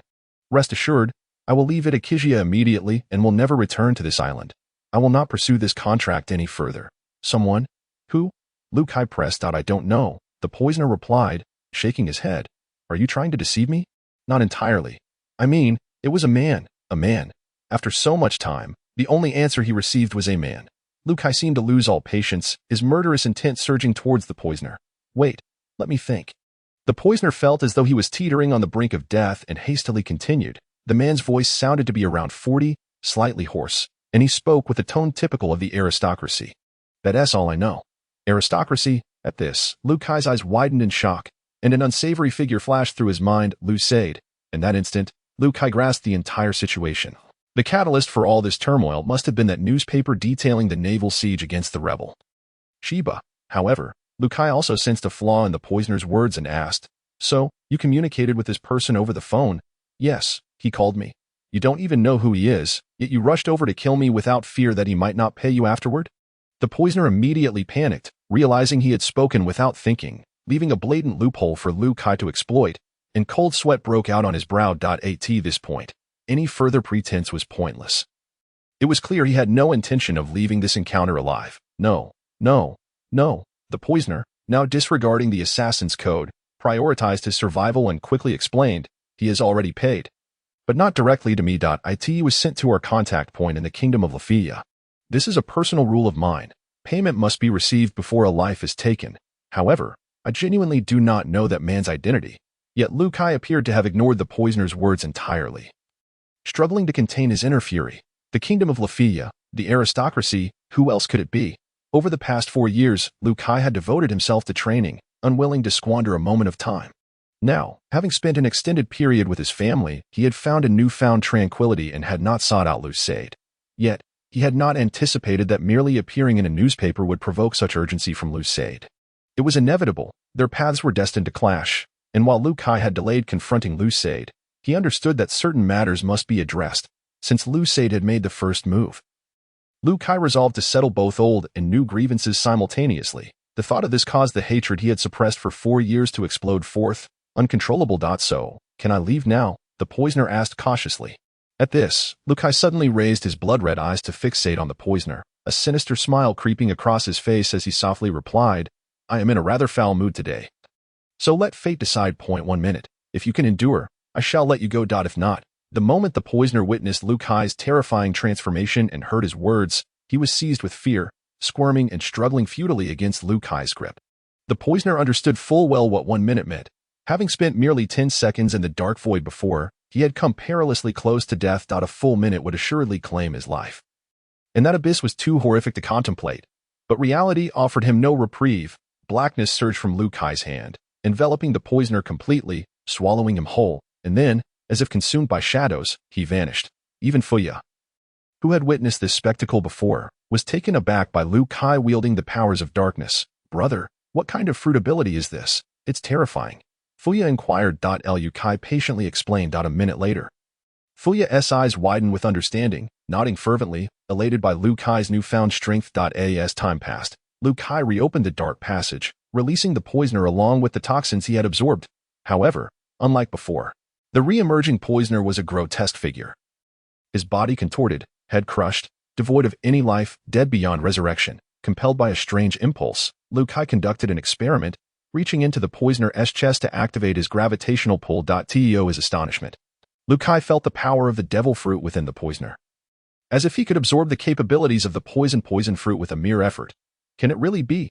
Lu Kai felt a surge of trepidation, yet hesitated. Should he proceed? The thought lingered. If he could extract the fruit's power, who would it benefit? Though the poison fruit was potent, its side effects were considerable, and anyone consuming it would face significant challenges in leading a normal life. If mishandled, it could endanger those closest to him. Ultimately, Lu Kai chose to abandon the notion. The importance of the poison fruit paled in comparison to the happiness of his family. As for bestowing the fruit's power upon another, he was filled with doubt. Having relinquished the opportunity to absorb the poison fruit's abilities, Lu Kai stood, gazing westward as if peering at Lucade from afar, upon learning of Lucade's past transgressions against him. Demo and Shina had expressed a desire for vengeance, their reactions mirroring that of Olin. However, Lu Kai had declined their offers, unwilling to involve them in his vendetta against someone like Lucade. Nor did he wish to disrupt their peaceful lives due to his past grievances. Now, with a warm family to return to, Lu Kai sought to avoid becoming blinded by hatred. And the warmth of his home. He set aside his vengeful feelings to focus on enhancing his strength. Yet, this did not equate to surrendering his desire for revenge. On the contrary, his resolve intensified. His vengeance was not clouded by hatred, but aimed at severing the ties to his past once and for all. Since Lucade had discovered that Lu Kai was still alive, he would surely not rest until the secret of his initial attempt to attack the celestial dragon was buried. Lucade was, after all, a man of extreme selfishness, willing to use any means necessary to preserve his noble status, having already orchestrated an attack. If he discovered that the pirates had failed to eliminate Lu Kai, he would undoubtedly strike again. While the so-called assassins posed no real threat to Lu Kai and his companions, their incessant harassment was irritating. With his family's normalcy already disrupted, addressing Lucade could no longer wait. After returning home with Fuya, it wasn't long before Demo and Shina arrived. Lu Kai and Fuya promptly recounted the day's events. Upon hearing Lu Kai's intentions for revenge, Demo and Shina immediately expressed their support. However, They requested that Lu Kai wait a couple of days until Olin returned. The brothers would go together. While they had complete faith in Lu Kai's abilities, having an extra person for safety would be prudent. I want to go too. Fuya interjected, feeling slighted that they had overlooked her. Very well, then let us go together. Lu Kai, unusually agreeable, consented without hesitation. Fuya had already become quite formidable, with her attributes exceeding 3,000. Mastering the 6 styles, and having learned the 2-color Hakai.I in the West Sea, few could threaten Fuya's prowess. Even the once formidable orgy pales in comparison to the present-day Fuya. Moreover, even in the face of unforeseen dangers, Luke firmly believes that his current prowess is more than sufficient to safeguard Fuya.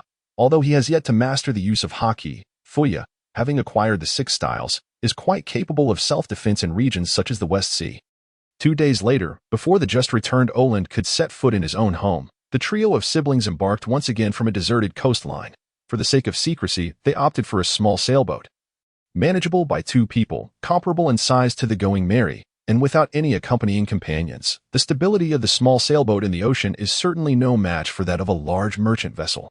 Yet, to the seasoned navigator Oland, such concerns were trivial. On a dawn a month later, the trio arrived at the kingdom of Lafia, anchoring their vessel by a secluded cliff. At that moment, all 3 donned full-face masks and white hooded cloaks.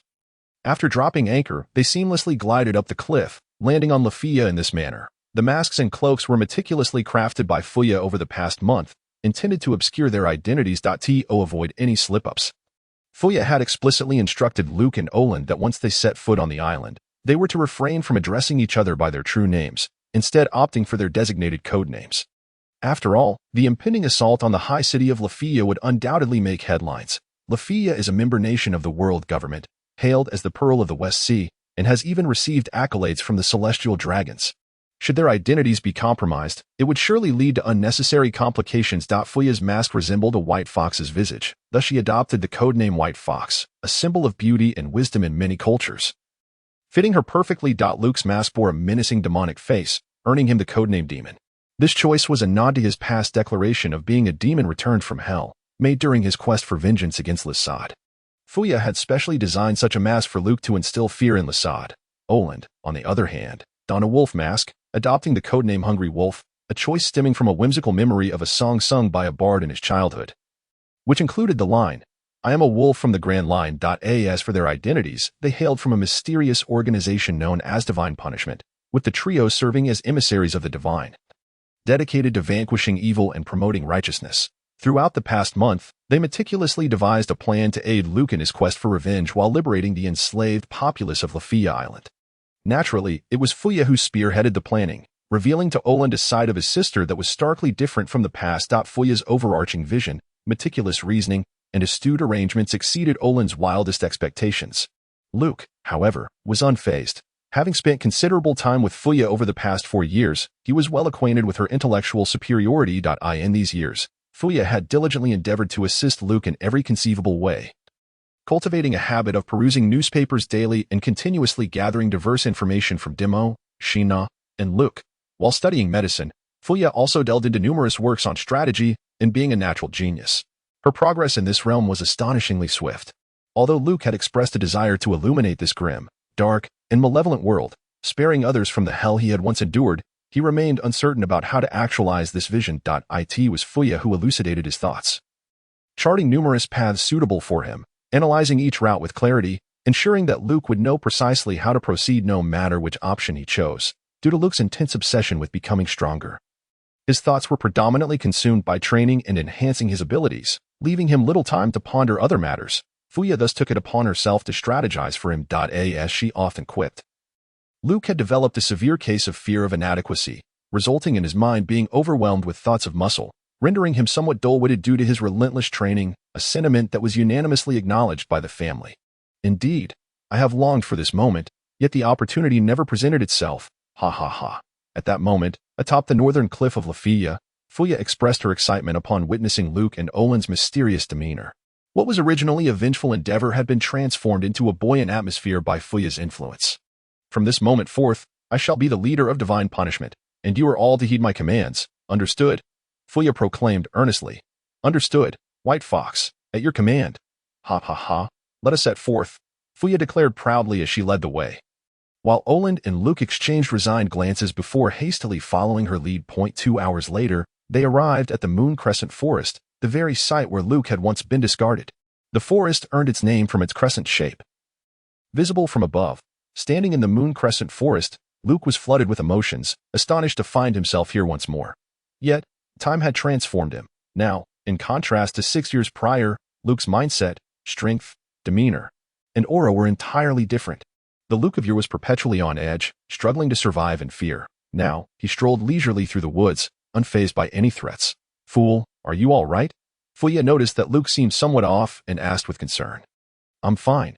No need to worry. Just feeling a bit reflective," Luke replied with a smile, his tone relaxed. "Rest assured, this time all your wishes will be fulfilled." As Fuya comforted Luke, her tone turned somewhat icy. This island bore the weight of Luke's pain, and today they would uproot every source of his suffering. As they pressed on, the trio approached a mountain that appeared bare and unremarkable, yet Luke knew it harbored a great secret. For within this mountain lay a vast space, transformed into a small town inhabited by those who sought to overthrow the nobility, rebels under the leadership of Terra, with the aid of his observation hockey.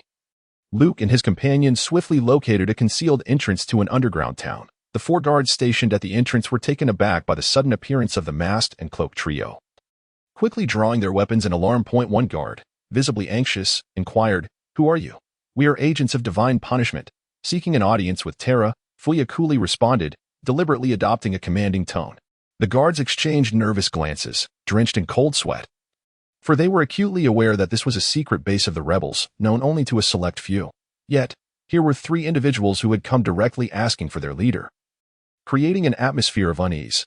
Unbeknownst to the guards, Luke's familiarity with this place stemmed from Terra having brought him here in the past, relayed to Terra that the wildling from 4 years ago seeks him. Luke instructed the guards politely, ensuring they sensed no aggression, for these were his allies. 1 guard swiftly ventured into the underground passage. Nearly 2 minutes later, a commanding figure burst forth, visibly agitated. However, upon seeing the trio's peculiar attire, the figure paused in confusion, ultimately locking eyes with Luke, as if on the verge of speaking but hesitating due to the uncertainty of the situation. "Terra, brother, are you not pleased with our arrival? Surely you are not still upset over my earlier antics?" Luke jested, his voice laced with mirth beneath the demon mask. "It truly is you," Terra exclaimed, overwhelmed with excitement, yet he instinctively refrained from uttering Luke's name, recognizing the need for discretion given the trio's disguises. "Where have you been these past years?"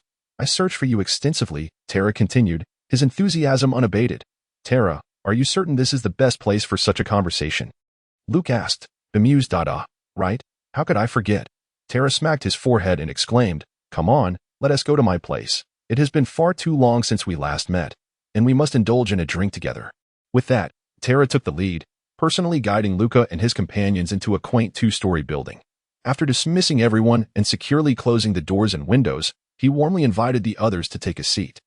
Terra then proceeded to rummage through a room, quickly emerging with 2 dried beast legs and several bottles of fine wine that he usually refrained from consuming. He settled down before Luca and his friends. At that moment, Luca removed his mask, and upon witnessing Terra's enthusiastic demeanor, he couldn't help but smile.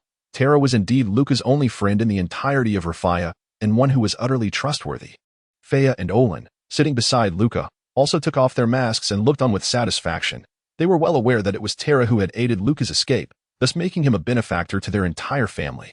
Moreover, Terra had organized a rebellion, assisting those in need and amassing strength to challenge the heartless rule of the nobility, a cause that garnered immense respect. Terra's excitement had not waned since Luca's arrival. Upon seeing Luca's true visage, he gasped in astonishment and remarked, "I never realized you were so handsome. I remember you looking disheveled and wild, barely discernible." Luca chuckled, "Haha, having never looked in a mirror. I was oblivious to my own appearance back then."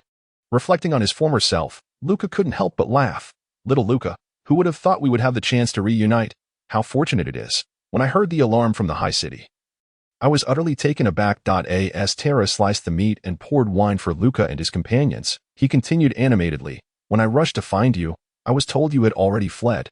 However, I heard rumors that the vile Lofi had severed your legs, and I was filled with worry at the mere thought of you, so young, losing your legs." Suddenly, Terra seemed to recall something and quickly ducked under the table, emerging with a look of shock as he gazed at Luca. "Your legs are fine." If one were unaware of Terra's intentions, they might have perceived his actions as inappropriate, especially Fea, who shot Terra a fierce glare. Thankfully, her attire was modest. Otherwise, today's incident would have been quite troublesome. Well, there were some fortunate circumstances, and all is well now, Luca replied with a smile, though he did not elaborate further. That is a relief. A great relief, Tara exhaled, a look of remorse crossing his face. I was momentarily overwhelmed. Please forgive me, young lady. As their conversation progressed and Tara learned of Luca's companion's intentions, his excitement surged even further. The group enjoyed dried meat and wine while Tara recounted the events of the past few years and the situation within the kingdom. The kingdom of Rafia is primarily divided into two regions, the inner city and the outer city, with the inner city further split into the high city, where the nobility resides, and the low city. Home to the common folk. A towering wall, reaching a height of 100 meters, separates the high city from the low city, creating a stark divide. The high city resembles a paradise, adorned with lush greenery, pristine surroundings, and luxurious manors or villas, all meticulously arranged. Broad, stone-paved roads crisscross the area, illuminated by street lamps every 10 meters, ensuring that even the night is bright. The streets are embellished with opulent decorations, exquisite sculptures, and beautiful parks or squares, showcasing extravagance and prosperity. The nobles of the high city control everything within the kingdom. They need not engage in any labor, as their daily existence revolves around indulging in the vast wealth and abundant resources afforded by their privileges. The inhabitants of the high city are all impeccably dressed, courteous, and sporting smiles, moving at a leisurely pace. At the heart of the high city stands a grand palace, sprawling in size, where the supreme ruler of the kingdom, the king, and members of the royal family reside. Their firm grip on the kingdom is bolstered by the accolades of the celestial dragon, but more importantly, by the two formidable military forces stationed within the royal city. One of these is the High City Guard, comprising just over 500 members, each possessing remarkable strength and solely answering to the nobility, making them the most formidable armed force at their disposal. Throughout history, the kingdom has witnessed numerous uprisings. However, none have sparked significant turmoil, primarily due to the presence of this guard, which extinguished all hope of rebellion. In addition to the High City Guard, there exists an even more powerful military force controlled by the royal family, known as the Imperial Guard. While the High City Guard may appear formidable, they pale in comparison to the Imperial Guard, whose presence is the cornerstone of the kingdom's stability. Members of the Imperial Guard have been raised within its ranks from a young age, nurtured by the royal family across generations, ensuring their unwavering loyalty. The palace serves as a stronghold within the high city, as the nobility regard the common folk as less than human, and the royal family similarly dismisses the nobility as mere tools for subjugating the populace. The nobles are required to pay substantial taxes to the king annually. According to Tara, he has thoroughly assessed the strength of the High City Guard. With the current might of the rebellion, they are sufficient to confront the High City Guard. However, they remain insufficient to challenge the king's commanding Imperial Guard, which is why the rebellion has chosen to remain dormant and cautious thus far. This revelation left Luca astonished. Tara's level was an impressive 45, surpassing Luca by one level, with an attribute value of 6915, indicating a truly formidable power. Just how strong must the Imperial Guard be? If even Tara cannot contend with them, I must admit, even now, we have not gleaned the specifics of the Imperial Guard's strength, Tara lamented. However, our operatives infiltrated them once and managed to extract some information. The commander of the Imperial Guard is an invincible user of a natural-type devil fruit. This individual can transform into smoke, rendering any physical attack ineffective against them. Regardless of the strength of the other members of the Imperial Guard, the mere presence of this one person makes the palace an impregnable fortress. Upon hearing this, Luca, Olin, and Fea exchanged glances, each perceiving a hint of disdain in the other's eyes. Natural type, invincible? Yet, they understood Tara's predicament. If it were a thunder fruit or lava fruit user, Luca would indeed hesitate to engage directly. Even if he were to fight, he would resort to underhanded tactics, as these two types of devil fruits are among the most powerful in terms of attack. The smoke fruit, Luca truly did not regard it as a threat. However, before those who cannot wield haki, a natural-type devil fruit user is indeed an invincible existence. Currently, Luca could also scan Olin's basic information. Olin was at level 49, with an attribute value of 9,220. Sinha had a deep understanding of the Navy and once remarked that Olin's strength had reached the level of a newly appointed Rear Admiral, allowing him to navigate the West Sea with ease. Furthermore, he was particularly skilled in armed haki, making him more than capable of handling a smoke fruit user. Yet, at this moment, none of them knew the true strength of this smoke fruit user or whether there were other experts or powerful devil fruit users lurking nearby. Thus, Despite their disdain, they did not truly underestimate their opponent. After all, while they could afford to scorn them strategically, they must treat them with the utmost seriousness tactically. This palace shall be entrusted to me. Luca volunteered after listening to Terra's account. Although Olin could likely handle the smoke fruit user, given the many uncertainties, it would be more prudent for Luca, as a user of the shadow fruit, to take on this task. Olin and Fea had no objections, as per Fea's plan. It was indeed Luca who was to take charge of the high city. Ultimately, Luca was the primary avenger, and they were merely there to assist, ensuring that they would not overshadow him.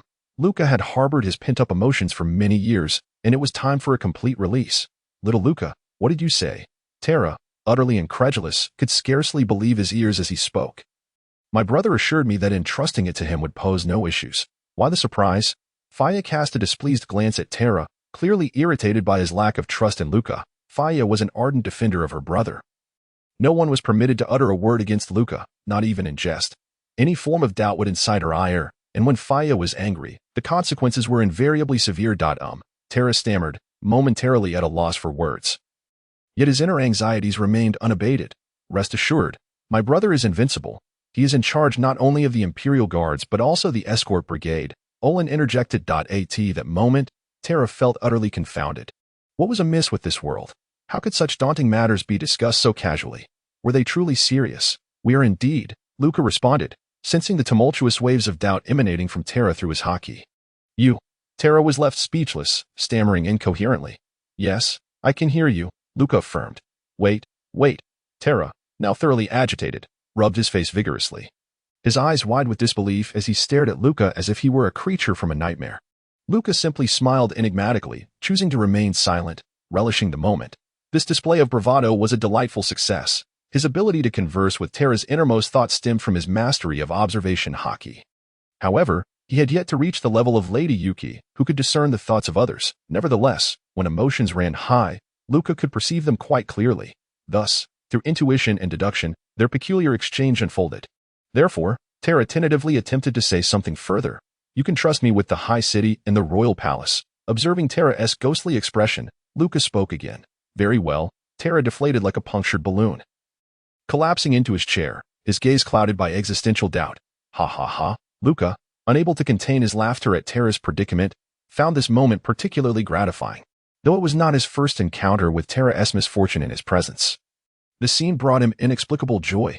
All right, brother Terra, I shan't tease you any longer, Luca explained after his laughter subsided. I possess a foolproof method for dealing with devil fruit abilities that is beyond dispute. Terra's eyes brightened at this revelation, instantly placing his faith in Luca, for he knew his brother would never deceive him on such matters. Without lingering on the subject any further, Terra resumed detailing the circumstances of the Lafia kingdom. Although the lower city of Lafia lacked the opulence of the upper city, it was nevertheless well planned, with clean, orderly streets and neatly arranged houses, bustling commercial areas, suitable residential districts, beautiful schools, and well-equipped hospitals were plentiful. Yet, the majority of the inhabitants were far from content. Their residence in the lower city hinged upon two grim stipulations. First, absolute obedience to the nobility was mandatory, regardless of the nobility's outrageous demands. The citizens of the lower city were obliged to comply unconditionally. Second, they were required to pay exorbitant taxes to the nobility each year. Failure to meet either requirement would result in immediate condemnation and expulsion from the city. Rumor had it that one noble in the upper city took particular delight in tormenting young maidens, none of whom survived more than 3 days under his control. Yet, should he take a fancy to a particular family's daughter, that family was compelled to present her, scrubbed clean and in jovial spirits, to his estate. Another noble had a penchant for consuming hearts, especially those of children. Thus, a child would mysteriously disappear from the lower city every day, only to be later discovered in the home of an upper city noble. Such occurrences were far from isolated. Moreover, acquiring housing, education, or medical care in the lower city was not without significant cost. Thus, the seemingly beautiful lower city was, in truth, a harsh reality where most citizens struggled merely to survive. There had been attempts at rebellion, yet those who dared to resist met with gruesome fates. The nobility, however, cared little for the loss of a few individuals. Lafia's reputation as the Pearl of the West Sea attracted throngs eager to become its residents, with applications pouring in each year. Admission as a commoner in Lafia hinged solely on one criterion: the amount of money one could provide. Once financial requirements were met, arrangements could be made immediately. Those willing to pay exorbitant sums could even ascend to the lofty ranks of nobility. With an influx of new residents came the necessity for expulsion. If the population exceeded the capacity of the lower city, expulsion of those deemed insufficiently contributory was inevitable. Thus, an annual list of those slated for expulsion emerged. Of course, being placed on this list did not guarantee expulsion. It merely depended on one's financial means. Many families, after years of laborious toil to pay high taxes and finally acquire a home in the lower city, found themselves abruptly on the expulsion list, cast out and left with nothing. Why, then, did nearly all the inhabitants of the lower city prefer to endure such oppression rather than leave? Because the outside world was a veritable hell. To those outside the city, the nobility viewed them as mere refuse, ready to be discarded at will. Yet, even refuse had its uses. A piece of toilet paper or a pair of underpants could serve a purpose. Thus, the so-called garbage outside the city became a reservoir of labor for the nobility. The nobles regularly ventured outside the city for hunting, with the prey being the impoverished citizens beyond the city walls, indulging in such pursuits for amusement. Furthermore, not only did royal factories exist outside the city, but numerous noble factories were also established, necessitating a labor force that the so-called garbage provided. When factories faced labor shortages, soldiers would be dispatched to capture individuals, who would then be imprisoned and worked to death, their remains serving as fodder for the beasts of the forest. This was the stark reality of the Lafia kingdom. The so-called Pearl of the West Sea, a fade of beauty concealing a grim truth. One could argue that Lafia was the quintessential mimic of the celestial dragons, even achieving what the celestial dragons aspired to but had been thwarted by global resistance. It was, in essence, a perfect microcosm of the utopia envisioned by the celestial dragons. Thus, the visiting Dorjala Holy Council deemed the Lafia kingdom worthy of emulation by other nations. Following Terra's extensive account, Luca, Olin, and Faya fell into a prolonged silence, at a loss for words. Terra's revelations had been so thorough, even more shocking than what Luca had previously known, leaving them breathless and despondent. After a lengthy pause, Faya abruptly slammed her hand on the table, rising with a fierce glint in her eyes, declaring, "We shall not wait any longer. Tonight it is. However, our plans must be adjusted based on the intelligence we've just received." Luca's primary objective remained unchanged, to deal with the escort brigade and the Imperial Guards in the upper city. He was to infiltrate the upper city in advance, sounding the alarm promptly at 8 o'clock, and then commence operations. Olin would lead 1,000 men, also starting at 8 o'clock, to rescue all the civilians from the factories. Any who dared to obstruct them would be met with no mercy, kill. He would select the strongest 100 from his 1,000 to fight alongside him, while the others focused on receiving the rescued civilians and rallying those willing to join in the counterattack against the city. Terra and Luca would act together. Their tasks were twofold.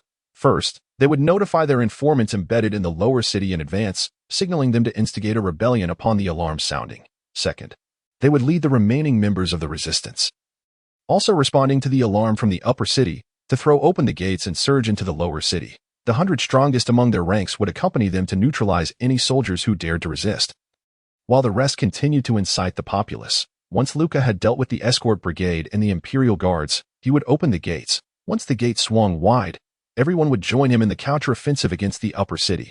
Throughout the process, all would communicate via telephone bugs, reporting any unexpected developments to him for immediate adjustments. Upon hearing this, Luca immediately nodded vigorously. Olin, meanwhile, gazed at his sister with incredulity, once again realizing how extraordinary Fuya truly was. After regaining his composure, he joined Terra in affirming their commitment. Once their discussions concluded, Terra commanded all members of the resistance to enter a state of utmost readiness and subsequently summoned everyone to the underground Grand Square. As he surveyed the assembly of over 2,000 resistance fighters, Terra was overwhelmed with emotion. 7 years prior, after concluding his ventures abroad, he had resolutely returned to Rafia to establish the resistance outside the city. However, at that time, few were willing to believe in him. Through his relentless efforts, the numbers of the resistance began to swell, first 3, then 10, then over 30, and eventually surpassing 100, culminating in today's gathering of over 2,000. These individuals were united by a shared belief, a common goal, and a collective hatred and anger, wholeheartedly dedicating themselves to the cause of the resistance, all longing for the day when they could topple the nobility and restore Rafia to its former glory. Today, that opportunity had finally arrived. Addressing the throng of people, Terra proclaimed in the loudest voice he could muster, "Fellow members of the resistance, the reason I have commanded everyone to prepare for the highest level of readiness is to announce an important matter. Today will be the day we launch our counteroffensive against the city. The members of the resistance seemed to anticipate this news, displaying little emotional upheaval as they listened intently. 17 years ago.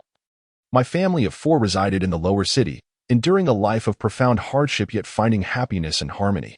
Tragically, my mother fell ill, and the exorbitant medical expenses depleted our family's savings. Consequently, that year, we were unable to pay our taxes and were brutally expelled by the nobility, forced to the outskirts of the city. Lacking experience in surviving beyond the city walls, my already ailing mother soon passed away. And my father was slaughtered by the nobility's organized hunting parties merely a month after her death. From that point onward, I struggled to survive in the wilderness with my young sister until we reached a small village. The villagers welcomed us with open arms, providing us with shelter and sustenance, allowing us to stay. However, our respite was short-lived. A month after our arrival, a group of armed soldiers descended upon the village. Apprehending us without cause, I was subsequently taken to the nobility's factory, where I was enslaved and subjected to inhumane treatment by those brutes. For 3 long years, I endured this servitude, during which my sister perished, as did many fellow prisoners, including several friends I made in that hellish place. Those memories haunt me still, often rousing me from sleep in terror. Eventually, with the assistance of a few fellow inmates, I became the first to successfully escape from the steel mill. In that moment of freedom, I vowed to the heavens that I would not squander the life path my comrades had forged at the cost of their lives. One day, I would liberate all innocent souls enslaved, persecuted, and oppressed by the nobility, making them pay a bloody price for their heinous deeds. Yet, I became the most wanted criminal for my audacity to flee for freedom. Thus, I escaped overseas, sought out renowned mentors, endured countless hardships, and acquired formidable skills. However, these struggles pale in comparison to the heart-wrenching pain that resides in my heart. 7 years ago, I returned to the kingdom of Rafia. Unaware of what the future held. My intentions were simple: to offer my modest assistance to those in need. Yet, I soon realized that my efforts were in vain. No matter how many people I aided, countless others continued to suffer. Despite my unwavering dedication, more individuals remained ensnared in anguish. It was then that I comprehended the rot at the core of this nation, the king and the nobility, who incessantly wrought suffering and disaster upon the land. It was then that I resolved to tackle the issue at its roots. From that moment, I began to encounter all of you. Everyone present here shares a nearly identical experience, a similar suffering, and a common hatred and anger. All these emotions fuel our strength, and tonight, that strength shall be unleashed in full. Warriors of the resistance, are you willing to stand with me and fight to overthrow this decaying realm? No matter the cost. The members of the resistance raised their arms in unison, their voices swelling like a tide. Having spent years forging weapons, secretly honing their skills, and amassing strength for this very day. Excellent, Tara exclaimed with fervor. As long as we stand united, what great endeavor cannot be achieved? We are not alone in this battle.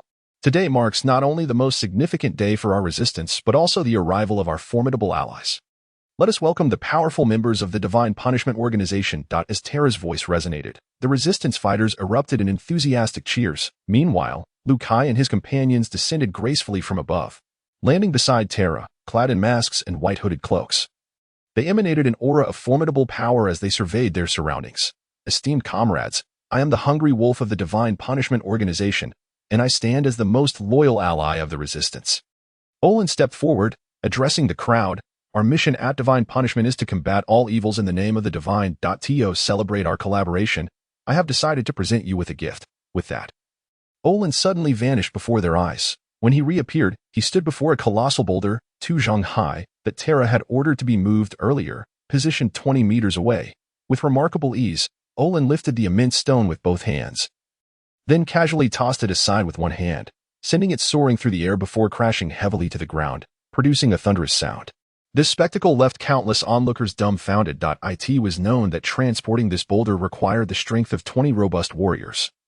Yet Olin had lifted it effortlessly and hurled it from a distance of over 20 meters. Before anyone could fully grasp what had transpired, Olin drew his sword and began to strike at the boulder. As the blade shimmered, the character's victory emerged, radiating a potent sword intent and penetrating deep into the stone. Witnessing this scene, a surge of fervent battle spirit welled up within all the resistance fighters. When Tara had just announced the impending counteroffensive, many had felt uncertain, even fearful, as Rafia had seen many attempts at rebellion before, all of which had ended in failure. Though every member of the resistance harbored a belief in their inevitable demise, none wished for death if given a choice. But now, excitement coursed through the crowd as they gazed at Olin and his companions with bright, eager eyes. It became clear why their leader had chosen to initiate the battle without prior notice. Such formidable allies significantly enhanced their previously slim chances of success. Noticing the shift in the crowd's expressions, Fuya nodded with satisfaction, for this display was her idea, aimed at bolstering morale through a show of strength. After the rally concluded, everyone began preparing for the battle ahead. Their spirits soaring high, Terra, accompanied by Lu Kai and his companions, wandered through the throng. Every individual who laid eyes upon them was filled with awe, finding comfort in the presence of such powerful allies. "Sister, do you think we can win?" At that moment, a small voice caught Lu Kai's attention. Turning to look, he saw a boy, not much older than himself, sharpening a blade while asking a girl beside him. "We certainly will," the girl replied with unyielding conviction, threading the straps of her armor. "Lord Terra would never joke with our lives, and you have seen the strength of Lord Olin from divine punishment. It is said that such power belongs only to the extraordinary. With several of our Lord's assistants, we are bound to triumph. Sister, I will protect you," the boy declared earnestly. As they exchanged words, Lu Kai approached them, regardless of whether they were boys or girls. Upon witnessing the horrific mask on Lu Kai's face, they abruptly halted all actions. The two swallowed nervously, lowering their heads in fear, unable to meet Lu Kai's gaze. "What is your name?" Lu Kai suddenly inquired of the boy. "My name is Kale." The boy stammered in response. "Kale, show me the knife you're holding." Upon hearing this, Kale immediately presented the not yet fully sharpened knife to Lu Kai. Lu Kai took the knife and, with a swift motion, unleashed a slash that released a blade of energy, cleaving through the air and striking a massive stone millstone 5 meters away. The millstone appeared unchanged at first. However, mere seconds later, it split evenly down the middle, toppling apart and leaving behind an impeccably smooth cut. "This is a fine blade," Lu Kai remarked as he returned the knife to Kale. "Do not be afraid. Do not fear. You must believe that as long as your strength is sufficient, any evil is merely an illusion. Strive to grow stronger, and then you will be able to protect your sister at any moment in the future." At that moment, Kale's face flushed with excitement, his grip tightening around the knife's handle, gazing up at Lu Kai with unwavering admiration, his eyes sparkling with fervor. "I will work hard to become stronger, and I will protect my sister forever." Kale vowed loudly. Lu Kai nodded, turned, and continued his patrol elsewhere. Meanwhile, Fuyu could not help but chuckle softly, teasing Lu Kai's retreating figure. What a fool, trying to act so profound. Yet, despite her teasing, Fuyu felt immense joy. Lu Kai's words, although directed at Kale, resonated deeply with his own heart. In the square, several small children were busily transporting weapons and armor. Some of the children, struggling with the weight of the armaments, turned beet red but persisted in their efforts. Meanwhile, the elders were either sharpening weapons, counting the armor pieces, or repairing damaged gear. A few elderly women were attentively cooking in large pots, occasionally tasting their creations to ensure the soldiers would enjoy their meals. The elders and children were not meant for the battlefield, which left them with a sense of melancholy. Thus, they could only contribute in ways within their capabilities, assisting those warriors who were preparing to head to the front lines. After a light meal, Lu Kai set off first, mindful that the supplies of the resistance were scarce, and indulging excessively was inappropriate. He was the linchpin of the entire plan, to ensure everything went flawlessly. Lu Kai intended to scout the area outside the palace first. At present, his observation hockey could extend up to 5 miles, allowing for extensive coverage, perfect for reconnaissance. Before long, Lu Kai arrived at the high city along the northern cliffs. Heading straight for the palace. As he gazed upon the familiar streets, he experienced a surreal sense of deja vu returning to this place. He felt as though he were caught in a dream. For years prior, he had to avoid the guards and flee in disarray. Yet now, he returned to annihilate the entire guard squad. Soon, Lu Kai reached the outer wall of the palace. Through his scouting, he detected 4 auras within that surpassed even the might of Eagle Lofi. 3 of these presences were approximately 50% stronger than Eagle Lofi, comparable to Fuya, while 1 aura was significantly more powerful, akin to Terra's level. However, Lu Kai felt no trepidation. He was confident he could handle such strength, deeming it insufficient to pose a true threat. After completing his observations, the sky began to darken, and by 7 o'clock in the evening, Lu Kai arrived at that unforgettable place. In the opulent manor where Lucida resided, in the dimly lit basement cell, a 4-year-old child and a middle-aged woman stared intently as Lucida lashed a whip against a youth bound to a wooden cross. The boy, appearing around 14 or 15, had been beaten into a state of near lifelessness, blood dripping from his body and pooling on the ground, exuding a strong metallic scent. "Darling, are you all right?" the middle-aged woman, Olive, asked tremulously upon seeing Lucida's fierce expression. Still seething with anger. We should have torn that beast to shreds. The man bellowed. Beast, bastard, how can he endure so many lashes without dying? Left to be devoured by wild dogs and yet survived. He escaped the guards' encirclement, survived having his legs severed and cast into the sea, and evaded assassination by killers. Why does this wretched creature possess such resilience? Rest assured, darling, the assassin organization has dispatched new killers. This time, that wretch is as good as dead. Olive reassured him. Isn't it all your fault? Just look at what you've brought into this world. Lucida suddenly turned, glaring at Olive with fury. Daddy, who is that wretch you keep talking about? The innocent child asked curiously, unfazed by Lucida's rage. At this, Lucida's demeanor shifted dramatically. His face softened with a proud smile as he looked at the child. Speaking tenderly, it's nothing, just a commoner. You say foo, listen closely. You must never associate with commoners. Their existence is solely to serve as our slaves, and they all carry tainted blood. Lingering with them will only lead to your own corruption. Do you understand? I understand. So I can whip commoners just like you, Daddy? The child asked with innocent excitement. Of course. Our Lu-Se-Fu is born a noble. You can whip any commoner you wish. It's your birthright, Lucida said with a broad grin. The child's youthful face lit up with exhilaration, his eyes gleaming with excitement. Outside the manor, Lu Kai, having overheard this conversation through his observation hockey, felt a wave of nausea wash over him, nearly retching. He genuinely questioned whether Lucida was even of the same species as humans. Any derogatory term used to describe him would be an unwarranted compliment. After taking several deep breaths, Lu Kai suddenly vanished from his spot. When he reappeared, he stood before the door leading to the basement, forcefully pushing it open before promptly closing it behind him. Here, Lu Kai felt no urgency. Instead, he took deliberate steps toward the cell. With each step, the sound of his footsteps echoed, growing louder until the occupants within the cell, Lucida, Olive, and the young boy named Lucasi, began to notice. Initially, they thought they had misheard, but as the sound intensified, they turned towards the door. Who goes there? Lucida shouted furiously. Did I not say that no one is allowed in the basement? Oh, is that so? A voice chuckled lightly, laced with mockery. Upon hearing this, Lucida erupted in anger, brandishing the oil lamp as he charged out of the cell. However, upon seeing the figure before him, Lucida let out a blood-curdling scream, collapsing to the ground, trembling, as he pointed towards the passageway, murmuring, "Ghost." At that moment, Lu Kai finally halted, stepping before the oil lamp that had been flung from Lucida's grasp. Lifting it with one hand and intoning, "Lucida, I have returned from hell to claim your life." In the pitch-black corridor, the light from the lamp illuminated half of Lu Kai's ghastly mask. The flickering flame casting eerie shadows. Behind him lay an abyss of darkness, rendering him a terrifying figure as though he had indeed emerged from the depths of hell. Lucida let out another spine-chilling scream. Yet, midway through his wail, his voice abruptly ceased, his body trembling uncontrollably. Moments later, he collapsed entirely, losing consciousness. Is that all? Is that truly all? Lu Kai thought derisively, feeling immense disdain. Lucida, who usually presented himself as bold and valiant, had proven to be so cowardly that a mere word from Lu Kai had rendered him unconscious. Surely, he would not die from fright, would he? Lu Kai, lost in contemplation, habitually stroked his chin, only to suddenly feel a rough texture beneath his fingers. And in that instant, realization dawned upon him. He had nearly forgotten that he was still wearing the mask. Indeed, Sister Fuya was an eternal deity.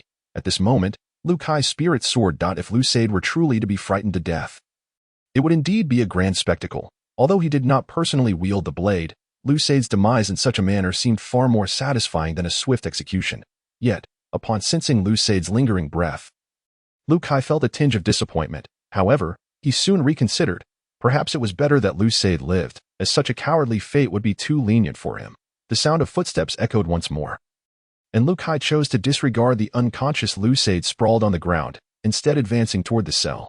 Inside, Olive huddled in a corner, clutching Rutherford tightly, trembling in fear and refraining from uttering a sound. As the footfalls drew near, accompanied by the flickering light of the approaching flame, both felt their breaths quicken, icy dread coursing through their veins, causing them to shudder even more violently. Before long, a grotesque visage emerged into their view. "Ah, a ghost!" Olive shrieked uncontrollably, clutching the 4-year-old Rutherford even tighter, oblivious to the fact that he was turning crimson and his eyes were wide with terror. "Olive, I have crawled up from hell to claim your life."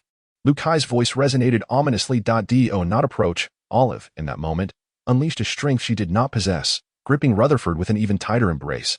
After a prolonged period of frantic screaming, Olive suddenly came to a jarring realization. Rutherford, who had initially joined her in their cries, had fallen silent. Rutherford, Rutherford. Olive released her hold, calling out desperately. Yet, she discovered with horror that Rutherford had completely lost his breath. Rutherford, no, please. Olive clutched his lifeless body, spiraling into a state of madness.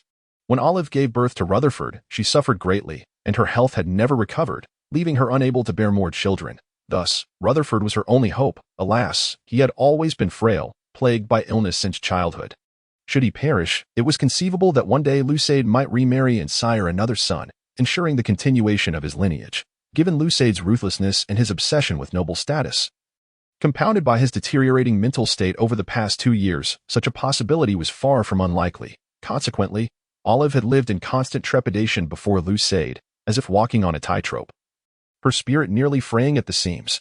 Simultaneously, she had taken painstaking care of Rutherford, fearing any misfortune might befall him, and he had become her sole emotional anchor. However, now that Rutherford was gone, the tension Olive had maintained for years suddenly shattered. What a pity, I had intended to spare him, Lucide mused. Though he is inherently wicked, he bore no grudge against me, and he is but a child. Would you not agree, Olive, that the murderer of his own son? This statement from Lucide utterly dismantled the final barrier within Olive's heart. Her breath became erratic, her hands pressed tightly against her face as she muttered, let me die, let me die. It was evident that Olive's mind had fractured. The fear that once consumed her was replaced by an overwhelming desire for death. Had I known it would come to this, why did I not act differently? Lucide scoffed, his tone devoid of any sympathy. Before drawing his blade and plunging it into Olive's heart. In that fleeting moment of death, Olive's eyes reflected a profound sense of liberation. To release her from her mental torment was Lucide's final act of mercy.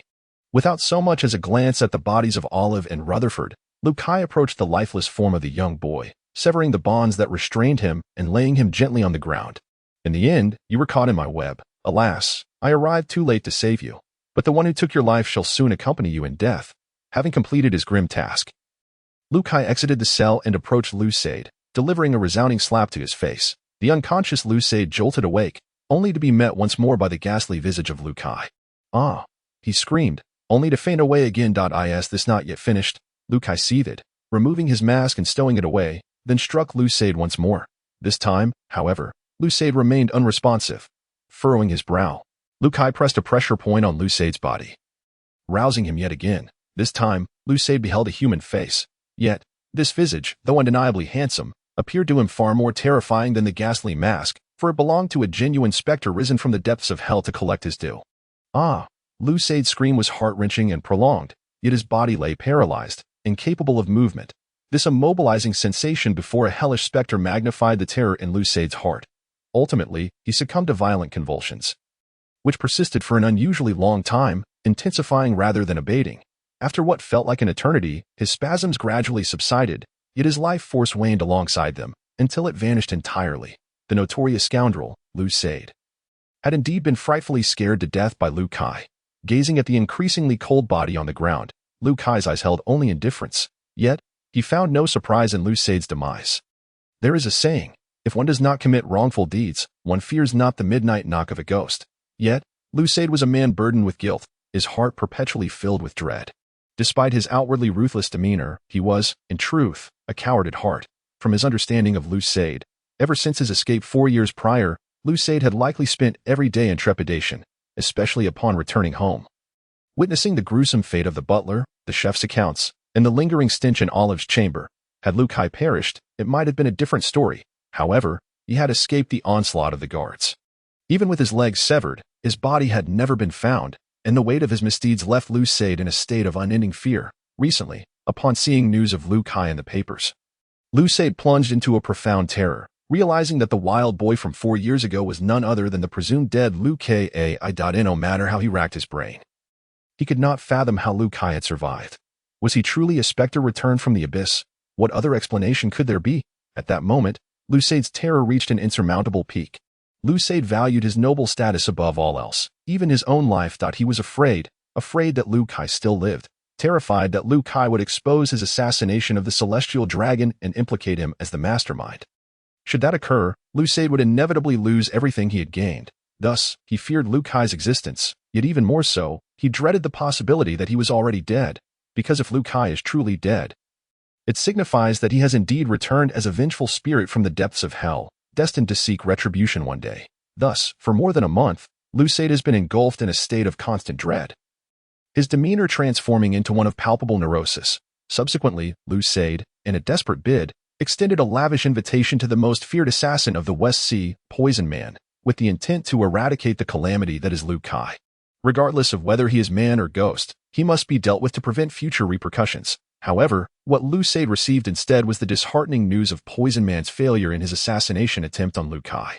The prolonged terror he experienced had already warped Lu Said's mental state, and the news of Lu Kai only plunged him deeper into a state of panic, upon learning that the foremost assassin of the West Sea had failed and met his demise. Lu Said teetered on the brink of madness, convinced that an endless stream of vengeful spirits surrounded him. For over a month, nightmares plagued his slumber, visions of familiar yet grotesquely distorted faces, Lucas, Luz, Rubus, and Lu Kai, haunting him with their ceaseless grievances. Thus, he found solace in tormenting commoners of similar age to Lu Kai within the confines of his prison. When Lu Kai eventually materialized before Lu Said, instead of experiencing the relief associated with the demise of a foe, Lu Said's terror reached its zenith. He was beset by a dual fear, the dread of lost life and the anxiety of losing everything he had acquired. His obsession with noble status had consumed him entirely. Ultimately, amidst this overwhelming fear, Lu Said, having been startled 3 times in succession, was rendered utterly shattered, dying an excruciating death. At the moment of Lu Said's passing, Lu Kai felt an exhilarating clarity, as if the world around him had become more vibrant. This sensation was foreign to Lu Kai since his arrival in this world. In that instant, he felt reborn. Meanwhile, Olive, having personally strangled her son, succumbed to a fatal blow from Lu Kai in her state of mental collapse. Lu Said was dead, and the manner of his demise, being terrified to death, was a far more gratifying fate than a mere stab. The obsessions, grievances, and hatred that had long haunted Lu Kai's psyche dissipated into nothingness. After donning his mask once more, Lu Kai emerged from the underground passage, greeted the bustling servants in the hall with unexpected warmth. 3 minutes later, reclining languidly on a sofa, Lu Kai watched the seconds tick by on the grandfather clock. His gaze unwavering. In a discreet corner of the hall, a red button lay in wait. Pressing it would send a distress signal through the alarm system, prompting the guard team to dispatch assistance to the source of the signal. This precaution was standard in every noble household, designed to maximize the protection of the aristocracy. However, within the Lu Said manor, no one activated the alarm, despite the presence of a dozen corpses sprawled across the hall. These bodies belonged to Lu Said's guards. While their abilities were mediocre and they paled in comparison to the elite guard members, they were nonetheless capable of safeguarding the estate. The moment these guards laid eyes on Lu Kai, they charged at him, yet in the blink of an eye, they were all reduced to lifeless forms, collapsed in pools of blood. The servants in the manor did not stir. Those who became servants were often the downtrodden. Yet at that moment, they huddled in a corner of the hall, trembling and too fearful to move. Soon, the clock struck 8 in the evening, and without hesitation, Lu Kai approached the corner and pressed the alarm button. 10 seconds later, the alarm shattered the stillness, echoing throughout the high city. After 4 long years, the alarm rang once more, startling many who heard it. Lu Kai, however, strolled leisurely into the kitchen, where he scavenged for food, turning his back to the surviving servants as he removed his mask and indulged in a hearty meal. Having not eaten his fill at the rebel base, he seized the opportunity to satiate his hunger. After finishing the food on the table, he craved more and rummaged through the refrigerator. The first satisfying meal Lu Kai had in this world was consumed in this very kitchen, and returning here to eat again evoked a peculiar sensation within him. The chef, cowering among the crowd, shared this strange feeling, as the scene before him mirrored that of 4 years past, not just similar, but identical. The sole difference was that 4 years ago, he had been the one to sound the alarm, while this time, it was a man clad in a ghostly mask committing acts of violence. Before Lu Kai could fully enjoy his meal, several presences converged upon the manor's vicinity. What a nuisance. Lu Kai swallowed his food, wiped his mouth, and cleaned his hands before donning his mask and stepping out into the courtyard. At that moment, the alarm had ceased. To facilitate tracking, the guard team deactivates the alarm upon receiving a signal. Otherwise, the noise would hinder communication and command. In any case, the guards already knew the incident's location, making the continued alarm unnecessary and potentially alarming the noble lords. As Lu Kai emerged, several figures leaped into the courtyard, surrounding him. Who are you? How did you come to be here? What has become of Lu Said? One guard demanded coldly. Lu Said is not your father. Why the urgency? Have you grown accustomed to being a dog for the nobles? Would you be so anxious if your father were in danger? Lu Kai countered, refusing to answer the guard's inquiry. You seek death. The guard, flushed with rage, lunged at Liu Kai with his weapon, yet in the guard's line of sight. Liu Kai suddenly vanished. By the time the guard regained his bearings, he realized he could no longer feel his right hand. Turning to look, he let out a harrowing scream, for his right hand had been wrenched from his body, along with the knife he had held. Though your skills may be lacking, your weapon is surprisingly decent. It would be a grave insult to use my knife against you. It is far more fitting to slay you with your own. As the words left his lips, the assailing guard felt his body grow weightless, only to find his world spinning around him, during which he glimpsed a headless body and guard's attire collapsing nearby. Yet, the guard's consciousness faded in an instant, vanishing completely. Liu Kai, like a wolf among sheep, plunged into the fray, his knife dancing through the air, accompanied by arcs of blood. Those adversaries he once could not contend with now posed no resistance whatsoever.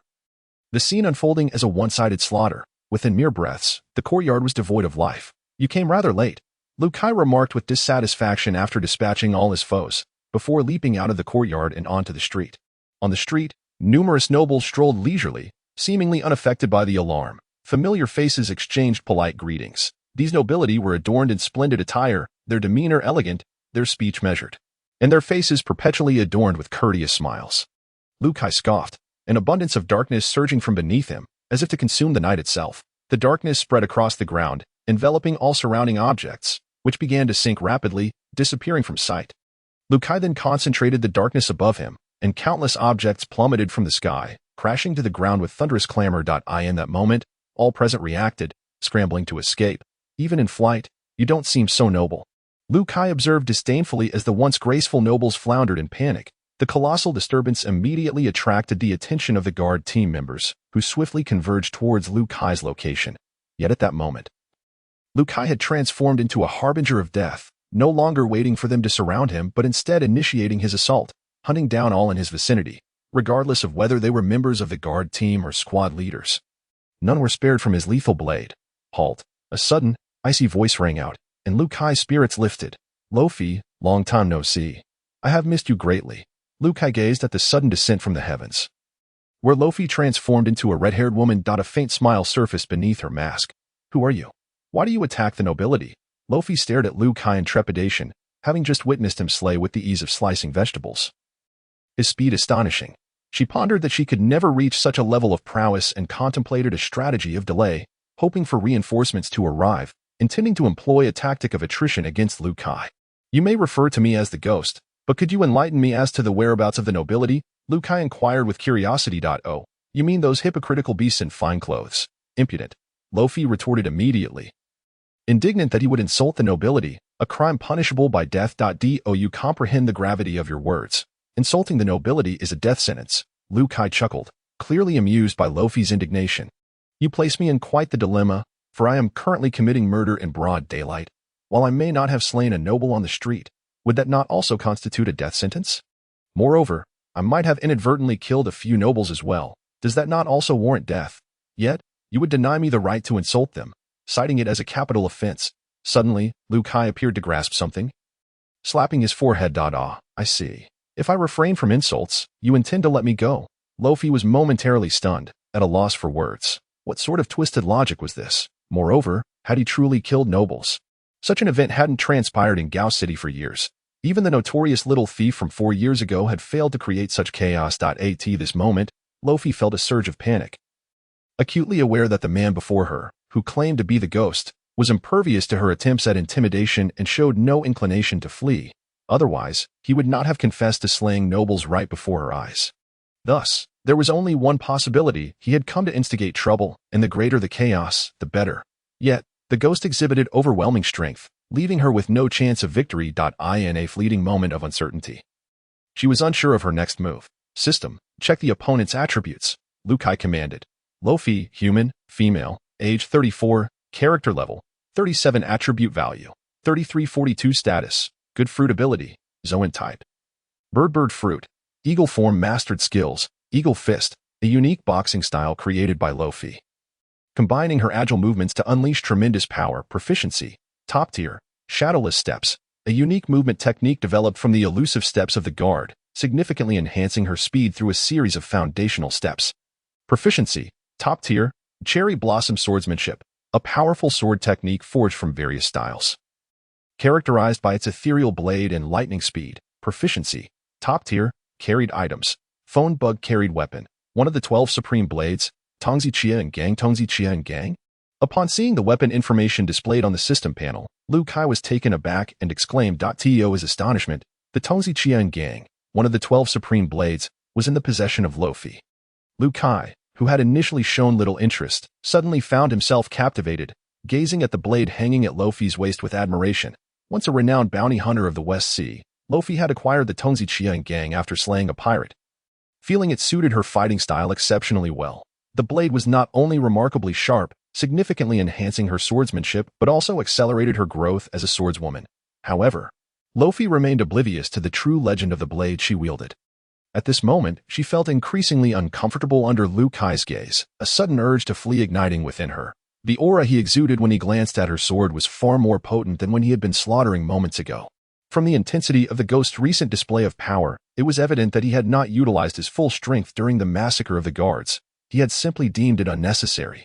Yet, even so, the combat prowess he had exhibited surpassed Luffy's own. If the ghost's true strength exceeded what she had witnessed, it meant he was far beyond her capabilities. Luffy's relationship with the nobility of Gao City was merely one of employment. She was paid to alleviate their troubles. This existence was far more comfortable than her previous life as a bounty hunter, offering greater financial rewards. Yet, in the face of the ghost's overwhelming strength, she began to consider that perhaps a change of scenery might not be such a bad thing. There was no need for her to accompany these nobles to their doom. With that thought in mind, Luffy swiftly turned and fled, her body transforming into that of an eagle as she soared into the sky. Do you truly believe you can escape? Lu Kai scoffed, extending his left hand towards Luffy. Darkness swirled and twisted within his grasp, extending towards her, and a tremendous gravitational force seized her, rendering her immobile. Unable to advance a single inch. As Lu Kai's darkness surged, Luffy was horrified to find herself being pulled backward. No matter how fervently she flapped her wings, she could not resist the overwhelming pull.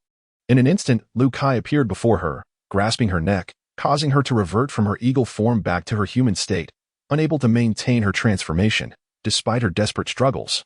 Luffy found herself unable to escape Lu Kai's iron grip. Unperturbed by her reaction, Lu Kai casually retrieved the Tongzi Chia and Gang from her waist and examined it. Lu Kai suddenly turned to Luffy. For years ago, when you severed my legs, I could have overlooked it due to your assistance in yielding this blade. Luffy trembled at his words, never having imagined that the strange man before her was the very thief who had escaped her grasp 4 years prior. How could he have become so powerful? How had his legs healed? Fear gripped her heart, and she realized he might not be as forgiving as he suggested. He intended to kill her. At this moment, Luffy wished to plead for mercy. But with Lu Kai's grip tightening around her throat, she was rendered speechless. Lu Kai disregarded her plight, continuing, however, you have grievously erred in finding amusement in the slaughter of innocents outside the city. Thus, by the authority of divine punishment, I hereby sentence you to death. With that, Lu Kai casually tossed the Tongzi Chia and Gang into the air, drawing it with a swift motion, thrusting it into Luffy's chest with a single, decisive strike, ending her life in an instant. After completing this grim task, Lu Kai discarded Luffy's lifeless body as one might dispose of refuse, elegantly sheathing the bloodless blade back into its scabbard. Casting a glance at Luffy's corpse, Lu Kai reflected on how, for years ago, he would have been no match for her. Yet now, he dispatched her as easily as one might slay a chicken. Without expending any effort, however, he did not linger in contemplation, instead activating the newly acquired Tongzi Chia and Gang, entering a state of slaughter. With Lu Kai's current mastery of observation haki, he could easily encompass half of Gao City, leaving no member of the guard beyond his detection. Moreover, these guards, intent on capturing him, were densely concentrated. Within a mere 10 minutes, not a single one of the 500 guards remained alive. It must be said, the Tongzi Chia and Gang lived up to its reputation as one of the 12 supreme blades, its sharpness and the intent of its blade truly delighting Lu Kai. This blade is exceptional. Brother Aolin will undoubtedly cherish it, Lu Kai mused, admiring the elegantly shaped, gleaming blade. After accomplishing his objective, Lu Kai made his way toward the royal palace. Meanwhile, Aolin led his forces in an assault on the factories, where, with Aolin's formidable strength, the guards posed little more threat than mere grasshoppers. As one factory after another succumbed to the onslaught, more and more captives were liberated. Aolin's men promptly reassured these oppressed citizens, informing them that the rebel forces were attacking Gao City and that their strength was needed.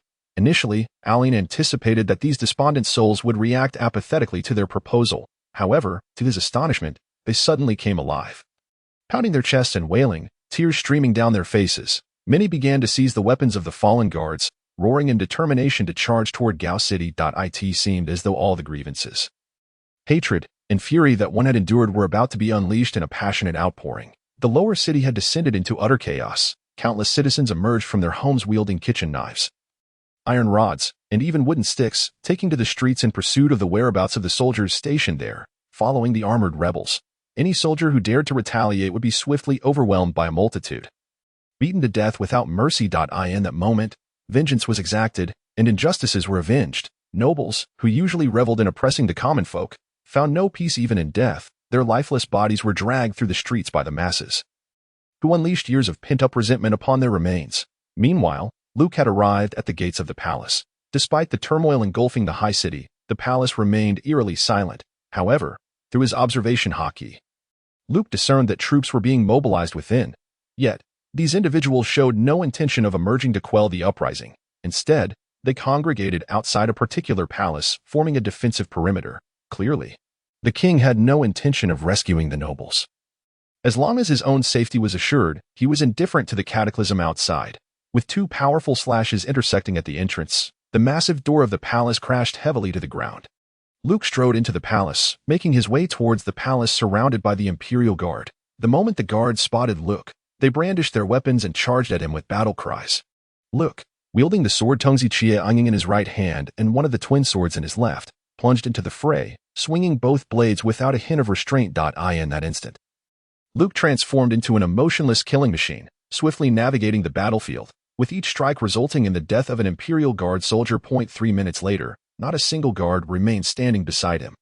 His surroundings were littered with corpses. Of the 500 Imperial Guards who had rushed forth, over half had been annihilated in the blink of an eye, leaving the remaining guards gripped by terror.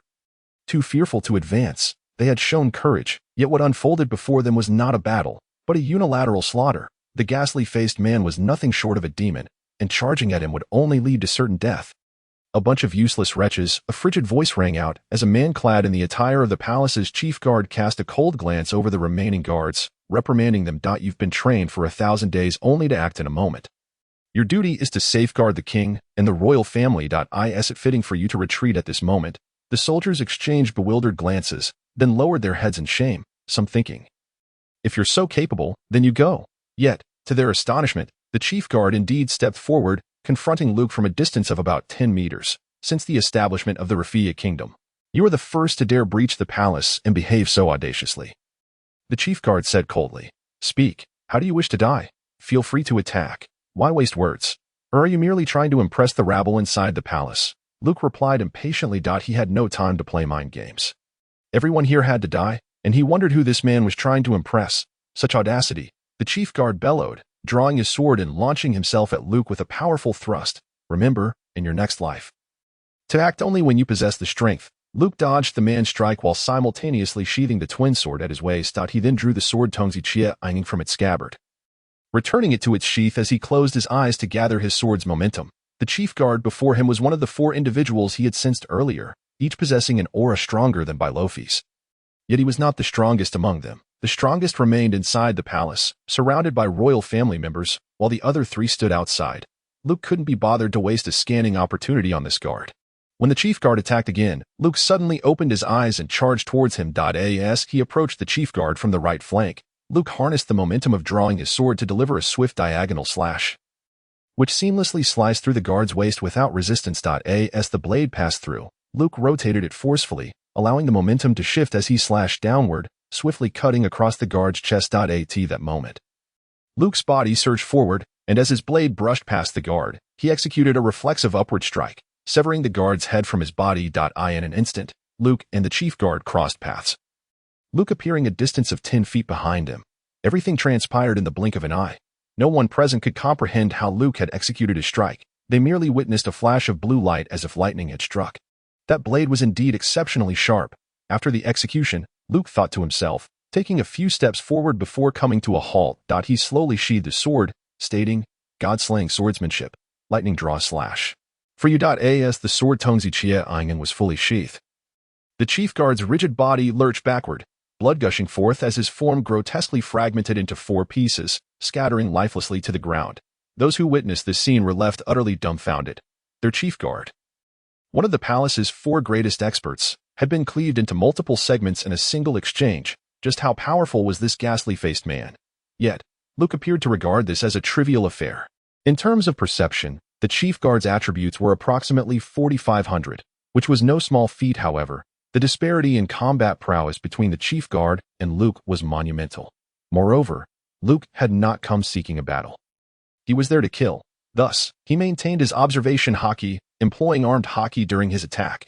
Before anyone could react, Luke dashed towards another of the palace's 4 experts as dark energy surged from his feet, spreading wildly in all directions, engulfing the remaining Imperial guards. By the time Luke reached the second of the 4 experts, all the soldiers had been consumed by the darkness, vanishing without a trace.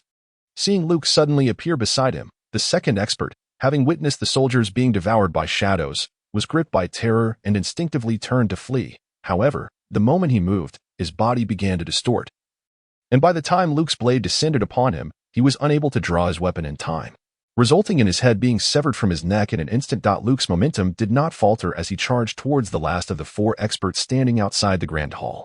This individual remained unfazed, a contemptuous smile playing on his lips as he formed a peculiar gesture with his thumb, middle finger, and ring finger directed at Luke. Luke's heart raced, and he swiftly executed a sword to evade.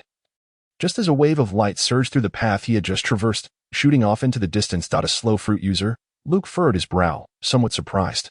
You actually recognize it, the slow fruit user began to respond, but was taken aback to find Luke had suddenly vanished from his sight. The slow fruit user quickly turned his head, scanning his surroundings, while raising his hand to form the same peculiar gesture. Yet he found no trace of Luke in any direction. Just as the slow fruit user was about to raise his hand skyward, Luke's thrust descended, piercing through the top of the slow fruit user's head with Tongzi Chiaoyang. The slow fruit was indeed formidable, but it was a waste on someone like you, Luke mused coldly, withdrawing the blade and casting a dismissive glance at the corpse on the ground. The slow fruit, by striking a specific pose, one can emit light waves that slowed down any object struck by the light for 30 seconds. It is a potent devil fruit, but it depends on the user. If the opponent possesses observation haki and is also a slow fruit user, Luke would certainly avoid a direct confrontation. However, regrettably, the opponent lacked observation haki. Not only did he lack it, but he also carried an air of disdain when facing a powerhouse like Luke. Had he not seen how his 2 companions had perished? As a slow fruit user, he had always dominated those 2. Do you not consider Liu Kai's slaying of those 2 individuals to be remarkable? Or perhaps it is a case of having grown too complacent, believing oneself to be invincible. This individual, judging by his aura, seems to possess attributes just above 4,000, merely half of Liu Kai's strength. His combat skills are vastly inferior, and he lacks the domineering presence. Furthermore, his devil fruit ability is covertly countered by Liu Kai's own. Yet, astonishingly, he dares to look down upon Liu Kai. Such a mindset inevitably leads to his demise. After dispatching the sluggish fruit user, Liu Kai unleashed his dark passage, releasing all the soldiers who had been consumed and crushed into deformity, before striding towards the grand hall with the sword Tongzi Chiaoyang in hand. Only a powerful aura remained within. If all goes as anticipated, the source should be the smoke fruit user. Once he is vanquished, everything will come to an end.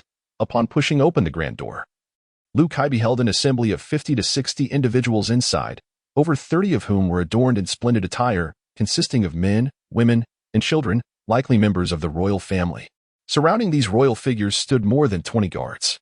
The moment the door swung open, all present aimed their spears at the entrance, and before the guards stood a man in his 30s, clad in equally lavish clothing, his icy gaze fixated on Liu Kai, as if he intended to devour him with his stare. However, Liu Kai detected a hint of disdain in his expression. System, scan the attributes of the adversary, Liu Kai commanded. Gerard, human, male, 31 years, character level 45 attribute value, 6928 status, good fruit ability, natural type, smoke fruit skills. Gerard is indeed the wielder of that formidable aura, as well as the user of the smoke fruit, his prowess making him a top-tier entity in the West Sea. Few can rival him, save for the elite from a handful of nations such as the Flower Kingdom. My son, quickly eliminate him, a middle-aged man adorned with a crown exclaimed, pointing at Liu Kai with evident terror. Liu Kai was taken aback to discover that Gerard was a prince, though this revelation held little significance. Upon laying eyes on Liu Kai, Gerard's gaze filled with lethal intent, and just as he was about to speak, Liu Kai had already extended his left hand, Simultaneously, darkness surged from Liu Kai's palm, swirling around his hand, creating an immense gravitational force that reached towards his opponent. Gerard uttered a single word before finding himself involuntarily lifted into the air, hurtling towards Liu Kai, his words abruptly cut off. Startled by this unforeseen turn of events, Gerard struggled desperately, but realizing escape was futile, he transformed into smoke. Yet, in an instant, he reverted to his human form, for Liu Kai's hand had already seized his arm.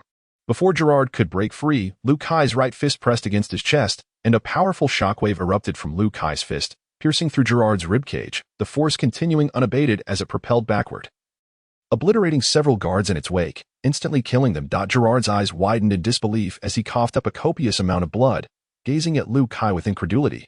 What Liu Kai had unleashed was one of his current killing moves, the single-handed Six Kings Spear, Maximum Wheel.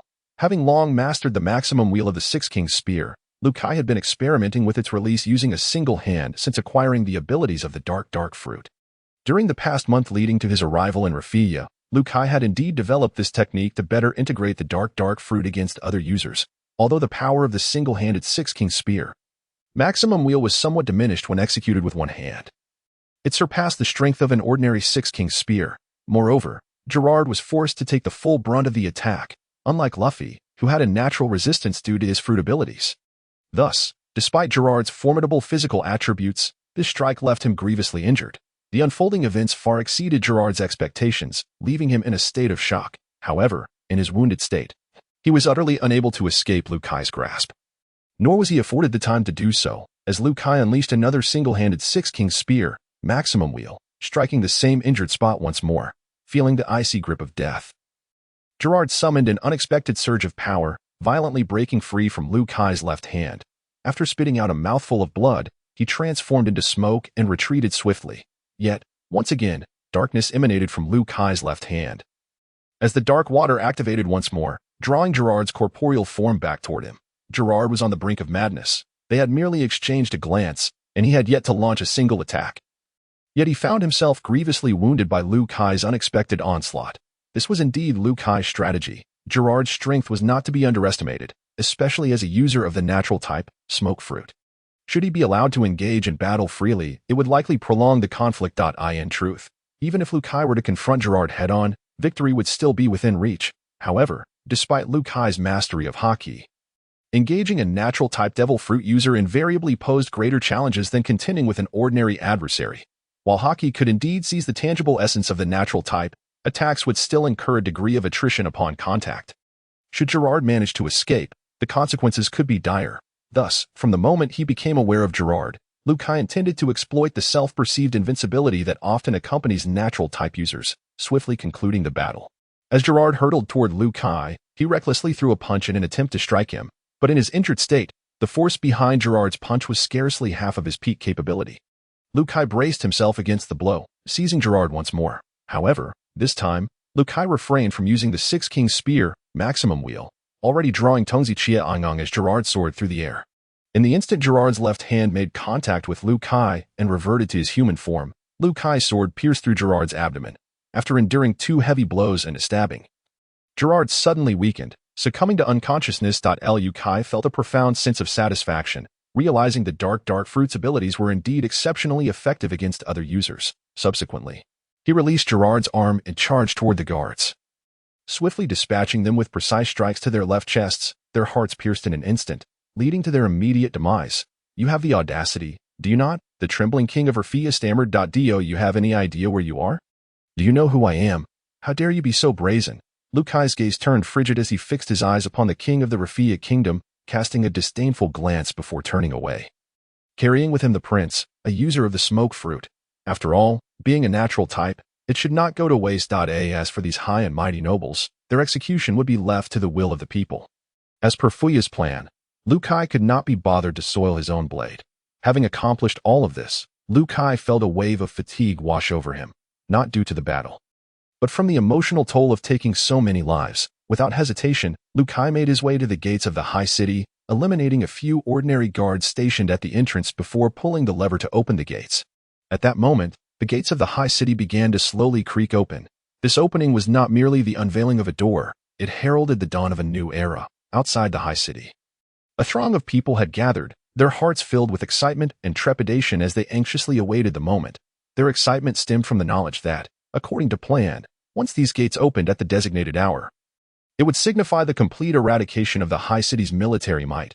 Their anxiety, however, arose from the fear that should the gates not open on time, it would mean failure, and they would face the formidable counterattack of the High City's elite forces.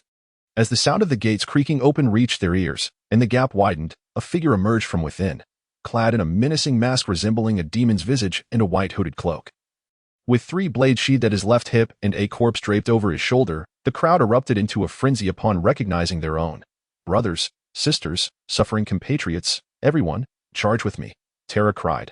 Her face flushed with excitement as she led the charge into the High City. The others quickly followed suit, their voices ringing out in battle cries. Fuya and Olin approached Lu Kai, surveying him and finally allowing their anxieties to dissipate upon confirming his safety. I knew it. My brother is the strongest. Olin's smile was radiantly bright, with the corners of his mouth nearly stretching to his ears. Ha ha, a triumphant victory, a plan flawlessly executed. Fuya also exclaimed with immense excitement. Silly little brother, who are you carrying? A natural system smoke fruit user? Luke replied with a chuckle. Why are you carrying him? Fuya inquired curiously. I have a way to extract his fruit ability and bestow it upon others. Luke explained. So, what do you think, brother Olin, sister Fuya? Would you like to become smoke fruit users? Upon hearing this, Olin and Fuya exchanged glances, then both shook their heads in unison like a pair of rattling drums. Luke was left speechless at their reaction. Is the natural system truly so undervalued? Why do they seem so disdainful? I enjoy sailing. I certainly don't want to become a landlubber. It's quite inconvenient. Moreover, based on your previous descriptions, the enhancement provided by the smoke fruit is rather limited. Olin clarified. As for becoming a landlubber, I am indifferent, but if there were a devil fruit that could elevate my medical skills, I would consider it. Fuya added.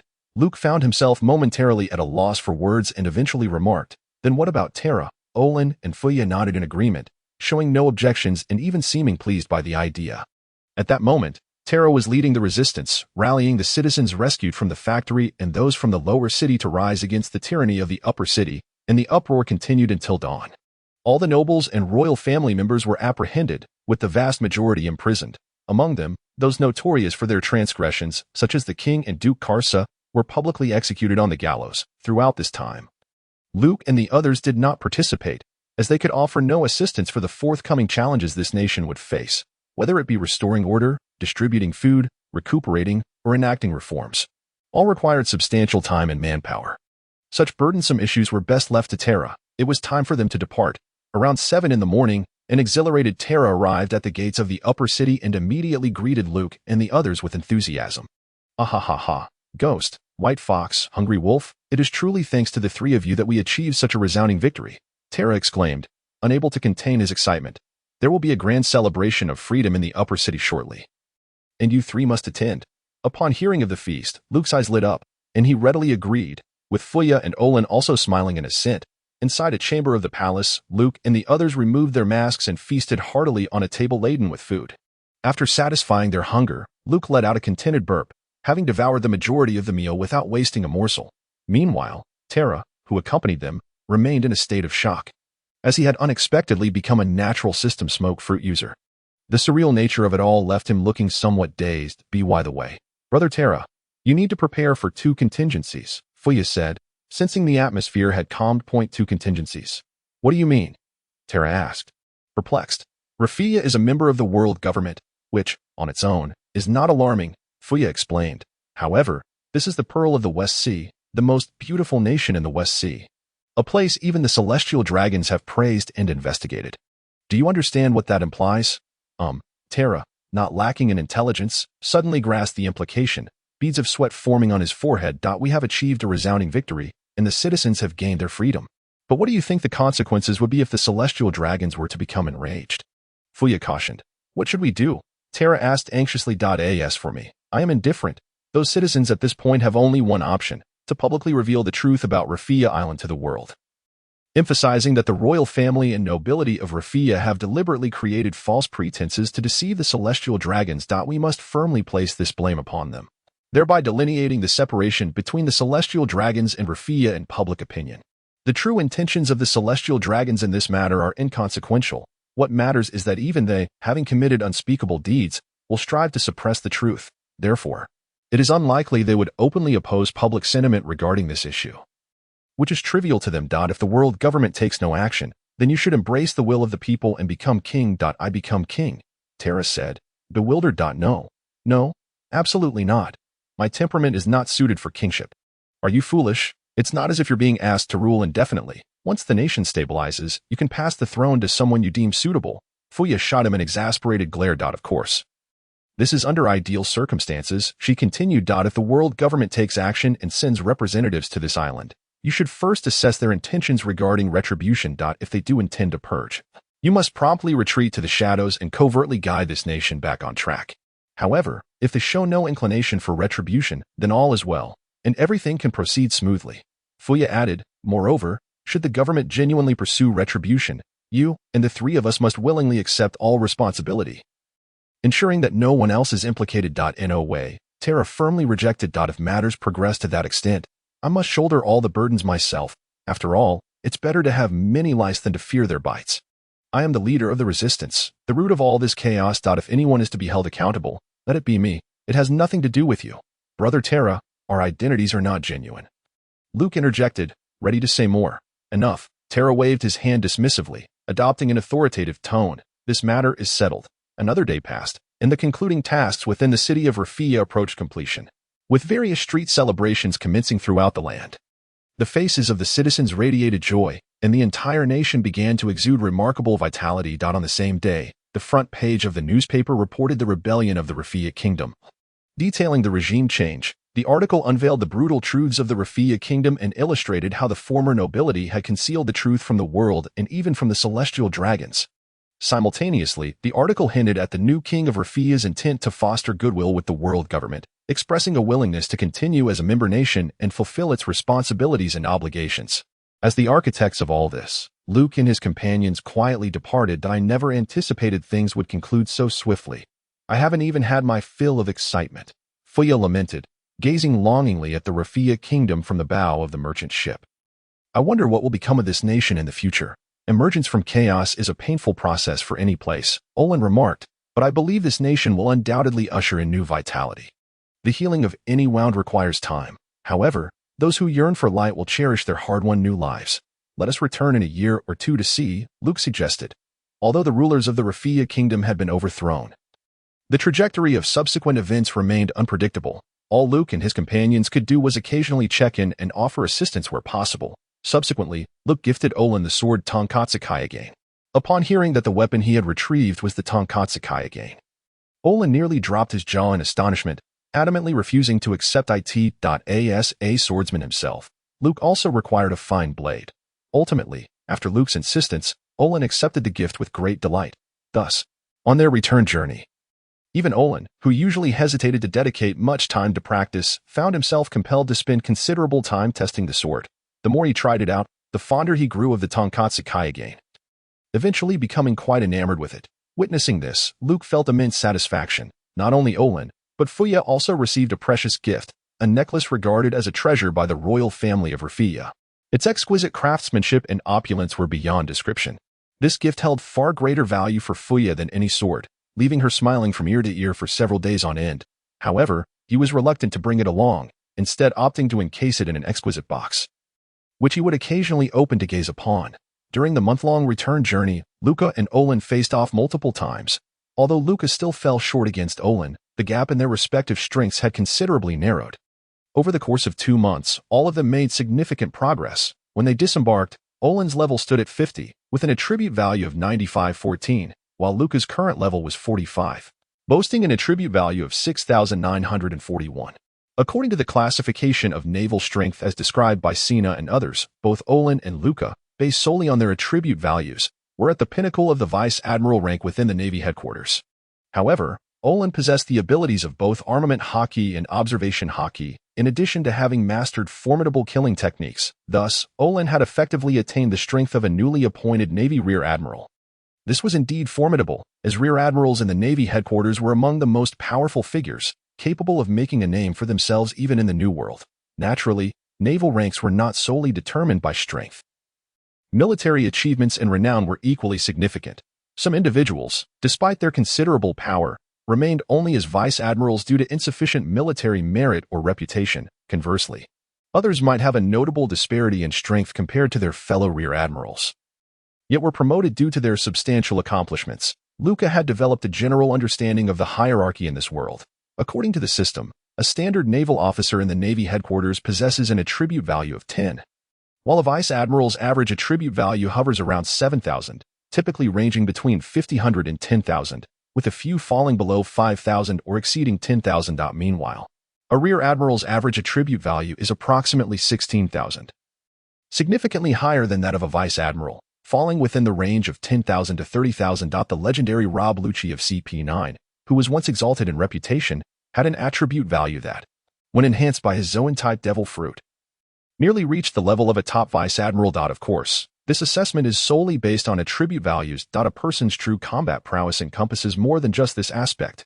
Combat skills, techniques, hockey, and devil fruit abilities are also crucial factors. Olin, Demo, and others had long imparted this wisdom to Luca. As the most skilled practitioner of the six styles, Rob Lucci's combat skills were exemplary. Consequently, his actual combat strength surpassed that of an ordinary vice admiral and could even rival some newly appointed rear admirals who were merely at a rudimentary level of hockey proficiency. However, he could not compare to the seasoned rear admirals of the Navy headquarters, as he lacked mastery over hockey. Although Rob Lucci's initial combat power was recorded at 4,000, his status as a Zoan-type devil fruit user significantly enhanced his physical attributes. Particularly, his devil fruit ability was regarded as one of the stronger variants within the Zoan category. Thus, it was not surprising when Rob Lucci's attribute value doubled to 8,000 upon transformation. However, upon his reappearance 2 years later, his attribute value was likely to have surpassed the 30,000 threshold. After all, following 2 years of rigorous training, Rob Lucci would have made substantial progress in his inherent attributes, and the awakening of his Zoan-type devil fruit ability would further amplify his capabilities. Additionally, as a master of the six styles, having grasped the use of hockey, it would not be an exaggeration to claim he was nearing the level of an admiral. Nonetheless, the disparity in strength among rear admirals is the most pronounced within military ranks. Regardless of how long one has held the title of rear admiral, as long as they have not been promoted to admiral, they remain classified as a rear admiral. In the world of pirates, an individual's strength typically peaks around the ages of 30 to 40, with the potential for further development before the age of 40, while strength begins to decline gradually after the age of 60. This explains why admirals in the Navy headquarters are generally chosen from those aged between 40 and 60, as this age range not only signifies peak strength but also typically reflects sufficient military accomplishments. Within the hierarchy of strength, there exists a distinction between newly appointed rear admirals and seasoned ones. Those who have held the title for longer have undergone more extensive training, possess richer combat experience, and have greater potential for development. Their strengths are often close to that of an admiral, with attribute values reaching around 30,000, making them comparable to admirals based purely on attribute values. Above them stand figures like Garp, whose peak strength equates to that of a super admiral, though specific attribute values remain uncertain. Nevertheless, Luca believes that it must exceed 40000.I in the New World. Those who do not meet the standards of the four emperors yet are renowned for their strength typically operate at the rear admiral level, with individual standings varying among them. As the highest combat power within the Navy, admirals possess attribute values of at least 30,000, which is undeniably terrifying. This figure represents only the basic attribute values of admirals. Many abilities that do not influence physical attributes, such as certain devil fruit powers or hockey usage, are not included in this count. The attribute values of admirals in the Navy headquarters are already exaggerated, and when combined with their devil fruit powers and hockey proficiency, it is not an overstatement to claim they represent the Navy's strongest combat force. As for Kaido or Charlotte Linlin, creatures of a beastly caliber, Luca speculates their attribute values must be upwards of 60000. As exemplars of those who have achieved the pinnacle of strength through sheer physicality, their physical attributes are astonishingly formidable. However, attribute values do not simply equate to offensive capability, encompassing a much broader spectrum. For instance, Roger, while possessing an exceptionally high base attribute value, allocated much of his additional attributes towards offensive-related capabilities. Thus, in terms of strength and explosive power, he surpassed both Kaido and Big Mom Charlotte Linlin, displaying equal prowess in speed, agility, and hockey usage. However, if one were to consider only physical strength and defensive capabilities, A significant gap exists between Roger and either Kaido or Charlotte Linlin. Consequently, should Roger engage in battle against Kaido or Charlotte Linlin, his only path to victory would hinge upon direct offensive maneuvers, utilizing his attacks to counter theirs, ensuring he remains unscathed while his strikes find their mark. Thus, in a true confrontation, even the extraordinarily resilient Kaido or Charlotte Linlin would not stand a chance against Roger at his peak. This is why Roger could brazenly seize the historical text from Charlotte Linlin, who, despite her fury, was powerless to retaliate. The same applies to Kazuki Oden, who was able to wound Kaido. After all, combat is not merely a matter of exchanging blows while standing idly. It is far from a simplistic comparison of physical attributes. Nevertheless, Luka remains determined to enhance his attribute values to the greatest extent possible. While attribute values alone do not dictate everything, their absence is indeed a critical hindrance. Currently, Luka's attribute value is still shy of 7,000, placing him at best within the realm of a vice admiral, and among the weaker ranks at that. Therefore, the gap between him and the world's top-tier powerhouses remains vast and insurmountable. His only advantages over the average vice admiral lie in hockey and combat skills. However, Luka is undeterred, for he is merely 12 years old, with the continuous enhancement of his potential and the relentless breaking of his limits. Luka's rate of progress is not only unimpeded, but is accelerating. As long as he persists in his training, he firmly believes that one day he will reach the summit, perhaps even becoming the strongest in the world. Now that his great vengeance has been fulfilled, the burden that had long weighed on Luka's heart has finally been lifted. Luka is now contemplating his future and the next steps he must take. His observations and personal experiences since arriving in this world have ignited within him a fervent desire to make a difference for the suffering common folk. Luka does not consider himself a person burdened by the world's woes. More often than not, he is simply a defiant combatant against fate. Yet, the experiences of these years have profoundly transformed Luka's outlook. If Olin were to inquire once more about Luka's motivation to grow stronger, his response would likely be, firstly, I feel uneasy remaining weak. Secondly, I wish to aid those in need and eradicate all evildoers from this world. Well, it appears to be the same as before. Indeed, this is Liu Kai's perspective, yet his understanding of the concept of evil has undergone a complete transformation in the past 4 years. He has acquired a discerning ability to distinguish right from wrong. Ever since he assimilated little Liu Kai's memories and has faced numerous life and death trials, enduring 2 years of inhumane enslavement, witnessing the harrowing plight of the people of the Rafia Kingdom, and listening to Demo, Sienna, and Olin recount the myriad shadows of the world, Liu Kai has come to a profound realization. Coupled with the gruesome scenes he has observed over the years, bandits and pirates committing unspeakable atrocities, leaving countless innocent lives shattered and lifeless, he finally grasped that the cold, lifeless text could scarcely convey even a fraction of the brutal truth. Nothing is more striking and evocative than witnessing and experiencing those tragic realities firsthand.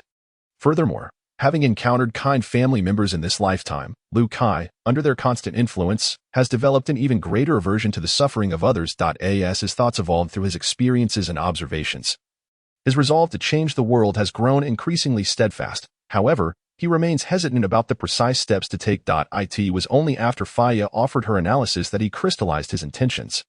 According to Faya's insights, Liu Kai's choices were rather limited, essentially threefold. The first option was to become a pirate, establishing a force that surpasses the Rock's pirates and violently overthrowing the world. However, Liu Kai swiftly dismissed this path, for he harbors a deep-seated disdain for power-hungry, selfish rulers, as well as for lawless pirates. Thus, he would never align himself with piracy. The second option involved forming his own faction, gradually accumulating strength, and ultimately usurping the world step by step.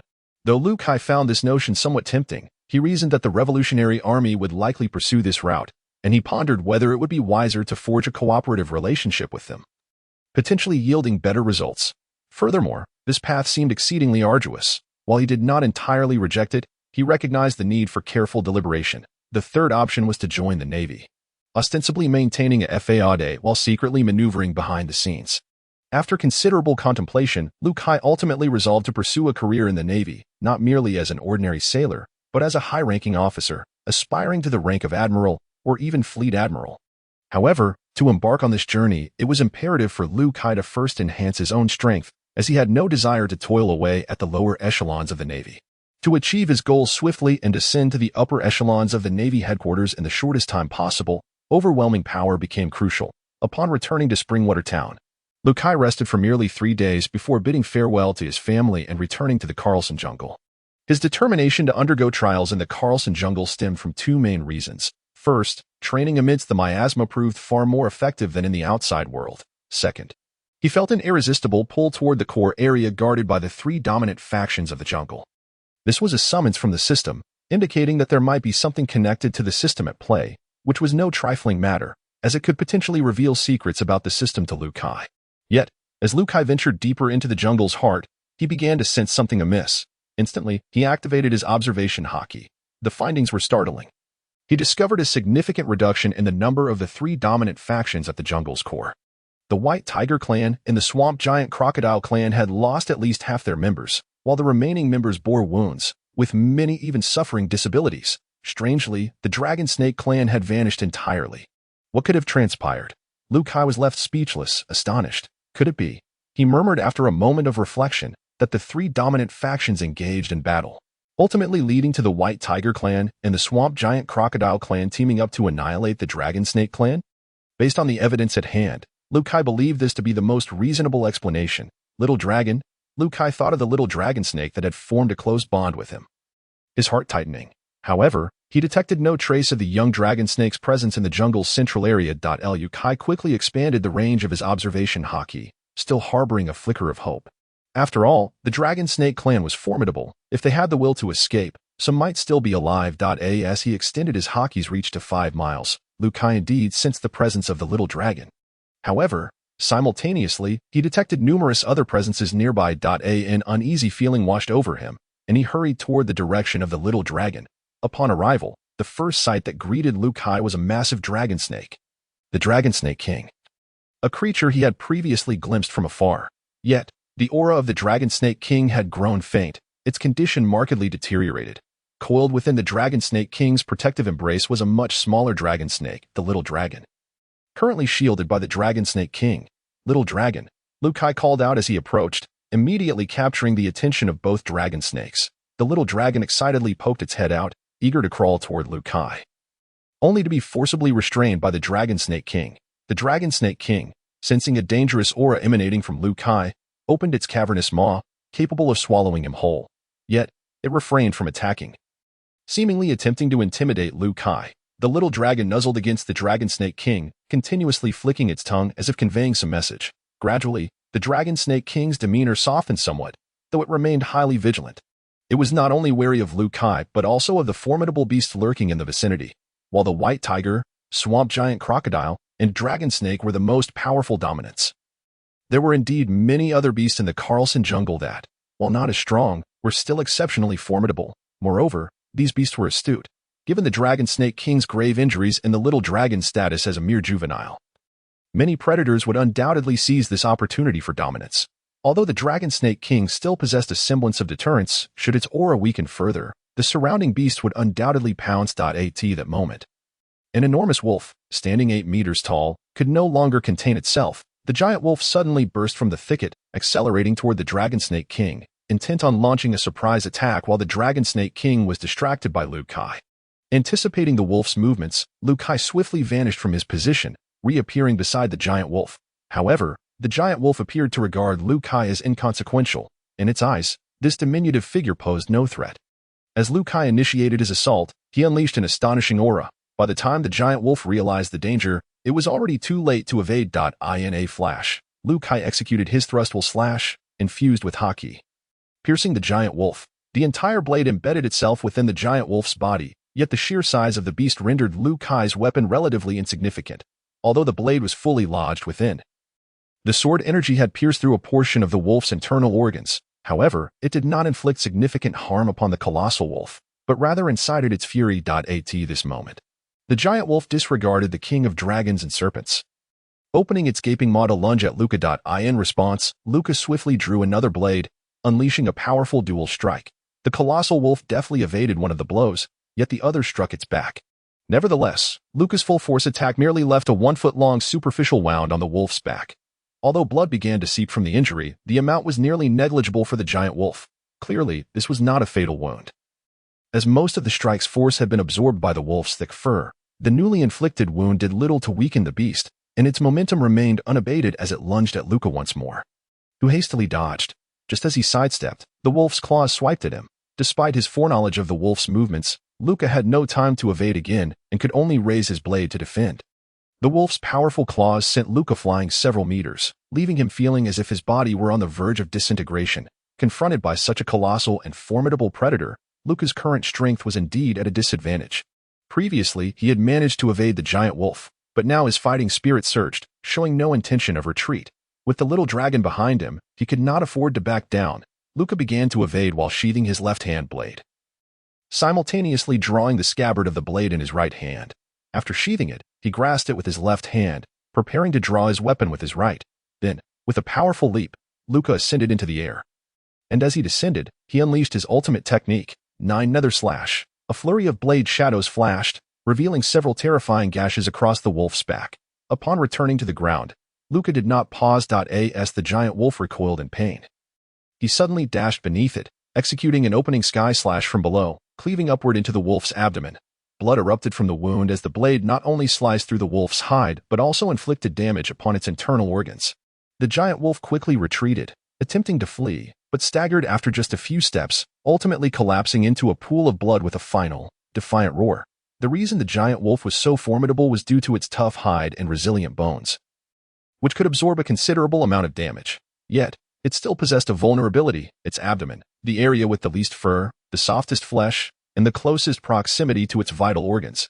Under normal circumstances, a giant wolf would never allow another beast to attack its belly. However, after sustaining injuries from Luca's strikes, the wolf's reactions had slowed considerably, granting Luca an opportunity. Luca was not surprised by the outcome.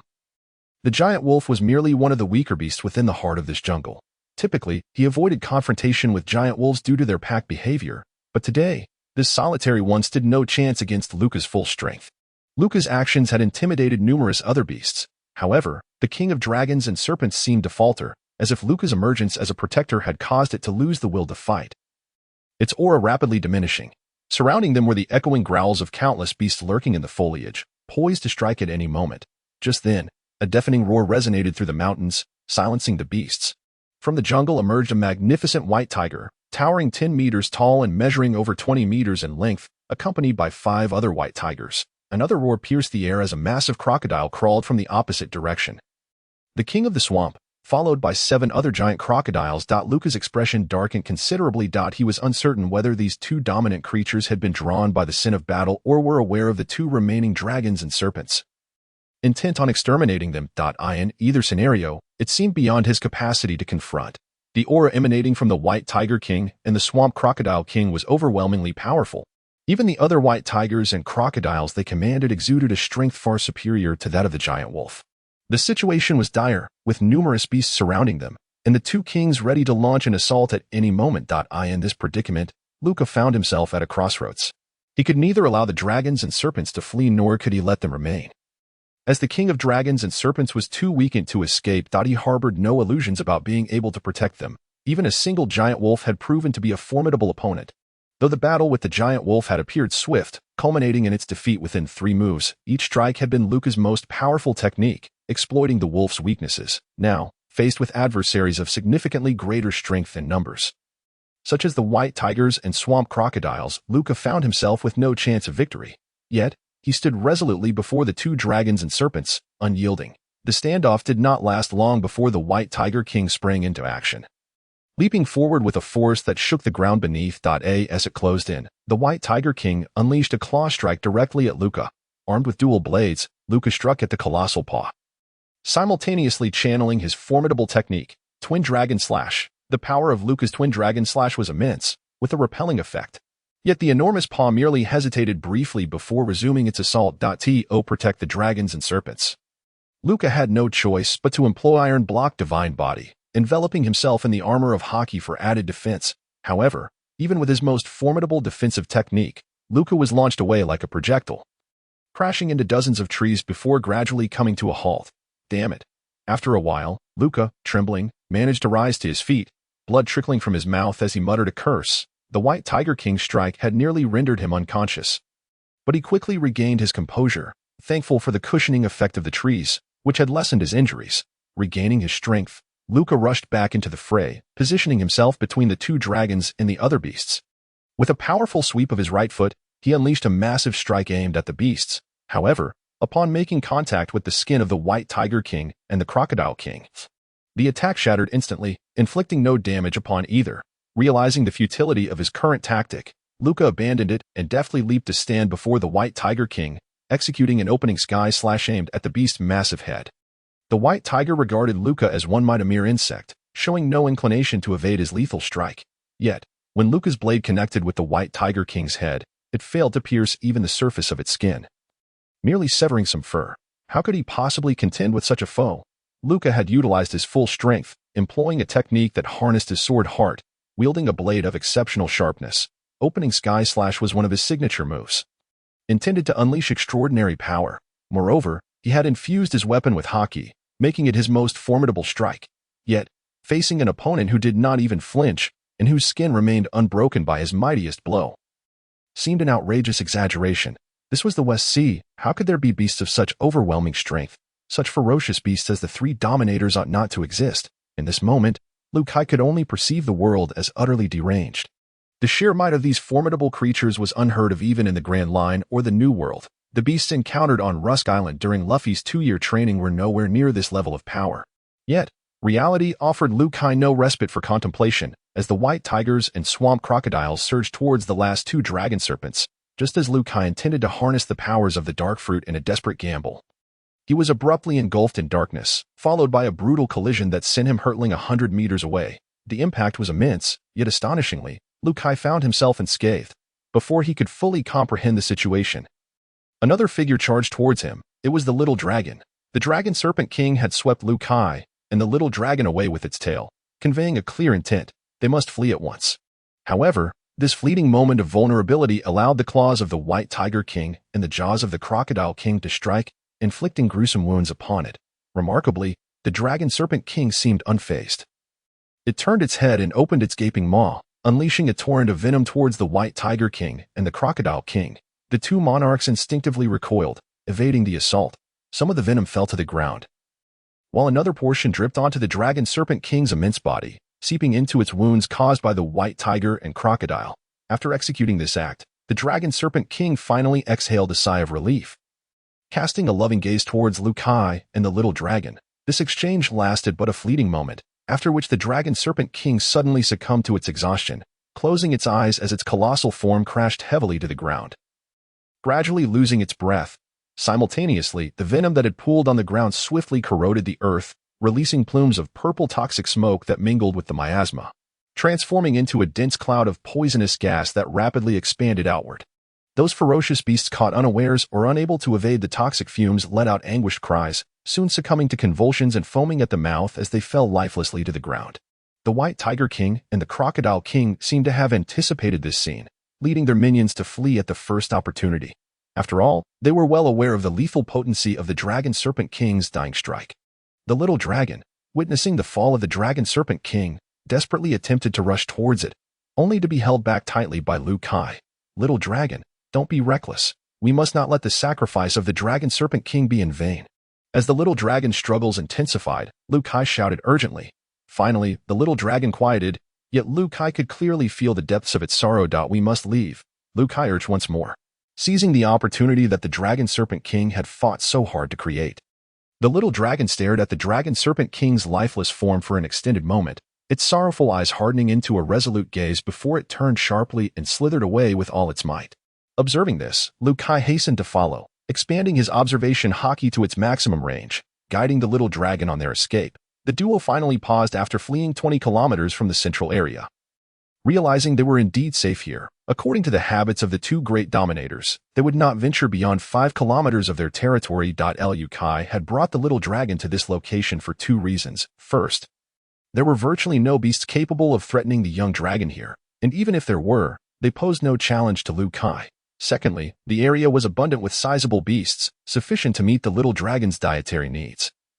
Beyond this point, the creatures began to dwindle in size. While fleeing, Liu Kai had contemplated taking the little dragon to Springwater Town. However, even as a juvenile among its own kind, the little dragon would appear as a monstrous serpent to humans, likely instilling terror in many.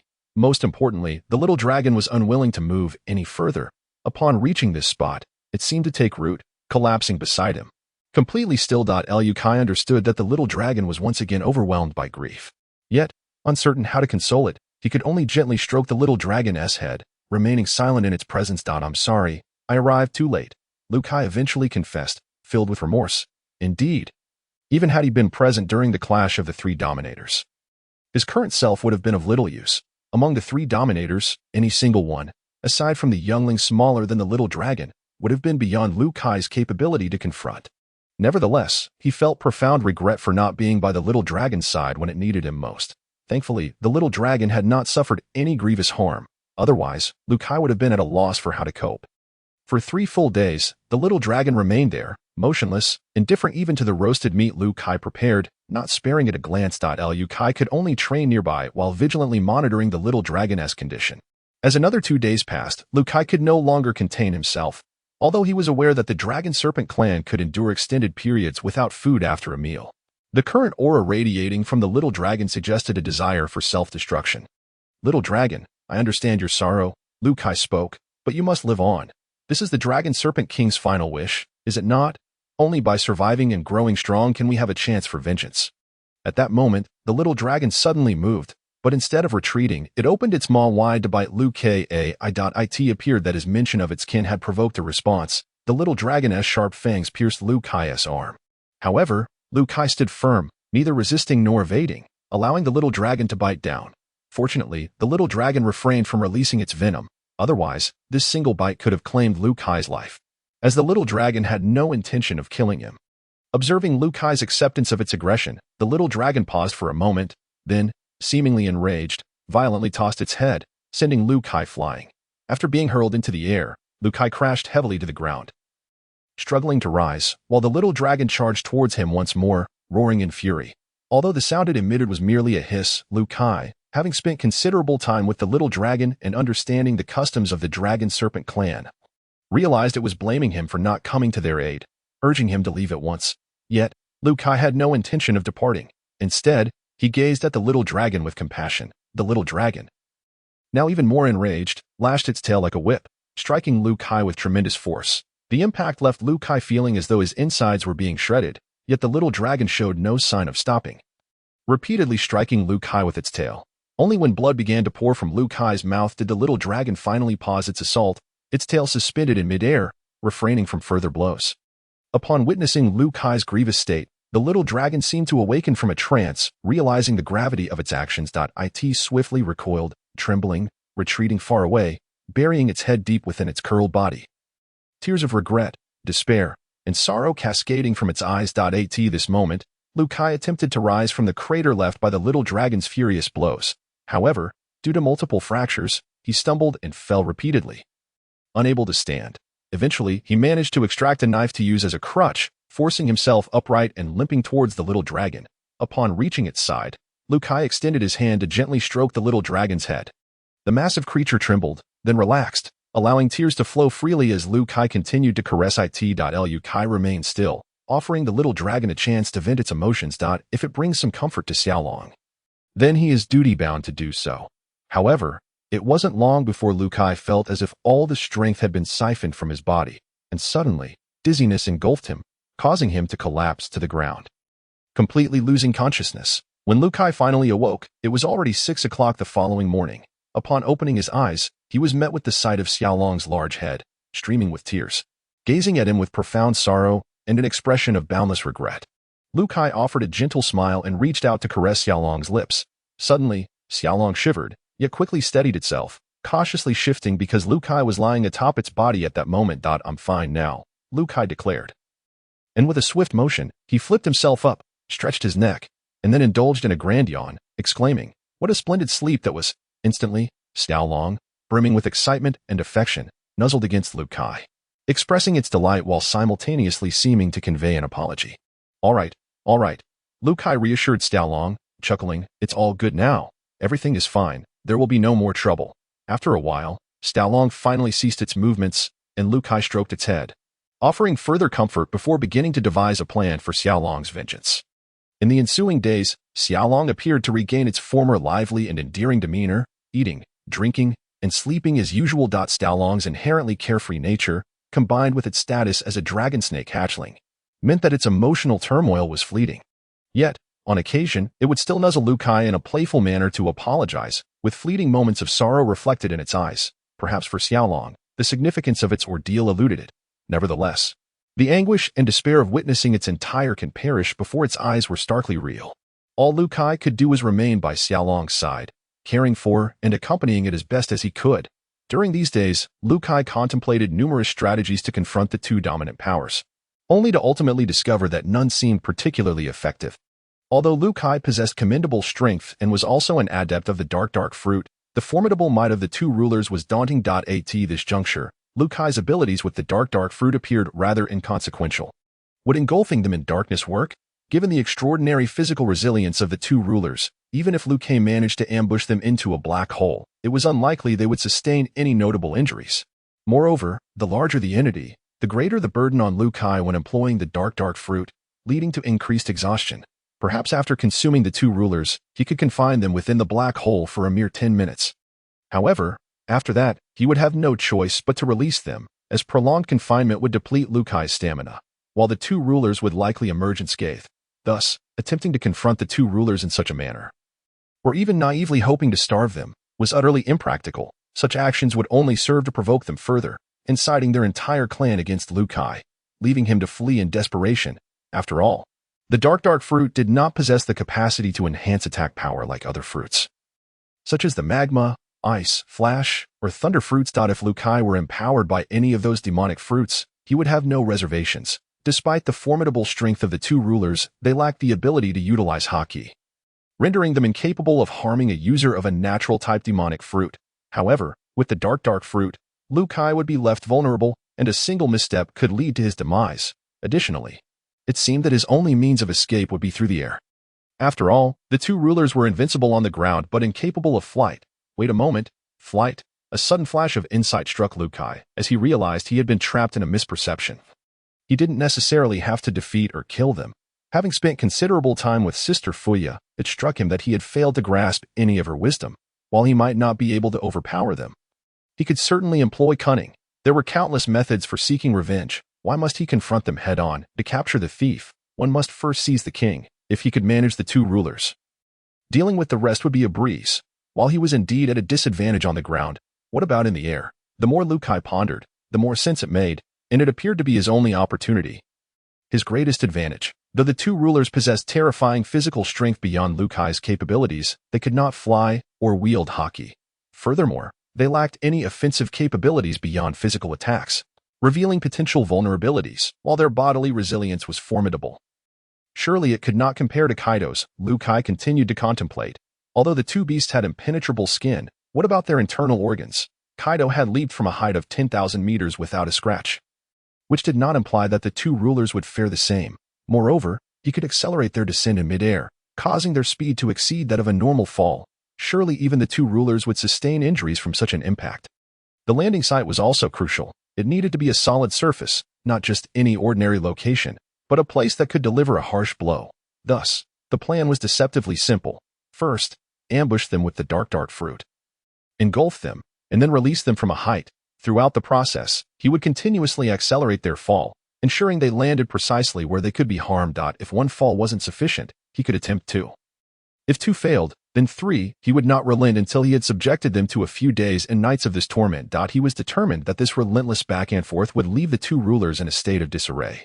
With this thought, Lu Kai found himself exhilarated. With a plan in place, he was ready to act. Soon, Lu Kai shared his strategy with Xiaolong. Upon hearing Lu Kai outline his plan, Xiaolong's intelligent eyes sparkled with confusion, clearly not comprehending. However, when she learned of the intention to make the two rulers experience a high-altitude fall, she suddenly erupted with excitement.